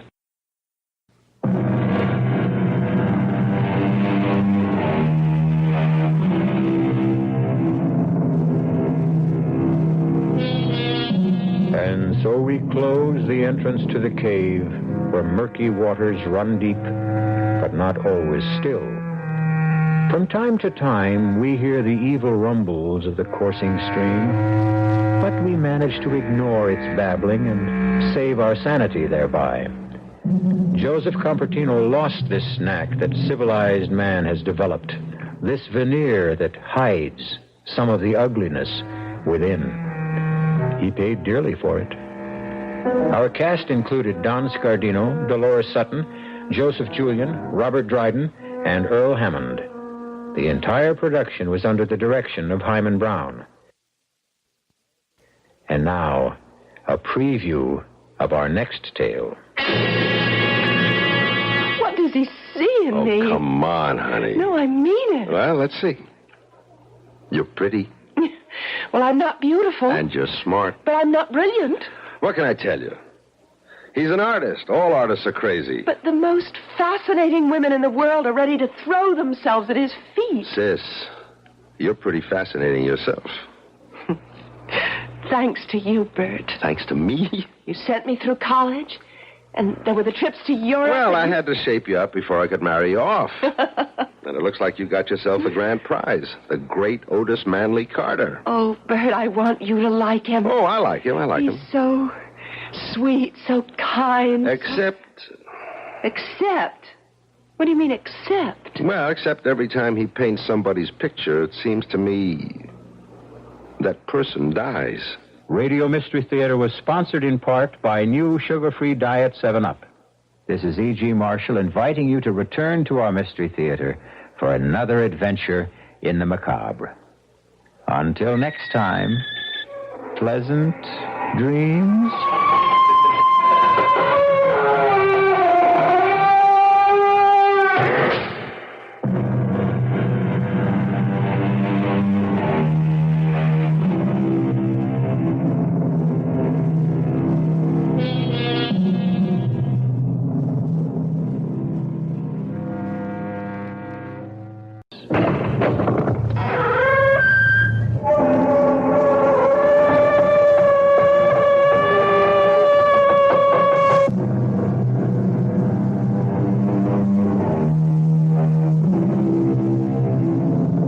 Come in. Welcome. I'm E.G. Marshall. Welcome to the terrifying world of your own imagination. One day, a young man named Otis Manley Carter stood before a great work of art in the Metropolitan Museum in New York. It was a portrait so beautiful that it brought tears to his eyes. And Otis Manley Carter whispered, "I would give my soul to be able to paint like that." It was an idle remark, spoken without thinking, on the spur of the moment.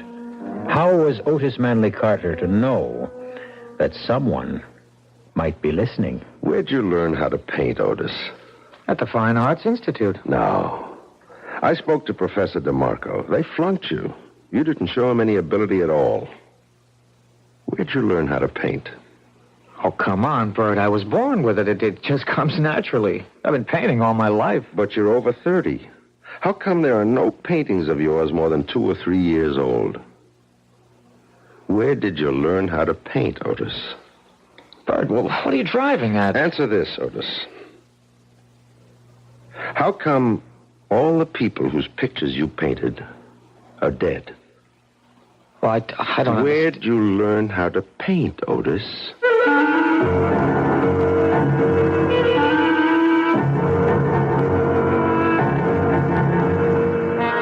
Our mystery drama, A Portrait of Death, was written especially for the Mystery Theater by Sam Dan and stars Nat Polen. It is sponsored in part by the Kellogg Company, makers of Kellogg's Special K cereal, and by new sugar-free Diet 7-Up. I'll be back shortly with Act One. Temperature in Chicago, 39 degrees at Midway Airport, 38 in Grant Park. The weather outlook for tonight, cloudy and continued cool, low of 38 degrees.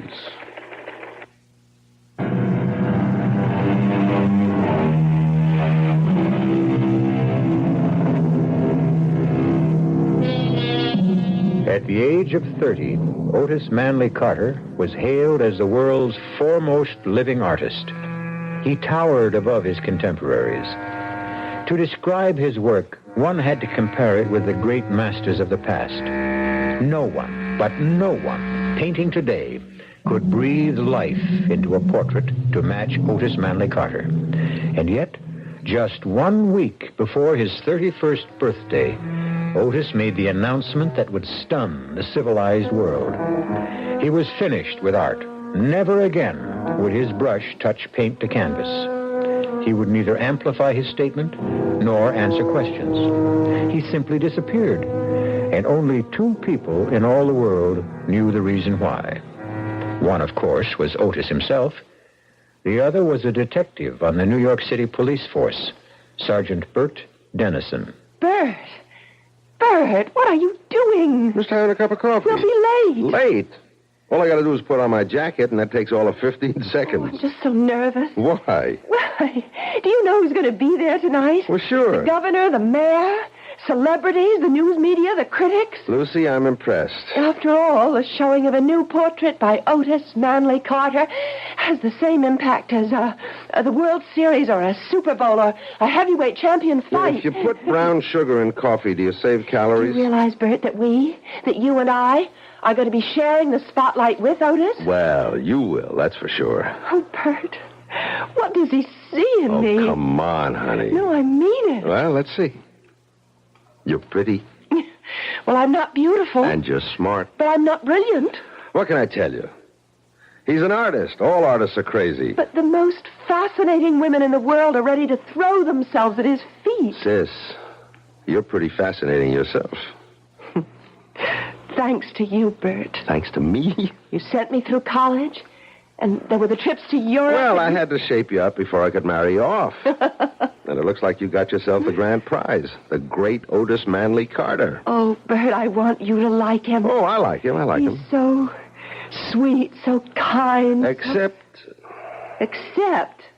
What do you mean, except? Well, except every time he paints somebody's picture, it seems to me that person dies. What are you talking about? Now, tonight's portrait, that actress, Lila Beaumont, she just died suddenly, didn't she? But what does that have to do And with... in the last 5 years, he painted 4 other women. Not one of those women is alive today. Did you know that? No, I didn't know that. May I ask you how you knew that? I checked Mr. Otis Carter out. World-famous artist or not, I ran him through the ringer. Do you mean you actually investigated Do you Otis? think I'd let you marry him if I didn't? Oh, honestly, I don't know anyone who lives his job 24 hours a day. You never forget you're a policeman. I'm supposed to be on duty 24 hours a day. Otherwise, I'm cheating the taxpayers. Well, what are you trying to imply about Otis? Nothing. Nothing at all. It's just an observation. Idle observation.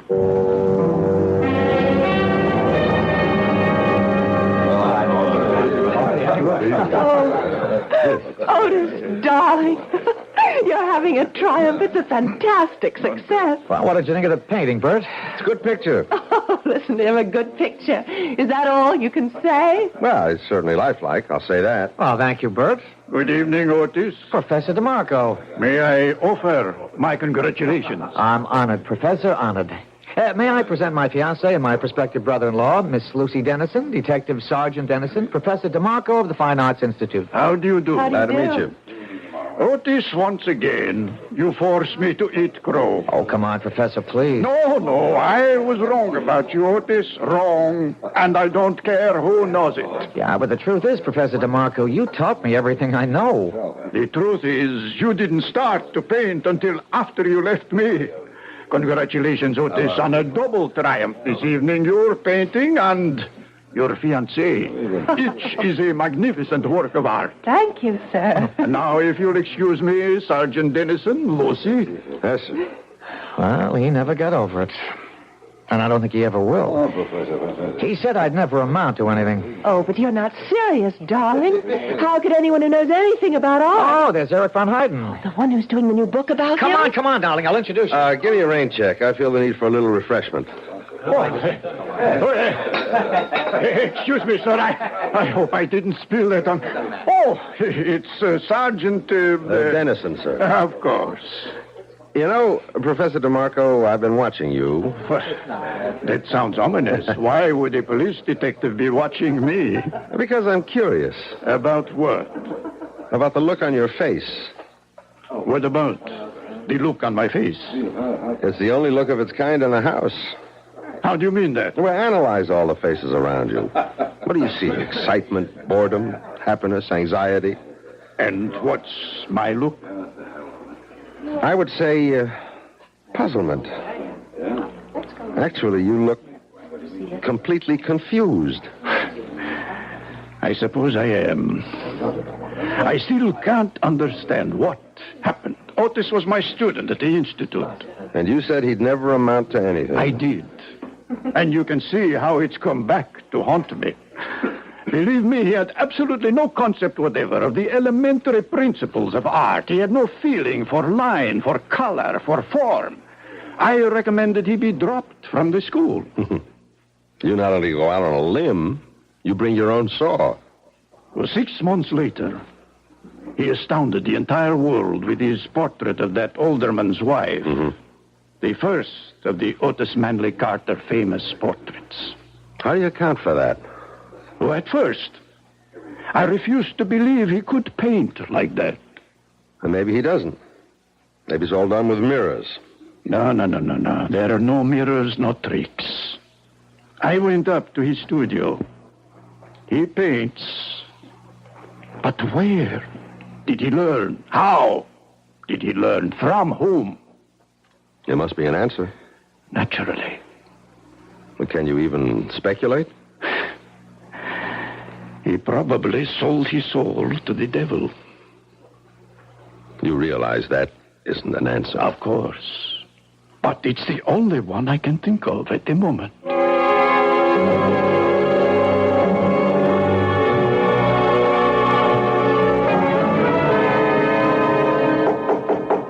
Come in. Hello there, Otis. Hope I'm not disturbing you. No, I was about to take a break. Coffee? Oh, sure. That was quite a bash last night, huh? Necessary evil. Well, you seem to enjoy it. But that's why it's an evil. It turns your head and wastes your time and keeps you from doing your job, which for me is to paint. Where did you learn to paint, Otis? At the Fine Arts Institute. Do you take sugar? Yeah, one lump, thanks. Okay.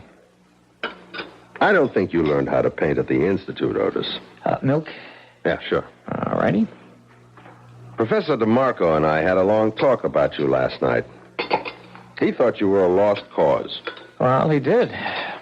And I suppose I was for a while. So, how did the ugly duckling turn into a swan?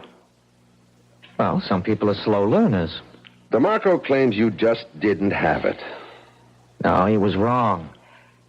I always had it, but it was only in my mind. I was showing him nothing but meaningless blobs and dabs. They had to drop me from the school. Mm-hmm. And where did you study after that? Oh, nowhere. I just went to the museum every day. That's all? That's all. And then, one morning I was looking at some of the old masters, just worshiping at the shrine, as it were, and wishing and hoping and praying that one day I, too, could... Well, the most remarkable thing happened. Yes? Well, suddenly everything that Professor DeMarco had ever tried to teach me just began to make sense. No, it was more than that. It all became a part of the way I feel and the way I think and the way I see. I was trembling all over. And what did you do? I went home, picked up my brushes, and from that day on, I was a painter. Just like that? Well, in psychology, there is such a thing as the delayed reaction. Yeah, I know. Bert, Lucy and I want you to join us for dinner tonight, I never refuse an invitation to dinner. Oh. Otis, your latest portrait of Lila Beaumont. Poor Lila. She never really saw it. She died the day it was finished. What did she die of? I don't know, Bert. I don't think anybody does.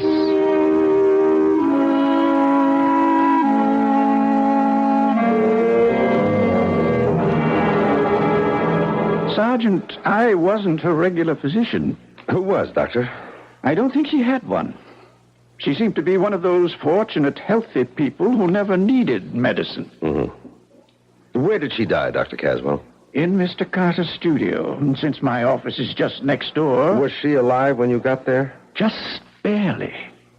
She seemed to show all the signs of utter exhaustion. So that's what I wrote on the death certificate. Afterward, I thought about it, and I asked for an autopsy. Why? I simply couldn't believe it. Well, what did the autopsy reveal? Nothing. I was right in the first place. But I still don't believe it. Again, why? Well, how could she change so radically in such a short time? What do you mean by change? Have you seen the portrait Carter painted of her? Yes, It's just brimming with robust good health. It's exactly how she looked. Just about 2 months before she died, I saw her get out of the cab that first time she came to Carter's studio. And? 2 months later, I was shocked. Why? As I said, I'd never witnessed such a rapid decline. She was losing a lot of weight. Her color was gone. She looked so tired. What did you think was happening? I didn't know what to think. I decided to speak to Otis. After all, I knew him when he was just a starving young artist. One morning, I walked up to his studio. Well, what can I do for you, Doctor? Busy, Otis? Well, Lila Beaumont will be here any minute. Well, that's what I want to talk to you about. Is she under medical care? Well, why? Well, why should she be? Can't you see why? What are you talking about? Otis, she looks terrible. Oh, she looks great. She's becoming dangerously thin. She has no color. Doctor, are you serious? Are you serious, Otis? Well, I don't understand what you're trying to say. You mean you can't see anything wrong with Lila Beaumont? She looks better than ever. Good morning, Lila. Hello, Otis. Well, you're looking just sensational, as usual. Lila, I'd like you to meet Dr. Caswell. How do you do? Oh, Otis, I'm so tired this morning. Could I have a cup of coffee? Well, coming up. I just have to heat it. Miss Beaumont, I hope you're seeing a doctor. Why? Look in the mirror. You're very perceptive, Dr. Caswell. Perceptive? It's obvious. For one thing, you're losing your looks. Yes. Your looks are your livelihood. Shouldn't you want to do something about it? What can I do? There's a man, and he no longer loves me. But a doctor could prevent this ravaging. There's no way a doctor can help me. But you need special treatment. I would say, Miss Beaumont, that right now you should be in a hospital. Oh, you may be right, Doctor. I don't care anymore. I just don't care anymore. Is that the reason she died, Dr. Caswell? Because some guy gave her the gate? They say you can die of a broken heart. What do you say? Well, I just can't see a vital and perfectly healthy woman like Lila Beaumont simply withering away in so short a time. But if her appearance had changed so drastically, how come Otis didn't see it? You'll have to ask Otis. You still haven't told me, Dr. Caswell. What did she die of? But I did tell you. I don't know. Nobody knows.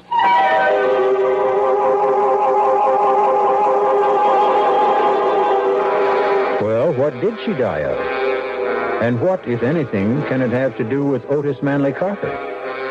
Detective Sergeant Dennison has a nagging, indefinable feeling. That's just the trouble. In most of the murder cases Bert has solved, the solution always began with a nagging, indefinable feeling. We'll see where this feeling leads when I return shortly with Act Two.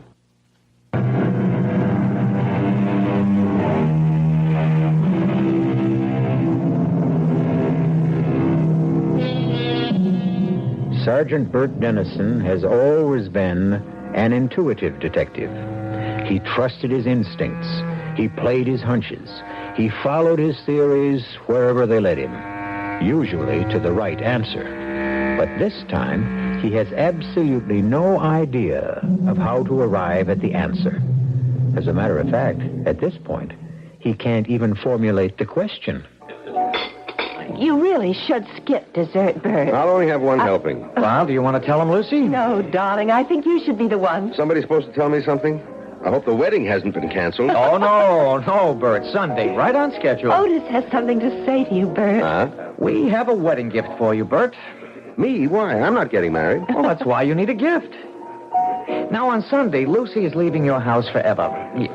Ooh, that sounds kind of stuffy, doesn't it? Keep going, darling. You're doing fine. And so, therefore, to make sure you never forget what she looks like... How can I forget what she looks like? Bert, don't interrupt. We decided that I would paint a portrait of Lucy and present it to you. Isn't that wonderful? Can you imagine that you're going to own an original Otis Manley Carter? Yeah, but, Well, what is it? Well, these things are valuable. You just can't afford $1 million couldn't buy all the wonderful things you did for your sister, and I'm grateful. Bert, what's on your mind? Well, isn't it bad luck for an artist to paint a picture of his own wife? Oh, now, where did you ever hear that? They all did it. Bert, something is bothering you. Yeah, well, I might as well say it. I don't want to hurt your feelings, but I couldn't accept the gift. Bert! Why? I just can't explain it. Otis, you want to give me a gift I'd really like? Of course. Well, just promise me you'll never paint a picture of Lucy. Never. Now, what kind of nonsense... I'm asking him, Lucy.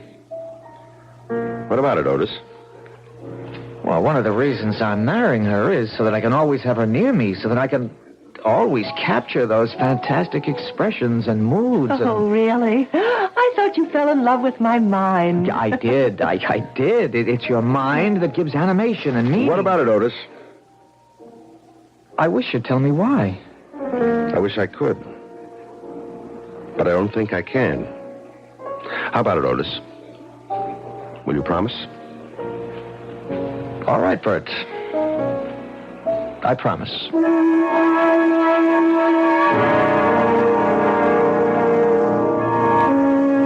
Homicide, Lieutenant Callahan. Oh, nothing, dear. Just sitting around. Albany, just Bert Dennison.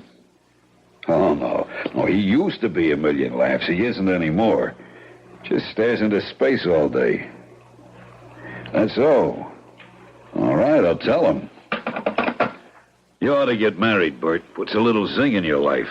And now that your sister's gone, you got no excuse. Why don't you get off my back? Jenny was downtown this morning. She told me she ran into your sister. I'll even buy your... What did you say? Jenny saw your sister Lucy in one of the stores. She couldn't have seen my sister. Lucy and Otis are on a trip to Mexico. See? You don't know everything. Maybe they came back. As a matter of fact, maybe that's why they came back.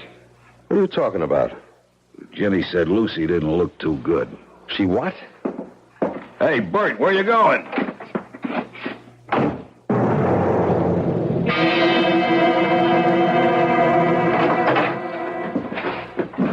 Bert!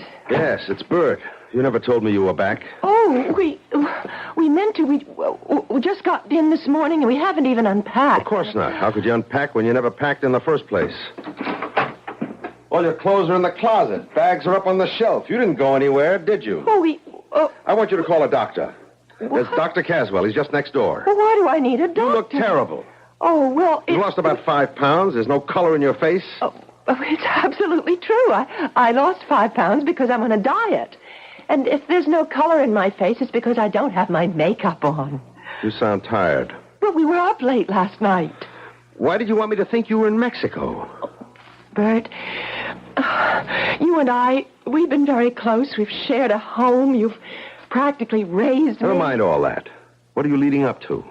Well, we'd see each other every day and talk to each other and actually have no lives away from each other. I wasn't aware of that. So I thought that since I'm a married woman now, we just have to get used to a different kind of relationship. Uh-huh.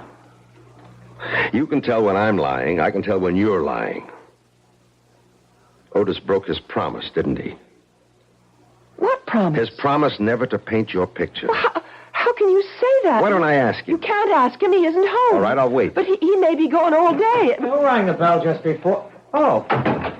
Hi, Bert. How are you? Just fine. Just fine. You've been painting, I see. Anyone I know?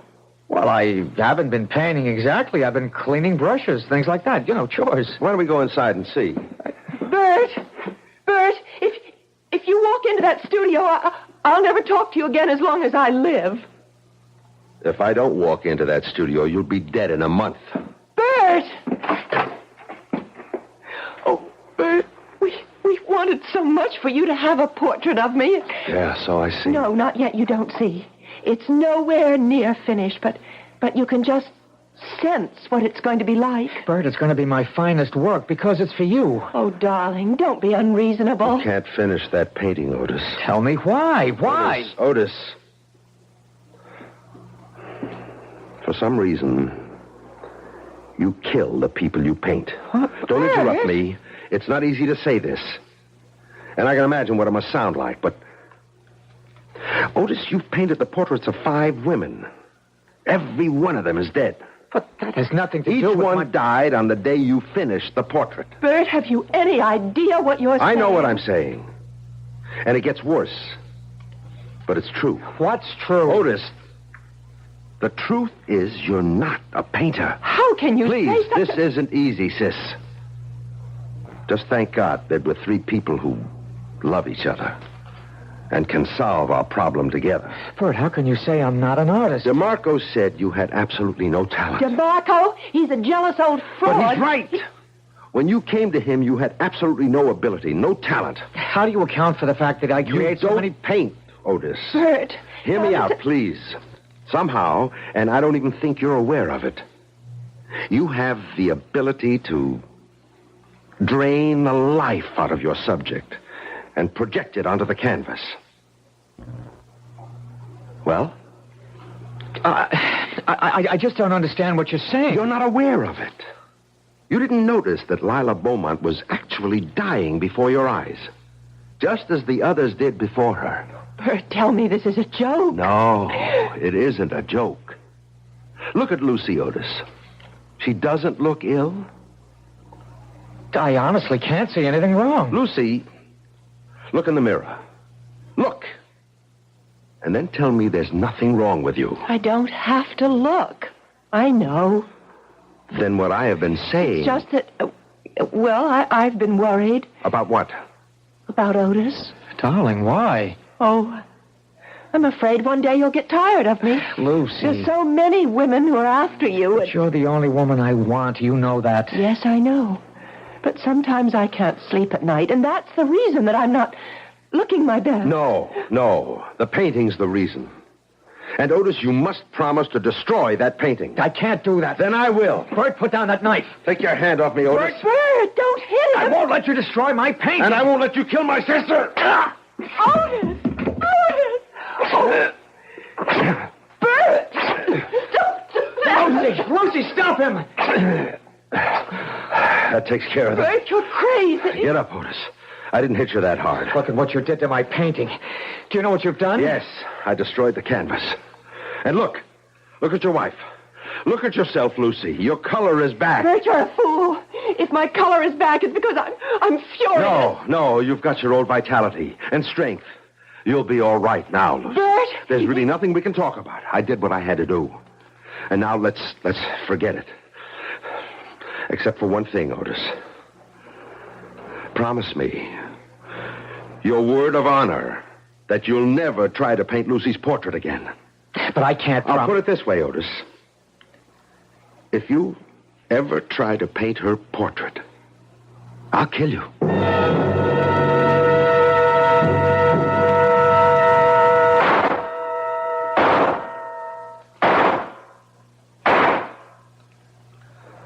Hi, Bert. Callahan? Thought I'd find you down here in the range.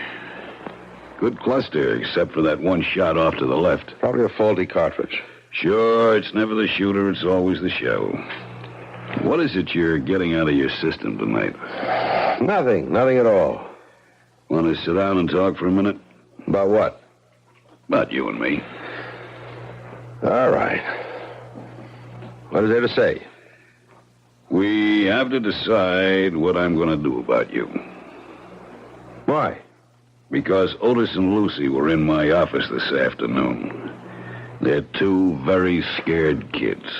They've got nothing to be scared of. Not for themselves. For you. Why? Oh, come on, Bert. You know why. They told me everything. Oh, that's nice. My own sister.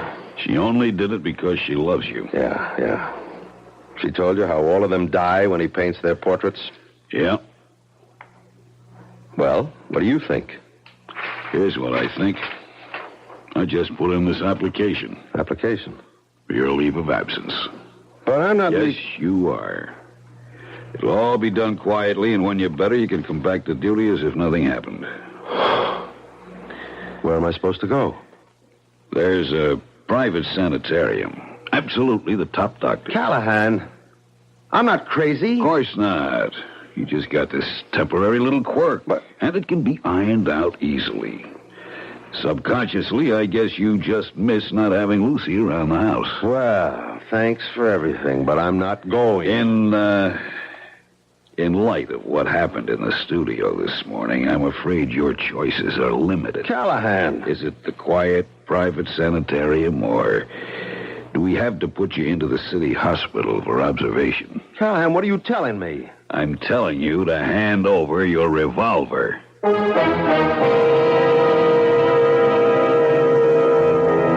Who was it who wrote, "Heaven keep me safe from my well-meaning friends"? It's certainly a sentiment that's shared right now by Detective Sergeant Bert Dennison. All he wants to do is prevent a terrible tragedy. And who's trying to stop him? Those people who truly love him. We're going to meet more well-meaning people when I return shortly with Act 3. This is WBBM Chicago, News Radio 78.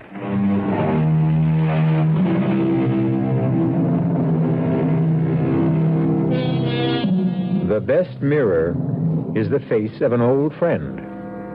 Sergeant Dennison stares at Lieutenant Callahan.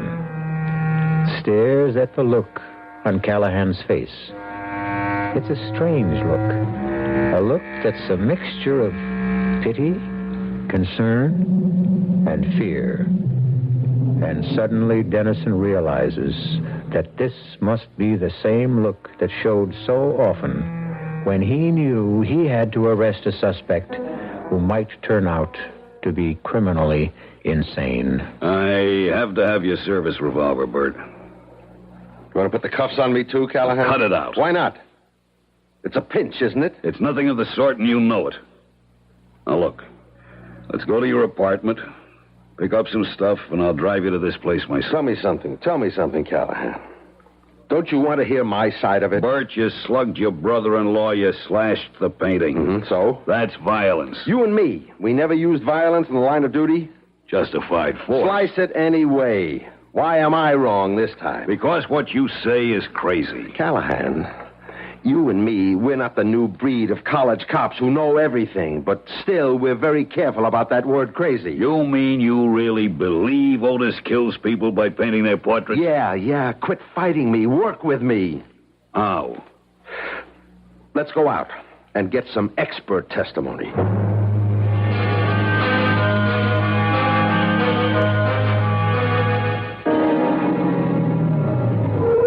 What's here? This is the doctor who attended Lila Beaumont just before she died. And he's completely stumped by the whole thing. Yes, I was dissatisfied with the cause of death. Dr. Caswell, you said you didn't believe she could change so radically in so short a time. I did say that. You also said you couldn't see how a splendid physical specimen like Lila Beaumont could just wither away. Yes, I remember I did say that, too. And even though you signed a death certificate which listed exhaustion as the cause of death, nobody really knew what she did die of. Well, I've since come to believe that she really could have died of exhaustion. But you said exhaustion, plus loss of the will to live. But you were convinced there was a mysterious cause. I didn't use that word. But, Doctor, you led me to believe... I was merely ventilating some doubts, some misgivings. But the other women who died... I wasn't there. I don't know.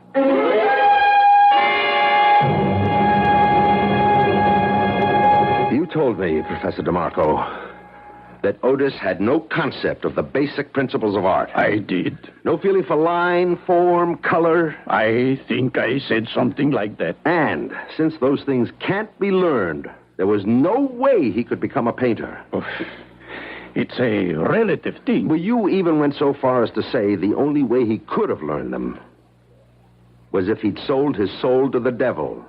That was a figure of speech. He never did learn to be a painter. Something happened. He found a way, or was given a way, who knows, to draw the vital essence from a living thing and put it on canvas. I don't think I could agree with... I can prove it. Look at everything he's done. He's never painted an inanimate object. Just the face, the body, but no clothes, no furniture, no jewels, no decorations. I'm sorry if I gave you the wrong impression. Maybe I was jealous. Jealous of what? You said he had no talent. Maybe that was a lie I told myself. Maybe I resented his youth, his promise. After all, I never fulfilled mine. Yeah, sure. And besides, you really don't want to be remembered as the art teacher who flunked Otis Manley Carter. I guess that's the simple answer.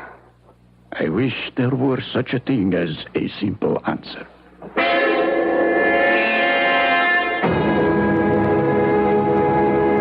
Well, Bert, you've got to admit it's really a comfortable room with a great view of the ocean, and you've even got a refrigerator. Yeah.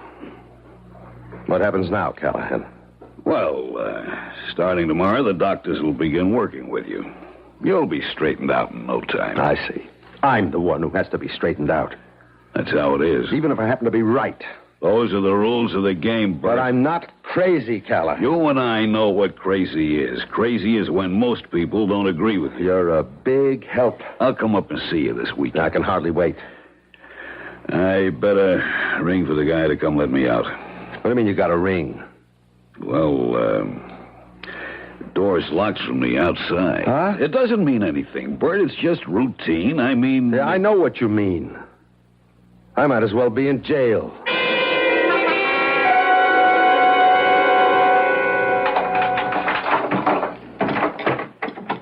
You wanted something, Sergeant? Yeah, Jerry. How can I make a phone call? You can't. What do you mean I can't? Well, the first couple of weeks you can't. It's like you got to get your interviews and orientation. But I have to make a phone The call. doctor said... Forget what the doctor says. Look, part of the treatment is to isolate you completely from your former environment. But I have to know if my sister is okay. She's okay. How do you know? Because if she wasn't, you'd be told about it. Yeah. Listen, I know I can't make a phone call. But if I could, where would I make it from? Well, there's a phone outside, at the end of the hall. There is, huh? Jerry, I want to show you something. What?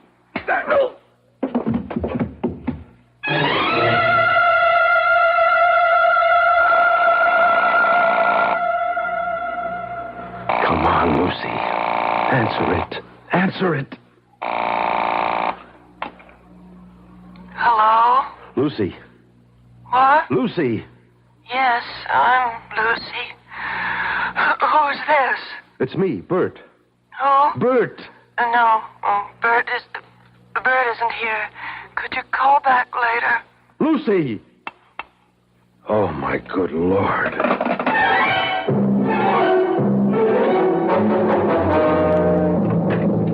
Lucy. What? Who? He's painting your picture again. I've got to destroy that canvas. Don't move, Bert. Otis. Don't make me shoot, Bert. Now listen, Otis. You don't want to kill me. No. I'd only want to hit you in the foot, but I'm a bad shot. Now, please, Bert, just stand still. What are you doing with the gun, Otis? That's not your style. Callahan called us. He said you'd broken out of the sanitarium. He wants me to phone him if you show up here. You're killing Lucy. Look at her. Bert, I don't know what's gotten into you. Is the painting almost finished? What business is that of yours? What more has to be done on the painting? Well, I just have to finish her mouth. And when you do, she's going to die. How can you believe... Do you love her, Otis? You know I love her. Destroy the painting. I can't. I can. I'm warning you, Bert. I'm going to walk into your studio, and I'm going to destroy that painting. You take one step and I'll shoot you. I'll just have to take the chance. I've still got 5 bullets in the gun. All of them can't miss. Otis, look at Lucy. Look at her. She's dying. That isn't true. You don't want to see it. If I could prove you're killing her, would you destroy the painting? How could you prove Would you destroy the painting? Yes. Let's go back into the studio, Otis. Oh, no, it's a trick. You've got the gun, Otis. What are you afraid of? Come on. All right, you just stand near the wall. You keep far away from my painting. It's beautiful. Then why do you want me to destroy it? Because it is Lucy. What did you bring me in here to prove? That you kill a living thing when you paint it. On the windowsill, Otis, that flower, that geranium, paint it. Sure. I'll put the gun down and pick up the brush and you'll jump. You're afraid. You're scared. You're crazy. What you're saying is crazy. Here's your chance to prove it, Otis. Paint that flower. And if nothing happens to it, I promise, I'll go away quietly. Well? I will.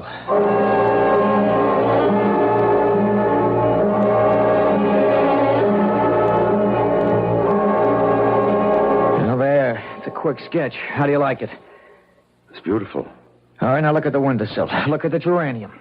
Go on, look at the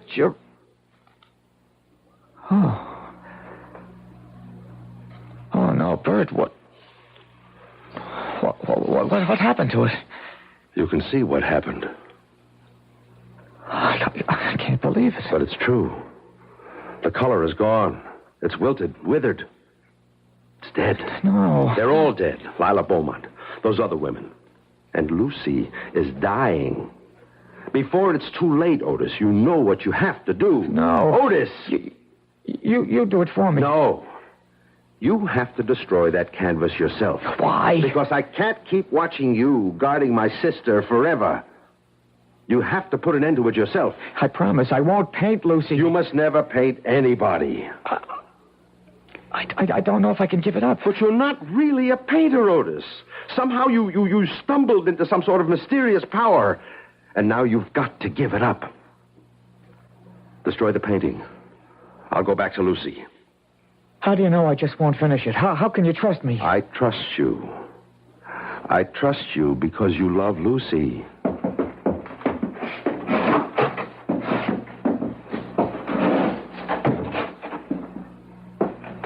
Lucy? Lucy. Mm-hmm. Who is Lucy. it? Oh, Bert. I must have been napping. Oh, I feel so refreshed. Yes, you're looking better. Bert, what are you doing here? You're supposed to I know. I'm supposed to be crazy. Don't worry about it. Otis, Bert's here. Shouldn't we... No. Everything's all right. I better go straighten everybody out. Especially Callahan. The painting? Is it my imagination or... What happened to the painting? I, decided to give it up. Otis, how could you? Will you love me even if I'm not a famous painter? But, darling, Sure, she'll love you, Otis. She'll love you even more.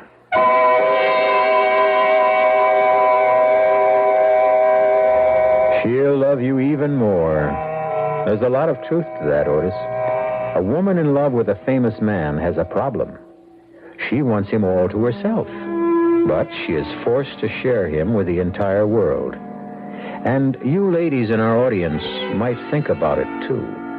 If you're married to a man who doesn't seem to be going anywhere special, look on the brighter side. Just think. You can have him all to yourself. I'll be back shortly.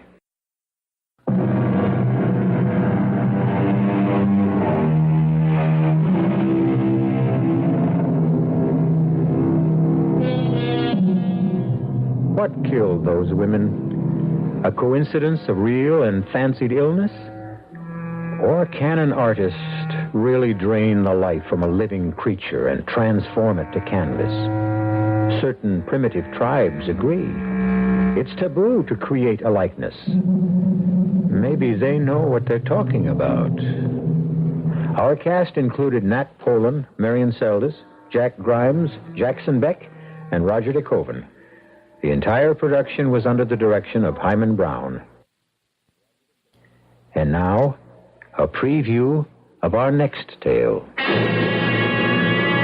I told you I burned it. And you know that's a fairy tale that no one will believe. I don't care whether you believe it or not. Now, you're coming with me? Where? To talk to your Colonel Blake. He won't see you. Oh, I think he will. Goodbye, Carol. It was nice knowing you. I think. You will kindly step back into your room, Monsieur Feeling? Now, wait a minute. Move. I am Major Simonovich. Oh, of the Gay Payou or the NKVD? Does not really matter. What matters is that you and I have something to discuss. I warned you. Yeah, sure you did. I do so dislike dealing with amateurs. This is strictly a business. You mean you want to make a deal with me? Correction. I mean you would find it wise if you wanted to make a deal with us. For the paper? Exactly. Where is it? No, not so fast. Not so fast. You spoke about a deal? You give us the paper, we give you your life. Radio Mystery Theater was sponsored in part by Anheuser-Busch Incorporated, brewers of Budweiser. This is E.G. Marshall inviting you to return to our Mystery Theater for another adventure in the macabre. Until next time, pleasant dreams.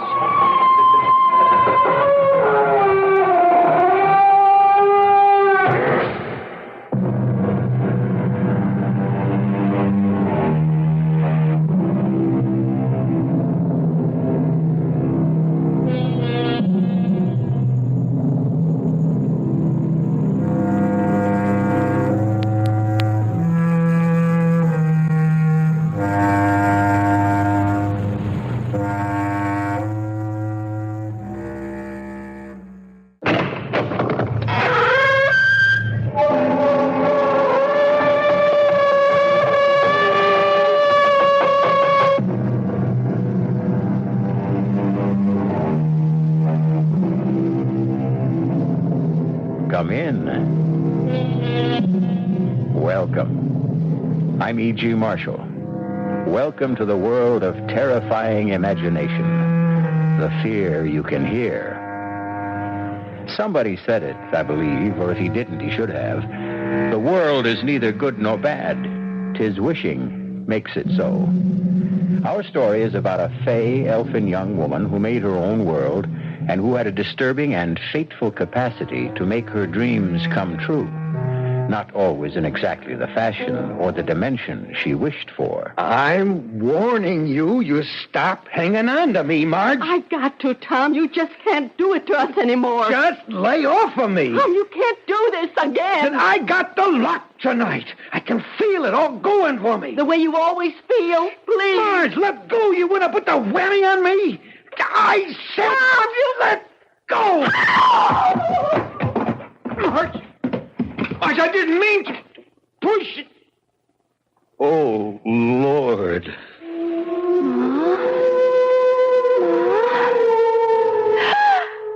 No! Pa, you killed her, Pa! You killed her dead!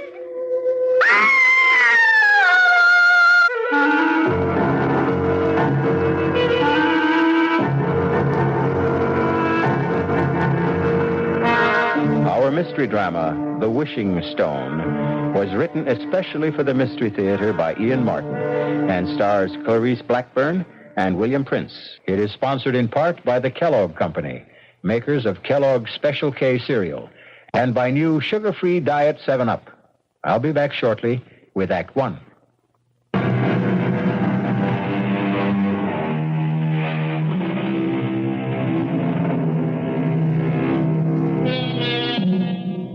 We are such stuff as dreams are made on, and our little life is rounded with a sleep. That quote is definitely Mr. Shakespeare's. But our little life is equally founded, and sometimes confounded, on dreams, like the bad one Jenny Coulter had a few moments ago, and for which, fortunately, there is present comfort in the person of her mother, and in turn, her brother, Judd. Jenny, you all right? It's you, Ma. You. Oh, you all right? Well, I'm fine, honey. What'd you have, a bad dream? I suppose. Oh, now that I see you. Oh, Ma, it was so real. I saw you lying there at the bottom of the stairs, and your head, oh, it was turned to the side like... Well, now, don't let it upset you. Here I am, right as rain, and it was only a dream. But it was just like I saw it happen. He pulled his arm away from me while you were hanging on, and you went tumbling down. He? Who's he? I don't want to talk about it. Oh, was it your father? Yes. Who else would it be? Judd, what are you doing up? I heard Jenny Lou cry out. Oh, it's just a bad dream is all. You okay, sis? I'm just fine now. You go on back to bed now, son. What did you dream the old man did to Ma, Jenny? Ma was trying to stop him from going out gambling again, and he sort of pushed her off him and she tumbled all the way downstairs. Now, that's enough fussing about nothing now. You get back to bed, Judd. Okay. Good night, Jenny. Good night, Judd. You want I should close the door, Ma? No, I'm coming back to bed myself right away. You're not scared no more, are you, honey? No. As long as I know you and Judd are close by. But I sure was scared. Oh, my baby, you're just so sensitive. Everything touches you close like a little old butterfly sitting on a leaf with your feelers reaching out all a-tremble. I like being butterfly. That's a pretty sort of thing to think on. So you just keep thinking on it and hustle yourself back to sleep. Good night, Jenny. Good night, Ma. I love you. And I love you. Sleep tight. Ma? Sakes alive, Judd. You like to startle me out of my wits. Come away from Jenny's door. I thought I told you to go on back to bed. Was you and Pa having an argument again tonight? When? Well, right now, that she might have heard. Your father isn't even here. He went on out after you kids went to bed. Yeah, I bet he's over to Stober's playing poker. Oh, Tom don't mean what he does. He's sick. Yeah, and so am I. I'm sick of him.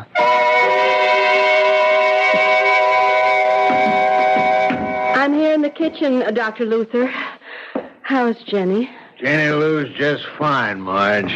She's getting dressed, and I'm going to drop her off at school on my way into town. It ain't the encephalitis again. You got to stop worrying about that, Marge. It's not so easy. After last year getting put back one grade after missing all her classes. It won't take her long to jump back where she belongs. That's a right smart little girl. She used to be before. That's what I want to talk to you about. If I've told you once, I've told you half a dozen times that Jenny was one of the lucky ones. She came through it without a scratch, physical or mental. But such a long time. It was a very mild case, even if it was stubborn and protracted. It's just I worry so that she was somehow held back. Now, I want you to get that clean out of your mind, once and for all. But sometimes she seems so young. Lord, what do you want her to be at 16? I don't know of anyone fresher and lovelier and more unspoiled than your little girl. She wants to cling to childhood a little longer. Leave her be. Well, just so you're sure last year didn't hurt her none. There's only one thing I worry about with Jenny. What? Your husband. Lord knows why, but she thinks the sun rises and sets in her father. Once she settles for being a woman, she'll have to open her eyes as to what he really is. Oh, Tom doesn't mean to hurt anyone, Doctor. You told me yourself that he's sick. Yeah, I think it is a kind of sickness, but not one a doctor can treat. What am I going to do? I don't know, Marge. Oh, one thing I do know is I've got to go. People waiting at the office, but Tom is hurting all of you. Bad. Worse, maybe, than any of you realize. And in the end, Jenny Lou is the one he'll hurt most of all.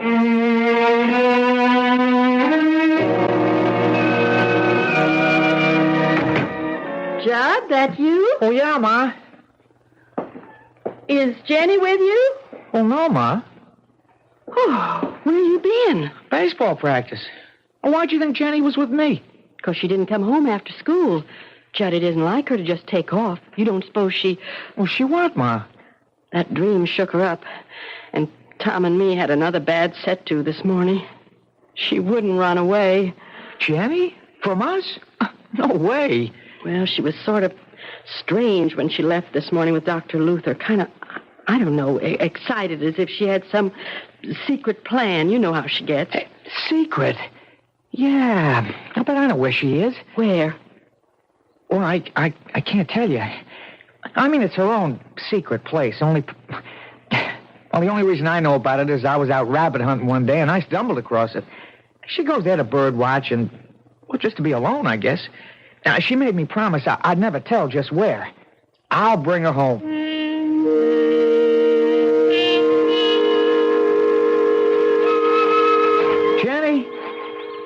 Jenny? Jenny, what are you doing hiding out here? I wasn't hiding. I just came here to say a little prayer. Well, for who? Pa. Oh? And the sun was shining in like a big splinter of light, the way it does through the hole in the tree up there. Remember how I always used to think when we was little kids that it was God stretching down his hand to touch us? Yeah. It was a long time ago. Don't say that. Because he is there. He was here today. Leastways, one of his angels was. What? I was kneeling and looking up into the sun. And all of a sudden, the birds was all still. And the whole hidey-hole here filled up with golden light that sparkled and spun. And right over there, he was standing. Who? Him, the angel of the Lord. And I could feel him all around me, in me, warm and kind, so kind. And then he touched my hand and smiled and just faded away. And then I looked in my hand and I saw it. Oh, wait, I didn't lose it. Oh, No, here. This is what I found in my hand. Well, let's see. Well, what is it? It's a conjure stone, all gold and shiny. A stone I can wish on. The angel said that? He didn't have to. I heard the words inside me. You can wish on this, Jenny. You can have anything you want in the whole wide world. You just don't believe this is a wishing stone, Ma, do you? Jenny, right to the moment, I just got to say I'm so fussed and fumed about dinner being ready and you kids not, and your father ain't home, I can't hardly think straight about... Oh, Lordy, if my biscuits have risen, we're just going to have to sit and eat without Tom. Jenny, don't bother Ma right now. I just want to try my wishing stone. Wish something nice for her. Well, let's just hold up for a better time. I could wish Pa to hurry home, so we wouldn't have to wait. I don't want to wait none at all. I got a math test tomorrow. I just got to pass or I don't make the ball team, and I need every minute to study. Except who am I kidding? If I stayed up all night, I wouldn't be ready for tomorrow. If you had a few more days, could you make it? Well, even just one, I'd stand a chance. Okay, here goes. No, hold up a minute. Too late. Shh. I just wished there'd be no school tomorrow. No school tomorrow? What nonsense is that? Jenny, go bring them biscuits. Judd, you sit down. Ain't we gonna wait for Pa? We ain't waiting for nothing, not even wishes to come true. We're gonna eat our dinner before it spoils. Yes, Ma. I'll get the biscuits. You didn't have to be so rough on her, Ma. Play her game. I know, Judd. It's just I have no sense of humor left. Or fun. The way it is with us, if we had a wishing stone, we could use it for a lot better things than no school tomorrow. Ain't that crazy? The two of you have had me half believing there is a power in that stone.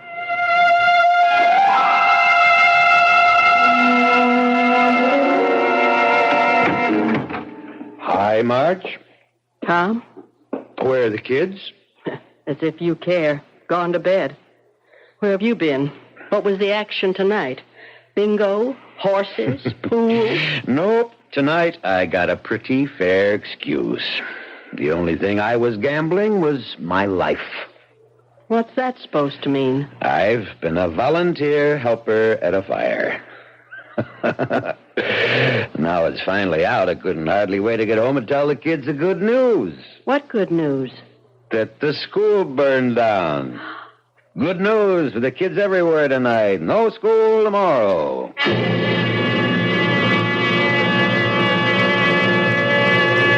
Is there any other catastrophe in the world that carries with it an equal amount of joy than a school burning down? But this time, is it chance or is some supernatural force, sinister or benign, at play?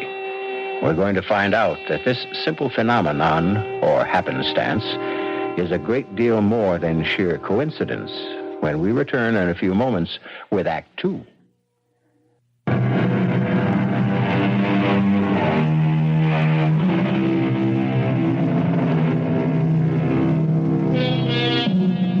So Jenny Lou, our 16-year-old who is determined to cling to childhood and all its happiest dreams, has made her first wish upon the conjure stone, the magic piece of shiny gold that came to her, she believes, at the hand of an angel.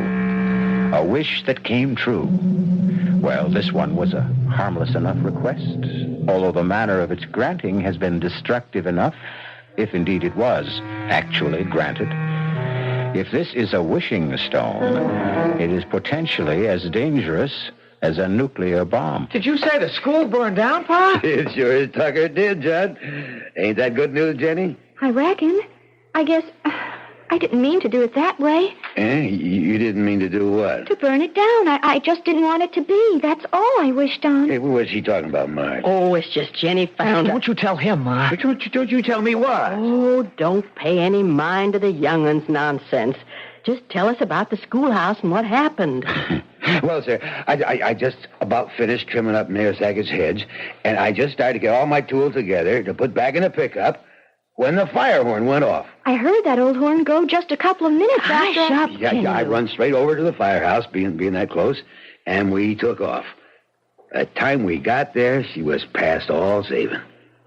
And it's funny, you come to think of it, a brick building like that you wouldn't figure it'd turn into a regular torch. Well, how'd the fire start, Pa? Yeah, you wouldn't believe this.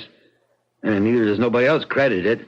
But according to old Sam Wallace, all of a sudden, a flaming arrow comes straight out of the sky and cut right through the brick walls and everything and hit the oil tank and blew her wide open. Oh, that drunken old no-good. Some custodian. I'll bet he was drinking and dropped one of those foul old stogies he smokes into all that rubbish he's too lazy to clean out of the cellar. Yeah, it could be. It's what most everyone thinks. Still... Still what? It's hard to tell someone who wasn't there. But damn if the way he told that story did make you stop at least once to think on it. What do you mean? Well, it's the first time I ever seen that old booze hound with his eyes put together like he really was seeing what he talked about. Anyways, we talked enough. Hey, something to eat around here. I got it warming. I'll serve it right away. Pa? Yes, sugar. That flaming lightning bolt, you said. How long before the fire horn sounded did it come? Oh, well, according to Sam's story, he lit out next door to the gas station and called the fire department. It couldn't have been more than a couple of minutes. See, Judd? It did so work. Okay, if you want to believe it. What are you kids talking about? Well, forget it, Pa. Just kid talk. Oh, I'm too old to share. Oh, no, if you want to. Oh, sure I do. Well, Pa, it's just for no mind. Jenny and me's got to be getting to bed. With no school to worry about tomorrow? If there's no school, there's plenty of chores they can catch up on in the morning. Scoot now, both of you. I'm serving your Pa dinner. Good night, Pa. Let's go, Jen. But I wanted to You get on upstairs. It's past your bedtime. Yes, Ma. Good night, Pa. Good night, kids. Did you have to chase him off to bed? It's little enough chance I get to see him. It's little enough chance you make to see him. Oh, lay off, will you, Marge? I'm not even laying on. If you stuck a little closer to home than to the other woman, maybe you'd know what goes on around your own house. Now, what other woman? Now, dang I'm it. talking about Lady Luck, or whatever name you want to call her. My rival. Oh, Lady Luck. Whatever makes you gamble, Tom, one way or another, it's going to be the end of us. You ever going to see that before it's too late?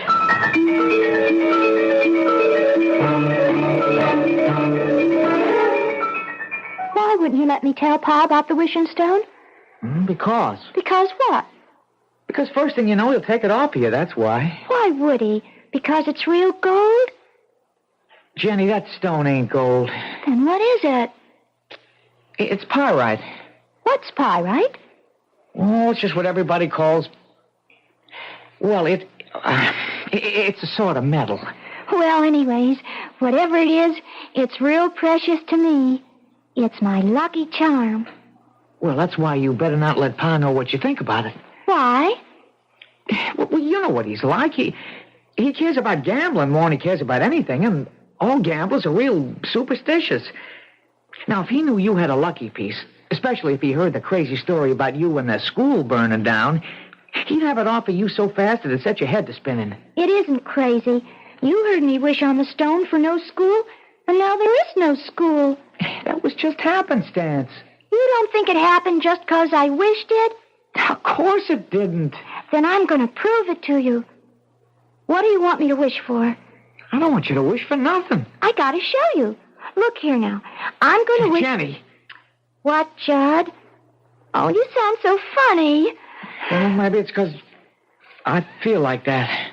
What way? Well, it's sort of, well, you know, superstitious like. It sort of gives you goosebumps if you think on it. What does? Well, now, look, Jenny, supposing... Now, I'm not saying it did fall out this way, but supposing you did get what you wished for. You were the one yourself said you didn't mean to get it the way you did. No, that's for sure I didn't. I didn't want the schoolhouse to go on fire. Gosh, Judd. Oh, just supposing someone had been in there and got caught in the fire. Or a whole lot of folks. That's kind of what I'm saying. And my wish could have burned them all up. But the angel gave it to me. For sure, he couldn't have meant nothing bad to happen. I don't have to throw it away, do I, Judd? I can keep it. Well, that won't do no harm, so long as you don't wish on it. I guess I'll just put it away for my keepsakes. And I'll never use it unless... Unless what? Unless the angel comes and tells me to. Well, that's a right good idea, Jenny. And remember, don't let Pa get wind of that there stone. There wouldn't nothing hold him back from using it, even if he didn't believe in it.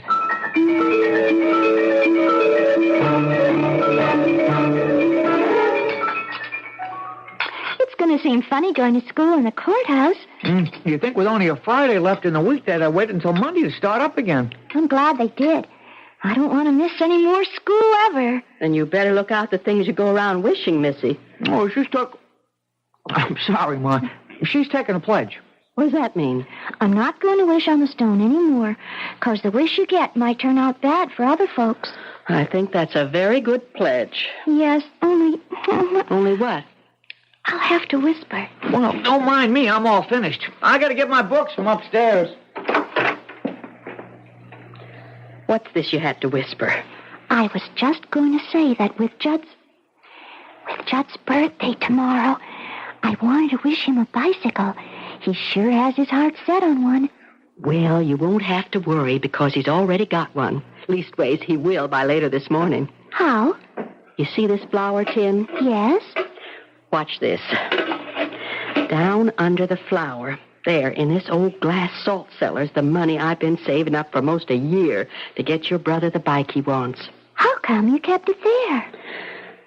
Your father, what he is, it had to be some real safe place to keep his hands off it. Who's that? Oh, it's your Uncle Al. He's driving me to work this morning. Get the door, honey, will you? My hands are all flour. Sure thing, Ma. Oh, hi, Uncle Al. Ah, beautiful. Oh, my, you sure are as pretty as a picture. Getting to look more like your mother every day. And they don't come any prettier than that. Oh, you and your honey talk. You should have been on a TV instead of behind a cage. Thank God the bank don't keep its tellers there anymore. You make me sound like an ape. Me, Tarzan. You, Jane? No, me, Jenny. Well, I saw the guy here laughing. I knew you must be around, Uncle Al. Hi. Hi, Gabe. Give me some skin. Well, here's 5. I'm at you. Ooh, say, that's some grip. You want to Indian wrestle? Oh, I'm going to be ready pretty soon to take you on. I think you're ready already. No, I got no time this morning. I got to catch a school bus. Come on, Jenny. We got to scoot. Goodbye, Ma. Oh, have a good day, son. Bye, Ma. And get a real swell you-know-what. I will. Be happy, Jenny. I am. Bye, Uncle Al. Hey, it's great to see you. We'll make it longer next time. Bye, Uncle Al. Come on, Jenny. Make next time soon. You can count on it real soon. Oh, they're swell kids, Marge. I envy you. Yeah, they're what I live for these days. Tom left already? No, he's upstairs, dead to the world. He rolled in this morning around 3, smelling like a brewery. That brother of mine, I'd like to knock his head off. The way he'll be feeling time he gets up this morning, you won't have to. It'll fall off all by itself. I got to talk some business to him. Like what? Well, I don't want to get you involved in it, Marge. Well, if it's about money, I will be anyway. It is about money. And there's no use asking him. I went through his pockets last night, and he doesn't have 1 red cent. But he's got to. What for, Al? Jim Kenny called me at home late last night. The insurance agent? Yeah. Last payment on Tom's life insurance hasn't been made, and tomorrow's the last day of the grace period. But I gave him the money for that a month ago. You gave him the money? Oh, I was a fool, I know, but things had been going well for a while like they sometimes do, or anyways, I thought they were. And he asked me to trust him, and oh, Lord, what am I going to do now, Al? I don't know, Marge. This time I just haven't got it. What do you mean, this time? Marge, Tom is hopeless. I've been carrying him for years, or thought I was. I gave him the $60 for that same payment. When I found out last night it hadn't been made, I was mad enough to kill him. One reason I waited till this morning is to cool off. I'd help you out, Marge, but I can't. I had to take out a new loan to raise the cash for Tom. I can't let the insurance go. He'd have a tough time getting a new policy written if this one lapses. But how? Nearly a year I've been saving it for a bike for Judd's birthday tomorrow. Instead... I'm going upstairs to beat that... No, take me downtown, Al. I just can't face Tom this morning. I'll have it out with him tonight.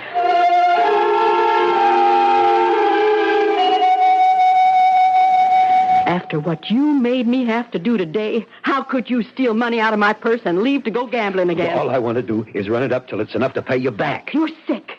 I'm not going to let you take the money I broke my back making today. I'll bring you back 5 times this. And you're not stopping me. Oh, yes, I will. I'm warning you. You stop hanging on to me. I got to, Tom. You just can't do this to us anymore. Just lay off of me. Tom, you can't do this to us again. I got the luck tonight. I can feel it all going for me. The way you always feel. Please. Let go of me. You want to put the whammy on me? I said... Tom! Let go! Oh! Marge! I didn't mean to push... Oh, my God. Ma, what happened? Ma! Oh, Judd! It's just like my dream. He killed her. Pa killed her dead.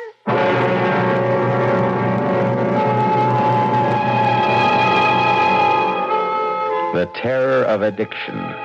Step by step, it grows to envelop the addict till it becomes his whole world, shutting out everything else. But the greater terror is the destruction of all who love him, dragged down with him, and eventually engulfed in a tragedy not of their making. I'll return in a moment with Act 3. This is WBBM Chicago, News Radio 78.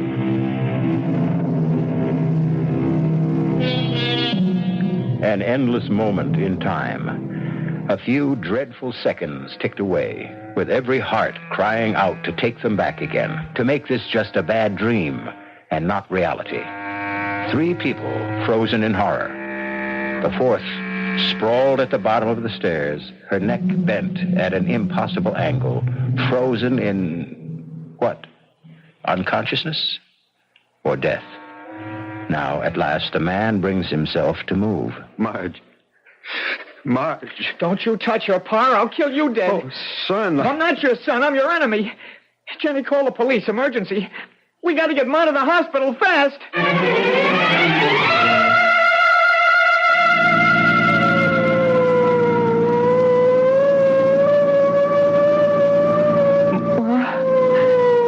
Ma. Okay, kid. Just take it easy. She's not going to die. You're not going to let her die, Doctor. Just hang in tough, kid. We'll do our best.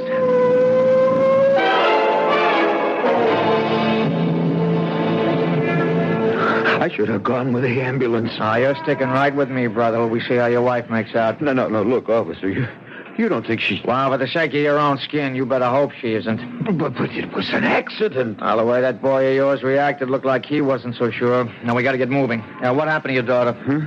Oh, Jenny, she went back to get something. Where are you taking us? Well, the hospital. First, anyways. No, here she comes. Come on, shake a leg, kiddo. I had to get something very important. Okay. Hop in the front with my buddy, Officer Franks.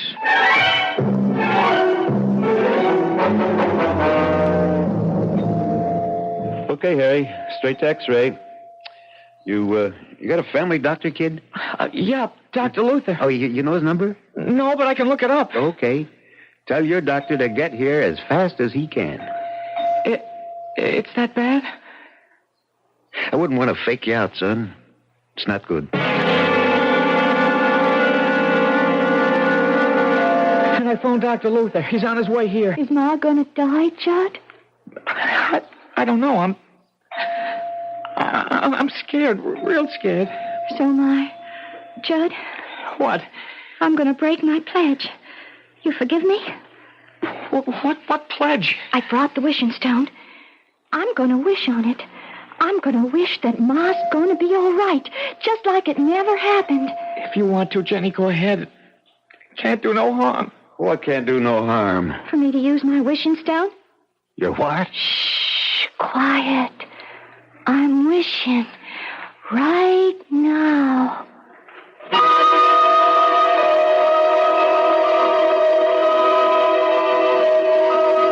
Are you the intern brought the Calder case in? Yes, officer. Well, how is she? I'm waiting for x-rays right now. I'd say she has one chance in 1,000. For certain, sure, her neck is broken. And the way it's broken and other signs indicate to me her spinal cord is badly damaged. If it isn't severed altogether.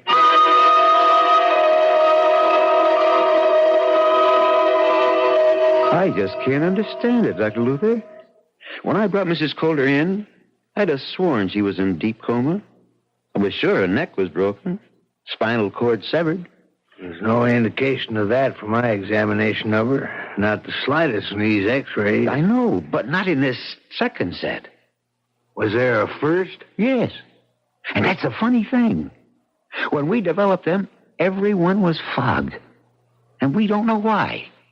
Well, these are perfectly clear. So is my patient's condition. I see no reason why she shouldn't go home. Cheer up, son. All interns make mistakes. I made a few buttes in my time. And I'll say this for you. If you have to make one, make it on the gloomy side. They're the ones that don't hurt anyone or anything. Except maybe your pride. Well, I can't understand it. That cop said it flat out that Marge was a goner.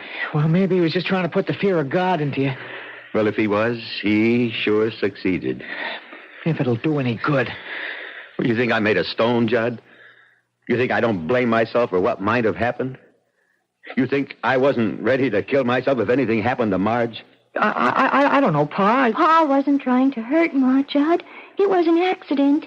An accident that wouldn't have happened if... Well, Pa wasn't sick with gambling fever. Well, I've learned my lesson this time. I'll never gamble again. Oh, Pa. Oh, that makes me so happy. I'm glad, honey. And it means I won't have to use the stone again. Mm-hmm. I can save up what's maybe the last wish for something special for all of us, instead of having to use it to stop you from gambling. What stone? The wishing stone. The one I used at the hospital to wish Ma well again. Oh, that's right. I forgot. Listen, Duchess.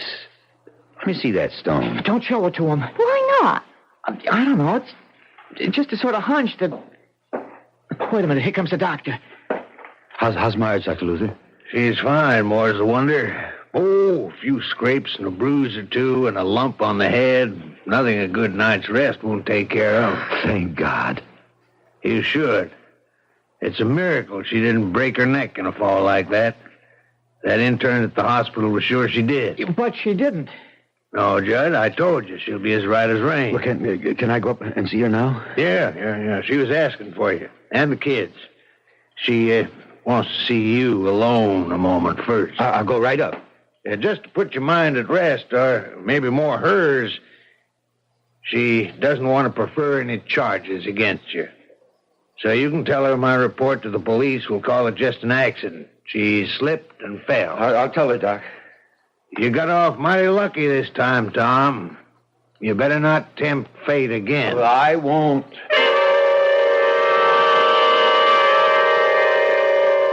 No, I mean it, Marge. Just give me another chance. I didn't see how I could, Tom. I never meant to throw you down those stairs. Oh, not because of that. The last straw for me was taking a chance away from Judd to have something he wanted more than anything in the world, his bicycle. You should just have let the insurance go. How could I, Tom? With 2 kids to bring up, if anything happened to you, Not that I want anything to happen to you. You gonna take me back, Marge? I don't know, Tom. It's hard for me to feel for you what I once felt. But if you're going to promise me you'll quit the gambling for the children's sake, we'll try to make a go of it. You won't be sorry, Marge. I hope not.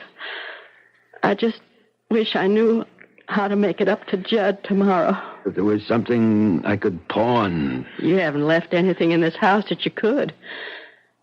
Except the one thing you could never get your hands on. Well, what's that? My wedding ring. Do you think I could get enough on that? Well, not enough to pay for it all, but for a down payment. Then I'll take that night job cleaning sewers you made me turn down to pay it off. I don't want you working in any sewers. Anyway, you can't work day and night. Well, I can't till I get Judd his bike. Well, we'll see. I'll take the ring down in the morning. No, sir. Dr. Lewis doesn't want you out of bed. I'll take it down. You? Can't you trust me, Marge? Boy, if you can't trust me now, then what hope do I have, or any of us, I can ever be trusted? Well, you got to. Well, I swear to God, I'd just as soon be dead. All right, Tom. I'll trust you.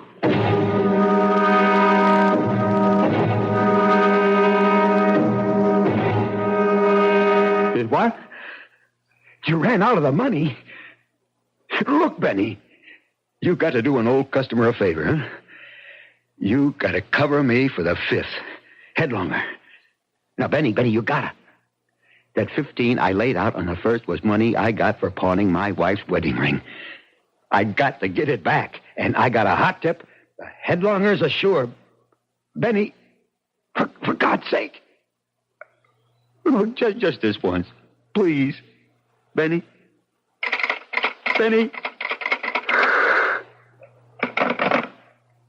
What am I going to do?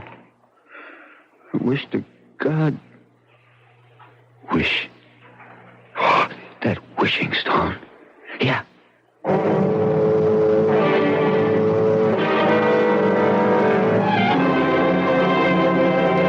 Where's Jenny, Judd? Oh, I left her down by the pond. We were skipping stones. I just came up to see how you were feeling. Fine. I'm going to get up.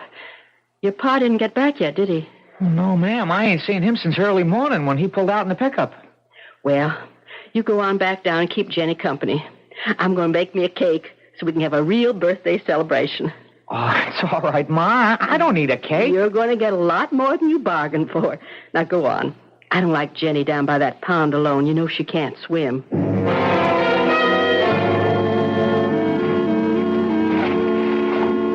Hi, Pa. Well, what are you doing up on top of the rock here? Oh, just sunning myself and listening to the birds. Jenny, hey, you know that wishing stone you talked about? Yes. Is it gold? You want to see? Yeah. Here. Oh, damn. It's nothing but pyrite. Isn't that a kind of gold? Yeah, fool's gold, and not even worth as much as a piece of charcoal. No, Pa. No. Don't throw it away. It's still good for one wish. You think this makes any wishes come true? It made the school burn down, and Ma got her neck unbroken. Your Ma. Why'd you grow up and stop your daydreaming? Don't you know nobody ever got nothing by wishing? I've been doing a kind of wishing all my life. Look at where I end up now. Well, I'm going to wake up your little Miss Bright Eyes to show just how tough a world this is. Pa, please don't get mad. If this was a wishing stone, well, nobody ever needed it more than me right this moment. So look at this. I'm going to make a wish. I need money. I need it bad. So I'm going to wish that old Nick himself comes climbing up out of the middle of this pond with a sack of gold on his back for me. And I ain't going to be greedy. And I ain't going to ask for much. Just say like a 10, no, make it $20,000. Okay. Now, I'll rub the stone, and I wish. You see? It ain't no wishing stone. It don't make dreams come true. It's a nothing. Ah! Oh, Jenny, help me! Help me! Pa! Oh, why doesn't he come out? Help! I can't swim! Dad! Help! It's Pa!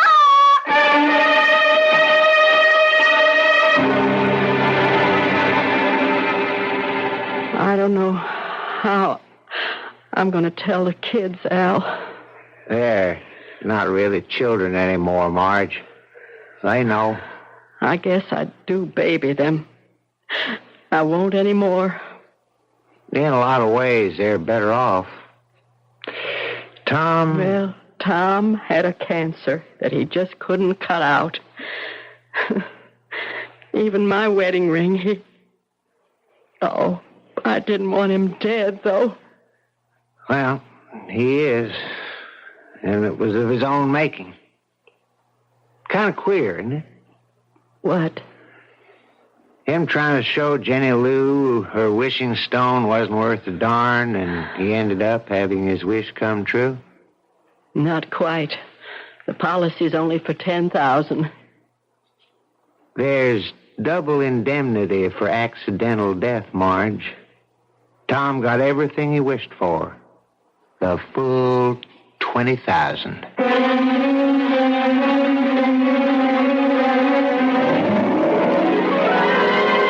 3 wishes, and they all came true.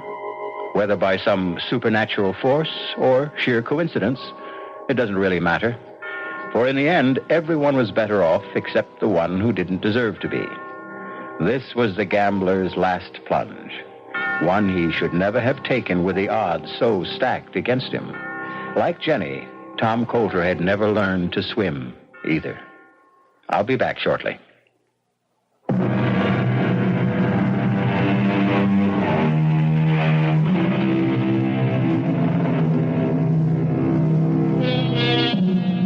As for the wishing stone itself, since it lies buried deep somewhere in the mud at the bottom of the pond, no one will ever know if it had the power to grant wishes.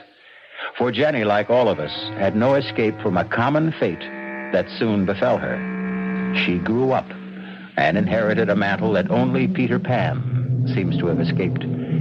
She stopped believing in magic. Our cast included William Prince, Clarice Blackburn, Ann Costello, Jack Grimes, and Robert Dryden. The entire production was under the direction of Hyman Brown. And now, a preview of our next tale. Your husband? You dreamed? It was no dream. Oh, it was my husband. His ghost. Oh, for the love... Rory. Stood at the foot of my bed, and he begged my forgiveness for leaving me a pauper and breaking my heart. And he said, Jessica, I promise you'll live in Gormley House again. And then he vanished. The very next night, the Putnams crashed through the bridge over Gormley Gorge. Well, accidents do happen. It was no accident. Now, the real estate man didn't tell you the whole story. Mrs. Putnam lived long enough to tell just what had happened. The Putnams didn't go off the bridge by accident. They were driven off it. Forced to swerve off it by an oncoming car. A car driven by a skeleton. Radio Mystery Theater was sponsored in part by Anheuser-Busch Incorporated, brewers of Budweiser. This is E.G. Marshall inviting you to return to our Mystery Theater for another adventure in the macabre. Until next time, pleasant dreams.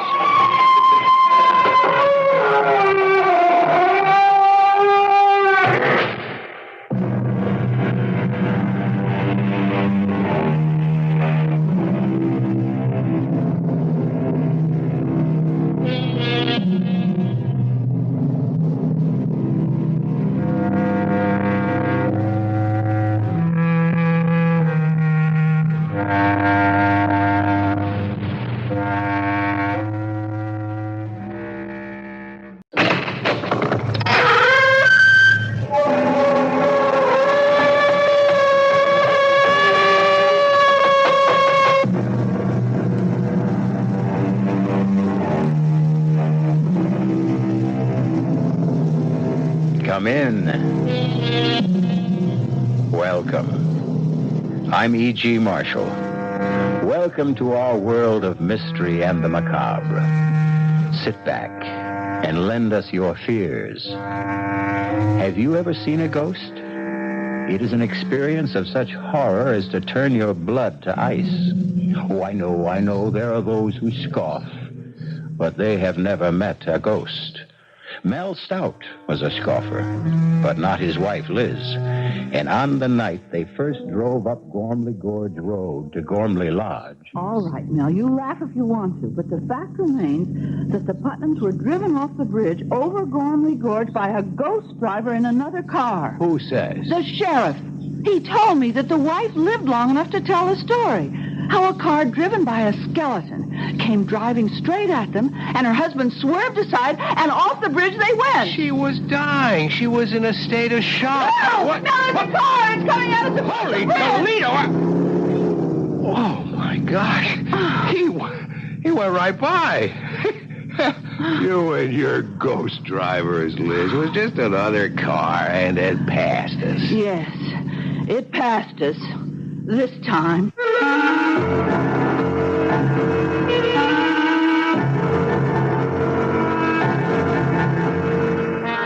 Our mystery drama, The Ghost Driver, was written especially for the Mystery Theater by George Lothar and stars Augusta Dabney and Mason Adams.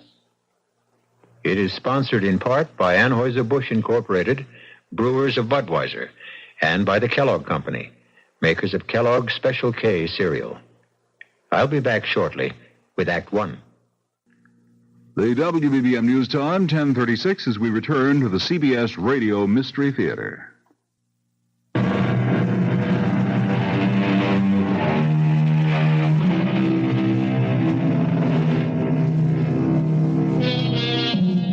Do ghosts exist? Mel Stout doesn't think so, but his wife Liz feels differently. If it had been up to Liz, they'd never have bought Gormley Lodge on top of Manitou Mountain in Colorado. Why? Because according to local legend, the former owners, the Putnams, had been sent crashing to their death by a ghost driver who came at them head on. Now, in the living room of the lodge... Liz, I've had it up to here with that brother of yours. now, I mean, he Mel. promised to help finish painting this living room before the Duncans arrive tonight, and where is he? Mel, I'll tell you where he is. He is out on the slope skiing, enjoying himself as usual. Well, do you just be reasonable now? If we didn't have Rory, where would we get a ski instructor? I'd like to know. We certainly can't afford to hire one, any more than we could afford to have this place painted. Oh, I'm sorry. It's just that I've got so darn much on my mind. Liz, I just hope that I haven't made the mistake of my life and yours. We'll make a go of the lodge. We're off to a pretty good start. The Duncans arrive tonight, and they're booked for a full week. And the Todds and the Morgans arrive next week. Yeah, and after that? Well, darling, our newspaper ads ought to get us more customers. Just ask yourself, darling, what would you rather be doing now? Painting the living room of your own ski lodge with paying guests arriving tonight? Or slaving away at your old accounting job in Aspen? Well, at least that brought a check in every week. Oh, Mel, you've wanted to be your own boss for years. And so we bought this old mansion on top of Manitou Mountain to start our own ski lodge. The old Gormley Mansion. And we're going to keep at it until we make a success of it. Liz, you're marvelous. Oh, there's somebody at the front door. I'll get it. Oh, Mrs. Gormley. Come to pay you a visit, Miss Stout. My first formal visit. Well, that's very good of you, Mrs. Gormley. Well, won't you come in? All right, Jason, you heard the lady. Wheel me in. Yes, Mother. You know my son, Jason? You've met? Yes, briefly. Mel, the Gormleys have come to pay a visit. Nice to see you, Mrs. Gormley. Jason, hope you don't mind if I finish this painting. Oh, go right ahead. I'd give you a hand, old as I am, but my arthritis keeps me in this wheelchair. Jason, why don't you... No, thanks. I couldn't think of asking a fine arts painter to Fine arts. You hear that, Jason? Mr. Stout complimented you. Called the mountain scenes you paint fine art. Well, they are. Why, I saw some of them in the ski shop in town. They're very good. Do you sell many? A few. Oh, just enough to cover the cost of the paint and canvas.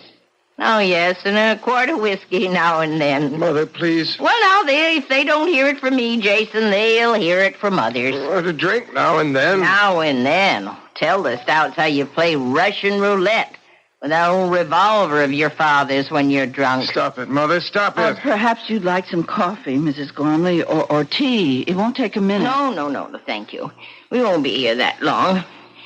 Now, I've come to do for you what I did for the Putnams. Them that bought my house out from under me 3 years ago. Out from under you? Mrs. Gormley, are you saying that we have done that?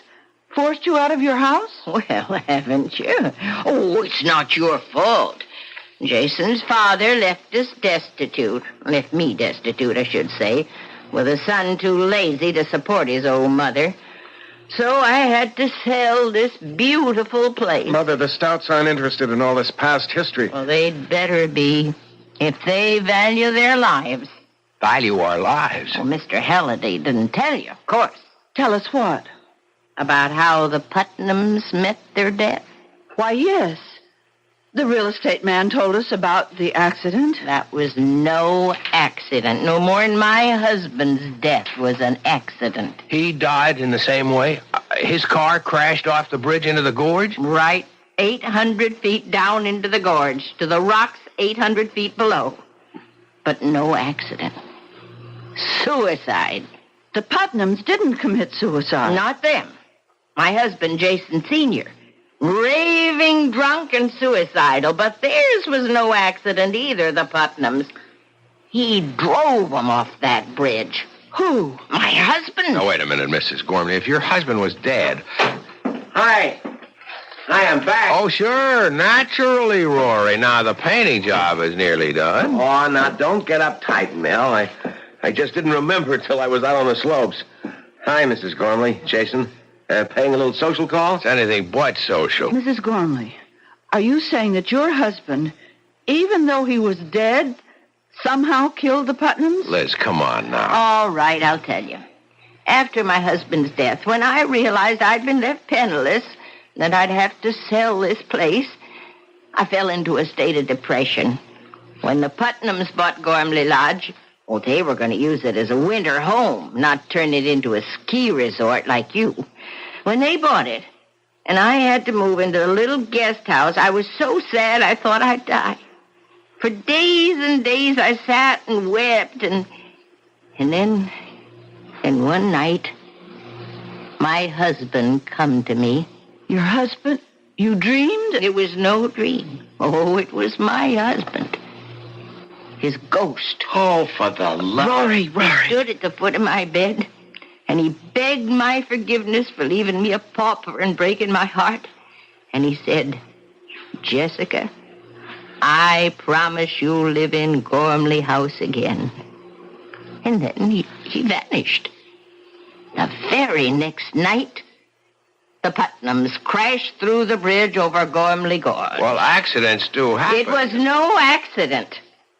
Now, the real estate man didn't tell you the whole story. Mrs. Putnam lived long enough to tell just what had happened. You can ask the sheriff. The Putnams didn't go off the bridge by accident. They were driven off it. Forced to swerve off it by an oncoming car. A car driven by a skeleton. Good heavens. That's what I wanted to tell you. And now you know. Good day. Well, what kind of a put-on is this? She's trying to scare us out of here. I'm trying to save your lives. You're trying to get back into this house. That's what you're doing. Just the way you moved back after the Putnams got killed and lived here a full 3 years until now. Rory, have some respect. Respect? No way.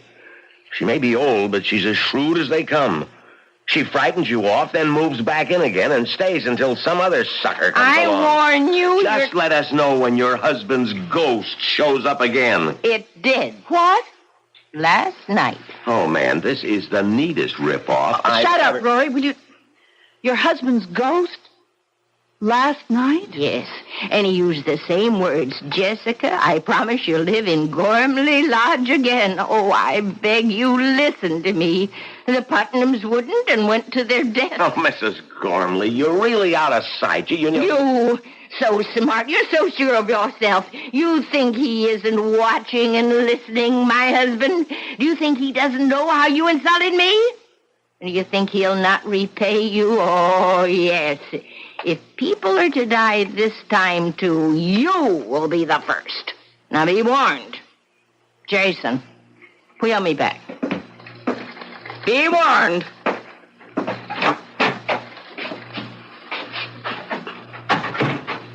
Rory, you shouldn't have talked to Mrs. Gormley like that. You didn't spring for that crazy story, did you? I don't know. I wonder. What, Liz? Mel, call the sheriff. Find out if Mrs. Gormley's telling the truth. Oh, come on, Liz. I look like a fool. Anyhow, I've got to finish this paint job. What? Liz, you're not... I must find out. Suit yourself. You always do.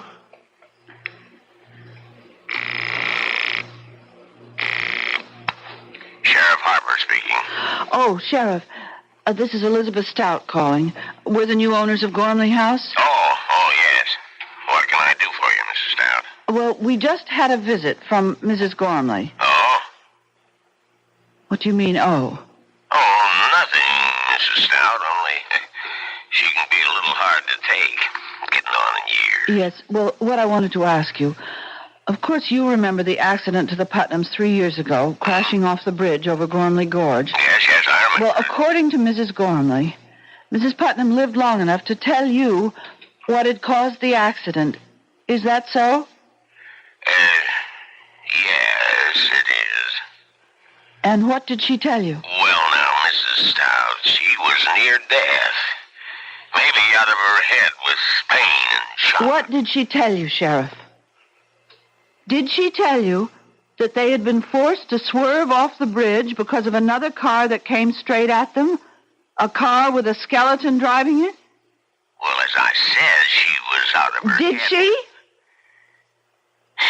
Yes, that's the story she told me. Thank you. Goodbye. So? Mrs. Gormley told the truth. Oh, the Putnam woman was dying. Anybody in that condition is liable to say anything. I suppose. Now, look, just get off it, Liz. We put our life savings, every cent we've got in this place, and I'm not leaving, ghost or no ghost. Well, speaking of leaving, I'd better get on down into Manitou and pick up the Duncans at the airport. Well, it's a bit early, isn't it? Or have you got some cute chick in town that you'd like to spend an hour or so with? Mel, you put me away. Don't give me any ideas, Rory.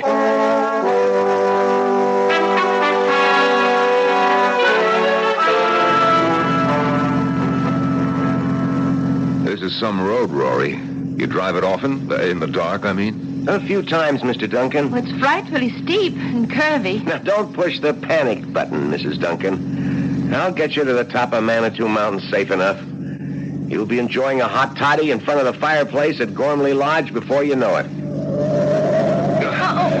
Maybe you better slow down a little. Ah, it's okay. That was just a patch of loose shale. You much of a skier, Mr. Duncan? Oh, I do okay. My wife will need some lessons, though. I take it Gormley Lodge has a pro. Oh, the best. Me? Oh. Well, fine. Say, this road is steep and curvy. Must be pretty spectacular. Views, I mean, in the daytime. It's spectacular enough right now, what I can see in the headlights. We've got some views, all right. Here's one. It's real cool. From the bridge over Gormley Gorge. Steep? 800 feet straight down. Yeah, it's too bad there isn't a moon tonight. I'd stop on the bridge and let you have a look. What's that sound? We're crossing the bridge now. A wooden bridge over Gormley Gorge. About 500 feet across. Hey, what's the... Lights of a car coming fast. That damn fool is coming straight at us. Get over! A skeleton driving that car. Hey, we're going off the bridge!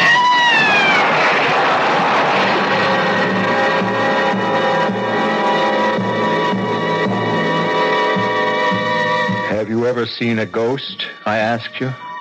Well, if you haven't seen one before, you've seen one now. I don't know about you, but I'd like to take a break to, well, steady my nerves. I'll be back shortly with Act 2. If you have the nerve to return, that is.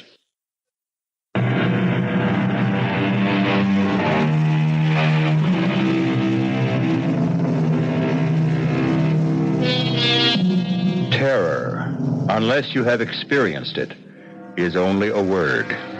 I could employ all the art at my command, my voice, the words I choose, to convey to you the full impact of terror. Yet, I know I should fail, even as Michael Duncan fails now in telling his story to Sheriff Harper on the bridge over Gormley Gorge the next morning. Terror?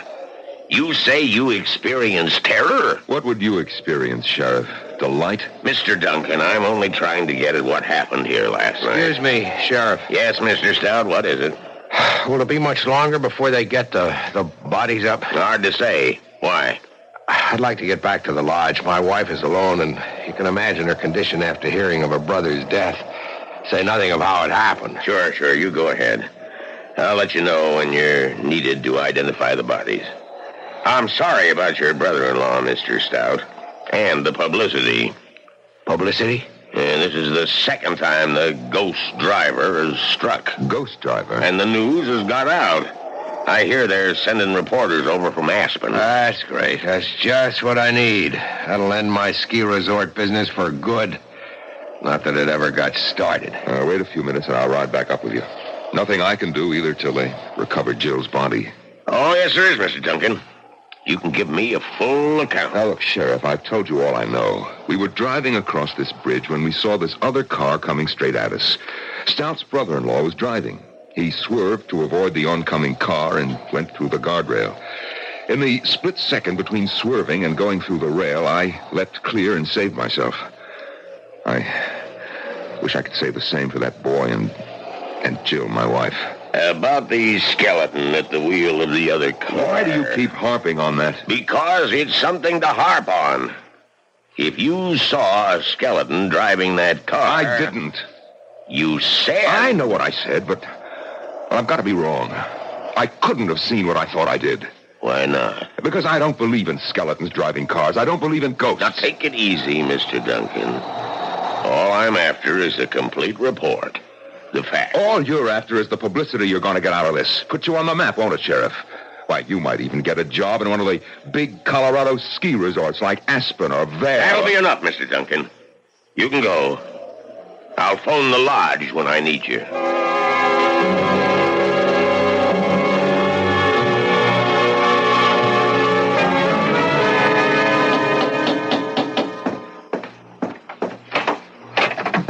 Mrs. Gormley. Well, invite me in, Miss Stout. Oh, yes, of course. Yes, I'm surprised to see that you're not in a wheelchair. Oh, it depends on how bad my arthritis kicks up. Sometimes I can walk with a cane, like now. I see. Is your husband home? No, he's down at the bridge with Mr. Duncan. Oh, the feller whose wife got killed, huh? Yes. Well, I'm sorry about that. Sorry about your brother, too. Even though he asked for it. Mrs. Gormley, Your brother's dead because he wouldn't listen. He wouldn't heed my warning. Now you listen, child. You heed my warning. Make your husband listen and take warning, too. You leave this place. Leave it today. Don't think I wouldn't. We wouldn't if we could. We can't. All our savings are tied up in Gormley Lodge. Listen to me, listen. Now, my dead husband came to me again last night. And he promised me again I'd return to this house. You love this old house, don't you? Well, it was my life. You're a woman. You understand how that is. Yes.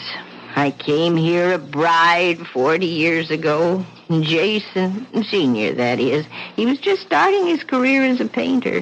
Jason, my son, was born here. There was another child, a little girl. She died here. Now, this house isn't made of wood and stone. I'm sorry. I'm so sorry. Oh, I think they've come back. Yes. My husband and Mr. Duncan are back. Well, I'll go then. Oh, well, Mrs. Gormley, I'm going to put some coffee on. You stay. Have a cup. No. I can't bear to go on looking at people who I know are going to die. What's this? Die? Who's going to die now? You are, Mr. Stout. You and your wife. If you don't heed my warning and leave, as soon as possible. Now, what's all this, Stout? Who is this woman? Jessica Gormley used to own this place. Oh, the woman you told me about. The one who claims her husband's ghost visits her. I don't just claim it. It's true. Who are you? My name's Michael Duncan. Oh, yes. The one whose wife went to her death in the gorge last night. Well, you take my advice, too. You leave here. Leave as fast as you can. How about a drink, Stout? Oh, so you two won't listen. The ghost driver killed your wife last night, and yet you won't listen. Well, let me warn you once and for all. What was that? A shot. It was a gunshot. Jason! Oh, it's happened. He's killed himself. Oh. She's fallen. Liz, help her up and keep her here. Duncan, you come with me.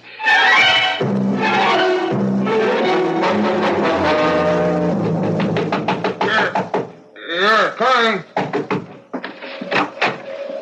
Yeah, Mr. Stout, what do you want? Oh, you're okay, Jason. We heard a gunshot. What of it? Well, we've heard of you and your little games like Russian roulette, and we thought that you'd... I'd shot myself?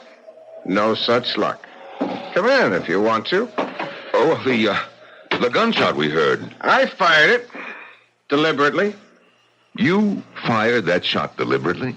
You ask a lot of questions for someone I haven't even met. This Mike Duncan, he and his wife are to be my first guests. It was his wife who got killed last night. Oh. I'm sorry. How did you escape? Flung myself from the car just before it went through the guardrail. Well, you'd better keep an eye out for the old man's ghost. He'll be after you. Mr. Gormley, I don't believe in ghosts.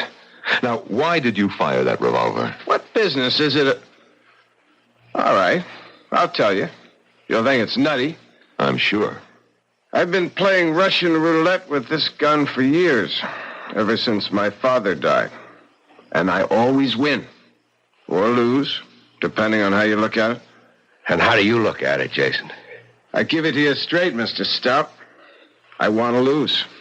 For years now, I've picked up the gun like this. Oh, no, not every day. Maybe once a week.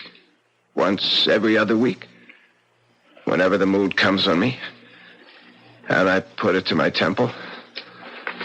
Like this. Wait a minute. Don't worry. Gun's empty. I haven't put in a fresh bullet yet. You see, the reason I deliberately fired that bullet I had in this gun was to find out if the thing was a dud.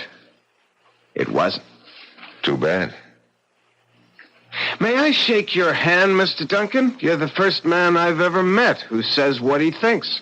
You want to kill yourself? Go ahead. I like you. You do speak your mind. And now, gentlemen, if you'll excuse me, I've got to get back to this painting of mine.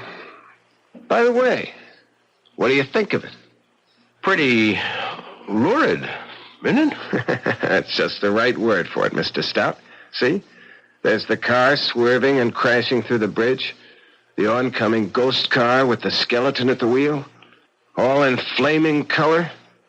I knock out one an hour. I slap a frame on it and I sell it in Manitou for $20. So excuse me, will you? Business is going to pick up, thanks to last night. And I want to be ready to supply the demand.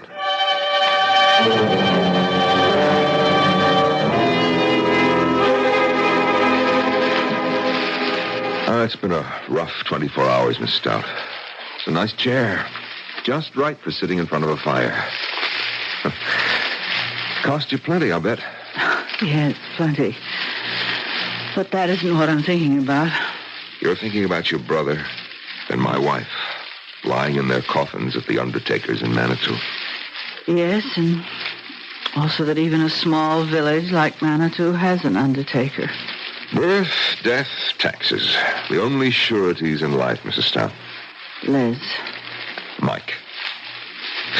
I like your husband. Me too. He told me about everything. About what getting this ski resort means to you. Your life savings invested, all that. All down the drain, I'm afraid.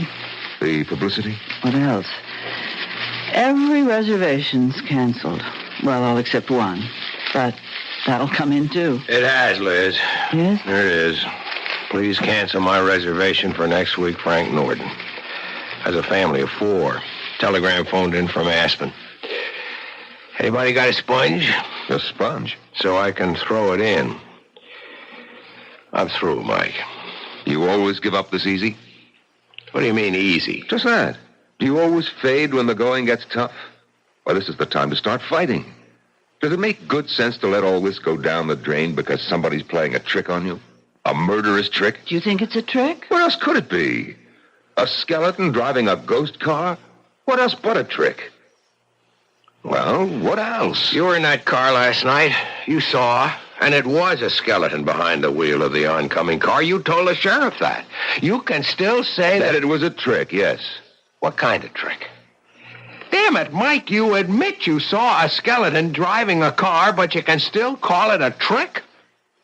See, I see you don't answer. Look, Mel, I'm a practical man, a businessman. You think being a businessman is simple? Oh, no.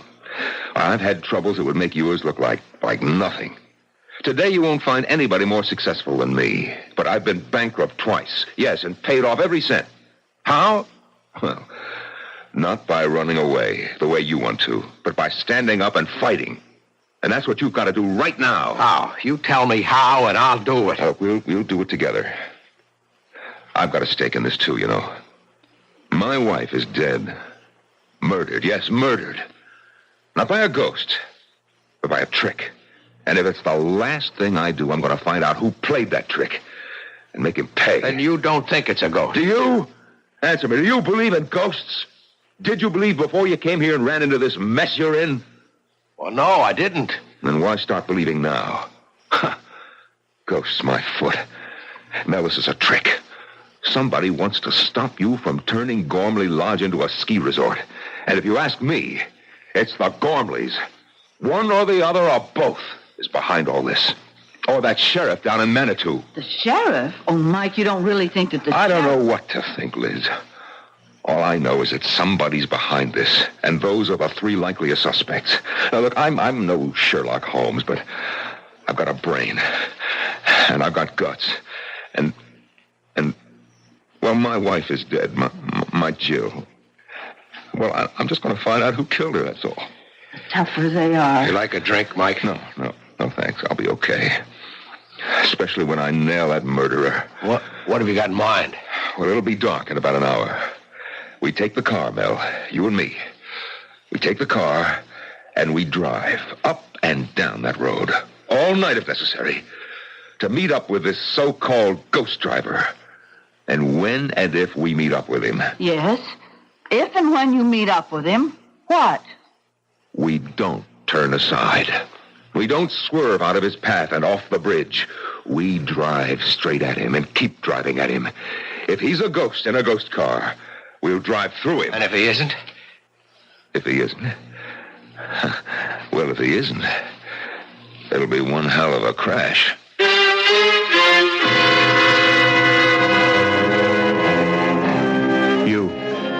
You out there listening, what would you do? If you were Mel Stout, would you accept Mike Duncan's challenge? If you were Liz Stout, would you let your husband accept it?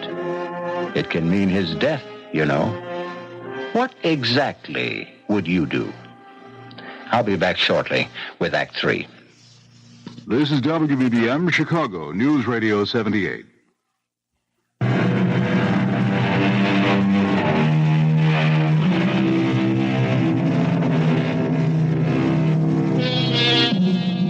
Two men are now driving the twisting, precipitous mountain road that leads to Gormley Lodge. One, Mike Duncan, believes that the ghost driver they hope to meet is nothing but a trick.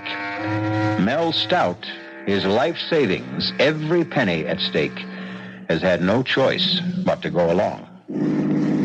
Mike, I'm bushed. Let's make this the last trip. We're going to drive up and down this road till dawn. Yes, and night after night if we have to, until we meet up with our so-called ghost driver. This is the 6th time we've been up and down this mountain road. Okay. Pull over. I'll drive. Get out your side. I'll slip behind the wheel. Yeah. Hey, there's a car coming up behind us. Red light flash. That must be the sheriff. Yeah, it's the sheriff, all right. Mr. Stout. Oh, and you, Mr. Duncan. What are you doing here, Sheriff? Well, that's what I want to ask you. I got a report from Mountain View House across the valley there that they were seeing headlights going up and down this road. Guess I don't have to tell you everybody around here's on edge after what happened last night. Now, what are you up to? We're not up to anything, Sheriff. We're driving this road in hopes of meeting up with whoever or whatever killed my wife and Mr. Stout's brother-in-law. Get yourselves killed in the bargain? Oh, no. You drive on up to Gormley Lodge, and when you get there, stay there. You make that sound like an order, Sheriff. That's what it is, Mr. Stout. Well, I guess we better do like he says, Mike. I don't think so. Oh, you don't? No, I don't. This is a public road. We've got a right to be on it. Unless we're doing something that breaks the law, and we're not. You're a kind of troublemaker, Mr. Duncan, aren't you? Sheriff, I never go looking for trouble, but I know how to handle it when it comes my way. Now, either you arrest us for breaking some law or other, in which case you'd better be prepared to back it up, or I'll sue the town of Manitou and you for false arrest, or get off our backs. I'm not on your backs. I'm trying to save your lives. Take my advice. Advice, huh? I thought it was an order. All right, wise guy. Have it your way. Go ahead and get killed and be damned to you. Let's go, Mel. You can sure sound tough, Mike. Well, no small-town sheriff pushes me around. Well, he's only trying to do his job. Maybe, and maybe not. What do you mean? I don't know. But that's what we're going to find out. Tonight, tomorrow night, or whenever. Well, there's the bridge ahead. Yeah, maybe you better slow down. No. If it's a ghost, we'll go through it.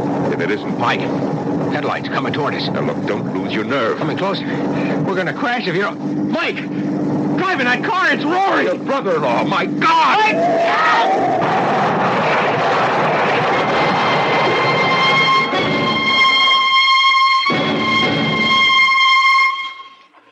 Nell, Mike, I can't believe it. Can't believe it myself, Liz. Not only what we saw, but getting out of it with our lives. The fates were with us, Mel. I lost my nerve. I have to admit that. I just couldn't keep driving straight at that awful thing coming toward us. I couldn't help myself. I swerved at the last second. Well, thank God we hit that stanchion instead of going off the bridge. But Rory driving the other car, it's impossible. Rory's dead. We're burying him tomorrow. Rory's dead, that's for sure. But it was Rory driving that car, that's for sure, too. Then ghosts do exist? Nell? That's what? After the funeral tomorrow, let's get out of here. Let's go away from this place as fast as we can. And go where? Oh, back to Aspen, of course. Liz, we're broke. We haven't enough dough left for a motel room. Where would we stay? How would we live? Mel, I didn't know things were that bad for you.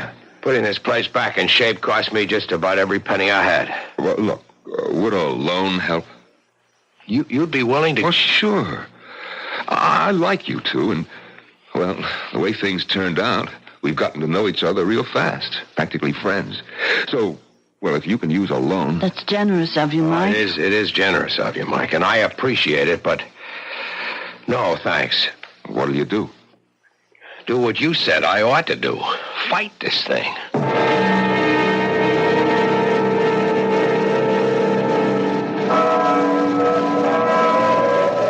Liz, Mike, if you ever come east, be sure to look me up. We will, Mike. Yes, of course. You won't change your mind about the loan? Can't. Would only be putting off what's bound to happen. Unless... Unless what? Unless I can find the answer to what goes on here. There's something bothering me, something I feel that I saw somewhere but didn't pay much attention to at the time. Well, what about it, this something? It's just something that's bothering me is all. Something that just could give me the answer to all of this. Well, good luck. You deserve it. Oh, there's the taxi that's going to take me to the airport. Goodbye, Liz. Goodbye, Mike. Bye, Bye-bye, Mike, and thanks. Well, we'd better get on back, Liz. Liz, you coming? Yes. Mel, you better know it now. No matter what you intend to do, I won't be staying.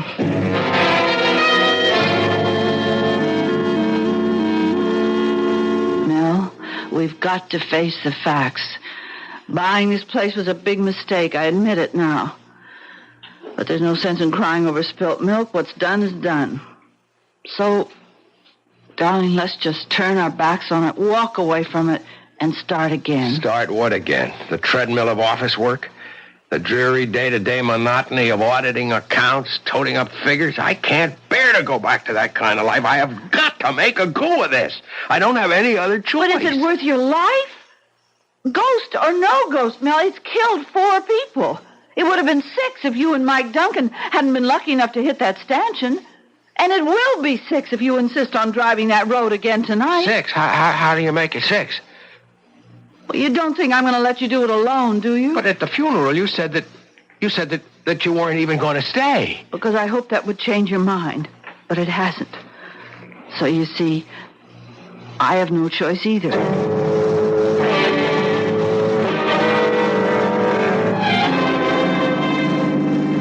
It's just like last night with Mike. From the top of the mountain down to Manitou, then back up again, and no sign of him. But he did show, finally. And Mike lost his nerve, swerved aside at the last second. Let's hope I don't lose mine. Will it matter? What do you mean? Well, if you lose your nerve, we'll go off the bridge. If you don't, and the ghost car isn't a ghost car, we'll be killed in the crash. If there is a crash, but there won't be. You seem awfully sure of that. I am. Remember at the cemetery I told Mike there was something I had seen but hadn't paid any attention to? Yes. And that if I could only remember what it was, I'd have the answer to all of this? Yes. Well, it's come to me. Driving up and down the mountain tonight, it suddenly came to me. See, it wasn't something I'd seen. It was something I'd heard and paid no attention to. Something I knew but didn't realize what it meant. And if I'm right, Liz, if I'm right... What is it? What did you remember? We're on the bridge now. Let me concentrate on driving. Mel? Mel! Mel, there it is, the ghost car. It's coming straight for us. Yes. And behind the wheel, driving it, it's Rory! Oh, my God, it's Rory! Oh, we buried Rory! But then it's his ghost, Mel! Get your hands off the wheel! Mel, don't try to turn the wheel! We're gonna crash! Mel!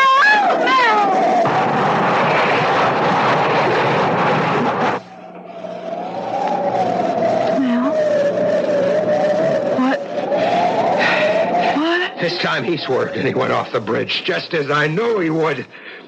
How? How did you know? Later, Liz. Right now, we better get up to the lodge and phone the sheriff.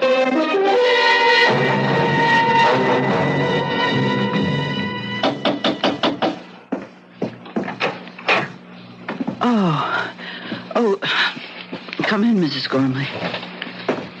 Mel? Mrs. Gormley's here.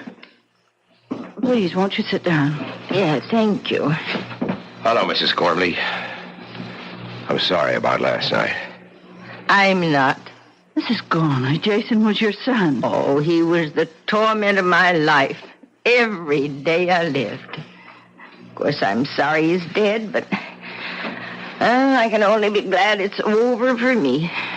Did you know that your son was the ghost driver? I suspected, but I was never sure.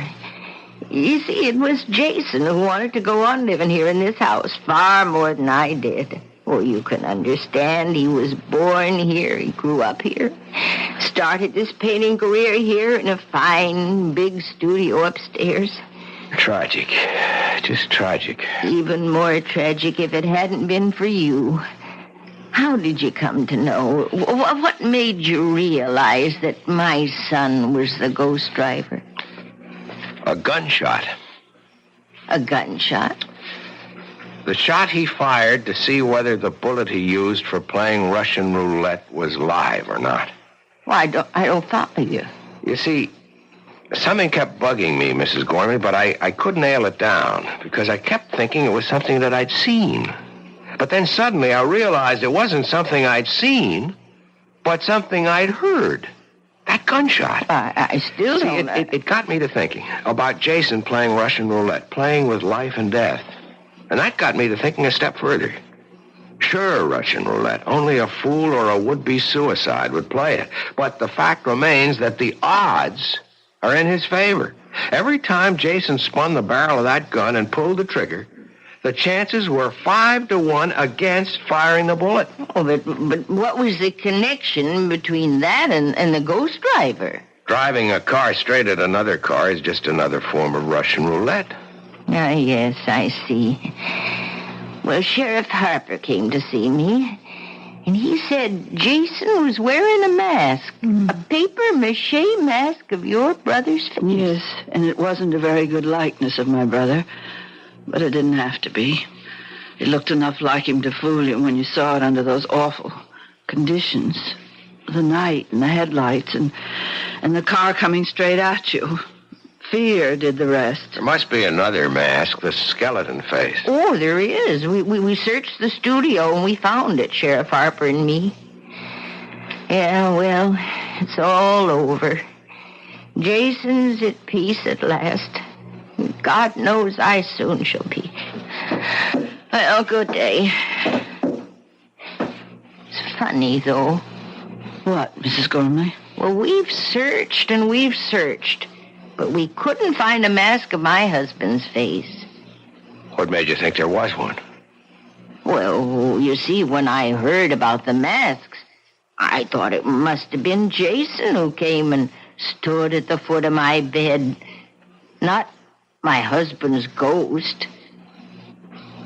But if it wasn't Jason, who was it? What was it?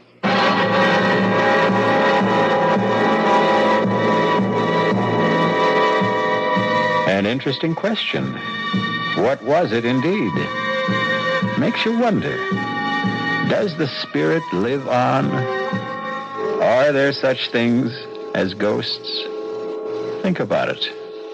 I'll be back shortly.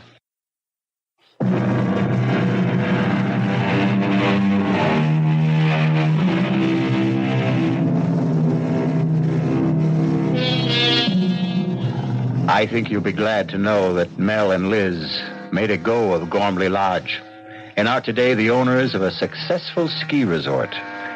Old Mrs. Gormley passed on a few years ago. When the guest cottage was renovated, a really thorough search was made for that mask of Jason Sr.'s face, but no sign of it was ever found. Curious. Very. Our cast included Augusta Dabney, Mason Adams, Mary Jane Higby, Norman Rose, Nick Pryor, and Leon Janney. The entire production was under the direction of Hyman Brown. And now, a preview of our next tale. As we moved into that parlor, I was super conscious of my host's reaction to the parcel he bore in his hands. Although there was no superscription from the sender, I had an infallible feeling that he sensed exactly where it had come from. That somehow I was accidentally part of a climax in the life of this strange and vital man. We've talked about my trophies, Monsieur Donnet. Yes. The ones I've mounted, the others too clumsy and large to render that way. Yes. And the third, so far I've had no right nor courage to mount. What are you saying, Sir John? There is no reason for my receiving this parcel that I can conceive, except one. That I've found no refuge here. I've been betrayed. Radio Mystery Theater was sponsored in part by new sugar-free Diet 7-Up. This is E.G. Marshall inviting you to return to our Mystery Theater for another adventure in the macabre. Until next time, pleasant dreams.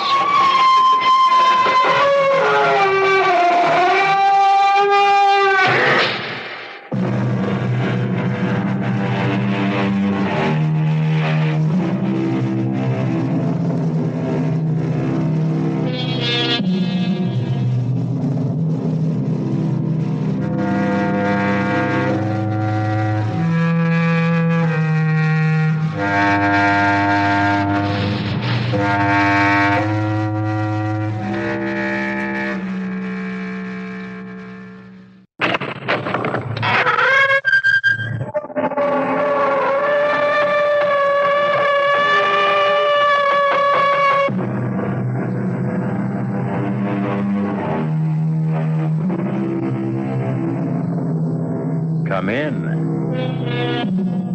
Welcome. I'm E.G. Marshall. Welcome to the world of eerie imagination.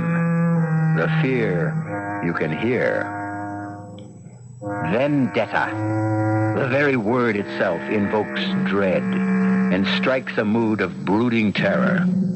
But to live on the island of Corsica, home of the vendetta, is to be steeped in the tradition of violent massacres and the fatalistic expectation of ferocious vengeance as a way of life. At least it would have been so just 100 years ago when these famous words were first written. It was a hand. A man's hand. Not a skeleton hand, all bright and clean, but a hand black and desiccated, with the yellow nails, the naked muscles, and traces of blood upon the bones at the point where they had been severed as with the blow of an axe about the middle of the forearm. The fingers, extraordinarily long, were attached to enormous tendons, still held in their places here and there by strips of skin. That hand was something hideous. It made one think involuntarily of savage vengeance. And in spite of the putrescent look of death and dissolution, it seemed to have a life of its own.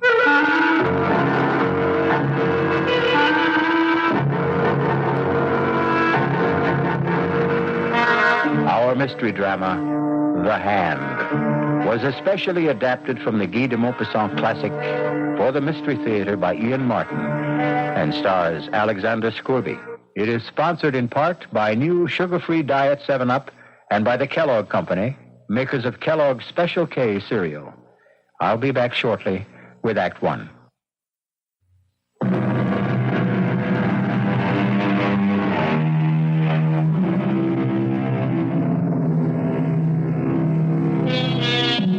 At the time of the bizarre and terrifying affair of the Hand, Henri Donnet was a police magistrate in Ajaccio, a charming little white city nestled on the edge of a beautiful gulf, shut in by lofty mountains. Most of the cases he had to investigate or prosecute there were cases of vendetta, but these were Corsican against Corsican. This affair of the Hand was alien against what?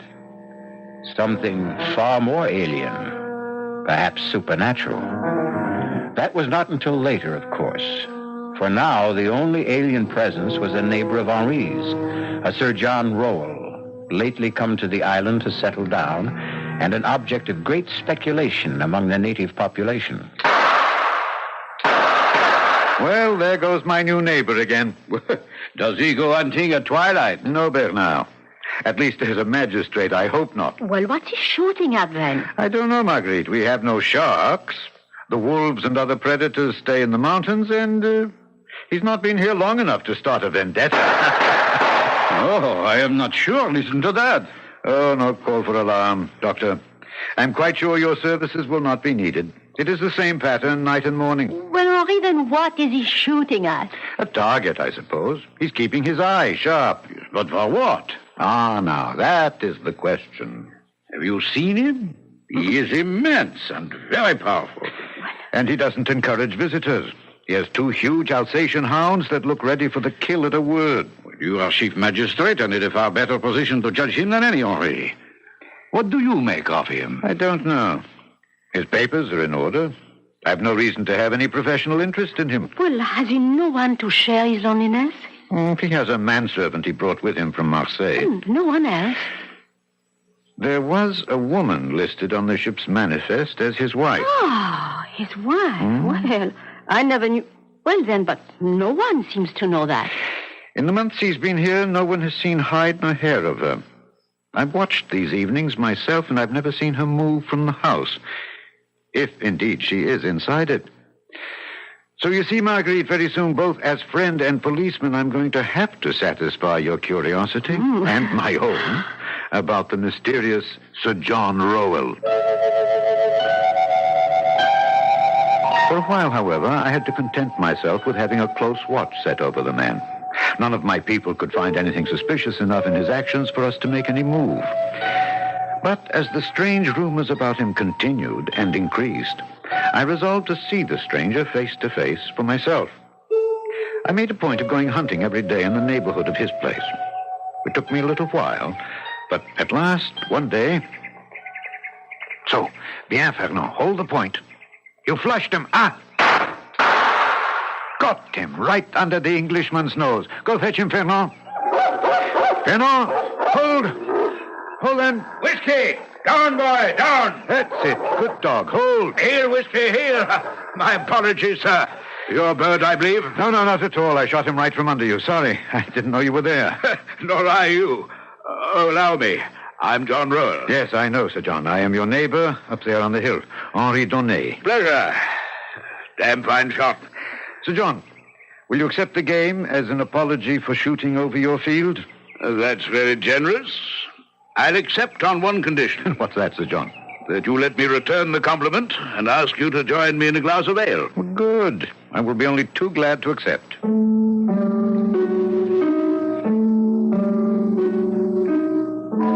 It was less the heat of the day than my professional interest that prompted me to accept the invitation from the tall man with the red hair and beard. Very tall indeed, and also very broad, a sort of placid and polite Hercules. I was most anxious to be able to question him about his life and his projects. Joseph, out here on the veranda. Change your mind and have something stronger? Oh, no. Ale will be perfect. Are you cold, Sir John? Yes, 2 glasses of ale for Monsieur Donnet and myself. Very well, sir. And bring a cut of Stilton and some water biscuits. You like our English cheeses? Oh, yes, I do. We are quite insular enough here on Corsica. It's a rare pleasure to indulge in a foreign taste. I know what you mean. Still, I can't feel that Corsica, or for that matter, anything French is any way foreign to me. Ah, Joseph, splendid. Thank you. Put the tray on the table here. Yes, sir. You can loose the dogs again. It will be quite safe while I'm with Monsieur Donnet. Very well, sir. Oh, those are the big Alsatians I see occasionally, eh? 2 of them. Yes. They look quite savage and fierce. Do you think perhaps my dog will... Oh, have no fear. Castor and Pollux are as docile as kittens where other animals are concerned. They're trained as man-killers. And then... only at my command. Your health, Monsieur Donnet? To yours. Delicious. So refreshing. As the view of the sun setting across that blue Mediterranean water. Yes. Does Madame Rowell also share your enthusiasm for your adopted island? Lady Rowell is an invalid. I hope to nurse her back to health here. Oh, if I could suggest the offices of my good friend, Dr. Forestier... If a doctor should be needed. Oh, forgive me. I had no desire there's to pry. Nothing to pry into. Natural curiosity. I must admit, I do find it hard to cast you in the category of a recluse. Oh, yes. I've traveled a great deal. Africa, India, even America. And as for adventures, yes, I've had plenty of adventures. Oh, yes. Big game hunting, huh? What? Oh, of course. I've hunted them all. Tiger, elephant, rhinoceros, gorilla. The name's a legion. Oh, all very dangerous animals. Terribly so. Not really. When you compare them to the worst of all. Oh, what? What else, Monsieur Donnet? In your profession, you must know him too. Man. Man himself. Hey, Sir George, come quickly! What on earth? Forgive me. I followed Sir John down the front steps of the veranda as he took them 2 at a time and disappeared around the corner of the house. I would have followed him further, except as chance had it, I turned my ankle quite severely on a loose stone after the bottom step.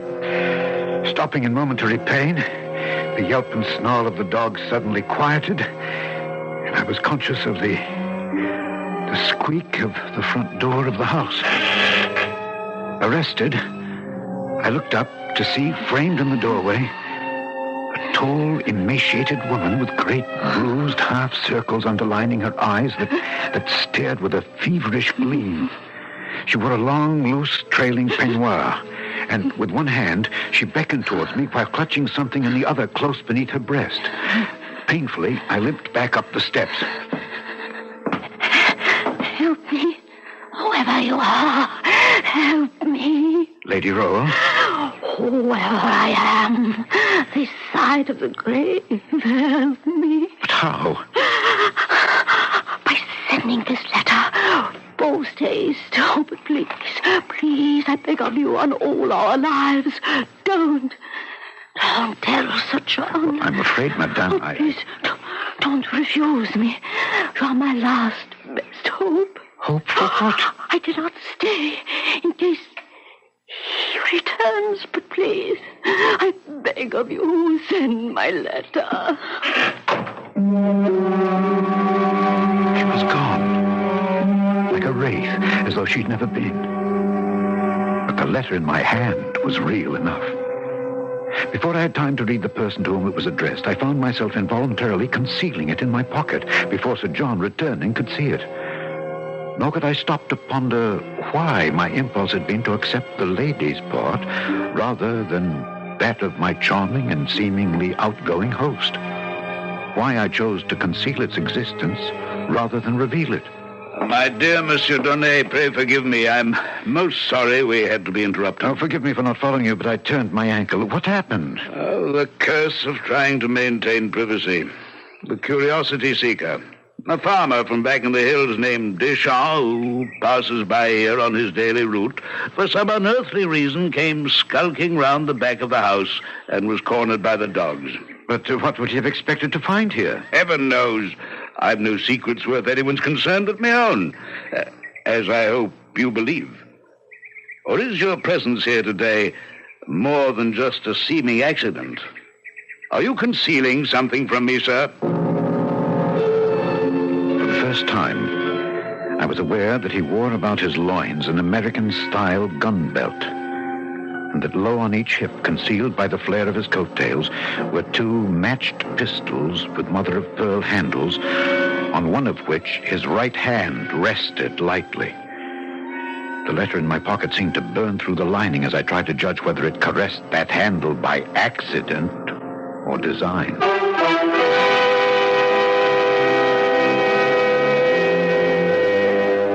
These were only the hands of Sir John, neither of which is the one in the title of our story. To meet that special hand, you must return with me shortly for Act 2.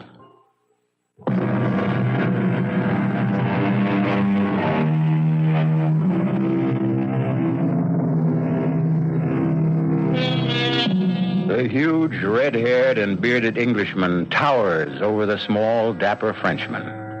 They are as widely disparate men as you can imagine.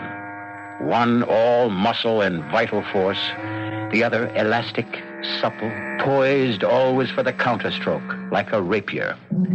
Antagonists? No, only in a sense. But whatever their relationship, mutually admiring of each other. Why should you imagine I have anything to conceal? Why, indeed. Come, let's go inside. I'll show you some of the trophies of a roving life, if you'd be interested. But very, of course. Can you stand on your ankle all right? Is it sprained? No. Just a slight twist.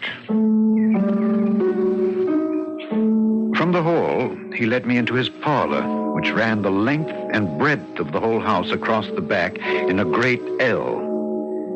His parlor was all hung in black silk, embroidered in gold. The fabric is Japanese work. Yes, but the rest is yours. Not the panels. What's mounted on them? Yes, tiger, lion, black panther. Those I recognize. And elephant tusks, I see. The hippo and he and the rhino are a little large for mounting. The rhinoceros is the most dangerous of all, I suppose. Except, as I told you before. Now, you're not honestly going to tell a policeman that you're a manhunter. Not within the confines of civilization, I hope. But I've done a good deal of manhunting, too, in my time. As a soldier? That's a profession, not a sport. I've saved a mount in the center for the ultimate trophy. but never had, shall we say, the courage to make the necessary bag to mount it. I was following the direction of his gaze to a gapingly empty panel in this bizarre and gory collection from the hunt. A panel conspicuous from all the others since it was lined in red velvet, as if in expectance of framing the pièce de résistance. What would you hope to put there? Once, I would have been tempted. Now, nothing. I keep it there to remind me that it could be my own head that poetic justice could have easily decided to frame. Oh, gad, it's suddenly getting dark. Yes, and I must be off for home. I mustn't hold up your dinner. I've enjoyed our meeting thoroughly. Please, come again.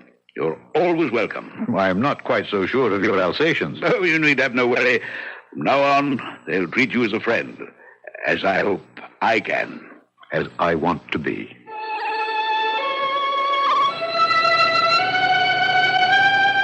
We shook hands, mine disappearing inside his huge one, my conscience stinging at me as I fought a battle between Donnet the man and Donnet the policeman. Climbing the hill back to my villa with Fernand frisking along beside me, I tried to tell myself I was only being practical, that I was giving myself time to make my decision.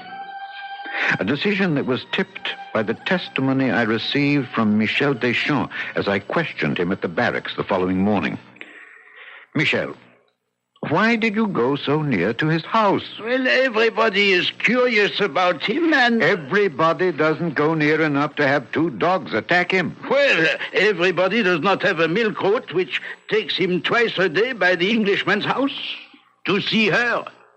What, to see her? Well, it is at dawn, you know.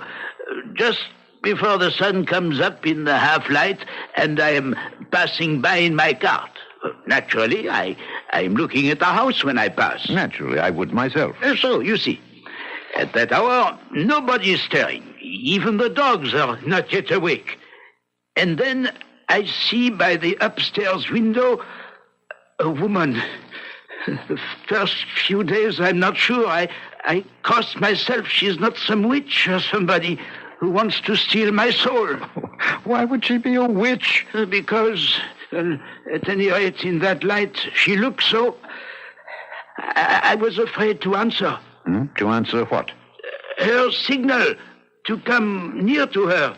She kept beckoning as if there was something she must ask me to do. Finally, yesterday morning, I could stand it no longer. I had to go see what she wanted to ask. Was that so wrong? No, of course not, Michel.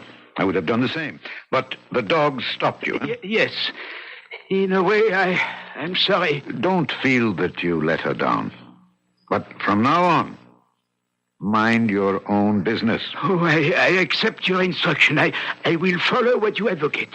What I advocate, by all means. Not what I do. I don't understand you. Sometimes, even a magistrate has to admit, I do not understand myself. But that is not for you to worry about.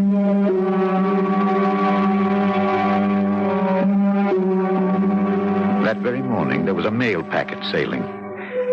And I sent off the letter, quickly, almost surreptitiously, without looking at the address, except for the fact that it was to the United States of America. And I forgot it, I imagined. And the months went by. Oh, I do think it's very tedious of you, Henri. Madame Forestier. Oh, well, either for reasons of your own, you are protecting our most famous visitor from the rest of us, or, well, he has some hold over you to protect his precious privacy. He has no hold over me. Quite the contrary. But if he wishes to be private, I would be the first to protect his right. Well, on a small island like this, why should he have it any more than the rest of us? Touché. But if he can, why shouldn't he? Oh, Henri, you know I don't know how to answer that. All I want to know is, do I have any hope that they might attend my garden fete next month? They? Well, there is a Madame Roel.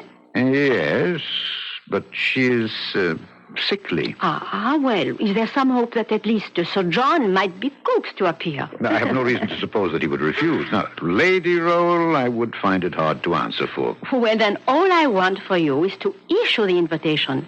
Please, may I count on you for that? Marguerite. We're all old friends. Need you ask?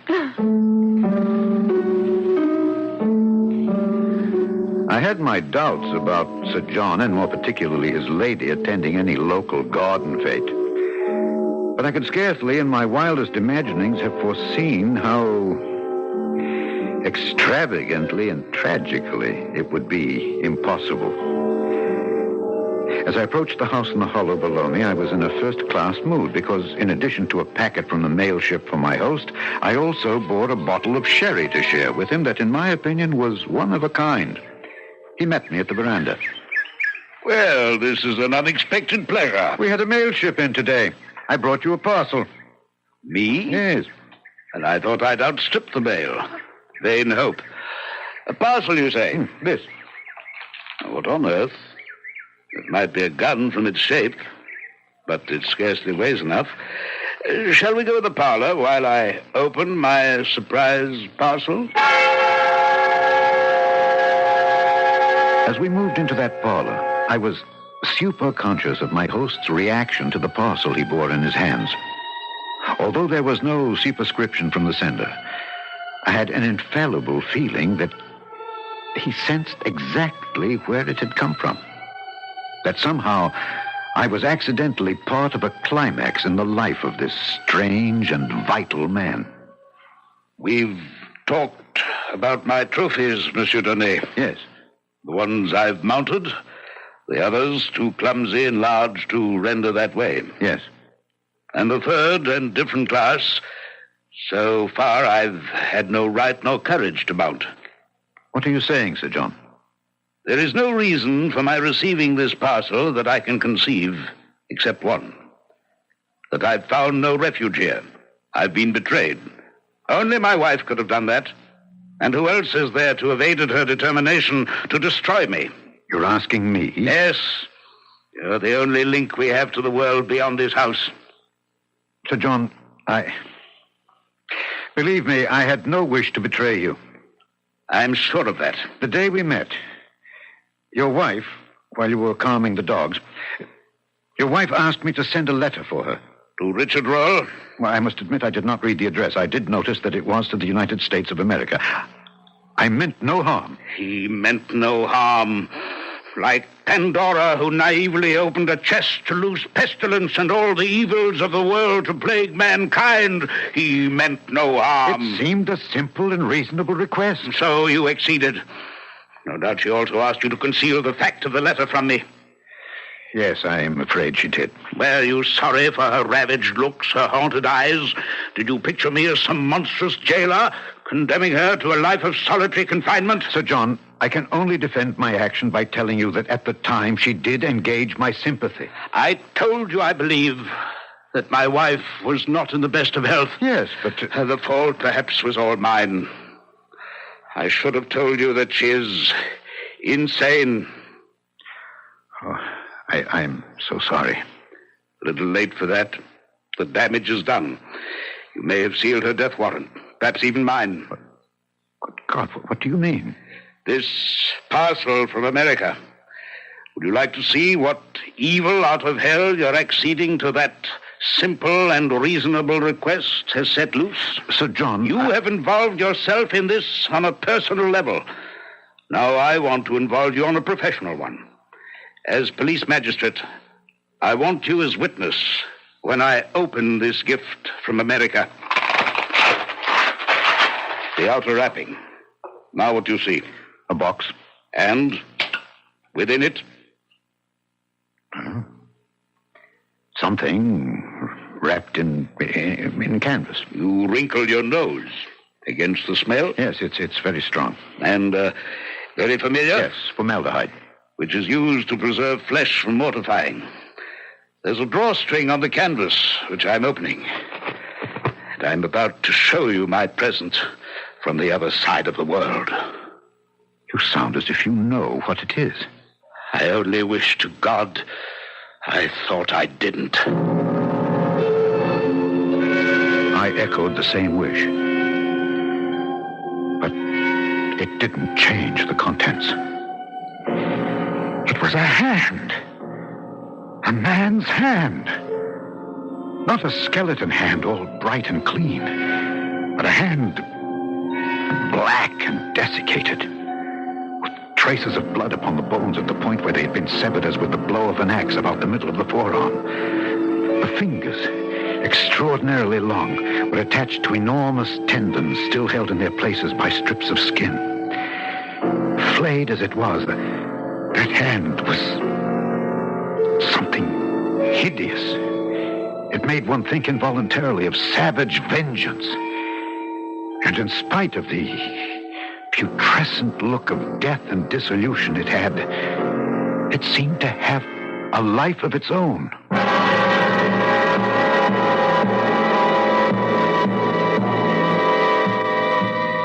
So now we see the embodiment of the title of our story. A poor choice of words, since nothing can be more disembodied than a severed hand. Whose hand? And why? And are these nerveless fingers really capable of writing a death warrant? I'll return shortly with Act 3.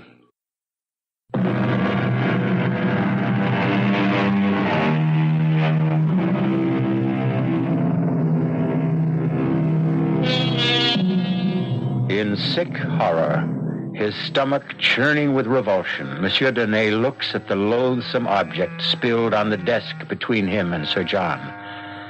In macabre fascination, his eyes seem riveted to the severed hand. It is only by a supreme effort of will that he is at last able to drag them away and up to Sir John's grim and haunted face. What is it? The hand of a thief. But why? Why is it sent to you? So that there'll be no mistake in my mind who sends it. You said before, Richard Roll. A relation? My twin brother. Younger by less than an hour. As the firstborn, I acceded to the title. The barony was mine, and the living that went with it. Richard had nothing, except my bounty. Our whole life was a gigantic struggle for supremacy. He, because I denied it him. I, because I had to hold it. If you had everything and he had nothing, what chance did he stand against you? Well, I'm English, and I believe in fair play. I couldn't share the title, but I made sure the living was shared equally. I'm not ill-favored, and I'm exceptionally powerful and large. But Richard was taller by 2 inches, stronger by far, and a wild and darkly handsome man that stirred women to a passion beyond their senses. Until Claire. Madame Roll? My wife, yes. Whatever her true name should be now. When we were married, my brother Richard emigrated to the States. And you have never seen him since? No, yes, I have seen him. I'd hoped for the last time. Will you forgive me now? There's been too much talk, and I must find a place to hang my latest trophy. To hang it? You can't... I think I've had quite enough interference from you in my affairs, Monsieur Donnet. I must ask you to leave my house. You're no longer welcome.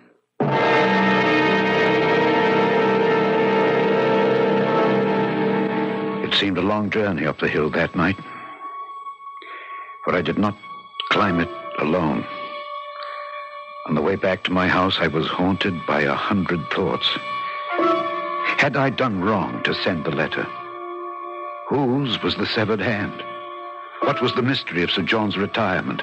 And what motivated the vendetta of his brother against him? Old jealousies?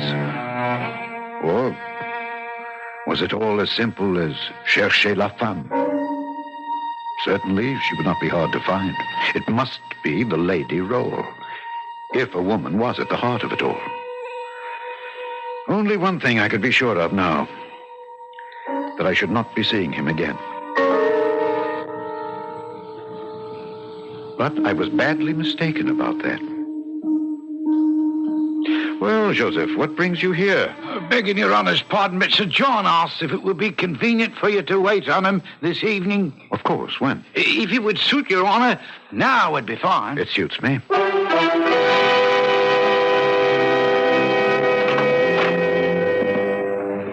After my churlishness on your last visit, I am more than touched that you do me this honor, Monsieur Denis. Since I'm still concerned that I may have done you more harm than honor, I couldn't have hesitated. I've some papers here on my desk that I wish to leave in your charge, after asking you and Joseph to witness them. What kind of papers, Sir John? My last will and testament, some property assignments, the legal debris that follows sudden death. Joseph? Yes, Sir John. Will you sign here and here? Yes, sir. Is there all this immediacy, sir? In the midst of life, are we not all equally in the midst of death? Thank you, Joseph. You may go. Yes, Sir John. Now, you, Monsieur Donnet. If you want me to. But I see no reason why. Whatever polite disclaimer was on my lips, it was frozen at that moment as my eyes fell on a blood-chilling sight. A black object in the midst of the empty panel lined with red velvet. Empty no longer. It was the hand, mounted now as the chief of all trophies. But different from all the others in one respect. They were mounted. This was imprisoned. Round the wrist, an enormous chain of iron had been rivened about the foul relic, and this chain fastened the hand to the wall by a great ring, solid enough to hold an elephant in leash. Good God! Yes, the hand. Well, better than my own head, if I can keep it. Will you sign? Well, yes, of course.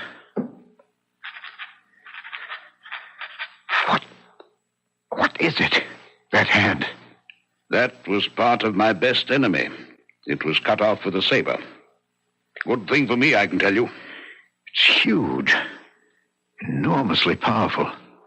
The man must have been very strong. And so far, I've proved stronger. I put the chain on the hand to hold it. The chain is no use now. The hand can't get away. The chain is necessary. This hand always tries to get away.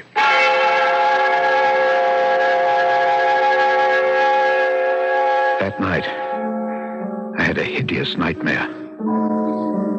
I dreamt I saw the hand, the horrible hand, running like a scorpion or a spider along the curtains and up and down the walls of my room. 3 times I woke up. 3 times I went to sleep again. 3 times I saw the ghastly thing running all over my room and using its fingers like so many legs.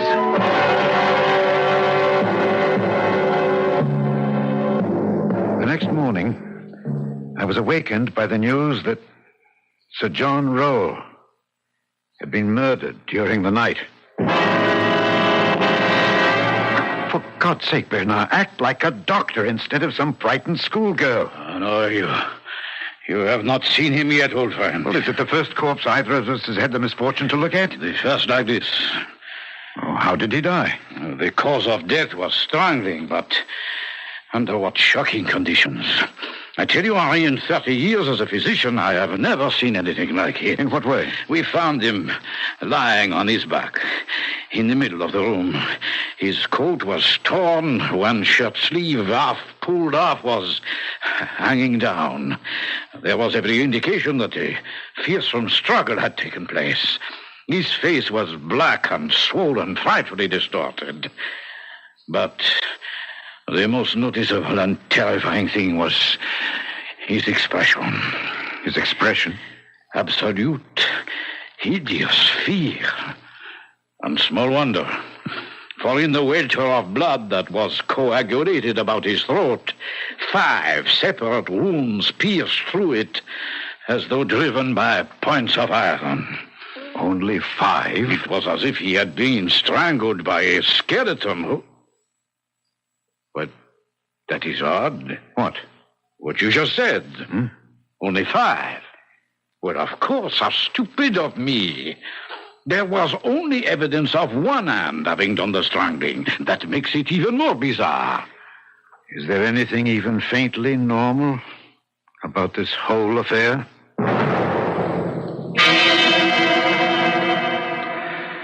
Now, Joseph, you heard no unusual noise during the night. Oh, no, monsieur le magistrate. You sleep where? Well, here in that little room off the kitchen there. And there was no sound from the dogs all night long? Oh, no, sir. Yet if a stranger had approached the house... Oh, those dogs would have torn him apart if he was a stranger. But they were quiet? You would have heard them if they had not been, huh? Well, I'm a very light sleeper. Yes. Did you sleep late this morning? No. I'm awake before cocks crow, you see. So many things to be done. Water to be drawn, the fire to be laid. Yes. And that's what you were busy with when Lady Rowell left the house? Yes, I was already preparing breakfast for Sir John and a tray to bring up to... You see, that's why I was so surprised when she walked into the kitchen fully dressed. And what did you say to that? Well, it's not my place to ask. I just said, what do you want? And? Well, she said she didn't want anything. Just that she was feeling better. And if Sir John should ask about her, she was off for a little walk along the beach. Oh, that didn't strike you as peculiar? Oh, it most certainly did. And did she go towards the beach? Well, I would have thought so. I didn't actually check on it. Why? You're not aware that she's disappeared? Oh, no, sir. Well, we'll leave that for a moment. All right, then what did you do then?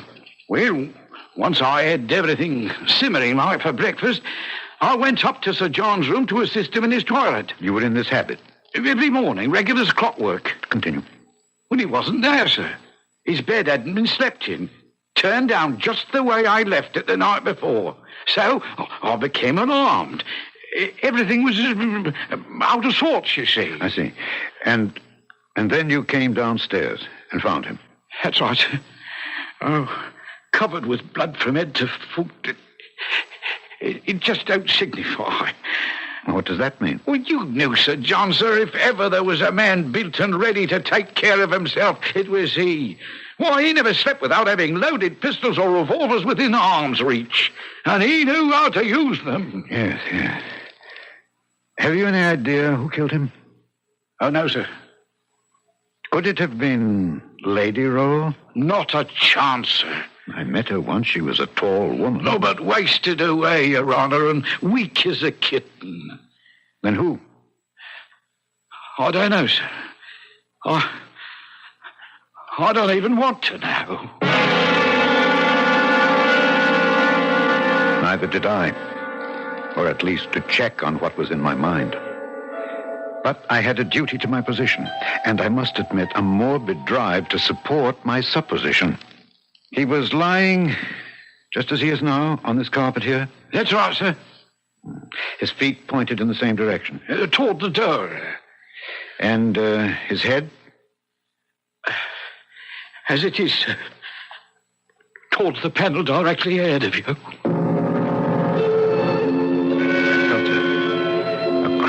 Sensation that lifted the hackles on my neck.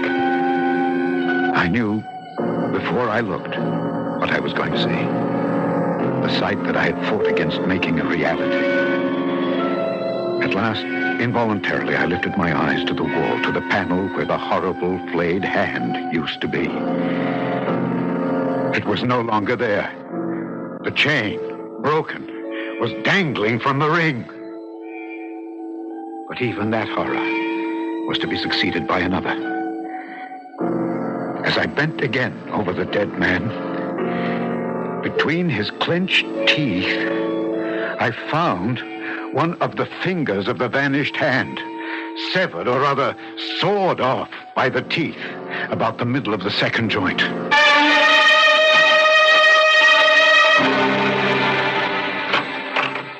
Mallerie, forgive us for violating the sacred precincts of your police office, but the axle of my carriage is broken and we are here to beg you to carry us home. If you're ready to go. I'm always at your service. And tonight, since it grows dark early these evenings, I will welcome company. But surely you're not still brooding over Sir John and his vanished lady. The missing Lady Rowell I can accept.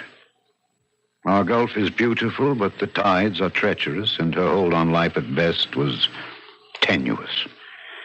Perhaps she wanted to end it. The mystery of Sir John is something else again. Something best forgotten, I think. Yes. But it doesn't seem to want to be. Let me show you. Marguerite, forgive me.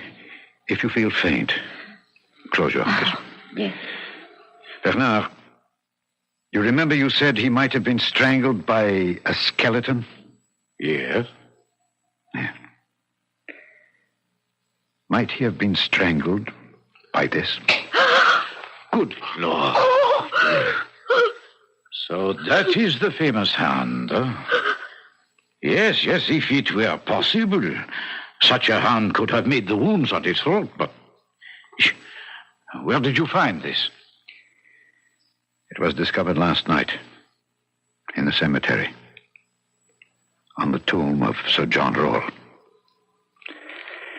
And mark one thing well. What? The index finger is missing. The one we found in the corpse's mouth.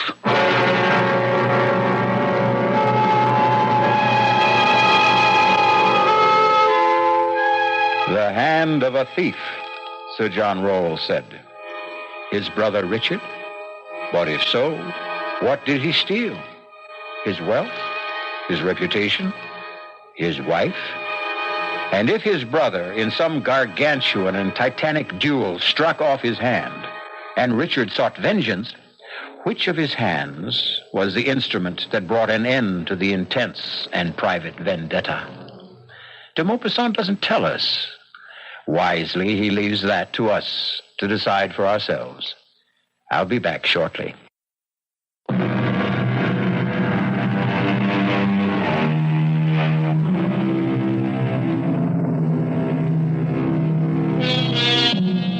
I won't easily close my eyes tonight, for fear that my mind's eye will conjure up a vision of the black and desiccated hand with the yellowed nails, scrabbling like some loathsome crab across the floor, up and over my bed, and scuttling around the walls. Its 4 good fingers moving like spider legs, the mutilated stump of the 5th like a head. Our cast included Alexander Scorby, Ian Martin, Mildred Clinton, and Guy Sorrell. The entire production was under the direction of Hyman Brown. And now, a preview of our next tale. You must know. Ilya must have told you. Ilya's parents were gypsies, but he's not. But he hasn't forgotten, has he? What they believe, the gypsies. You don't mean that you... They believe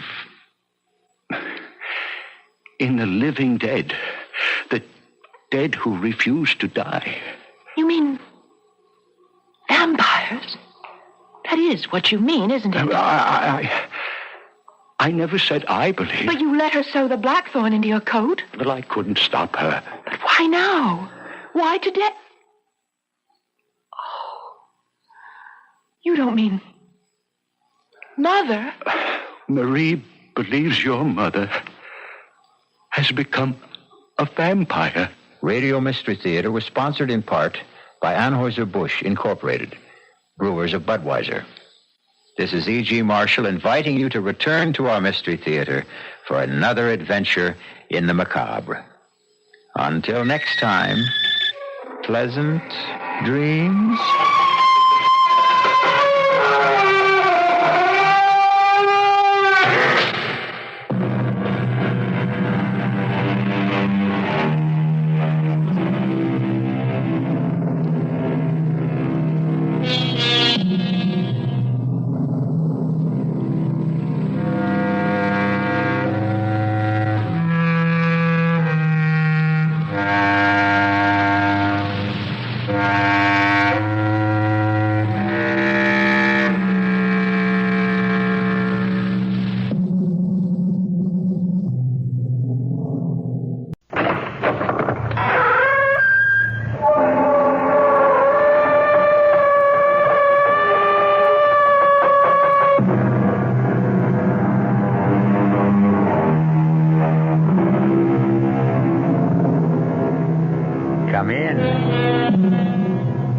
Welcome. I'm E.G. Marshall.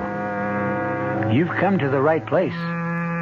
Here we present a unique kind of drama. Drama that uses your ears to stimulate your fears. The story you are about to hear concerns another part of the human anatomy.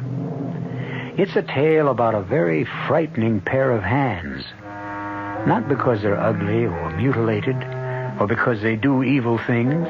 On the contrary, the hands of our heroine do nothing at all. And therein lies her terror.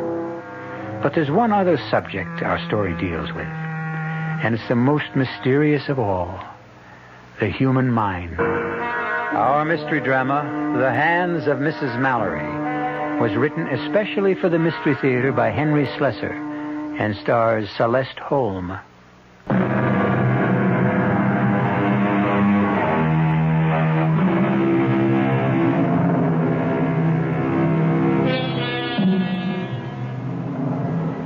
Think of the most beautiful day you can imagine.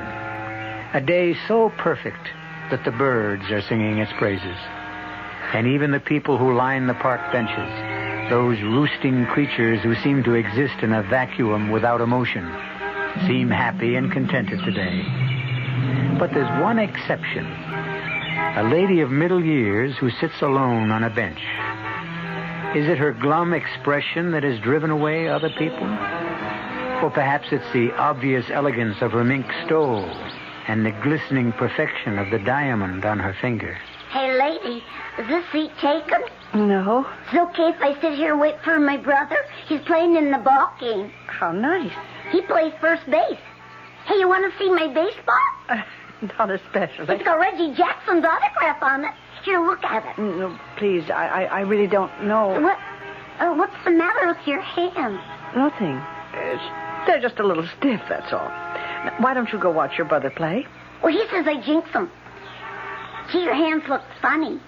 I mean, can't you move them at all? No. As a matter of fact, I can't. Gee, that's funny. I never saw anything like that. How come you can't move your hands? It's a kind of a sickness. You wouldn't understand. But maybe if you explained it to me, I would.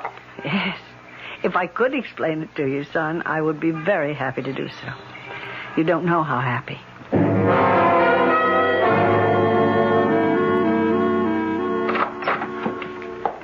Come in, Ida. Have a seat. I always feel so guilty when I take your time. Each examination seems to produce exactly the same result. Well, that's no reason not to keep examining you. Then there isn't any change. No, Ida. No change. What have you been doing lately?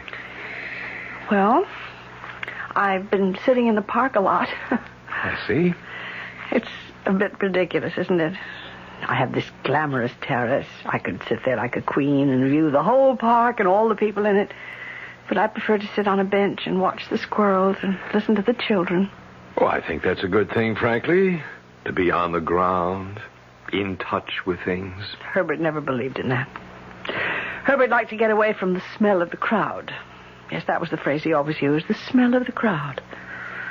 My husband knew a great number of unkind phrases. Well, I never knew him, of course. No. Neither did I suppose. Even when he was lying in his coffin, I felt as though I was saying goodbye to a stranger. And after Mr. Mallerie died, how soon after that did the paralysis set in? Oh, it was about a month. Yes, a month after, I suppose. That soon? Yes. And now it's been how long since you haven't been able to move your hands? 5 years. Can you believe it, Doctor? I can't. After the first 6 months of this terrible paralysis, I thought I couldn't go on living with these stone fingers of mine. I thought it would be preferable to be dead. But you never lost hope of a cure. No. I mean, that's what's kept me going. The hope of a cure. Oh, and something else. I suppose one must say a kind word for money. If there was one thing Herbert did in his life, he managed to leave a very rich widow behind him. Ida, I hope you won't misunderstand what I'm going to say. Doctor, you don't have to say it. I know what comes next. You're going to advise me to get out of myself, to stop thinking about my poor hands and think about other people. Charity work. Well, Ida, that's one suggestion. Oh, if you knew how many charity committees use my name, or how many thousands of dollars I give to every foundation with an impressive name. Ida, I was going to talk about going back to that psychiatrist. Oh, that. I honestly think you gave up too soon. If you'd given the man a chance... Dr. Merritt, my hands are paralyzed. I'm not imagining it. They're paralyzed, frozen, insensitive. You've made all the tests yourself. Do you think I've been faking? No, of course not. The illness is genuine, but sometimes the origin of an illness of this nature can... It's all in the mind, yes, of course. All in the mind. So easy to say that, isn't it? So many doctors have told me the same thing. It's so much easier to blame my mind than their own failure. Ida, please. Doctor, excuse me. It's time for me to go. You've got lots of patients waiting for you. Some of them you might even help.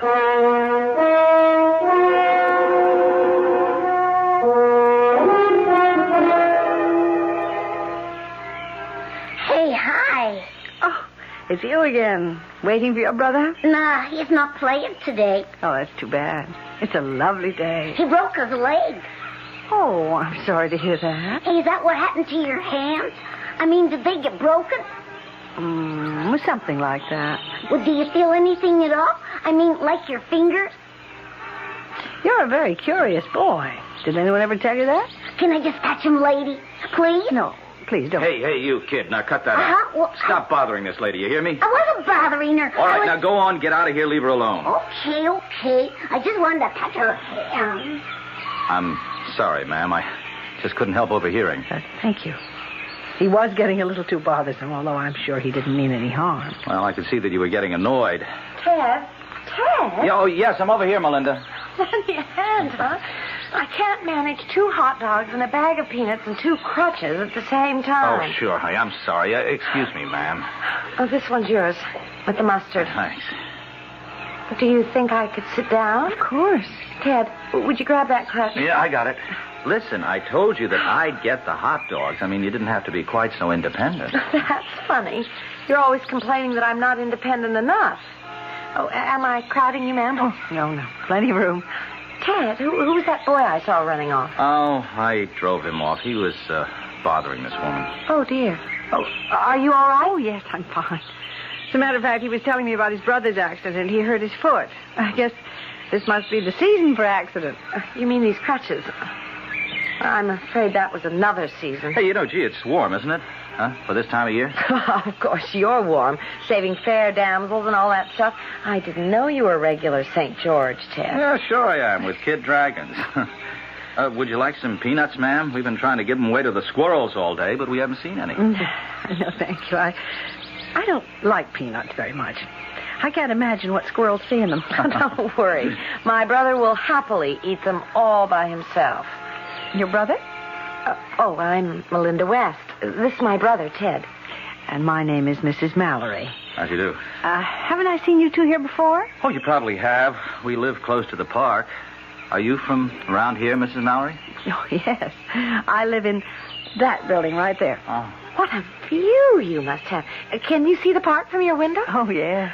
Oh, if I had a window like that, I'd never come down to the park.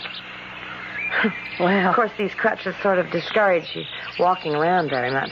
Do you both live in the city? No, we're from Ohio. We've only been here about 2 months, but I guess we'll be going back soon. Don't say that. Don't even think that, Ted, please. I'm sorry, Melinda. I didn't mean to... I gather that you don't want to leave. Well, not if it means that... Well, the truth is we came here to see a doctor, a surgeon who specializes in cases like mine. You see, I was in an automobile accident 2 years ago. I haven't walked since. Oh, I'm so sorry. I know exactly how you must feel. Well, people always think they do, but they really can't. Melinda. What? I think your brother is trying to signal you, Melinda, about me. What do you mean? He means these. My hands. Oh, I'm so sorry. I didn't even realize. No, some people don't realize that I can't move them. See, as long as I sit here very quietly, my whole body is as immobilized as my hands. Yes. Now I know what you mean. I know how tempting it is to just want to sit, be a statue, so that for a little while you can forget that part of you is dead. Oh, come on, Melinda, please. Let's cut this out, huh? Please, tell me more about this surgeon. I can tell you what he said in one word. One 2-letter word. Oh, dear. He won't operate, then? He said it wouldn't do any good. He turned us down flat. That's why I want Melinda to let me take her back home. Oh, well, do you have parents there? No. No, we have no one. But I don't want to go back. I don't. I want to see... What were you going to say? Never mind, Mrs. Mallory. Now, come on, Melinda. You finished your hot dog. Let's go home. Ted, let me tell her. Let me ask her. For Pete's sake, what kind of nonsense is this? What do you want to bother the woman for? Because there's no one else I can talk to about Dr. Griff. I can't talk to you about him. You just get red in the face and stomp away from me. There's nothing to talk about, and I'm sure Mrs. Mallory isn't interested in fairy stories. I really don't know what either one of you is talking about. Who is Dr. Griff? Oh, he's a quack, a phony. Ted. Well, that's all he is. A 2-bit faith healer who robs every cripple he can get his hands on. You don't know anything about him. You only met him once. Yeah, well, that was enough. I could tell in 1 second that the man is a fake. He can't cure a broken spine. But why not let him try? Somebody has to try.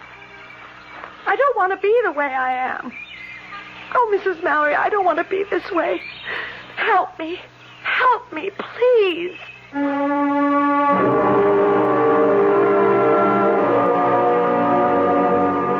Well, Mrs. Mallory's physician would be very pleased right now.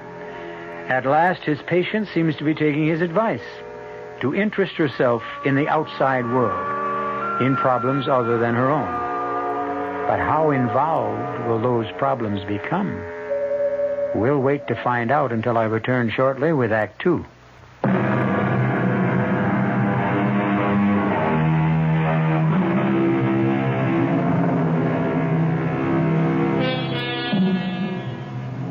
The good weather is holding in the city, and Mrs. Ida Mallory has returned day after day to her bench in the park, a bench which seems to have become her property by right of eminent domain. But even Mrs. Mallory would have to admit that her interest in these daily visits is no longer restricted to sunshine and green grass. Each day she hopes for another glimpse of the young couple, the scowling brother and his pretty, pathetic sister. And then, on the 4th day, there they were. Excuse me. I don't know if you'll remember me. Why, of course. You're Mrs. Mallory, the lady with the view. Yes, that's right. How are you both? Oh, we're okay.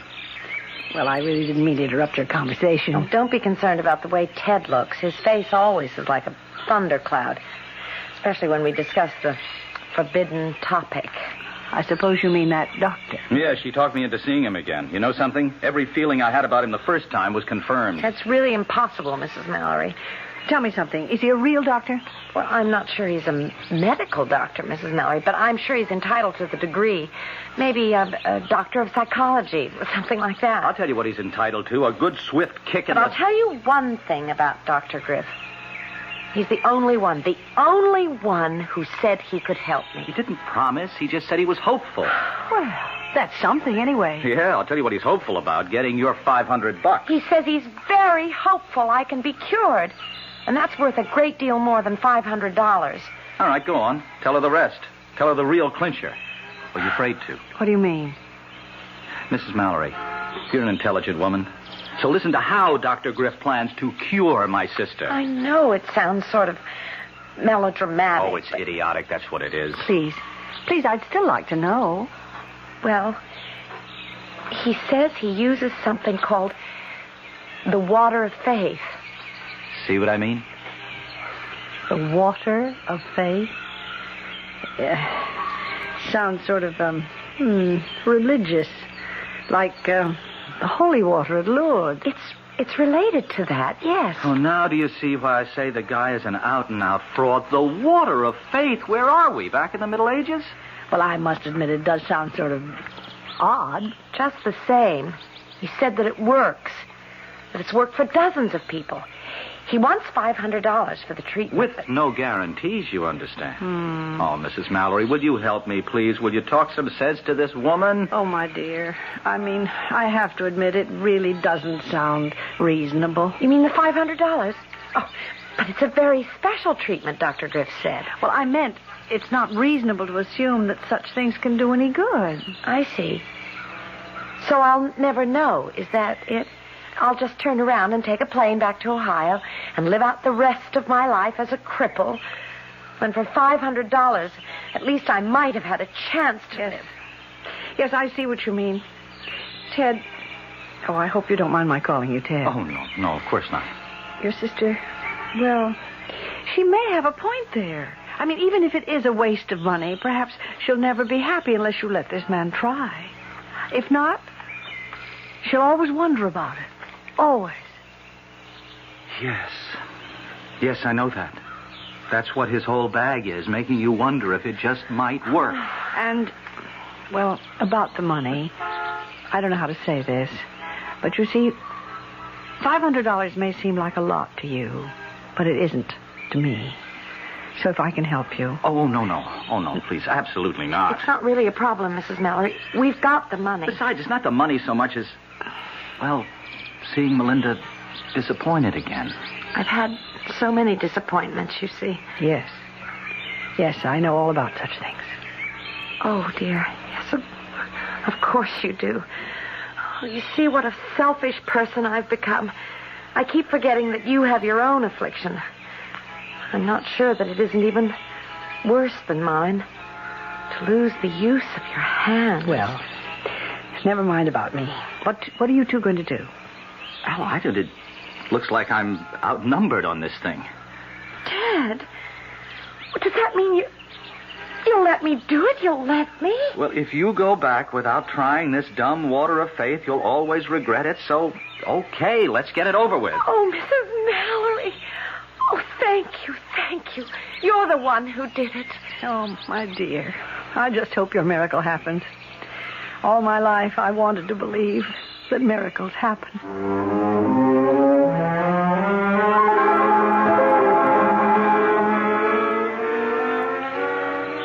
Melinda? Wait a minute. Oh, Mrs. Mallory. Well, you move faster on those crutches than I do on my 2 feet. You're not here alone, are you? No, Ted's with me. I just wanted to take a little stroll by myself. No, that isn't true. We just had another fight, and I had to get away from him. Oh, dear. Now, that doesn't sound too good. Well, you know how Ted is. Well, see, I haven't seen you for 2 days. How are you? The truth is, I don't really know.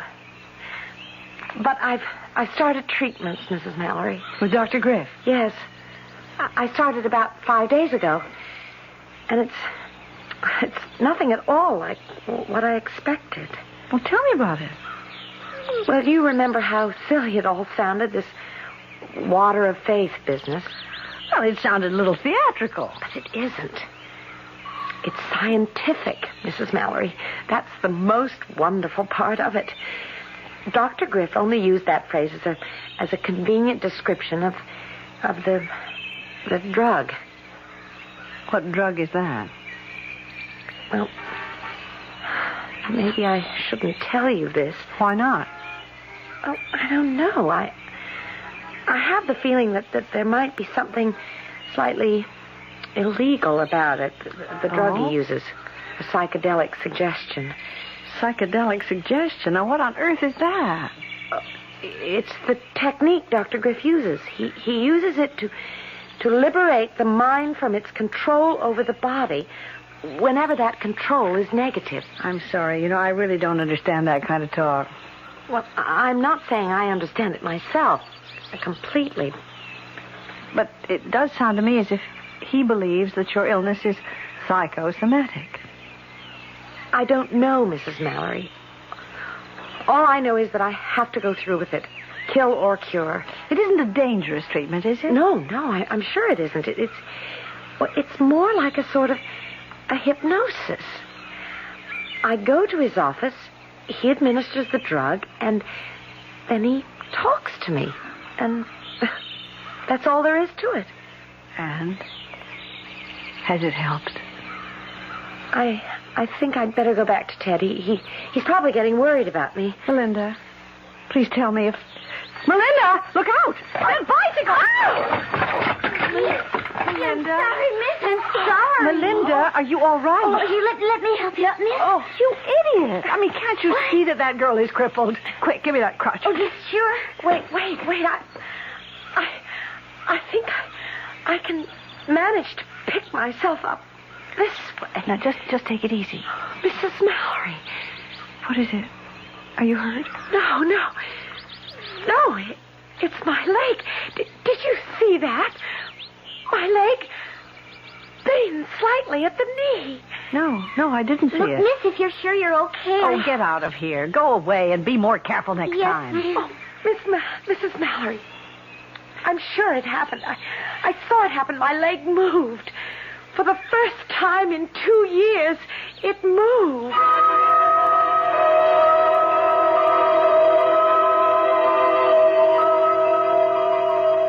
No, Ida, I'm sorry. I can't find any reference to this Dr. Griff in any medical directory. But that doesn't prove he's a fraud, though, does it? Oh, no, of course not. And as you say, the man may not be a medical doctor. I certainly hope he isn't. Well, why do you say that? Pride of profession, my dear. We don't like to have faith healers bearing the same credentials. And that's what you think he is, a faith healer. Well, of course. Oh, I'm not knocking the power of faith, far from it. Very often it's simply another way of getting at psychosomatic difficulties. Oh, I hate that word. I know you do. Oh, I've been through all that psychosomatic nonsense. All those doctors who tried to tell me that my paralyzed hands weren't, well, what they are.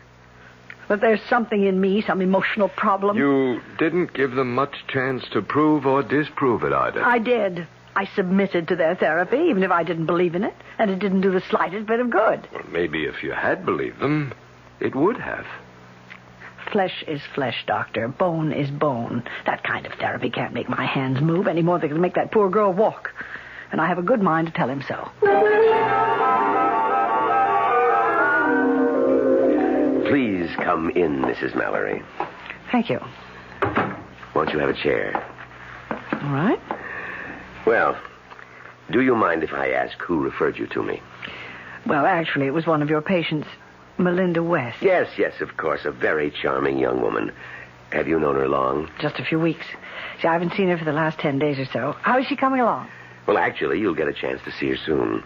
She has a 3:00 appointment with me, which is only a few minutes from now.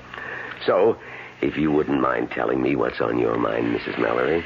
Well, I just thought it would be worthwhile talking to you, Doctor. About yourself? Well, as you can see, I am afflicted.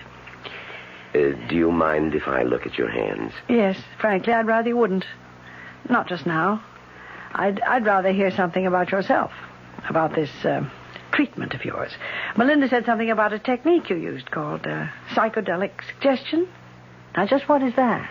It's a medical principle. As old as mesmerism, as new as chemotherapy. The power of mind over body. Psychosomatics.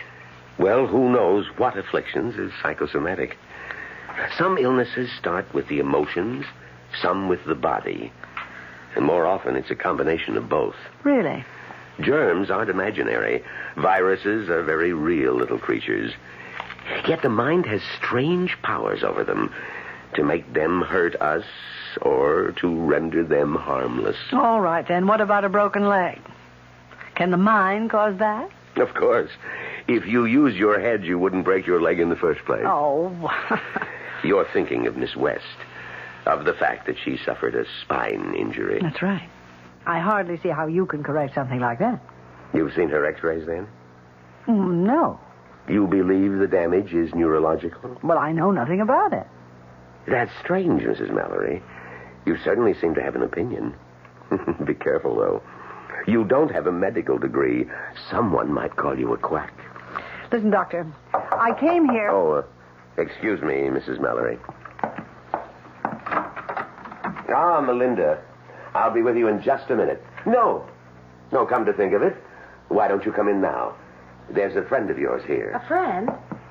Oh, it's I, Melinda, Mrs. Mallerie. Oh, Mrs. Mallerie, how nice to see you. Come in, Melinda, please. Melinda, your crutches. Where are your crutches?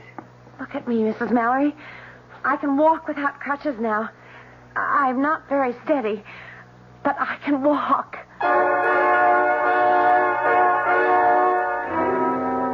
Well, there goes at least one of Mrs. Ida Mallory's cherished notions that the mind can't cure the body. But she sees the evidence of her own eyes, and something tells me that this is one prejudice she's willing to give up.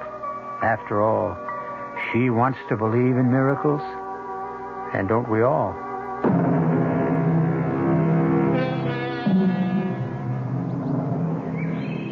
Mrs. Ida Mallerie has spent a sleepless night, dreaming of things she never thought possible. But when the sun streamed in her windows, her first thought was to get out into the park, and with only one hope, of seeing Melinda West again, and seeing her miracle confirmed.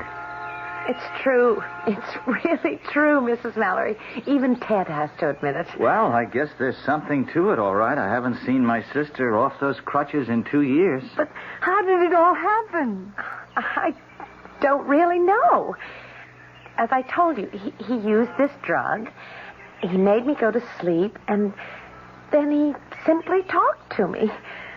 At first, there was nothing, and then I started feeling life in my legs again. Well, you saw me that day in the park when I fell down. Oh, Melinda. I just can't tell you how happy I am for you. Well, and what are your plans now? Oh, go home, I guess. I've got to get back to my job if it's still there. The treatment cost much more than we thought it would. Yes, the 500 went in no time at all. Then he asked for another 1,000. He said it couldn't be helped. The drug he uses is so horribly expensive. Now, listen. I told you once that if there were any way I could help you out financially... No, that's out, Mrs. Mallerie. We'll manage okay. Of course we will. Well. And I can go back to work now. I can do anything I want now. Oh, yes. Yes, that must be a wonderful feeling. To be able to do anything you want.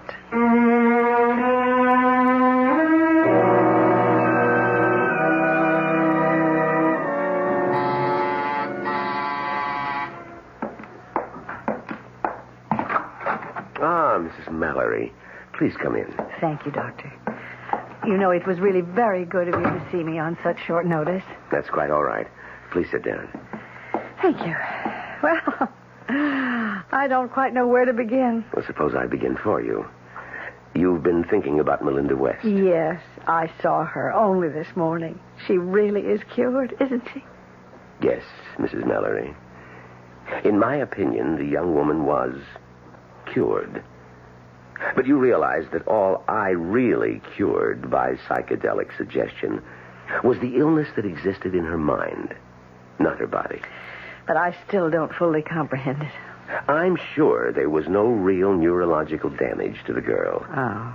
I think her bones and muscles and nerves were all in the proper place and functioning normally. Only her mind wasn't. But she seemed so sensible. Mrs. Mallerie, do you know the story of that accident? I beg your pardon? Did Melinda ever tell you exactly what occurred that caused her injuries? No, as a matter of fact, she didn't. She simply said it was an automobile accident. That's correct. And she was the driver. Oh. There were 2 other passengers, her mother and her father. Both of them were killed.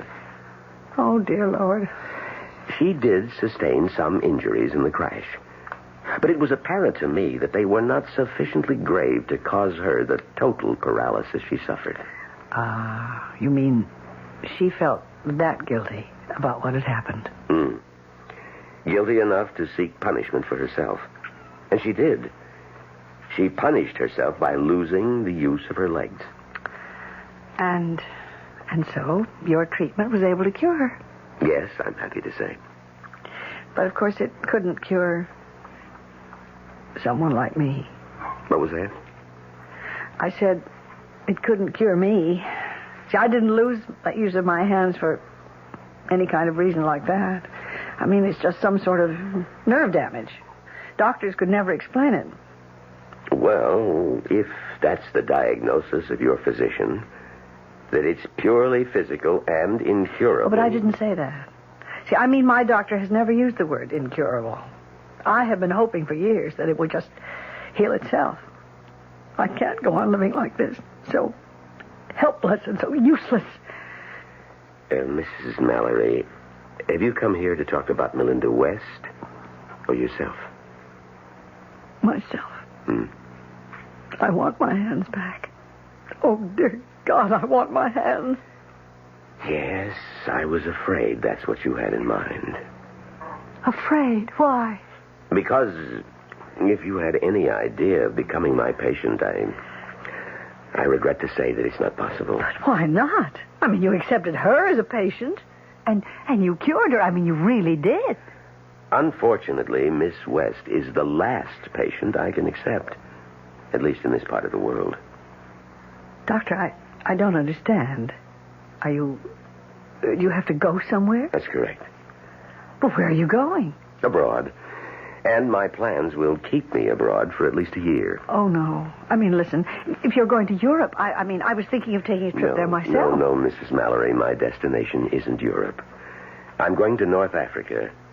A case of some importance. Well, since when is one patient more important than another? Oh, no, I didn't mean it that way. Oh. It's simply that this is a prior commitment. But maybe I could go with you. I mean, I could take up residence there. I'm afraid that's impossible, too. Why? Well, the country I'm going to is a Muslim country.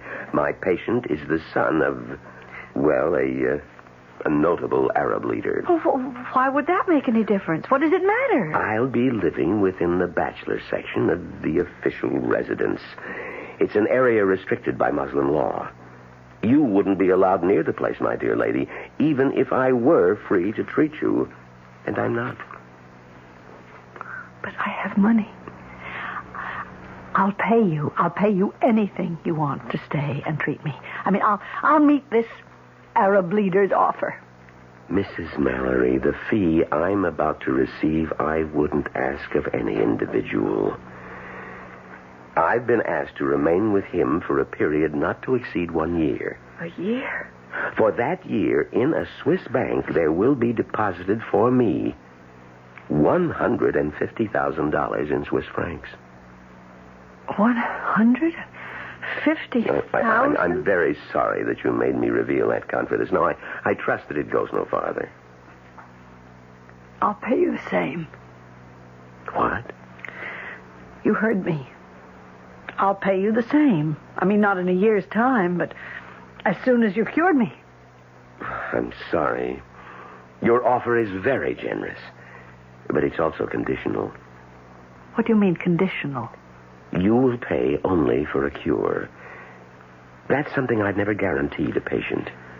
Not Miss West, not my Arab friend, no one at all. All right, then. Suppose it isn't conditional. Suppose I agree to pay you in advance. Well, that, of course, would be something worth consideration.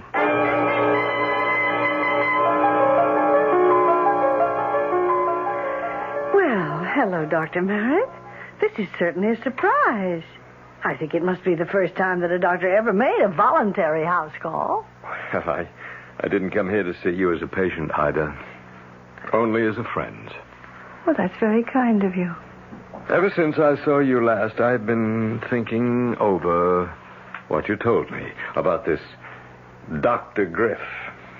Oh, yes. Well, what about him? I thought it would be worthwhile just to ask around about the gentleman. And last week I was attending a joint conference of my medical association and psychological group. Mm-hmm. Well, anyway, I did learn something that I thought you might be interested in. There is no Dr. Griff. What was that? Oh, maybe he has a Ph.D. and tacked that in front of his name, but I'm quite sure that the man is not a medical doctor. All right. Be that as it may, he's still not necessarily a fraud. Well, I didn't say he was anything. But I suspect that your original judgment was correct. But... That he's not someone to be trusted. But you don't know the whole story. Well, what I do know is you're more impressed with a man than you were willing to admit. Isn't that right? Dr. Merritt, he cured that girl. What? You know that girl I told you about, the crippled girl? She's walking again. I saw her walk. Well, I suppose that could be true. Faith healing does have its successes. Well, I'm sorry, Doctor, but I'd rather not discuss this any further. Oh, wait a minute. I don't like the way you sound. Ida, have you made any sort of arrangement with this charlatan? Dr. Merritt, I appreciate your interest, but I refuse to say another word about this matter. I mean, do you understand? Not another word.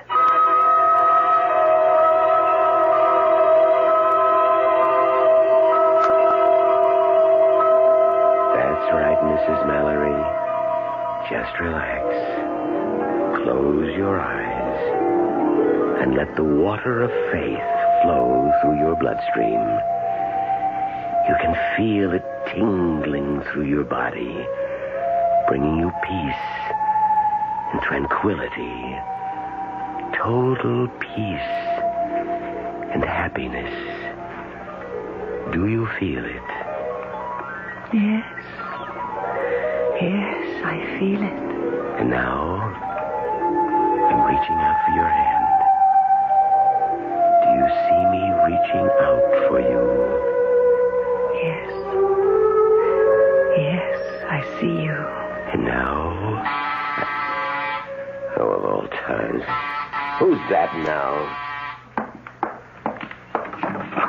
Yes, what do you want? You Dr. Helmut Griff? Yes, who are you? The name's Barry, Doctor. Lieutenant Barry, Racket and Bunko Squad, Police Department. May I come in? No, you can't. I happen to have a patient with me right now. Would her name be Ida Mallerie? And who are you? I'm her physician. You might say her accredited physician. I demand to know what this intrusion is all It's about. not an intrusion, Dr. Griff. It's an arrest. What? Doctor? Oh, Dr. Griff? So, may we come in now? Ida, are you all right? Yes. Oh, what is it? I mean, all what's right, happening? Ida. Everything's going to be fine. They've got them all now, all of them. Well, what are you talking about? Is this the lady, Doc? Yes, this is Mrs. Mallerie. I don't think she's in any condition to talk. She's obviously given her some kind of drug. It's a legitimate drug, a perfectly legitimate sedative. Yes, of course, Doctor. I'm sure it's nothing very unusual, Seconal or something of that nature. No mysterious water of faith. Please, won't someone tell me what's going on? Now, I'll tell you, Ida. But it may hurt just a little. You see, I told the police your story, and they investigated. He is a fraud, Ida. How dare you say Be quiet, mister. You're no more a doctor than I'm police commissioner. His real name is Michael Lanning. Alias Dr. George Watkins, alias Dr. John Wilson, and that's his modus operandi, Mrs. Mallerie, posing as a fake doctor, offering miracle cures, usually for sick widows with lots of money. Oh, but he cured her. I mean, he cured Melinda. This is the part that may hurt most, Ida. He did not cure Melinda West. Because Melinda West was never crippled to begin with. I know. It was just psychosomatic. Oh, no, Ida. Just crooked. What? She was in on the racket with him, Mrs. Mallerie. Her real name is Anna Fraser. Oh. Her so-called brother is Tony Fraser, and I'm sorry, they're not brother and sister at all. They're man and wife. No, and I believed them. Well, we haven't caught up with those two yet, Mrs. Mallerie, but we will. Oh, I brought some pictures for you to identify. No, I don't want to look at them. I can't bear to look at them. Please, Ida, you must. But I don't want to prosecute them. I don't. Why really. not? They're crooks, plain and simple crooks, all three of them. I don't care. You have to help us now, Ida. You have to identify these parasites. Now, please, look at the photographs. You know something, Doctor? Sometimes people set out to do good and end up doing harm. And sometimes it works the other way around. What do you mean? Hey, now, stop that. Now, don't rip up those photos. Ida, what are you... What? for the love of heaven. You're tearing up the pictures. You're tearing them up. With my hands, Doctor. With my own hands.